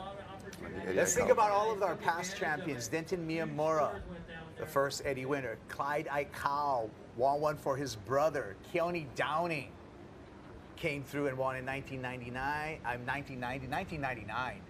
Noah Johnson made a name for himself. Absolutely. Then after that would have been Ross Clark Jones. That's right. And then right after Ross Clark Jones, of course, Kelly's got to win it, Eddie. Yeah, bring him in. And Bruce Irons. 2004. 2004. Greg Long, you said about, stole the event. 2009, last heat of the 2009, day. last wave of the day. John Florence in 2016 on his way to his first world title. First he won an Eddie. Yeah. And then, of course, we're celebrating the lifeguard, Luke Shepardson, who is our defending Eddie champ. What a list. Yeah, and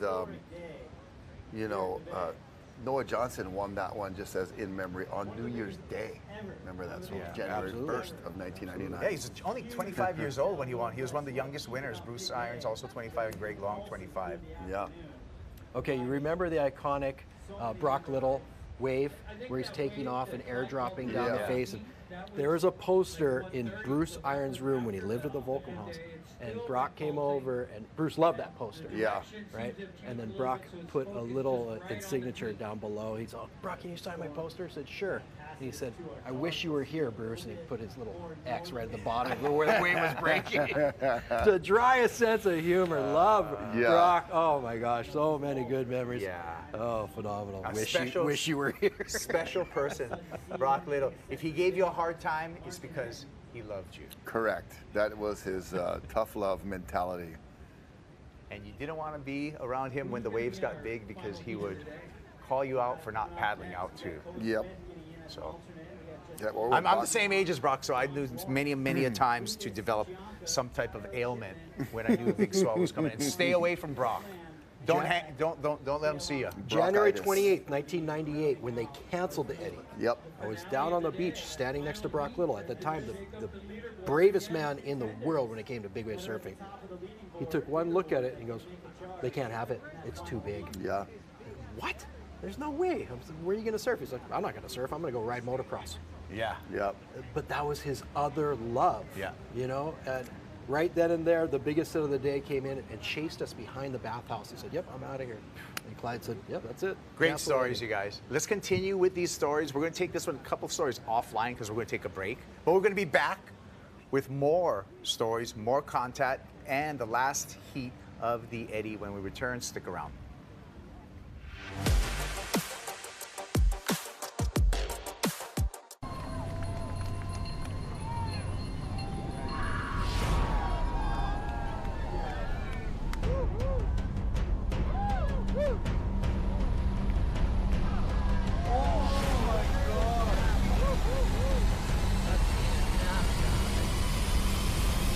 That was 60 feet.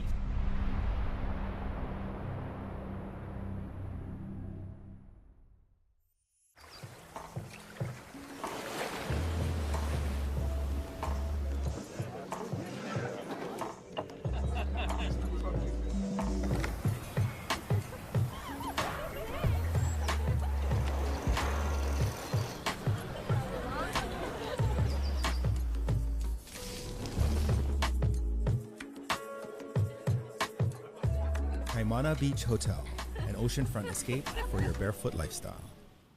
Introducing Huaka'i by Hawaiian, a new free benefits program starting in January just for Kama'aina. Explore more of our island home with exclusive perks for neighbor island flights, like 10% off a booking every quarter, a free checked bag or board every time you fly, and special network-wide deals every month.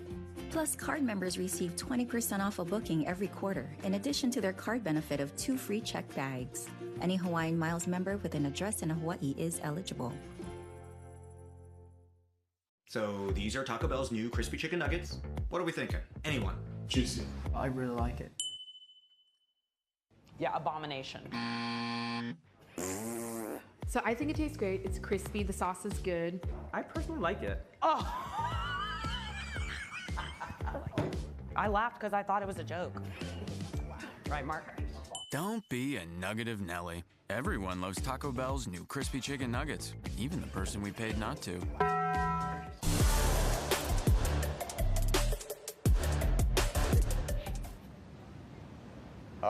Beautiful December day at Waimea. Thank you for joining us for the Rip Curl Eddie Aikau Big Wave Invitational. Thank you to Olukai for their support too. And we are certainly enjoying the day. We've seen some groundbreaking XXL surf. Dave also, Rocky Cannon, Kaipo Girl on the call. We got 12 minutes and 50 seconds left in heat number 4, round number 2. And we've seen some incredible surfing. Yeah, everybody in this heat getting some waves that have been meaningful for their campaign and for their scoring. Hold your horses, because the scoring just came up. And Landon McNamara, like you were saying, Dave. Oh, you guys called it. Like you were saying, Dave, 43.5, but we saw that big wave that we compared to Ramon Navarro. Landon went perfect. It's a 50-point yeah, ride. that was 100. We knew it. We knew it. The perfect 50. That was it. 5-0. Well, I knew it. Wow, Absolutely. the Waimea 5-0. How can you dispute that, watching that wave? And But I believe he still needs a third wave to take the lead. We'll have to see about that. We'll have to see about that. But what a way to end the day here with a flurry and a pulse of the meaty part of the swell coming through. That's right. And having the perfect timing. We see a little more texture, it looks like, than before. So as the day goes on, that breeze just continuing to ruffle the surface of just a tad. Well, I believe that by tomorrow it's supposed to be 25 knot trade winds. Correct. It's gonna, right? whip back around. So this is a this perfect is Cinderella scenario. story. We got a Right. Cinderella story. Yeah, absolutely. Because if the winds forecast, or if the winds were one day earlier, we wouldn't be able to run. Correct. It's all the, and you're the master of that, David. It's all these different ingredients that you have to throw in a bowl and mix up in the right recipe to make the Eddie With happen. the precise amounts, though, you cannot be a measurement off. Yeah, you know, a right. teaspoon of this, Crazy. a dash of that. Crazy. Stars aligning. Oh, this for sure. This is the recipe for success. Look at these waves turn into Don't these forget the double secret ups. sauce that you gotta add. Look at this. Look at this double up. Oh, scratching. Tyler. Oh, wow. Pull in. Come on, do it. Oh, the wave just wouldn't let him. Had the right idea. Set that rail very nicely. Tyler LaRon looking solid. Yeah, he's got to be climbing up some spots. Yeah, but the story about this heat right now has been the performance of Landon McNamara and Landon. Achieving perfection. Achieving perfection. Something that nobody else has done all day long. Correct.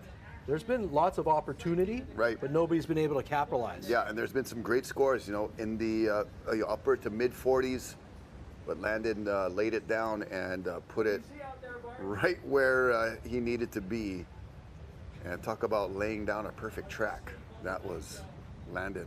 I think the highest score we saw previously was a 45. 45, yeah. Upper Right? 45, Which is basically all 9s from the judges. Yep. His 50 was all 10s from the judges. Oh, nice job there, grabbing the rail, looking stylish. Is that Francisco Porcella? Our I think? Italian. Yep. Smooth. Thank you for the pepperoni pizza. Smooth like Italian leather right there. Corinthian. Francisco. I don't know if Corinthian leather is from Italy. I'll look towards Dave for this one. It's Mesopotamia, actually. Someone, it's getting to be the end of the day. We have a Yeah, couple of lulls. I'm sorry we've been about that. going for, we've been here since 5 in the morning. It's been our absolute pleasure, though, yeah. and honored to be a part of this historic event. Very much so. And it's just wild how it happened, you know, how everything eventuated. Here's Tyler LaRonde. Yeah, that drone in the foreground getting some epic footage, and Tyler LaRonde really putting his name on the map and doing well. Take a look here at Porcella, grabbing the rail and setting an angle. Francisco's been a performer around the world. He's got some incredible waves at Maverick, some incredible waves at Jaws, and now he's backing it up with a good, solid performance here at the Eddie. Yeah, Waimea friendly Bay. guy, always approachable, like just cool. Weird, isn't it? Yeah, cool cat, right? Like, you'd think somebody like that should have a big ego, but he doesn't. oh, let's hear from Francisco. I think we caught up with him before this event started. Let's see what Francisco Porcella had to say. I'm Francisco Porcella. I'm originally from Sardinia, Italy, and living in Maui since I was 14 years old. I think this contest brings a lot of different elements that are a lot deeper than some of the other contests that we compete in. Just the whole community that comes together and the roots of Hawaiian culture. That's what's really special about it for me. Told you, friendly guy. Yeah. Francisco Porcella. Nice fella. I love the fact that the Aikau family upholds the standards that it's the Bay's got to call the day. You never have an expression session. Correct. There's never been a small Eddie. Yeah. Right. The waves have to reach such ridiculous And sizes. we've had crazy droughts. Yeah, for a long time. 4, 5, 6 years. Yeah. No And problem. you made a point too, is that all these surfers, you know, even if you don't win, you want to put in some charging and you want to impress everyone because it's an invitational, it's a selection.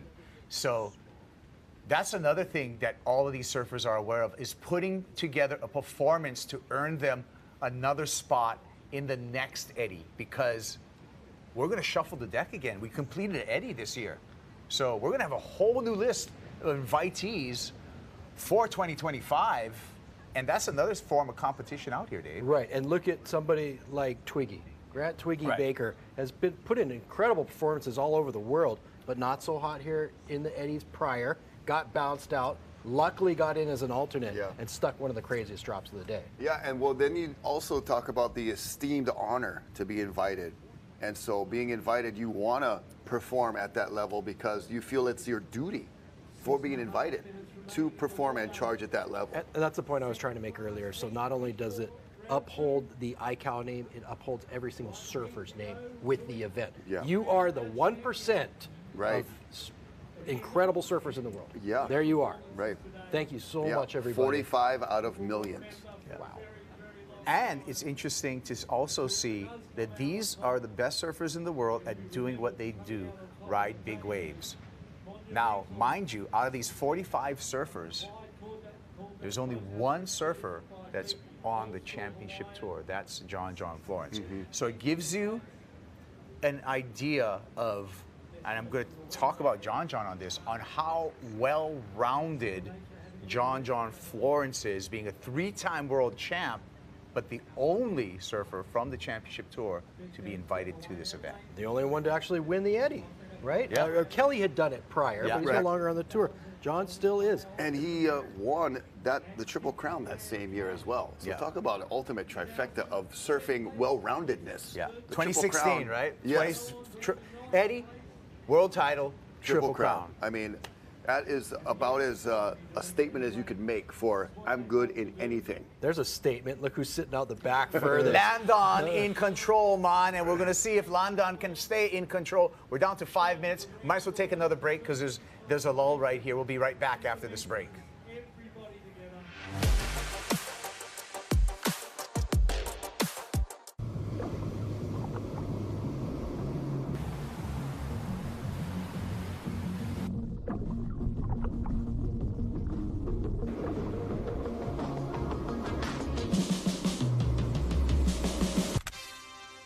We've been heading out to sea since 1983, bearing witness to 40 years of some of the water's best moments, and being there to help our mates when seas get rough, always looking to go further and stay a little longer in places we call home, like the Gulf of Oman, Ningaloo Reef, Mag Bay and the Little Creek out back.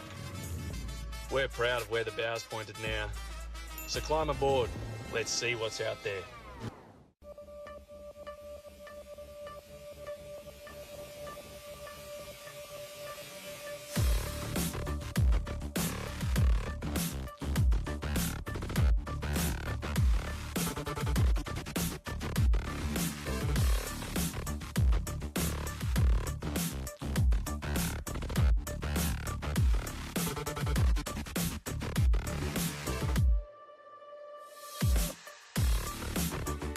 Caring for the people of Hawaii has been HMSA's mission since day one. As a father, everybody just wants the best for their kids. HMSA allows them to get the best health care that they can get. We believe in meeting you where you're at. That's why we have the largest choice of doctors, hospitals, and pharmacies across the state. Having HMSA as a coverage, we know that we're gonna be covered no matter where we go. Caring for you is our privilege. It's why we started this company. It's what we do today, and is what we'll continue to do tomorrow.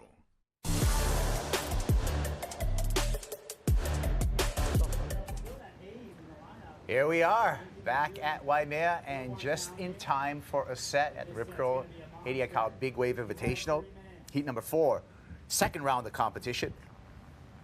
Got a couple paddles, Rocky. Who's gonna go? Just a few minutes left, and somebody way deep. I might have been, does it look like a goofy foot surfer? Might have been Landon. He was deep and way out looking over the ledge, but more sets out the back. Look at these ones marching in.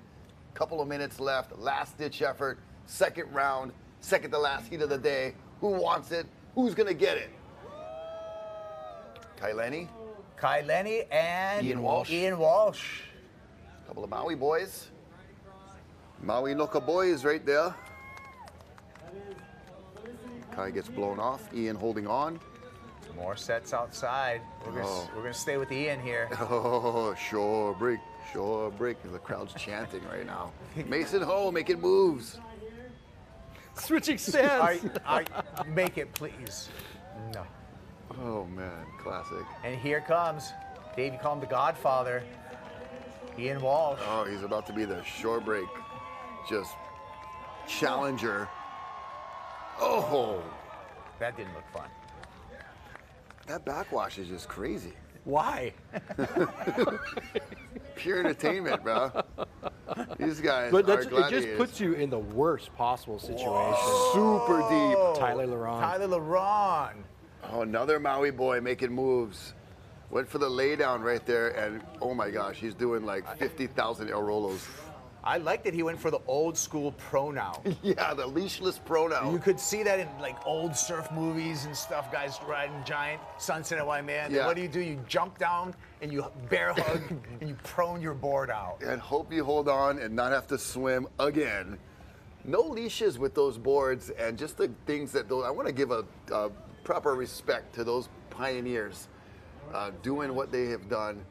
You know, the Greg Knowles, the Jose Angels, Pat Kearns, those guys. I mean, just we got vests and jet skis. Yeah, we got Kimo Hollinger way back in those days. You know, just amazing respect to all of those guys, and you know, whoever we can still say thank you to. Gosh, mahalo, you guys. But I guess, Dave, as a lifeguard, one of the rules of thumb is don't paddle out unless you can swim it. That's it. Well said. Well said. There it is. Because think about surfing in 2024. You can't always count on that, Cole Rothman. Cole Rothman and young Mr. Mason Ho are making a huge charge. Yes, sir. For the leaderboard. Wow. Yeah, Cole was deep on that one. That was well behind the bowl. Okay, I don't even remember much about Cole from round one. No, I think he had a pretty quiet round one heat. Right, and all of a sudden, talk about a kid with a pack of matches lighting it up on fire. Yeah. This guy is going Looney Tunes out here.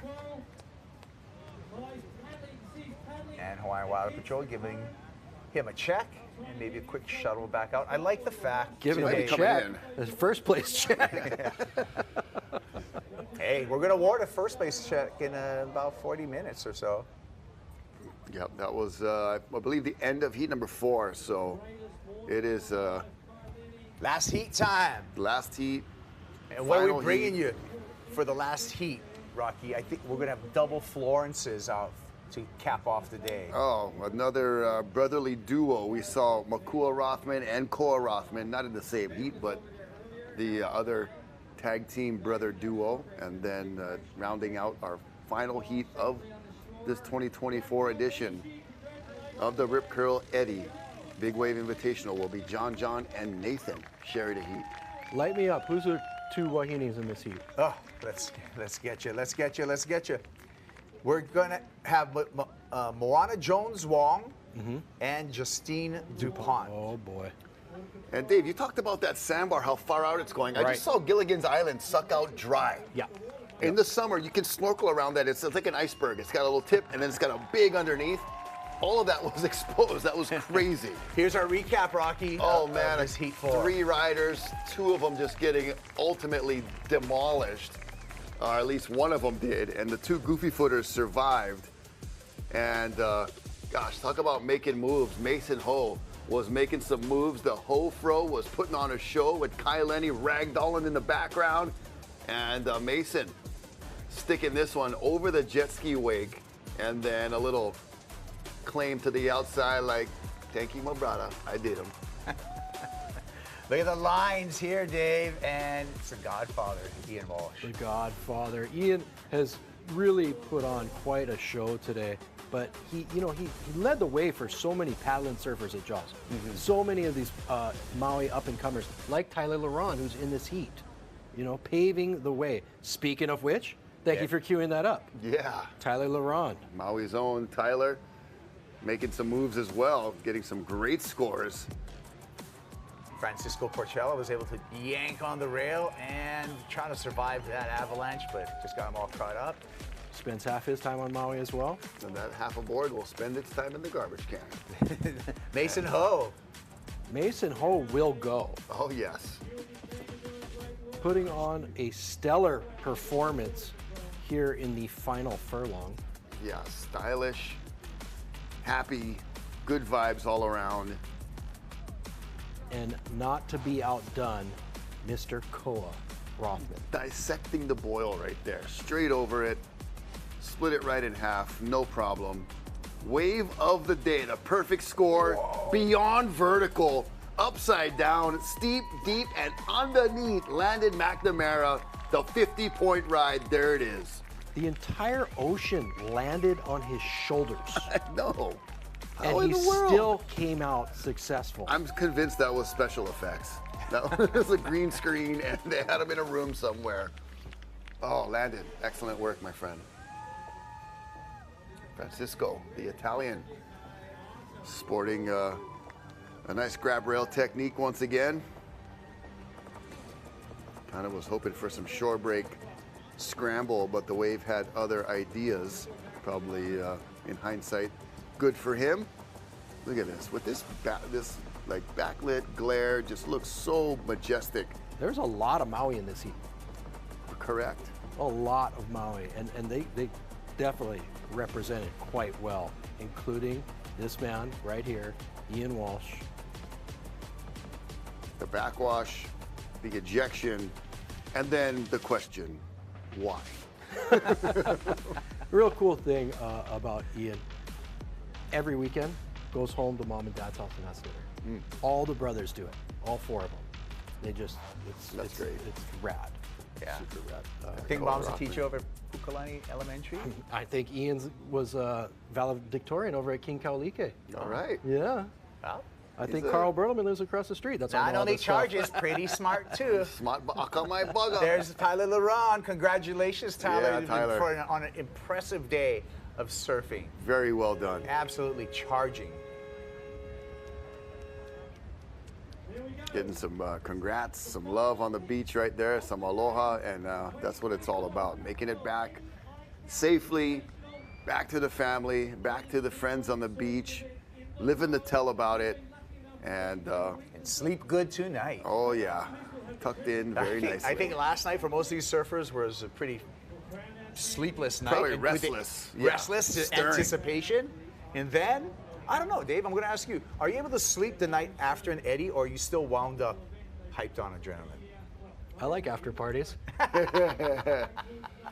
Been known to grace well, a couple or two. Head on over to Lele's and tell Ian we sent you.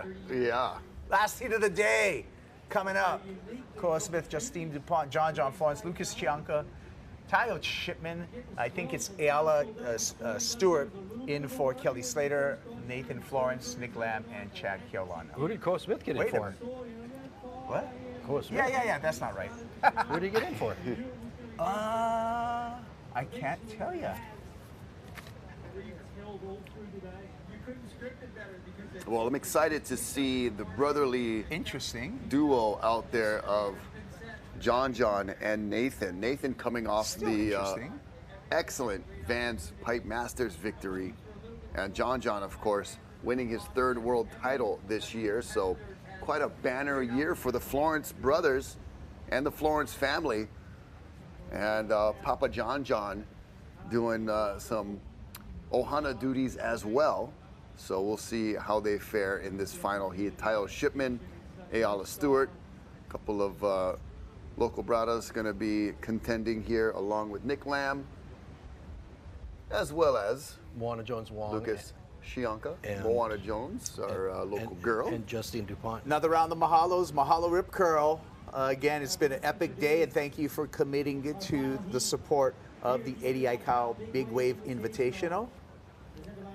Just rounding out this heat, our West Side brother Chad Keolana as well, and the Eddie Aikau Foundation, a huge reason, the reason this event is enabled to go on and have another edition, the 11th edition in 40 years. Wow, and that goes to show you, Dave, and leaning on that standard is mahalo to HMSA. You guys are gonna get plenty of clients from this Eddie for sure, with the wreckage that we've seen for the good times, these tough times for some surfers, and your lifetime. Mahalo HMSA. But Dave, the standard, 11 times in 40 years, that says it all right there of knowing what they want to see. It's not an everyday event. Right. And that's the best thing about this event is they don't care to just say, oh, we have another winner. We ran it again. They got to wait for the right day. Justine DuPont. Wow. Forcing the issue. Oh my gosh, and going back over, that looked so crazy in the beginning. Then it had a little bit of promise, a little bit of glimmer of hope, and then ultimate demolition. So she spent the last 9 months pregnant, right? Wow. And I think she just loves surfing so much, she's just like going for it. Yeah. Okay, I think finally figured out this puzzle. Okay. But we're gonna pay attention to the surfer right here because this is an epic one. Oh, great ride. Hard to tell with the glare. It is a regular foot surfer. Is that John? Is that Nathan? Chad. Is that Chad? So with this updated, we're just trying to figure out all the players right here. I feel that Moana Jones Wong is not in this heat and is replaced by Corwin Smith. Oh, interesting. And that would be very interesting. Did they go through the whole list of alternates for the females? Had to. Because I think it was Annie Dos Santos was the last one. Yeah. Okay, so that was Chad Kealana, by the way. Okay. That was Chad, and Chad then Cheese. Okay, we solved that for you folks. Yeah, we got the Had to do it on our own, by the way. Inspector Gadget on the case. So we had Izzy Gomez get in, we had Tiare Lawrence get in, we had Annie Dos Santos get in, so we kind of exhausted the alternate list. There you go. The mystery is solved. And so Cora Smith said, I'll go surf Waimea right now. They asked Cora to wear a wig. And I'm just kidding. You're starting rumors. Oh, after his perfect 10-point ride at Pipeline? Oh my gosh, that was just, I got to give props to him for that just ridiculous 30-point special, 10 points, 3 judges, the Advanced Pipe Masters. That was ridiculous. John, and Nathan, it's brotherly love. Yeah. A little bit of Philadelphia here in Hawaii. Oh, man. That's where it's always sunny, correct?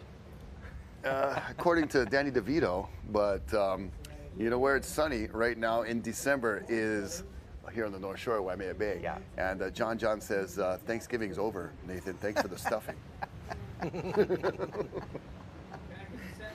Keep them coming. We got like 17 Keep more 'em hours, coming, man. Let's do we it. got 40 more minutes right now. We're probably going to go long, but yeah, we're good, bro. Pay the fine. And we're going to Lele's after. It's on the way home if you go that way. Kind of interesting. You said John Florence is the only one who's on the World Tour and in the Eddie. Yeah. He's also the only one who's got his own clothing brand named after him. That's right. All right. He forced all his brothers to ride for him, too. Yeah. He said, I think they jumped on board. I'm kidding. I think they jumped on board. Hey. I'm curious how many people jumped on board after a triple third-time world title. Yeah. They would be doing okay. Yeah. Anyhow, I know it's a rip curl There's thing. a great shot of that water angle from sea level, looking at Justine Dupont just throwing it, sending it, putting it on the line. Props to Justine. Chatty boy.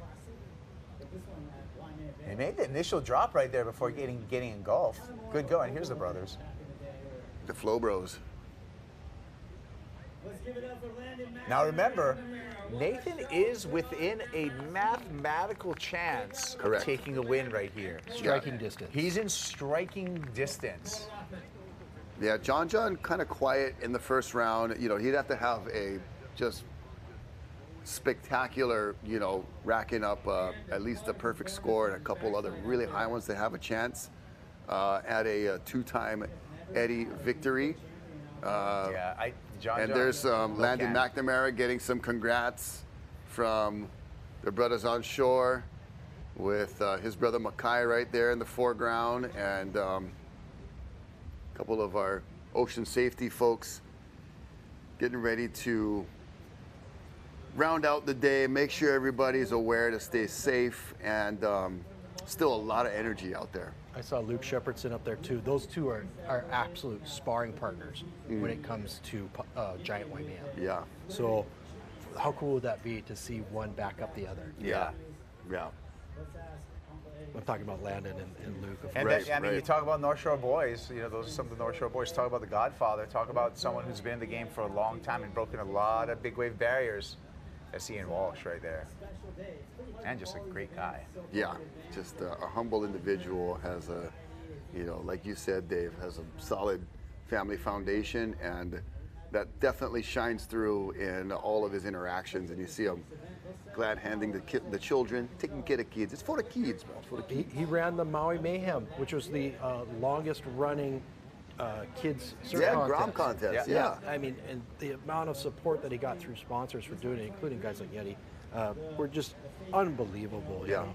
Check So- out menahunimayhem.com for more information on that, held in Ho'okipa every year, and Ian Walsh is the host of that. Maui Menahunin Mayhem, the Triple M. That is just got a nice ring to it. Right there's Paige Holmes and Sean Ordonez, her fiance and shaper, walking down the beach.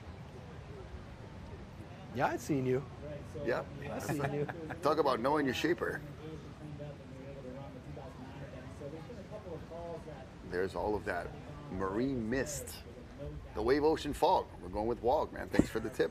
Earlier, we had smog, we had fog, we got all kinds of different ways to mist up and blurry out the surrounding air. And here on the North Shore, when you get these big swells, it is that salt air. It's on everything. You gotta show your windshield wipers 4 million times up and down Kamehameha Highway. And something about it though. You breathe it in, it's so healthy, feels so good. I wonder if Nathan knows that he's within striking distance of winning. You know, that's a good question because it will surely affect your approach going into this last Right? heat. You 'Cause know, I'd like to see him sit where Landon sat, way out the back, and just wait for an absolute park it there. bomb. Yeah, yeah. No offense, I just want to see people send it, and I know Nathan is more than willing and more than capable. And how cool of a story would it be if he would, you know, within the same week, win a Pipe Masters and win an Eddie, just two of the biggest events in surfing, and win them within a week. I don't think that Landon or Billy Kemper think it'd be that cool. Yeah, no, I don't think so either. Really up there right They now. would think that it was, awesome for him, but they want to have that honor of this event. Looking at from the angle there, right over the telephone pole. And that's the beauty of it, right? The fact is that history is being made today. Every event, there are historic achievements. You know, last year, first time Wahines were in the water competing. And Rip Curl taking over and, taking on the baton, setting up for, a multi-year contract to put this event on and getting their first chance at it 2 weeks into the waiting period. They're laughing. Yeah. They're laughing. But great job of coming and supporting local surfing. Yeah, I mean, I'm always going to say it. You support local surfing, I'm all in. Yeah, I'm all and in. good things will happen. There It'll you go. come around to you. And Rip Curl, thank you so much, mahalo, for putting on this great event along with the Eddie Aikau Foundation that has been just the main part, and doing the good work of passing a legacy on, especially to our next generations. So much of what you want to live on has to be taught and passed to those young folks, to the kids, so that they are, built and have that good foundation to move forward and something to aspire. And of course, Linda Epson is behind that. Yeah. Eddie's wife. Just a great person in general overall, and obviously very closely linked forever to the Aikau Ohana. Thank you to all of the Aikau's and all of your diligent work to keep this legacy alive. It is so special. And to Waimea Valley, if you get a chance to go there and interact with the folks that caretake and malama and care for that beautiful valley, please go there and pay a visit. So much to learn and a beautiful place to see. Actually just took a walk back there a couple weeks ago. Yeah. Walked all the way up to the falls. Yeah, It's just something I don't normally do. Yeah, my daughters have the privilege of dancing hula for Kumukuhi and Kumutisi, and just an amazing place to be able to do that and have a proper teaching of the hula. Every Saturday, plant sale in the back. Yeah, bro. Okay, Mike Dennis. Native You're the plants. man. He actually set us up all around the towers at Rockpile and Ehukai Pipeline with native plants. Yeah, wow. Thank you, Waimea Valley, for doing that. When Chris was standing there this morning, I was thinking in my head, whose yard is he standing in? It looks so beautiful and lush, and then I realized it was the Tower Garden, which is has come along and really looking nice. So thank you for that. Uncle Mike, as we see a nice late drop, super deep. By Mr. John Florence. That is the current world champ that has made it third time a charm on the world tour. Yep, during the winter months, we do a lot of lifeguarding, Yep. and in the summer months, we do a lot of lifeguarding. Yes, you do. And you're doing a beautiful job, I must say. The lifeguarding, green thumb, beautiful setting. Tower 29 at Waimea Bay. But that plant sale is actually open to the public every Saturday. Yeah. It's a beautiful Sorry, thing. Mike D, I don't mean to make you busy up there. Yeah. But, the more that we get those native plants out there in people's yards and other places, it is just healthier overall for our island. So thank you. Correct. And Salt and Air Studios, speaking of healthy, it looked like salt and air driving up and down the North Shore the last 4 or 5 days with all this swell. Starting on Wednesday, 6 a.m., it was already cracking at Third Reef Pipe. Even for that event, I was like, are we doing this? It is like just monster waves. And didn't really have any other options. And sure enough, what came out of it was that perfect 30 score by Koa Smith. And of course, Nathan Florence's first Vans Pipe Masters victory. Good job. And incredible event there with the Hawaiian Water Patrol, very busy, as they have been today. Hawaiian Water Patrol cannot thank you guys enough for the amazing work and just outright courage and bravery for putting your life on the line in place and doing it for these guys. Thank you. Oh. All right. More info. But we're going to save that info for after this ride. By Tayo Shipman. Tayo. Oh, yeah. HFD, former lifeguard as well. Started out City County lifeguard, born and raised right there at Sunset Beach. Tayo goes way back into ocean guiding and fun at Haleiwa Surf Center during the summer programs there. So Tayo definitely earning a place here in the Eddie, and so glad to see Tayo get an opportunity again.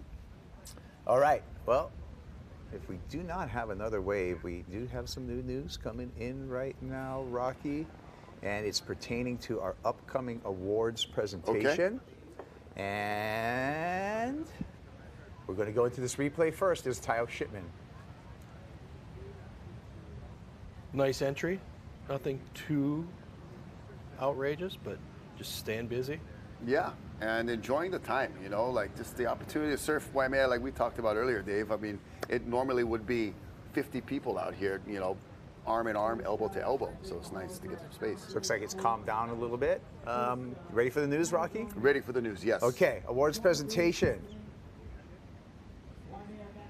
And we got the news on the dollars. The winner of this year's Rip Curl Eddie Aikau Big Wave Invitational will earn 50 bands, $50,000, and 350 Hawaiian Airlines miles to use. So it's $50K for first, $20K for second, $10K for third, and fourth place, $5K, and on down the line. Glad to see it back to the original amount. Correct. $50,000 was always first place. Yeah. Right?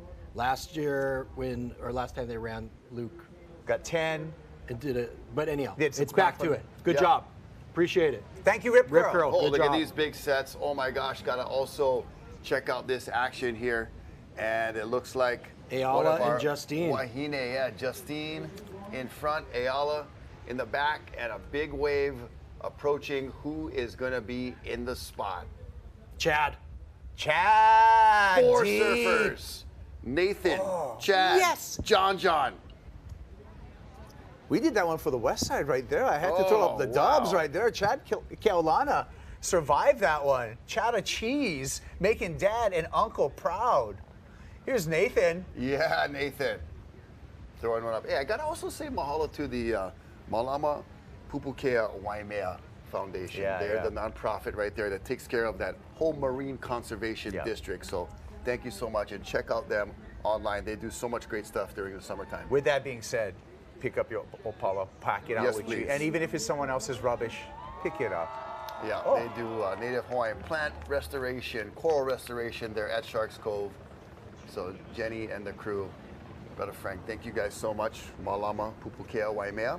And you can see them every weekend, posted up right there. And go check them out and inquire. Nathan Florence just charged shore break. Checking out the shore break right there. That was the first barrel we've seen pulling into a right. That was a super solid set right there. That was Justine DuPont and Ayala Stewart. And then this was the Beastmaster. So John's out in front. Nathan's behind him, but Nathan actually was the only one to successfully ride that wave. And it put him in a really weird position where he is right now. Right. Going back towards the jump rock. Right. And in that current. Okay, there's a ski. And looks like Oni Boy and Na'i by Nature pulling up to grab Nathan Florence. Now you get it?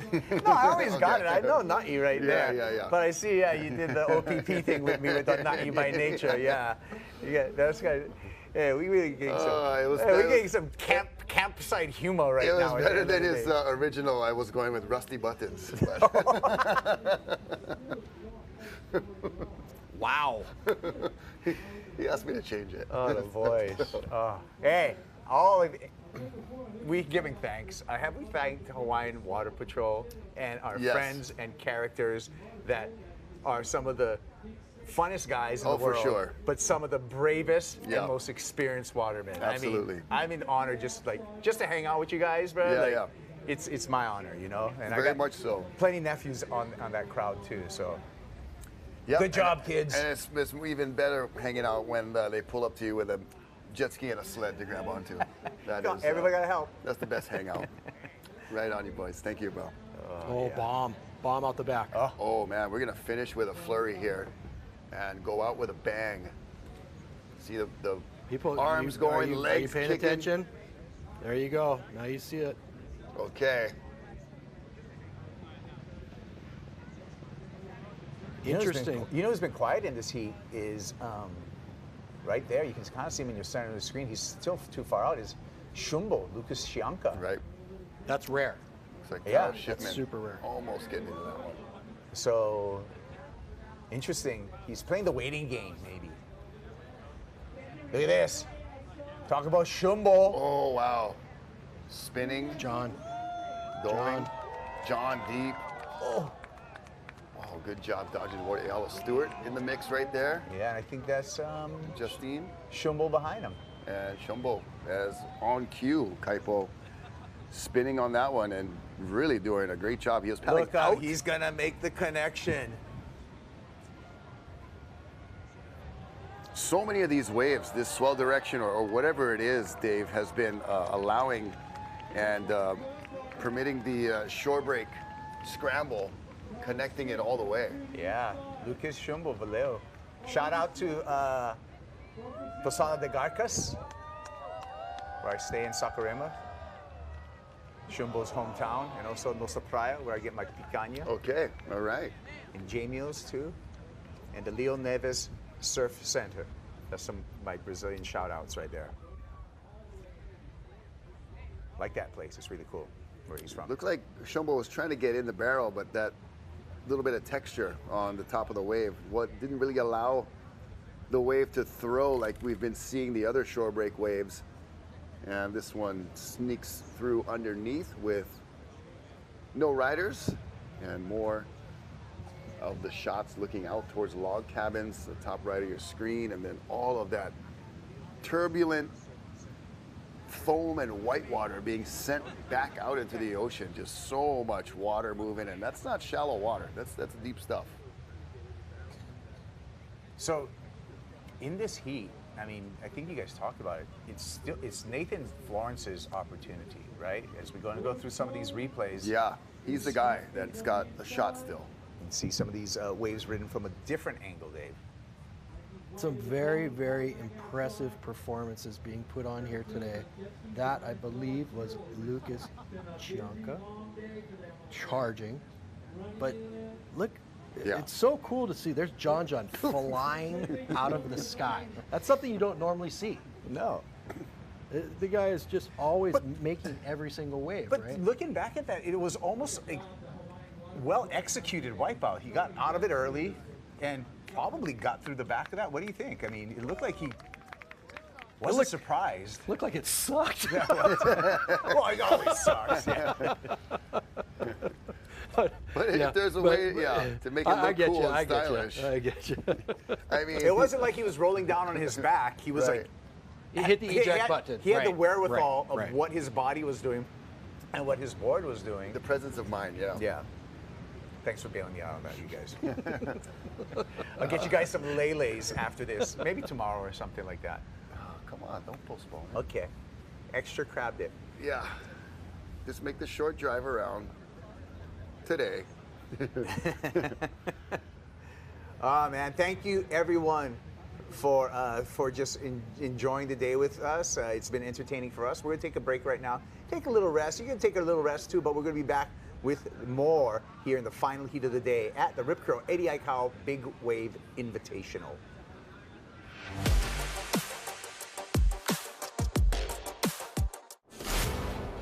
We are here for the moment when the ocean calls.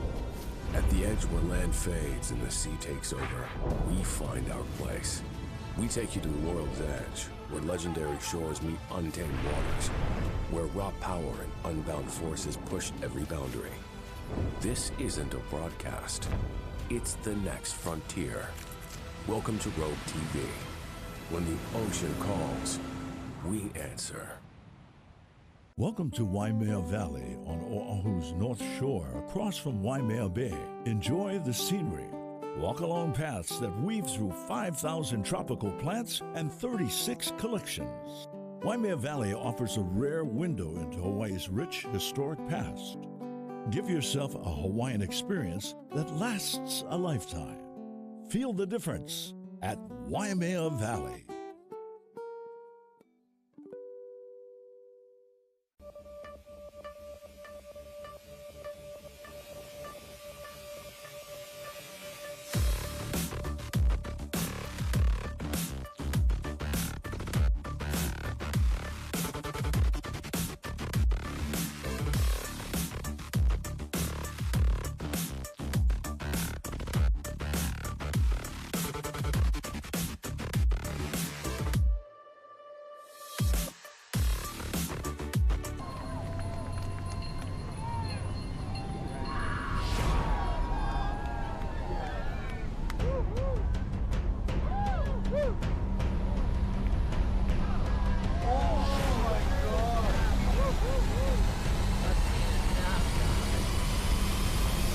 That was 60 feet.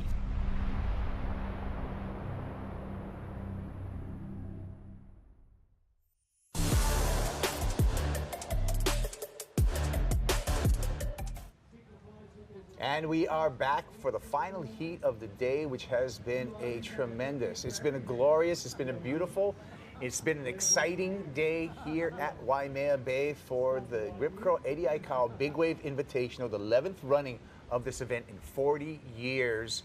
And I want to congratulate Dave Wassel for putting up with me all day, City and County Lifeguard, and former competitor out here. Also, thank you to my brother Rocky Cannon for keeping me laughing all day and just enjoying the whole day with me. And thank you, Kaipo Guerrero, for for holding it down and being the, we're making a Kaipo sandwich over here. With, You're the glue that holds this team together. Yeah, Come on. a loaf of Rocky and a loaf of Wassel. And I think that's something that needs to be pointed out, that I might have made a mistake earlier, that Koa Smith is also in this heat, and I might have called him Lucas Chianco when I said, back-to-back Chianco waves. One of them might have been Koa Smith. So, hey, just throwing it out there. Yeah. I make mistakes. I'm only human. We all do. Thank you, guys. Thank you for enjoying this day with us. Rocky Canning, Dave also. My name's Kaipo Guerrero. That is the Gladiator Pit, some people called. That is the legendary Waimea Valley, Waimea Beach, and the site of this competition, which is probably the most famous surf competition, Rocky, in the entire world. Yeah, and we talked about that, only one with a 5-story scaffolding. The hands and all of the production it takes to put this on. Thank you to all of the team members, high and low, near and far. We're spread out across the bay. We're in across the island, and all the team here in the office and in the studio as well. It is a total team effort, bringing great content, beautiful scenes, beautiful shots, audio, technical, everything is just firing off, and thank all of you. And again, thank you for the Ultimate Surf Company. Rip Curl since 1969 and a new partner supporting the Eddie Big Wave Invitational in memory of Eddie Aikau.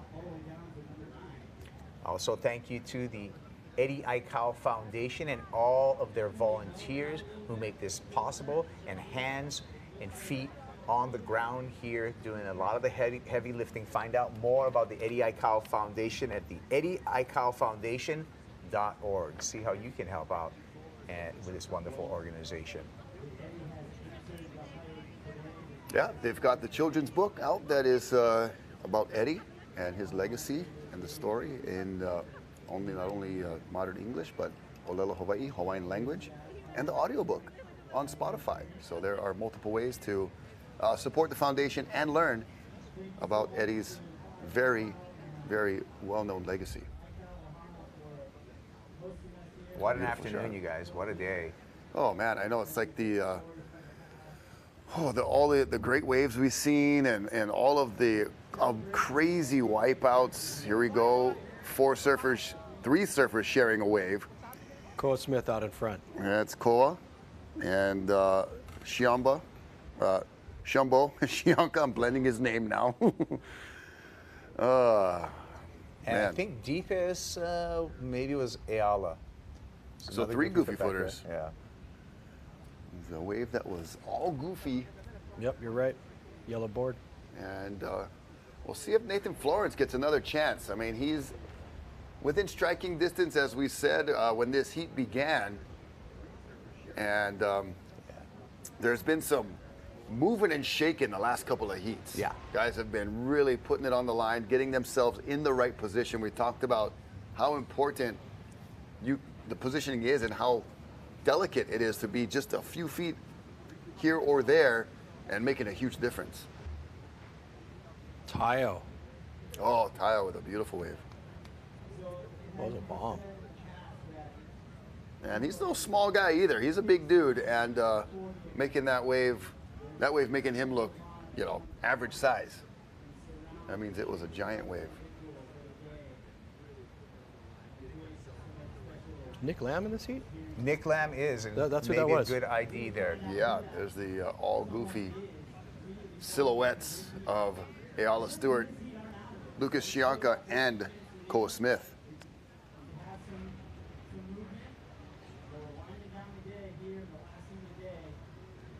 Time remaining in the heat, just about 13.5 minutes. So we'll be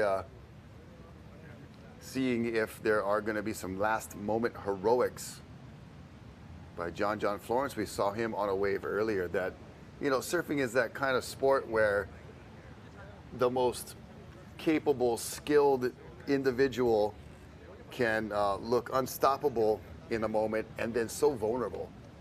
Not much thereafter. Yeah, and obviously you got to take an opportunity when it comes and exploit that. But in surfing, in any competition, when there's a time and there's scores, there's a little bit of luck. Yeah, for sure. I mean, the wave of the day comes your way. You're really spreading out, giving yourself a chance. Here's the current scores right now, Dave, in this heat. Oh, John's flaring. You know what I love about big wave surfing? You can't kind of fabricate a score. Yeah. Okay? You can't go down the line. You can't manufacture a you score. You can't manufacture and do a chop hop. Right. It's not going to happen. You see that a lot in conventional, 3.5. They can make something work. Right. But here this is cut and dry. There's no fluff. Exactly. Did you do it or not? Yeah. So that's the coolest thing to me about big wave surfing. Well said. You can't manufacture a score out here at Waimea. Sit in the channel and claim all you want. It ain't gonna do much. Yeah. Speaking of things to do, places to stay, the upper right corner, Ritz-Carlton Turtle Bay. Come see me over there, and we'll have some fun. Koa definitely had a good look at that one. What do we ask for? How do we find you? Sup with Pops? Yeah, NSOG Hawaii. NSOG Hawaii. Yeah, that's where you can get the Easy Brow gear. And you can get on the canoe with us and come surfing with the dogs. All North kinds of fun. Shore OG. North Shore Ocean Guides. Ocean Guides, okay. Gotcha. Original gangster words, too. I love it. I love it. That's where it comes from. So thank you guys for all the support and for just always bringing good vibes. You know, that's what it's all about. Trying to bring positivity and, you know, this place. I'm so complimented when people put the North Shore and our place on their bucket list of things to do or before they kick the bucket or before, you know, they got to come experience this. And it's like, that's what bucket list is, right? Yeah. You know, and man, you come to like hang out in my neighborhood, like, thank you. I appreciate that. Well, I mean, it is a special place. Yeah. And sometimes you may get desensitized to how beautiful this place is. And you go away for a little bit, you come right. back, and you're just like, oh my goodness. Here's Yes. Koa Smith on the deep one. Oh, yeah. Chad Keolana. Tayo. Ooh. And Tayo. Hey, Chad's having a good time. Yeah, he is. First time in the Eddie.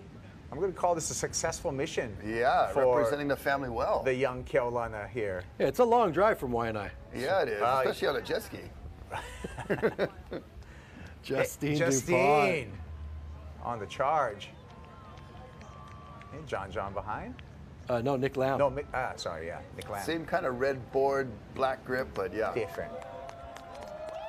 Oh, Oh, Chad. Chad. Whoa, that was crazy. Look at that short break wave. Oh, Okay. things went dreamy too, just That like is absolute Talking nightmare. about things that suck. A watery that's nightmare. What? We saw John do it earlier. There's Chad do it in the shore break. That looked Oh, awful. Wow. That wave like grew Where's when his it got board? near shore. Yeah. Oh, he's pulled. Yeah. Oh my gosh. I mean, the wave might have pulled that for him. I did it. That shore break was like the biggest shore break we've seen. Yeah. I think on a certain, like, they've all been kind of hitting that shelf and then kind of, you know, fizzling out a little bit. We've seen some nice barrel rides like Coley Vost and Ezekiel Lau, Mason Ho, but that wave right there just filled up the screen. It was crazy. The universal sign, tap the head, I'm okay, you're Yes, sir. okay. A big old shaka.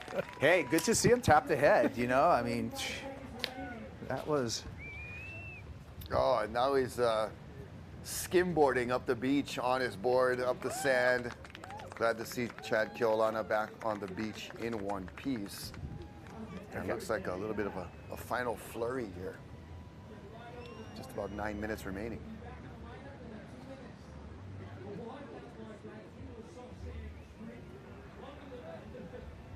And we'll see if there's more chances, but look at these two handsome buggers. We're back on the wall right now, Dave, because we got more stuff to talk about. We just saw some exciting action, and we saw an incredible shore break. Let's take a look at some of the action right here. Koa Smith. Koa Smith coming in with a late charge, loving it. As an alternate, got in for Moana Jones Wong.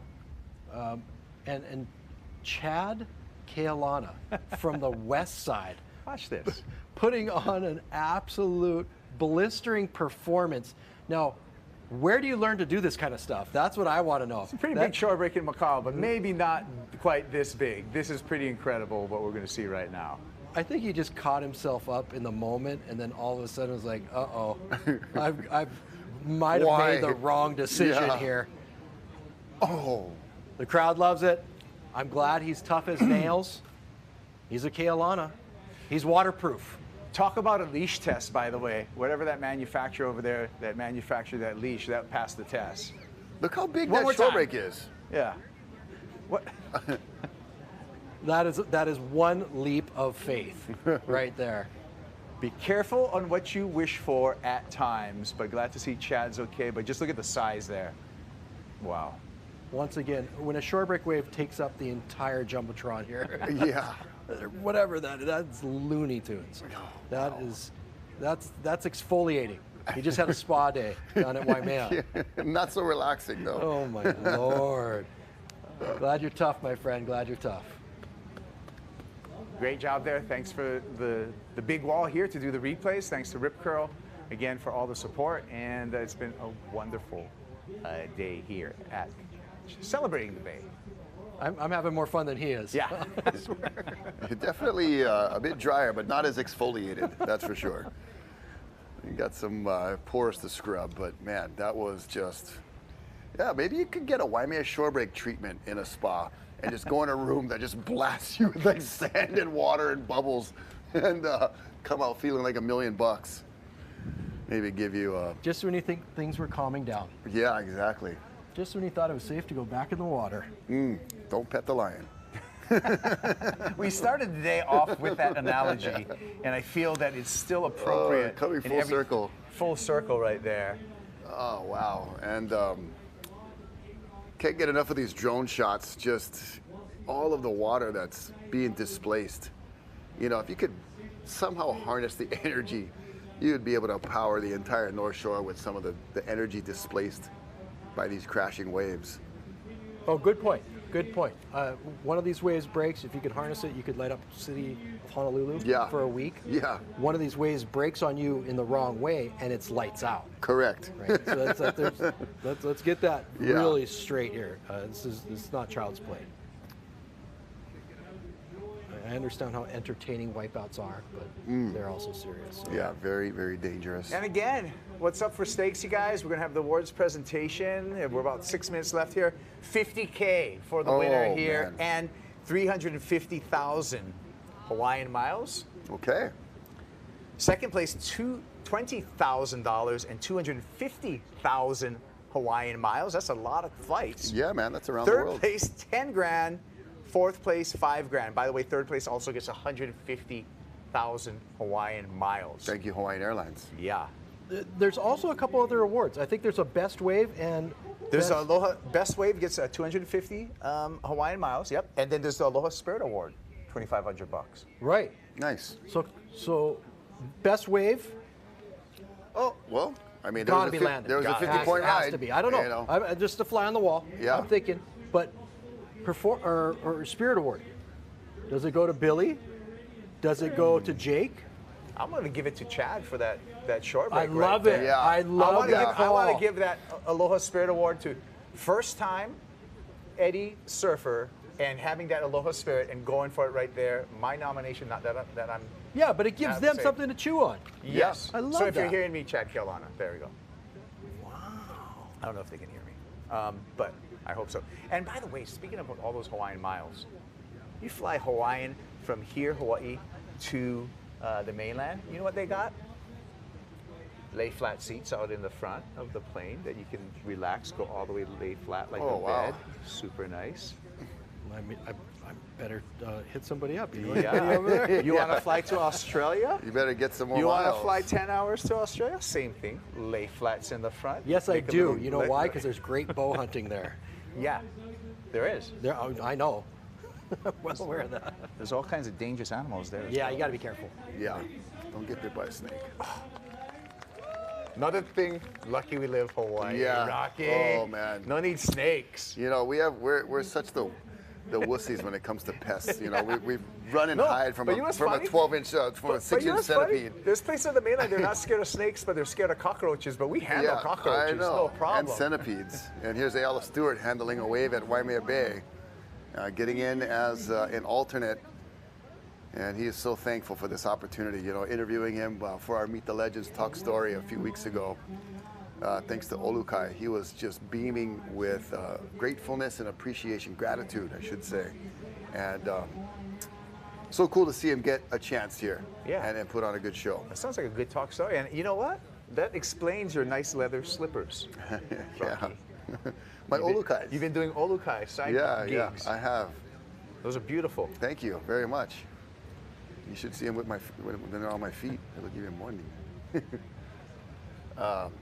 As the wind is clocking around and going more northeast, yeah, what you'll see is it coming down the coast, building up a fetch. You see those bumps coming right into the screen right now, but as it wraps into the bay, it's nice and smooth. It's all protected in there. Yeah. Okay, you guys, let's check it out. We have about 2.5 minutes left. You want to stick around because we're going to unveil who is the Eddie winner this year. We're going to have our awards presentation right after this heat. Get everybody up on the beach and celebrate a beautiful day and another running of this historic event, the Rip Curl Eddie Aikau Big Wave Invitational. Yeah, it was exceeded expectations as far as the swell filling in at the appropriate time. And, you know, this morning, the shore break was like 2 feet on some of the shots we were watching. And there was, you know, a little bit of uncertainty at times. And even, you know, we all know that it doesn't happen until it's on, until the call is made and we get eyes on the water.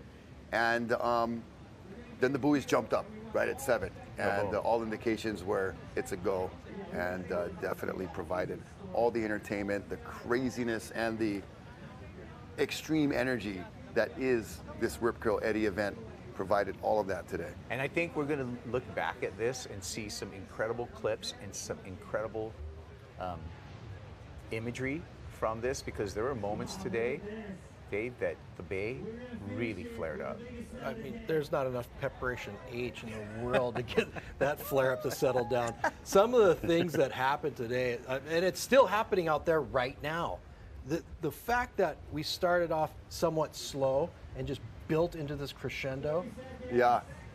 It's beyond words. Look at this right here. Oh, wow. What a way to end it. Another one of those Under double a minute. Chad Kealana. No way. Oh! I was just helping him hold on to that wave. I know his toes were just gorilla gripping into that deck of the board. But just lost it midway down the face. Here we go. It's been Nick Lamb in this heat. He's been the lead in this heat. Oh, and does a tumble there. There's Nathan and Lucas and Justine. Oh, the surfer's going to take this one to the beach, looks like, as we're down to 10 seconds. So this will be the last wave ridden in competition for this event. Is Justine going to be the first female to charge a shore break? She's on the track right now. Do it. Oh, there goes Nathan. And the sun setting towards the west. Getting a little bit darker on your screen, but look at Nathan going for the shore break. Yeah, double grab. Nasty as they get. Wow. Nate Dogg in the house, in the shore break, just getting shacked. Double hand claim. Incredible. Okay. Nathan needed a score. Yes, he did. That's got to be the biggest shore break barrel we saw all day. And the cleanest, just most travel time. You know, if we're going to start judging barrels now here at the Eddie. It was a huge wave out the back as well. Yeah. Crazy drop. Oh, man, survived the whole way, and then just a smooth entry into the shore break. That was Justine looking like she had it under control, and then just got pummeled. Yeah, here's our heat recap, and Chad Kealana on the charge out there as we're checking out the recap, some of the top waves of this heat. I love the call of Chad being the spirit animal of this event. Mr. Aloha. Yeah, that's awesome. You know, you would have thought John would just ran away with this. Yeah. Right. You know, he's got more competitive savvy. Tayo Shipman, nice, solid performance. Yeah, earning his way into this, and like we talked about earlier, you know, it's setting the pace for future Eddie events by Rip Curl. Look at that wave way out the back. What about the Rad Mom right here, Justine Dupont? Yeah. I mean, well, I can't get enough. That's awesome. Ayala Stewart right there as well. Proud. I mean, she had family a man. baby very recently. Yeah. Oh, she still has a baby. Well, I think Fred gave birth. Fred David's probably at home with the kid right now. Or maybe Definitely, the kid's probably here. It's got to be here, right? Yeah. You can't just like leave France. Oh, there goes John in the back. Yeah, and then that was Ayala right in the middle there. Brad was making one Ayala sandwich. Lucas Shianka in the back there, and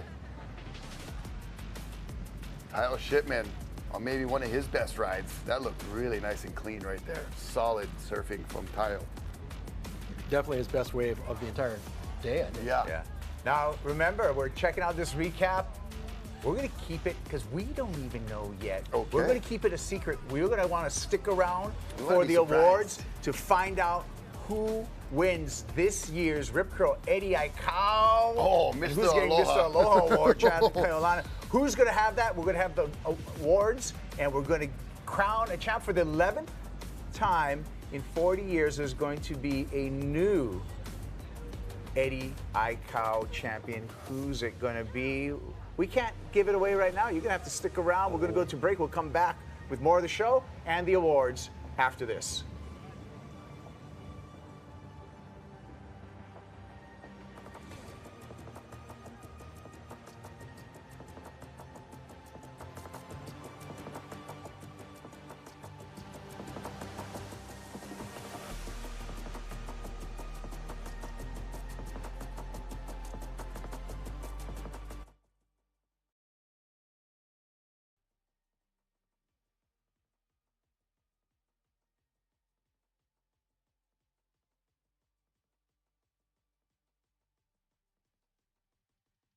The Rip Curl Eddie Aikau Big Wave Invitational was brought to you by Rip Curl, Olukai, Costa Sunglasses, Polynesian Adventure Tours, HMSA, Hawaiian Airlines, the Office of Hawaiian Affairs, Council for Native Hawaiian Advancement, Kaiser Permanente, Rogue.tv, Salt and Air Studios, KHON2, and K-High.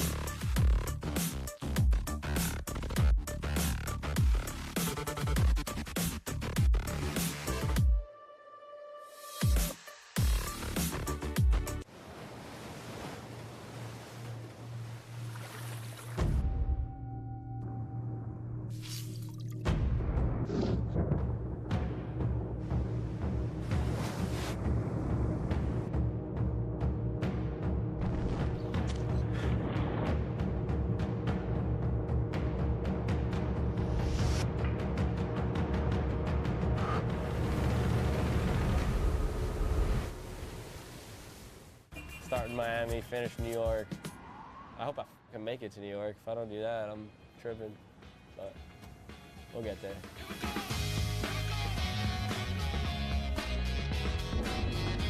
Oh.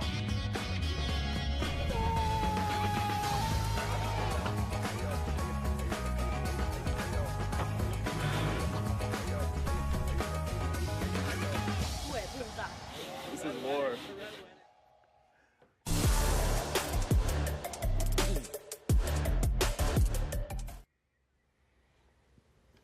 Wonderful day here at the Rip Curl Eddie Aikau Big Wave Invitational. Competition is completed, and we are awaiting our awards presentation to crown a champ here at Waimea.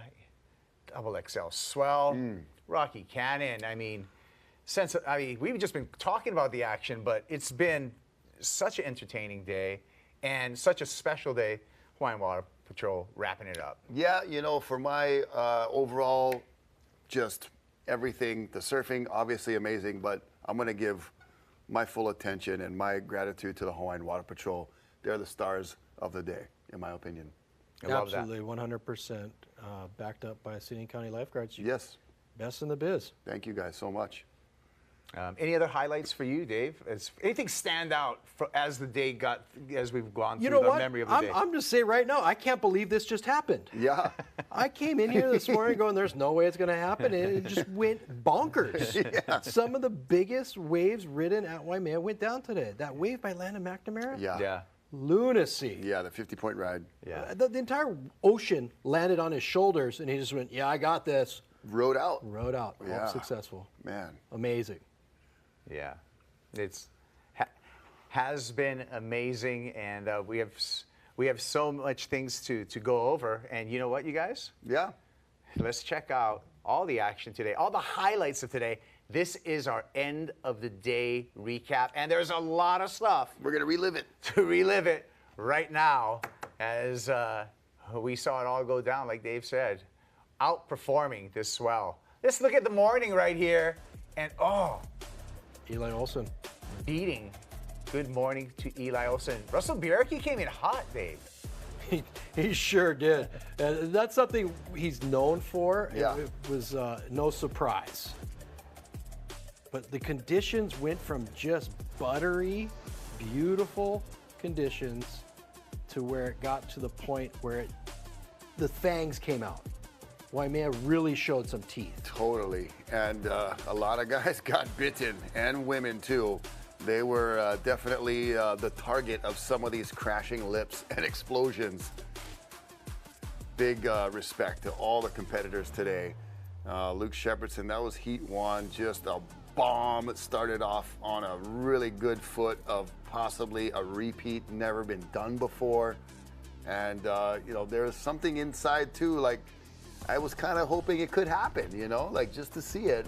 But I know all of these other folks, they want it so bad too, and you want to spread the aloha. It's been said once before, it's been said like many times here on out. The waves go to the right person. Yeah. For whatever reason. For whatever reason.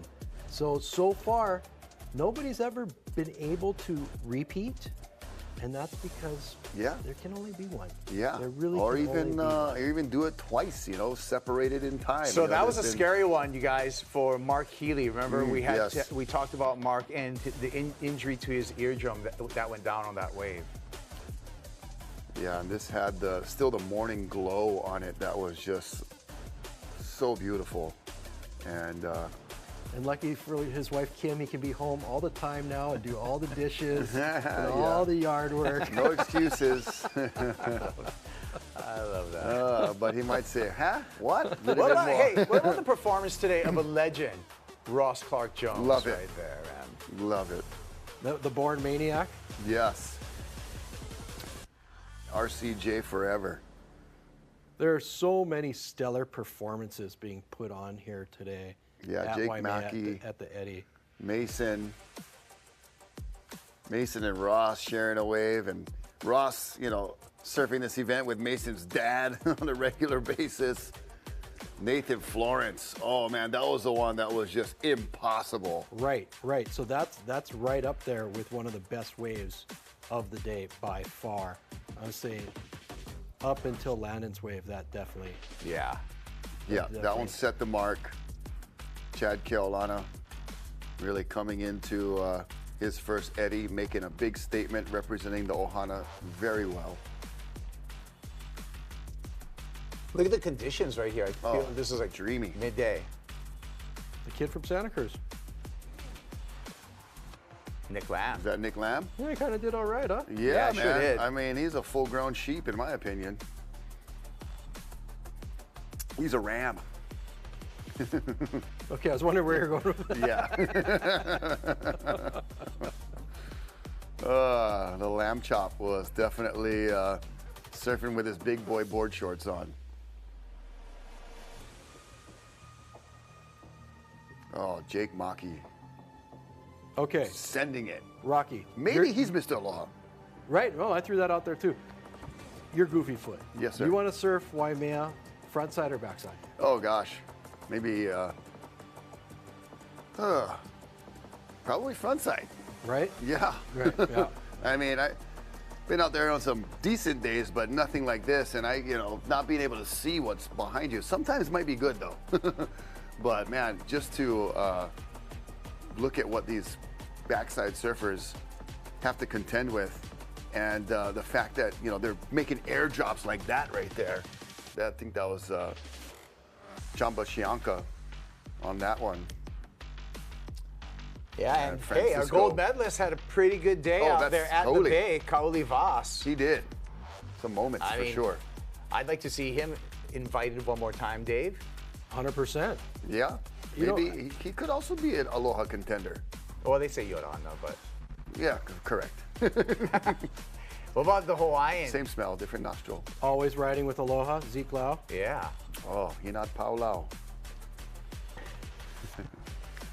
I don't know why that's funny every time. I don't know either. Look at this wave. I know, it's like just capping in the middle of the bay where it's like 40 feet deep right there. I mean, yeah, where sailboats anchor in the summertime. Exactly. You got the Nefarious anchored there, just cruising. And then goes into the shore break. This is like at the beginning of the heat. This is just something you usually do like for a last hurrah. Yeah. And he's like, I'm gonna do this and take me back out. That was smooth operation right there. That was beautiful. The drone shot, great work. Jamie Mitchell. Some tumbles. Had a couple of rinse and spin cycles. Oh, Tori Meister. That could be if there's an award for Valiant Warrior, that could have been it. Big Ben. And then just Big pull Ben in the barrel. again. Yeah. First a free fall, and then a pull in backdoor. What do we got there? Eli Olsen? Yeah, he had a good day. Sure did. Oh, this guy. Next year's poster. Setting the rail and then just getting derailed. That was a leash test again. Oh, that was I like everything test.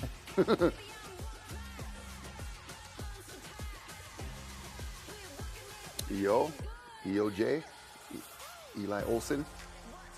I'm having so much fun just watching this. Just recapping all these crazy waves. Joey Cadiz. And Billy Kemper sending it.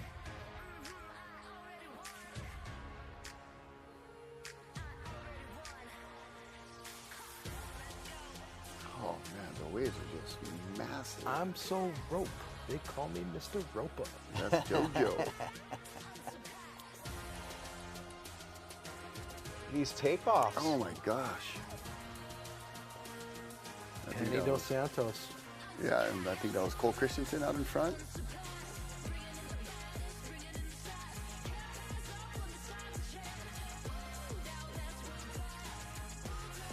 Twig. All-star. Oh, just mowed right over that Boyle whitewater. He was waiting on the sand, just put me in, coach, and Yeah. showed us what he could do. I think he just closed his eyes. There's so much bumps on it. He just closed his eyes and read it like Braille. Yeah, just got to feel it. Oh my gosh. It's amazing how slow the start is when you're paddling, and then once you stand up, it's like hyper speed down the face. Oh. That's Jake where he probably Mackey. got whacked with a board under there. And that's why I'm going for spirit animal of the event. So it's one after another. Oh, the Omokua. I'm just throwing it out there. Just throwing it out there. I like it. Big I fan. like it. Big fan. Once again, there he is in the back. Jake Mackey. Youngest guy in the field. Going many times the deepest. And Bianca. And, What about this? Maybe is- this is our spirit of aloha right here. Could be. Give this up for the ladies right now. That was pretty groundbreaking. Wahine Warrior for sure. Kai Lenny. And just Mason Ho, how does he always look like he's having fun, even though it's terrifying? Yeah, right? It's like upside down on a roller coaster with no seatbelt. Raising his hand still. Call him the Godfather, Dave, looking smooth as ever, Ian Walsh. A couple of casualties today. Not a bunch of broken boards, and we've been very fortunate that there's been minimum injuries as well. Yeah, Mark Healy went down with the eardrum injury, but something he'll recover from, and it won't be anything that'll put him out for the long term. Like Dave said, he'll just have a few more chores at home. Koa Rothman. Didn't know Cole Rothman. Did Cole Rothman make a climb onto the leaderboard? Will he make the stage? Podium, possibly. Landon's 50-point This ride. is the one, though. Oh That's my gosh, the ocean landed on his head. highlight of the day right there. That Oh wave- my that wave is gosh. so bonkers. Oh, he held it What's enough. going on? That was ridiculous. Well done. Look at this. Oh my gosh. Couple of Safas. Like that golden hour kind of backlit silhouette shot. Twiggy and Bromley. Charging. Yep. There Koa it is. Rothman again. Koa again. Koa gets a little comfortable once he finds his spot on the ledge. He really does.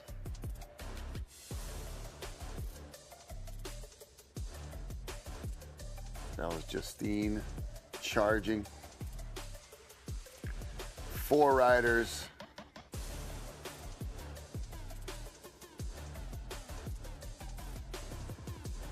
The All Goofy Special. Last name first, Koa Smith. Mm. Oh, wow.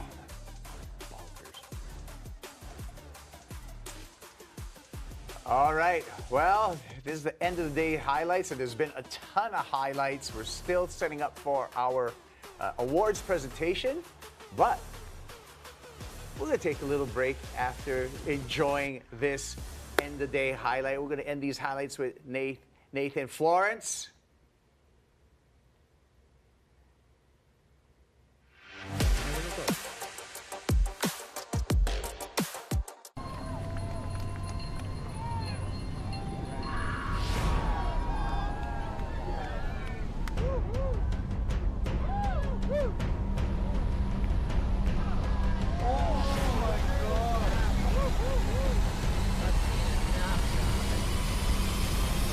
That was 60 feet.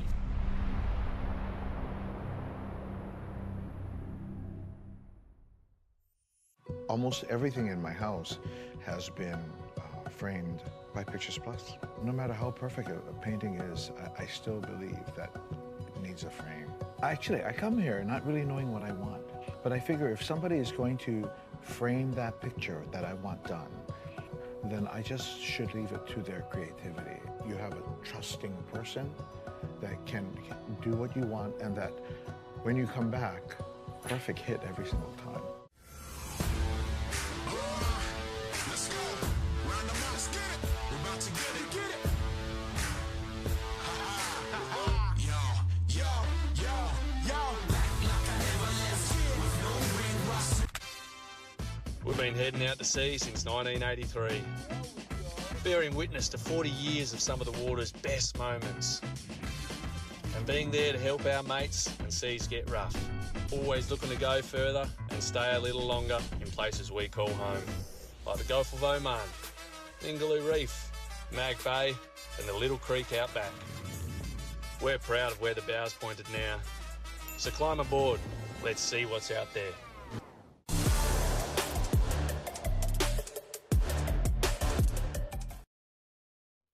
Wrapping up an action-packed day at Waimea Bay, the running of the Rip Curl Eddie Aikau Big Wave Invitational. And I think it's just about time for us to get on and make it official, guys, with our awards presentation. For that, I'm going to throw it down to the stage at Waimea with Chris Latronic.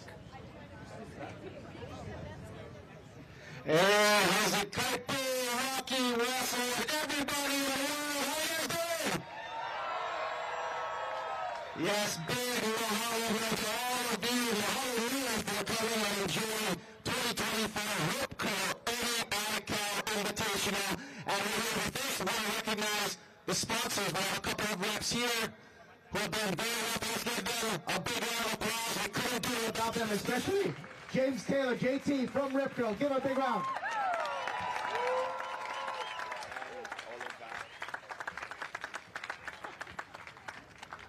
Big mahalo to our sponsors, but of course, big mahalo to all of you for coming out. So let's give a big cheer for all you. That's what I'm talking about. But of course, we got our ladies here. Okay. We cannot forget Hawaiian Airlines. As our rep Alex. Yes, we've got Olukai. Olukai. As well as Costa Sunglasses. One more time for our sponsors. We cannot do it without them. And now on to our Mana Vahine, who all helped to pay tribute to their amazing performance and taking women's surfing to the next level, risking their lives, honoring the Eddie Aikau legacy. Let's give a big round of applause for all of our Wahine.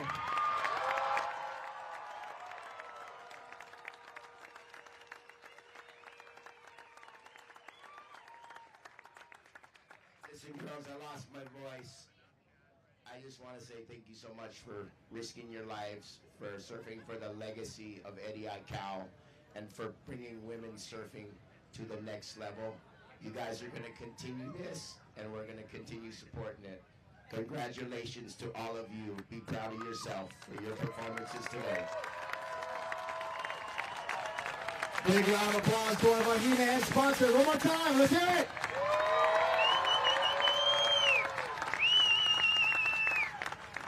Okay, ladies, sponsors. Now you can get up. All right, now we have another big award before we get to the big trophy that we have here. We have our Aloha Spirit Award. For this award is in memory of the great Mark Fu, and he gets the big photo as well. And this goes to a hard charger, a past winner, who's also showed exemplary attitude, faith, and just all around amazing person. Let's give it up for our Aloha Spirit Award winner who gets $2,500 to Greg Long.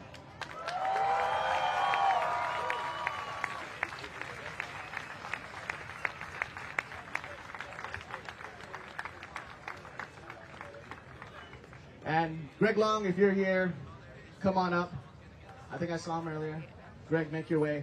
And we want to honor him because also this is his last Eddie Aikau Invitational. He's officially retiring from this event. Let's give a big round of applause for Greg Long. And here he is. So, with my voice being raspy, I'm still going to try. So this is Charlene Fu. Her brother was Mark Fu. He was a legend. He was the most amazing guy. Charlene Fu is going to starting today, we're going to recognize the Aloha Spirit Award. $2,500 is going to go to this man right here. And I'd like him to say a few words. Thank you so much. Wasn't expecting this. In the name of Mark Fu, nonetheless, who for so many people out there was a hero and an idol. For me, especially, I can recall watching all the earliest videos and footage I could find of people surfing here in Waimea Bay, and he was a hero for me, but not just in the water, out of the water as well. So, in his name, it's really something exceptional. This event, as I announced earlier, was going to be my last. Not because I don't love surfing big waves anymore. I probably love it more now than I should. But I counted. I was invited 20 years ago as an alternate, as a young 20-year-old kid. And that was a dream come true for me. And I can vividly recall the day that my name showed up on that list as an alternate, broke into tears. And I'm going to do my best not to do that right now. And then worked my way, paid my dues here until eventually I was invited. And that was the next dream come true. And then winning in 2009, never expected it.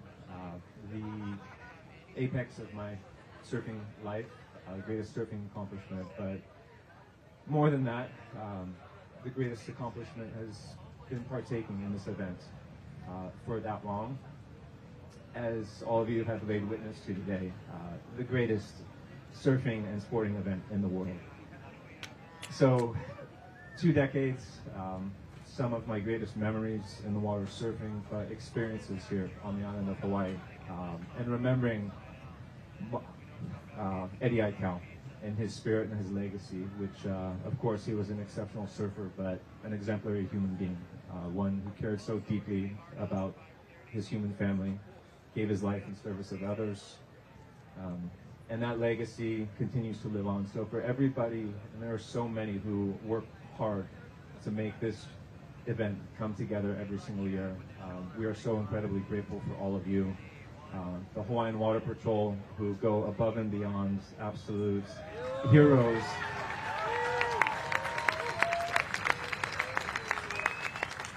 So with that, I say my aloha participating in this event has been the greatest honor and privilege of my life. And just as I recall my name showing up on that alternate list and later the invitee list, I look forward to seeing that next young aspiring big wave surfing Grom whose name shows up on that list next year, and then the years thereafter. So thank you all for being here for this incredible honor. I was not expecting this. And much love, aloha, and gratitude to all of you, and again to the Aikau family for helping me realize a dream and to continue to make dreams come true for everybody. So thank you so much.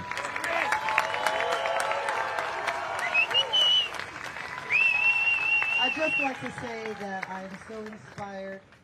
This was Mark's favorite spot, favorite contest, and tomorrow will be his 30-year anniversary that he's been gone. But he brought the waves, and as he said, from the Suahana, Eddie would go, and he did. Thank you. Let's give a big round of applause for Greg Long. A beautiful career, and he will be missed. But we'll still see.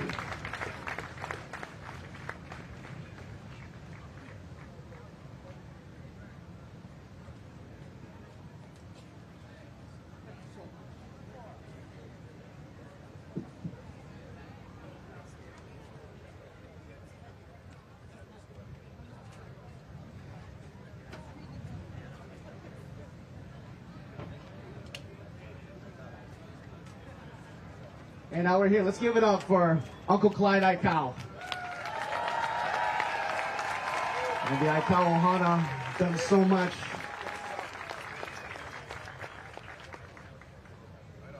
To pay tribute to Eddie's legacy. And now we're going to do the Best Wave Award, who gets 250,000 Hawaiian miles.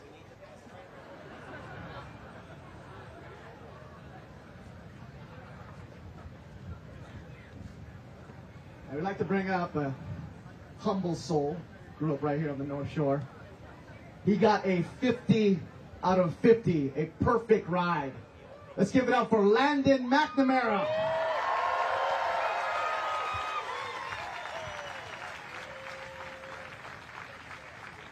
It is the only perfect ride that we saw today. Let's give it up for Landon.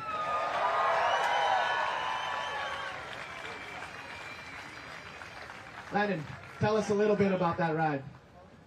I mean, the thing was a bomb, and I was pretty late. Gave it 2 paddles, and then I was just, I don't know, I felt like I stopped. I was about to eat crap and somehow pulled it off. It's hard to tell out there how big or how gnarly waves are. I just knew that it felt like the gnarliest drop I had in some years out here, and really stoked to make it. Give it up, Landon McNamara, Best Wave Award. Oh, and here's Alex Pereira with the great check. 250,000 Hawaiian miles. Good for Alaska, right?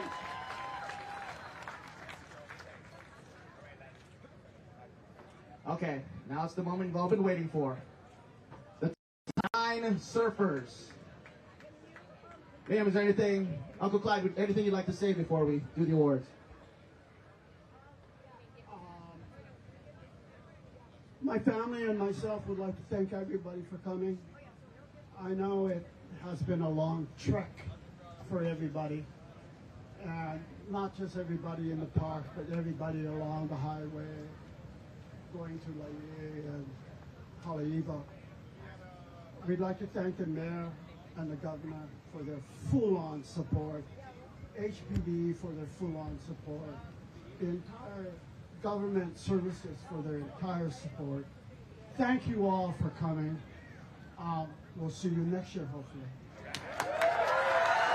Give it up for Clyde Aikau. Now let's get in to the top 9. In 9th place, Koa Rothman. $2,000 prize.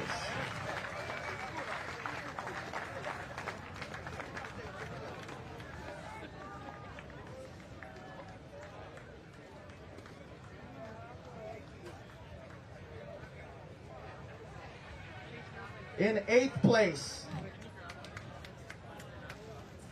here's Cole. Give it up for Cole Rothman. In 8th place, Kai Lenny.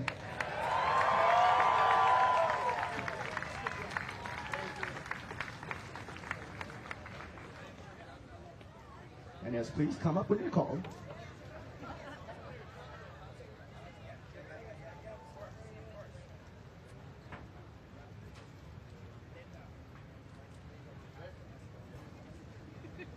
Kai Lenny, are you here?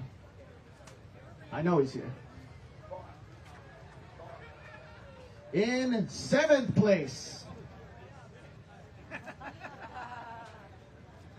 Nathan Florence.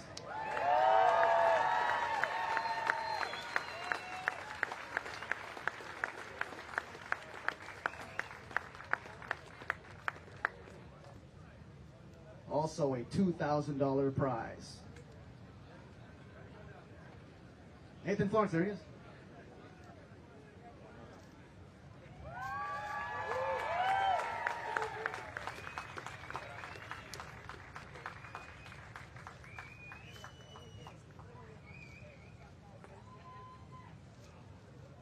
Still waiting for Kai Lenny, but we are going to move on to 6th place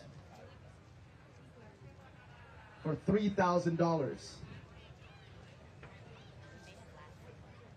This goes the last Eddie Aikau champion, Luke Shepardson.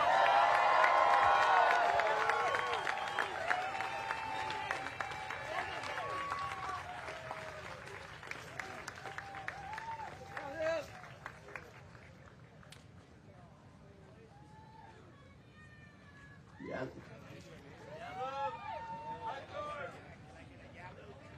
Can I get a yeah, Luke? Can I get a yeah, Luke? Yeah. And now, in 5th place, the only Californian to infiltrate the stage, Nick Lamb.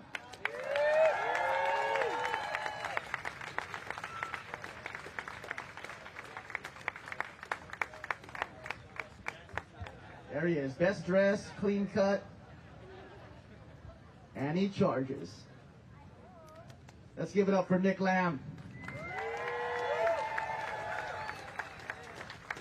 He gets $4,000. And now on to 4th place. 4th place gets $5,000. This goes to the most popular YouTube surfer, Jamie O'Brien.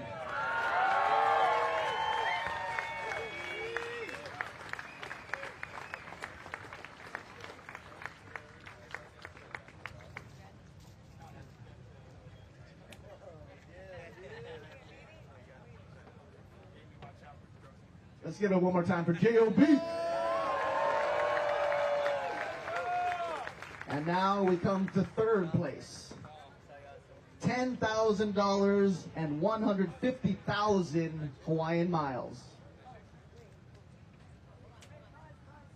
3rd place goes to Maui's Billy Kemper.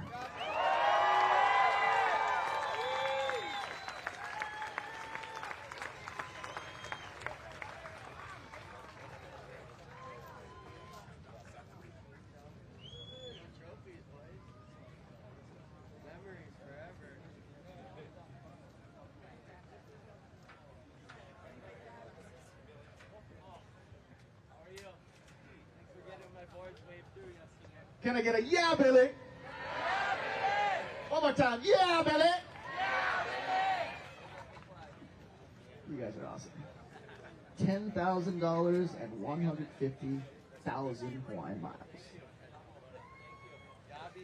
Now this takes us to the runner-up, Mr. 2nd place in the event, charging hard and even doing the largest chop hop air I've ever seen at Waimea Bay Shore Break. Let's give it up for the one and only Mason Ho.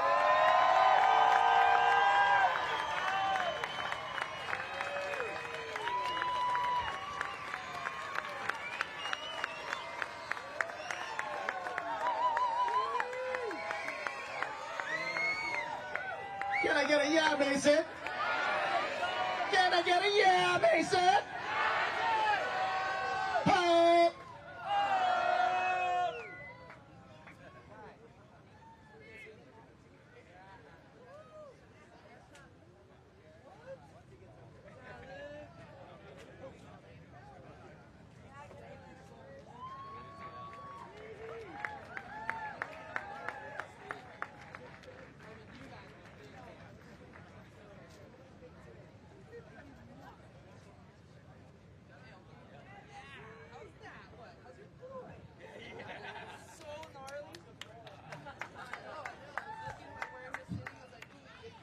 Mason finished with 120.9 points. The only surfer that beat him had 135.8 points, as well as the highest scoring wave in the competition. And this boy, this North Shore boy, earned every bit of this $50,000 prize, as well as $350,000 in Hawaiian miles. Everybody, give it up for Landon McNamara.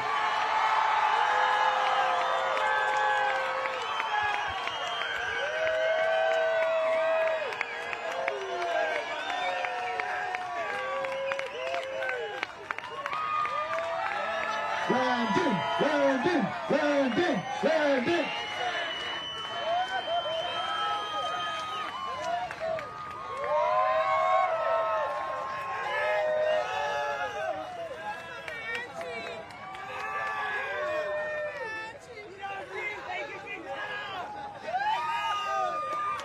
Landon McNamara, your 2024 Rip Curl Eddie Aikau Big Wave Invitational champion!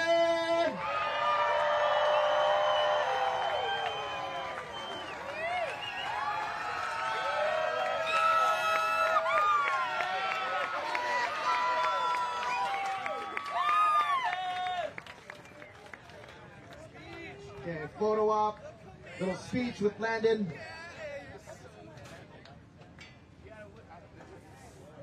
Landon, pick up your trident without hurting yourself. Landon, real quick, some last words.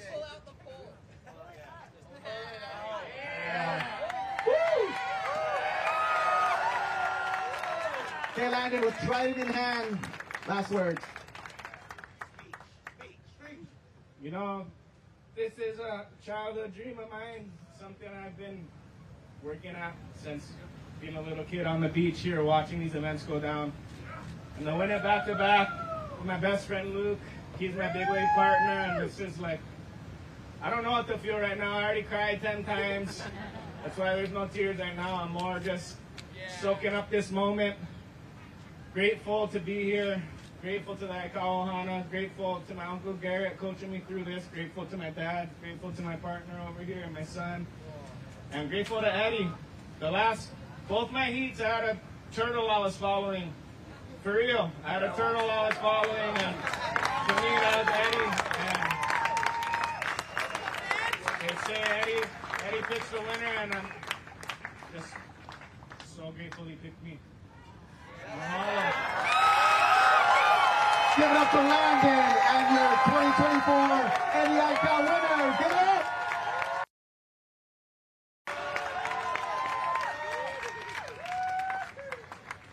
Picture taking, and everybody, thank you for coming. Everybody drive safe, get home safely, and please, let's malama, pick up your opala. And you can watch this replay, KHON2, Rogue.tv. I'm Chris Atronic. Mahalo!